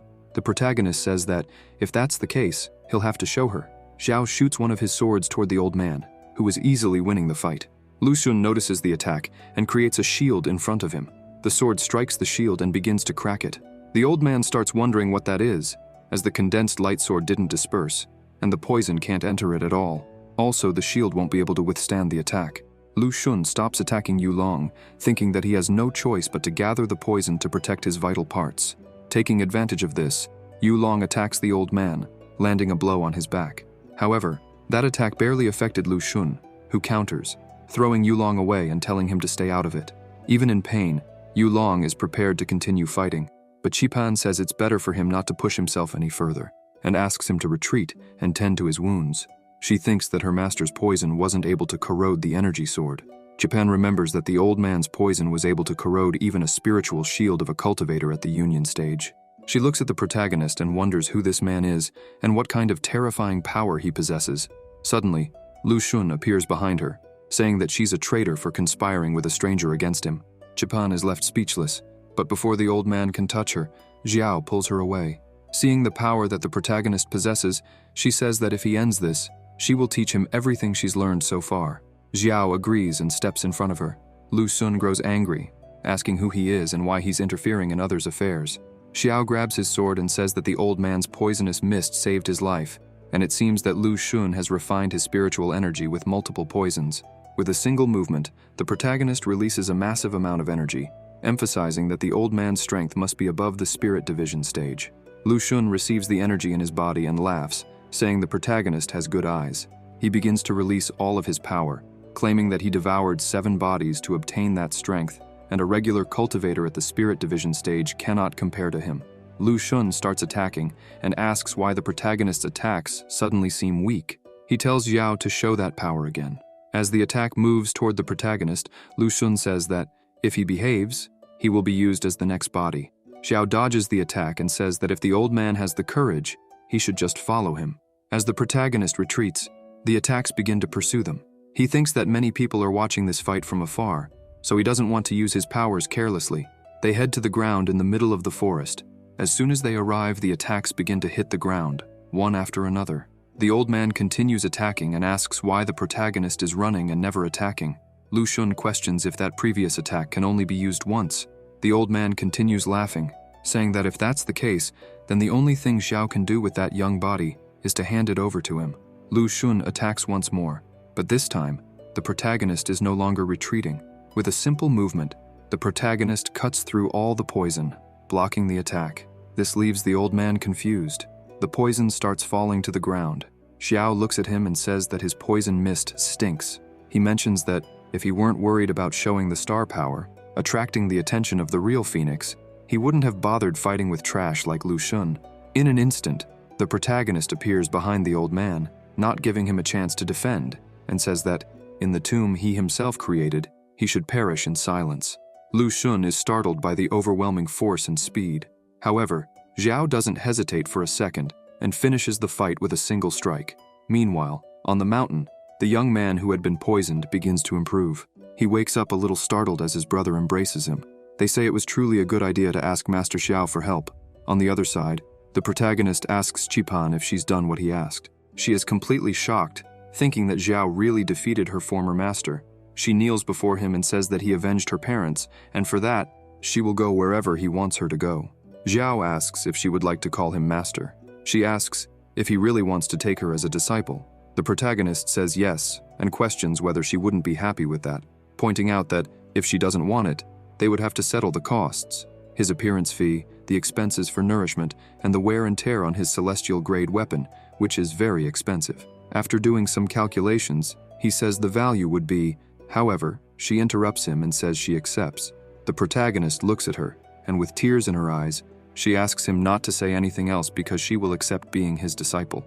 The system appears, congratulating the protagonist for gaining another disciple, and notifies him that it has detected that the disciple has a heart of earth-level poisonous worms, with the speed of cultivating poison and worm techniques being 10 times faster than normal. The doubled reward is a celestial-level poisonous worm heart, and a cultivation speed 100 times faster than normal. Xiao thinks that, with this, all those hiding near the lake who are good with poisons are now out of his way, so they can return and deliver the news.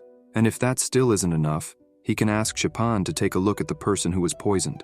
The protagonist thinks that it's convenient to have an expert in poisons as a disciple. Suddenly, the protagonist turns to her, saying that now that they are master and disciple, he had a bold idea. This leaves Qipan confused. He thinks that this poison and worm technique is perfect for testing the enemy's power, and there is someone whose true strength has always intrigued him. Elsewhere, Ye Fan was sitting by a tree. Suddenly, he feels a presence, and looking up, sees Yu Long, who says that he has found the territory of the Great Qin. He begins his attack. Ye Fan starts accumulating energy in his hand, even though he's confused, since Yu Long appeared out of nowhere, and alone. Ye Fan tries to destroy the skulls, but the more he destroys, the more appear. Yu Long shows up behind him, saying that it seems all of Ye Fan's friends are still sleeping. Yu Long delivers an incredibly strong attack, destroying the ground around him. Ye Fan dodges, thinking that this guy came straight for him, but this didn't happen in his past life. Suddenly, Ye Fan notices the dragon passing over him. This leaves him impressed, as he didn't remember that a dragon would appear at that moment. Yu Long continues attacking, asking if Ye Fan really thinks he can escape. Ye Fan keeps running, thinking that he needs to find a place where no one will witness the battle. He reflects that, in this life, most events are the same as in his past life, except for a few important events where a character appeared who never existed in his previous life. He wonders if these changes are connected to Xiao. Meanwhile, aboard the dragon, Qipan asks the protagonist if he doesn't think Ye Fan is a bit weak and questions why her master is so concerned about him. She says that if Ye Fan really is a nuisance, she can take care of him herself. The protagonist replies that soon she will see the reason. Xiao looks at him, thinking that Ye Fan has the ability to enter the Imperial star space, but he never became famous or even revealed himself to the world. Someone like that can't just be a nobody. Ye Fan continues fleeing, questioning whether the forest shouldn't be covered by the spirit flower and full of mist. He gets irritated and says he will use only one move. Ye Fan grabs the Limitless Tower, a celestial-level treasure that can create a barrier and isolate the entire outside world. This should be enough to prevent the true Phoenix Lady from seeing or hearing them. The barrier is raised. Yu Long enters the barrier. Ye Fan says that now they can fight at will, and no one will see, even though he doesn't know who's aiming at him. He smiles and says that Yu Long will regret it. Ye Fan says break. Yu Long starts to feel a tremendous pressure, and a force begins to crush him into the ground. He tries to resist, but is continuously pushed down. Qipan says that the connection with Yu Long has been severed, and she notices that the worm was destroyed. It seems Lu Xun met the same fate. Ye Fan really is strong. Xiao calls Qipan to leave, but she's confused and asks if they won't finish off Ye Fan. The protagonist responds that if they end him now, it wouldn't serve any purpose. Qipan is even more confused, while Xiao thinks he needs to understand what Ye Fan really wants, so he decides to stay close to Ying. Elsewhere, the true Phoenix watches as the battle for the national destiny becomes more exciting, as a divine beast has appeared, and she has also uncovered the secrets of the Luomei sect. It seems Xiao is involved in both situations. She also mentions that she has heard of the 9 Transformations Venomous Demon Manual, which is in the Celestial Court, and that there is a venomous immortal who practices this technique. She reflects on the fact that, after the 9 transformations, to reach immortality, the power of this immortal is far superior to that of anyone else. The Phoenix thinks that despite this, The protagonist, who is only in the early stage of the Spirit Division realm, managed to eliminate Yu Long without a single scratch. Unfortunately, she couldn't see exactly what happened because of the poisonous mist. The Phoenix also finds Ye Fan's performance impressive, as he has always been mediocre but suddenly defeated Yu Long with ease. She starts to think that maybe she could introduce them to the Celestial Court, but deep down, she believes it would be better to use these two for her own benefit. Sometime later, near the camp of the Qin dynasty, Xiao says that for now, they would separate. If they met within the Longtan realm, each of them would fight at their own risk. Once they left the Longtan realm, they would perform the master-disciple ritual. Ying approaches the protagonist and says that during his absence, they followed his orders and stayed there. She points out that many people entered unintentionally, but they eliminated all of them. She shows the insignias they collected and crosses her fingers, thinking that Xiao would be surprised by the number they gathered. Xiao hands her a few insignias, saying that he also collected some along the way, and with that, they should have enough to pass. The three are impressed by how many Xiao managed to get alone. The protagonist heads to one of the tents, saying that there are still a few days left to finish the competition, so they will rest, explore, and finish the competition at the same time. He emphasizes that, most likely, they will soon have to face members of the same group. If they accidentally encounter enemies, they should destroy them quickly. Zhao in turn says that it took a lot of effort to find a realm with concentrated energy of the 5 elements, and now that he's found it, he doesn't want to miss this opportunity. He managed to obtain the energy of earth and metal. He sits down and says that with the remaining time he will refine the energy of the 5 elements. 10 days later, the protagonist refines the energy of the 5 elements and perfects the yin-yang and 5 elements body refining technique. Now when he uses his sword, he feels that his power is 5 times greater than before. Xiao had already expected this, as different cultivation paths can nourish each other. Now, Xiao masters 4 cultivation roots, and his power is more than 10 times that of someone who cultivates only one path. Even against someone in the early stage of the fusion realm, he would be unbeatable. The second round of the competition is about to begin. Outside the ascending dragon realm, in the superior dragon flame country, all the victorious groups were already gathered. The announcer announces that after the first round of selection, only 2 teams remain, the Blue Sparrow country and the Qin dynasty team from the superior dragon flame country. He emphasizes that the second round will decide the winner of the national destiny battle between the Blue Sparrow country and the superior dragon flame country. Suddenly, a group of people arrives, shouting for everyone to stop, as they are there on the orders of the Dragon Flame Emperor. Zhu Hong, one of the messengers, says that he is speaking on behalf of the Dragon Flame Emperor to announce, in the name of the superior country, that the superior Dragon Flame country will withdraw from this battle for national destiny. The 3 leaders present look at him in silence. Chong asks what's going on, while the Phoenix questions if this is true. Zhu Hong confirms and shows the royal decree. The Phoenix takes the decree and, upon reading it, wonders what the Emperor is really planning. After all, it was he who requested the Celestial Court Emperor to hold the national destiny battle in his country, and now he wants to withdraw. With the decree in hand, the Phoenix is still questioning whether the Emperor might be scheming something. She tosses the decree aside, as in the end, the Emperor only asked her to organize the national destiny battle, and that has already been done. What they choose to do from now on doesn't concern her. The Phoenix turns and says that if that's the case, then the winner of this national destiny battle is the Blue Sparrow country. She will return and announce the result to the Emperor. The Zhu family elders ask if the war prohibition between the countries is over, now that the national destiny battle has concluded. She responds that her responsibility is only to oversee the national destiny battle, and since it has been completed, she no longer cares about their affairs.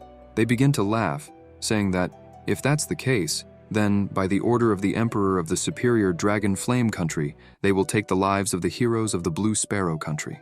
A large magic circle appears on the ground, and a massive fire dragon forms. The heroes of Blue Sparrow are frightened, as this is the attack formation of the superior Dragon Flame country. Xiao becomes angry and creates a barrier to protect his team, thinking that the Emperor was planning to end them as well. The protagonist watches all of this and admits that the Emperor's plan was almost perfect. After all, those who participated in the national destiny battle are the most outstanding elite of the Blue Sparrow country. Moreover, the Blue Sparrow country has recently ascended, so its foundation cannot be compared to that of the superior Dragon Flame country. If the Emperor manages to eliminate that group, the future of the Blue Sparrow country could come to an end. The first elder says that if they know that formation, they are prepared for what is to come. The dragon starts preparing to attack.